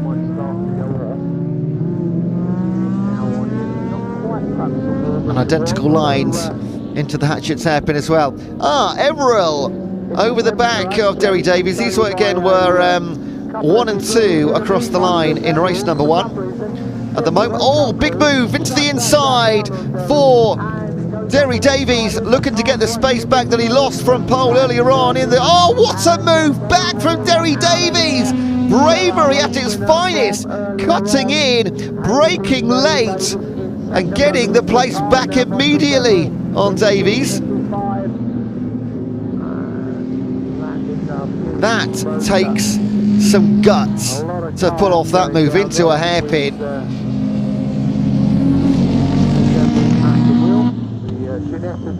He probably started braking about a few hundredths of a second later to pull that one off. Longatano, 5.5 seconds to the good. Either way, Longatano, that's all about reliability now. further 44. A breeze past traffic. We mentioned you might see some lapping. It wouldn't be surprised to see cars getting lapped twice on occasion in a field like this. Everill, he'll have another go into the side again. How late can Derry Davies break this time? It'll be a change of positions. Can he get it done again? Surely not. No, not this time. Can he get him on this cutback? No, Everill gets it. It sticks. Second time of asking. This race isn't over between these two. Longatano 8 seconds out in front. That'll just keep stretching as well as these guys are attacking and defending behind. No doubt whatsoever they'll have given up hope of catching the Ginetta G20. But we can enjoy. There's the BMW 330 being tucked in on the inside by the Kawasaki. But again, that is acting as a back marker, the BMW. That is not a straight race. That BMW there, the number 52 of Mike Cook. Cuckoo Springs Cottages, the official sponsor. Sounds like an address. 3-litre engine under the bonnet. And we've not had a look yet at the 180. That's Mark Williams in the Prompt Transport Limited sponsored Renault Clio. It's the only Clio on track. Driver from Bristol, so not too far, just the other side of the River Severn. The Clio is followed by that's the Porsche Boxster of our Invitational Mike Harvey. Sorry, James Harvey, the second of our Rocket Dog Racing entrants. 3.2 litre engine under the Porsche Boxster S. So in this race, we've got everything, and this is how wild it is. The Mini Saloon is a 998cc, let's be generous and call it 1 litre. And right up and through to the 6-litre Ginetta G55 under the bonnet of Chris Everill. As we know, running in second place, fighting with Derry Davies, back and forth. The Porsche Boxster coming on the back of the Clio. That is one of, in fact, both of our Mazda RX-8s. So we've only got, what have we got? 13 cars in the field, but there's really sort of 4 races going on, maybe even 5. That's Everill looking to do a big swing on the went to the inside of one, outside of the next, getting through the RX-8s. Derry Davies will try and follow, but this will provide a little bit of breathing space for Everill, because Derry Davies will not, I'm going to say not, yes, of course he will. Oh, good vision there from the RX-8 not to get in the way. Oh, they do make contact though, and they're both on the grass, and the second RX-8 will get through. So I was saying there, maybe you did see him. It was a late deep dive from Derry Davies, but looked safe from our viewpoint, but sent one of the RX-8s off. But they will thankfully continue their racing, because was it the Boxster that got through as well? Here's Longatano, our leader, by 7 seconds. He's been lapping at around about the minute mark. And to give you some perspective on that, every other race pretty much has been lapping in around about the 1.8s to the 1.12s. He's 10 seconds quicker pretty much than any other car that has been here in Pembrey this entire weekend. He has slowed down ever so slightly in the last few laps. He got very close to the sub 1 minute, just 2300ths of a second outside 60 seconds. And great to see him having a full race as things stand. Just over, there will be 2 more laps we'll get in. Or Longatano, well, if you've been lapped, you of course just finish the next time you come past the checkered flag. Porsche on the back of the Clio.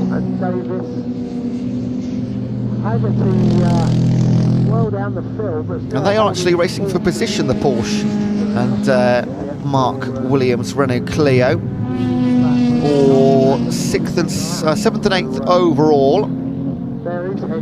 Derry Davies a little bit too far behind now, Chris Everill, as he overtakes the beautiful Davrian Mark 6. Longitano is on his last lap now, 30 seconds left on the clock. It's a 60-second lap for him, which just sounds stupid to say. And if you think this is quick, on the 30th anniversary of Senna's passing, Senna does have the fastest unofficial lap time here, would you believe it? Coming off the back of that Longitano's car, ironically, is 44 seconds. He was done in his McLaren F1 car in the 80s as they were testing between races.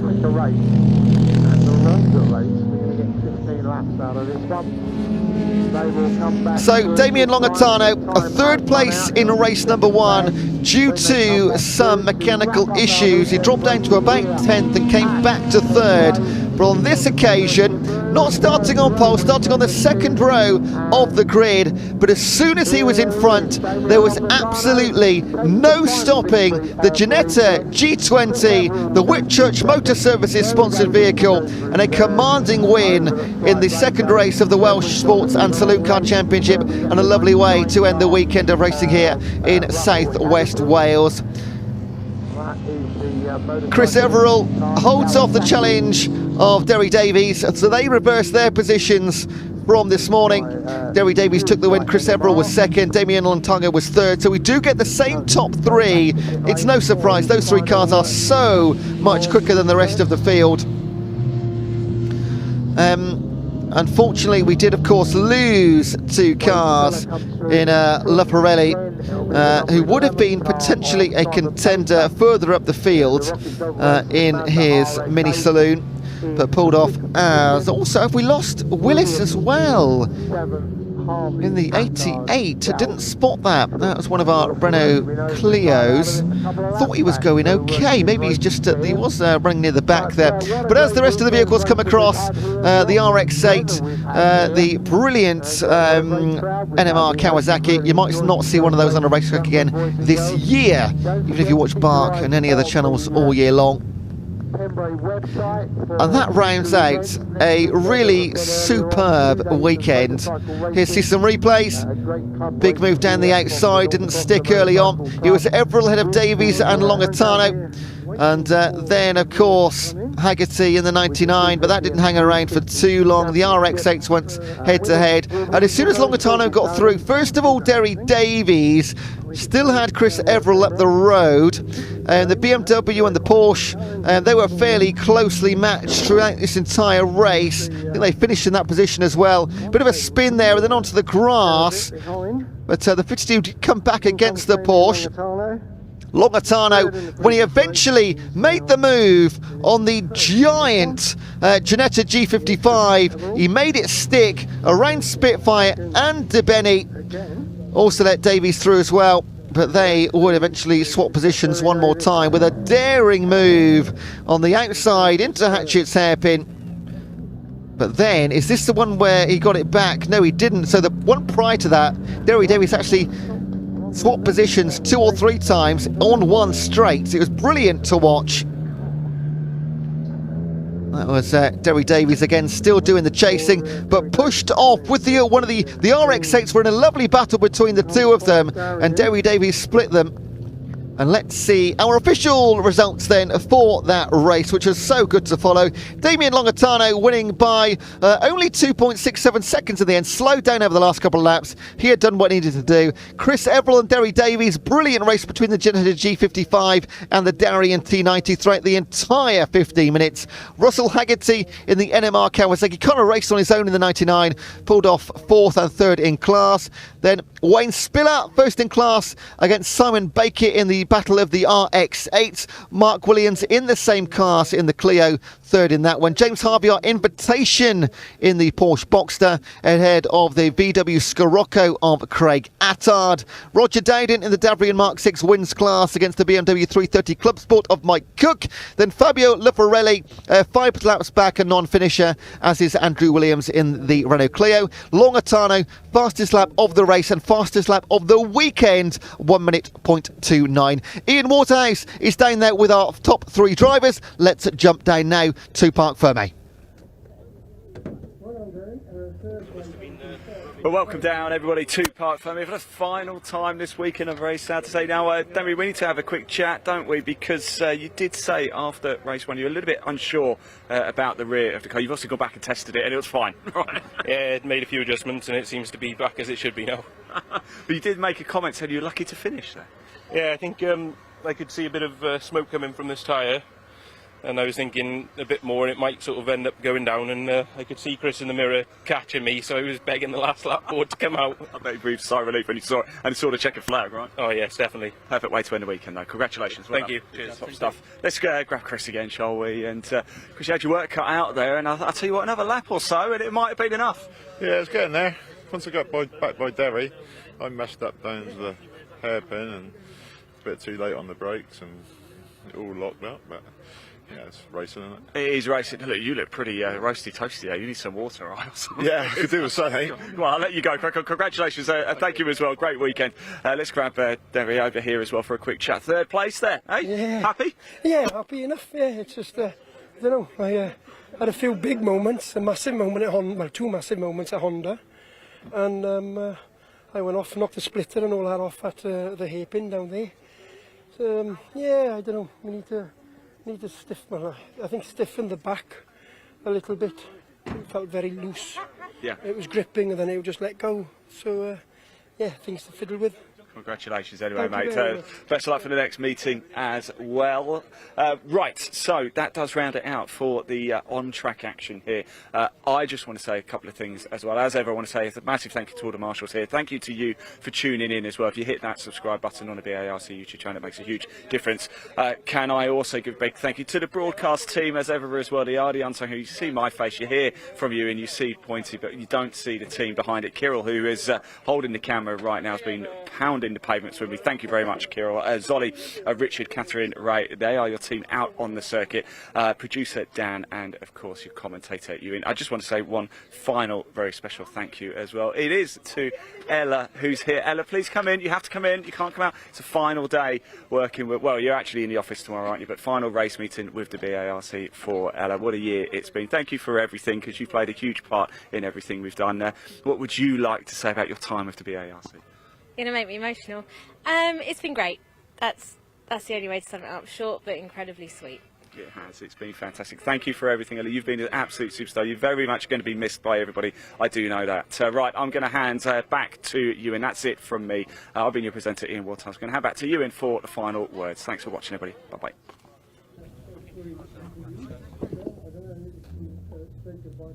Thank you so much, Ian. Took the words out of my mouth. So many thanks from everybody on the ground and around the entire venue. Thank you to Pembrey, and of course, most importantly, our marshals, making sure we can race safely. The Orange Army doing a wonderful job, especially with some pauses in play earlier on this morning. Thanks to Ian on the ground. They have walked some miles, he and Kirill, this weekend. Well done to them both. I've been standing in. My name's Ewan Dunlop for Dave Goddard. Don't worry, Dave Goddard is back as we go to Silverstone on the 15th and 16th of June. I will see you there. I'll be on the ground with Ian Waterhouse because it's the British Endurance Championship, and I believe the Caterhams are going to be there that weekend as well. Thank you so much for tuning in this weekend. I hope you've enjoyed the entertainment as much as we have enjoyed bringing it to you from the side here. Dave Goddard back next time. I'll see you on the ground. Goodbye from Pembrey. Enjoy the rest of your Sunday. We'll see you soon.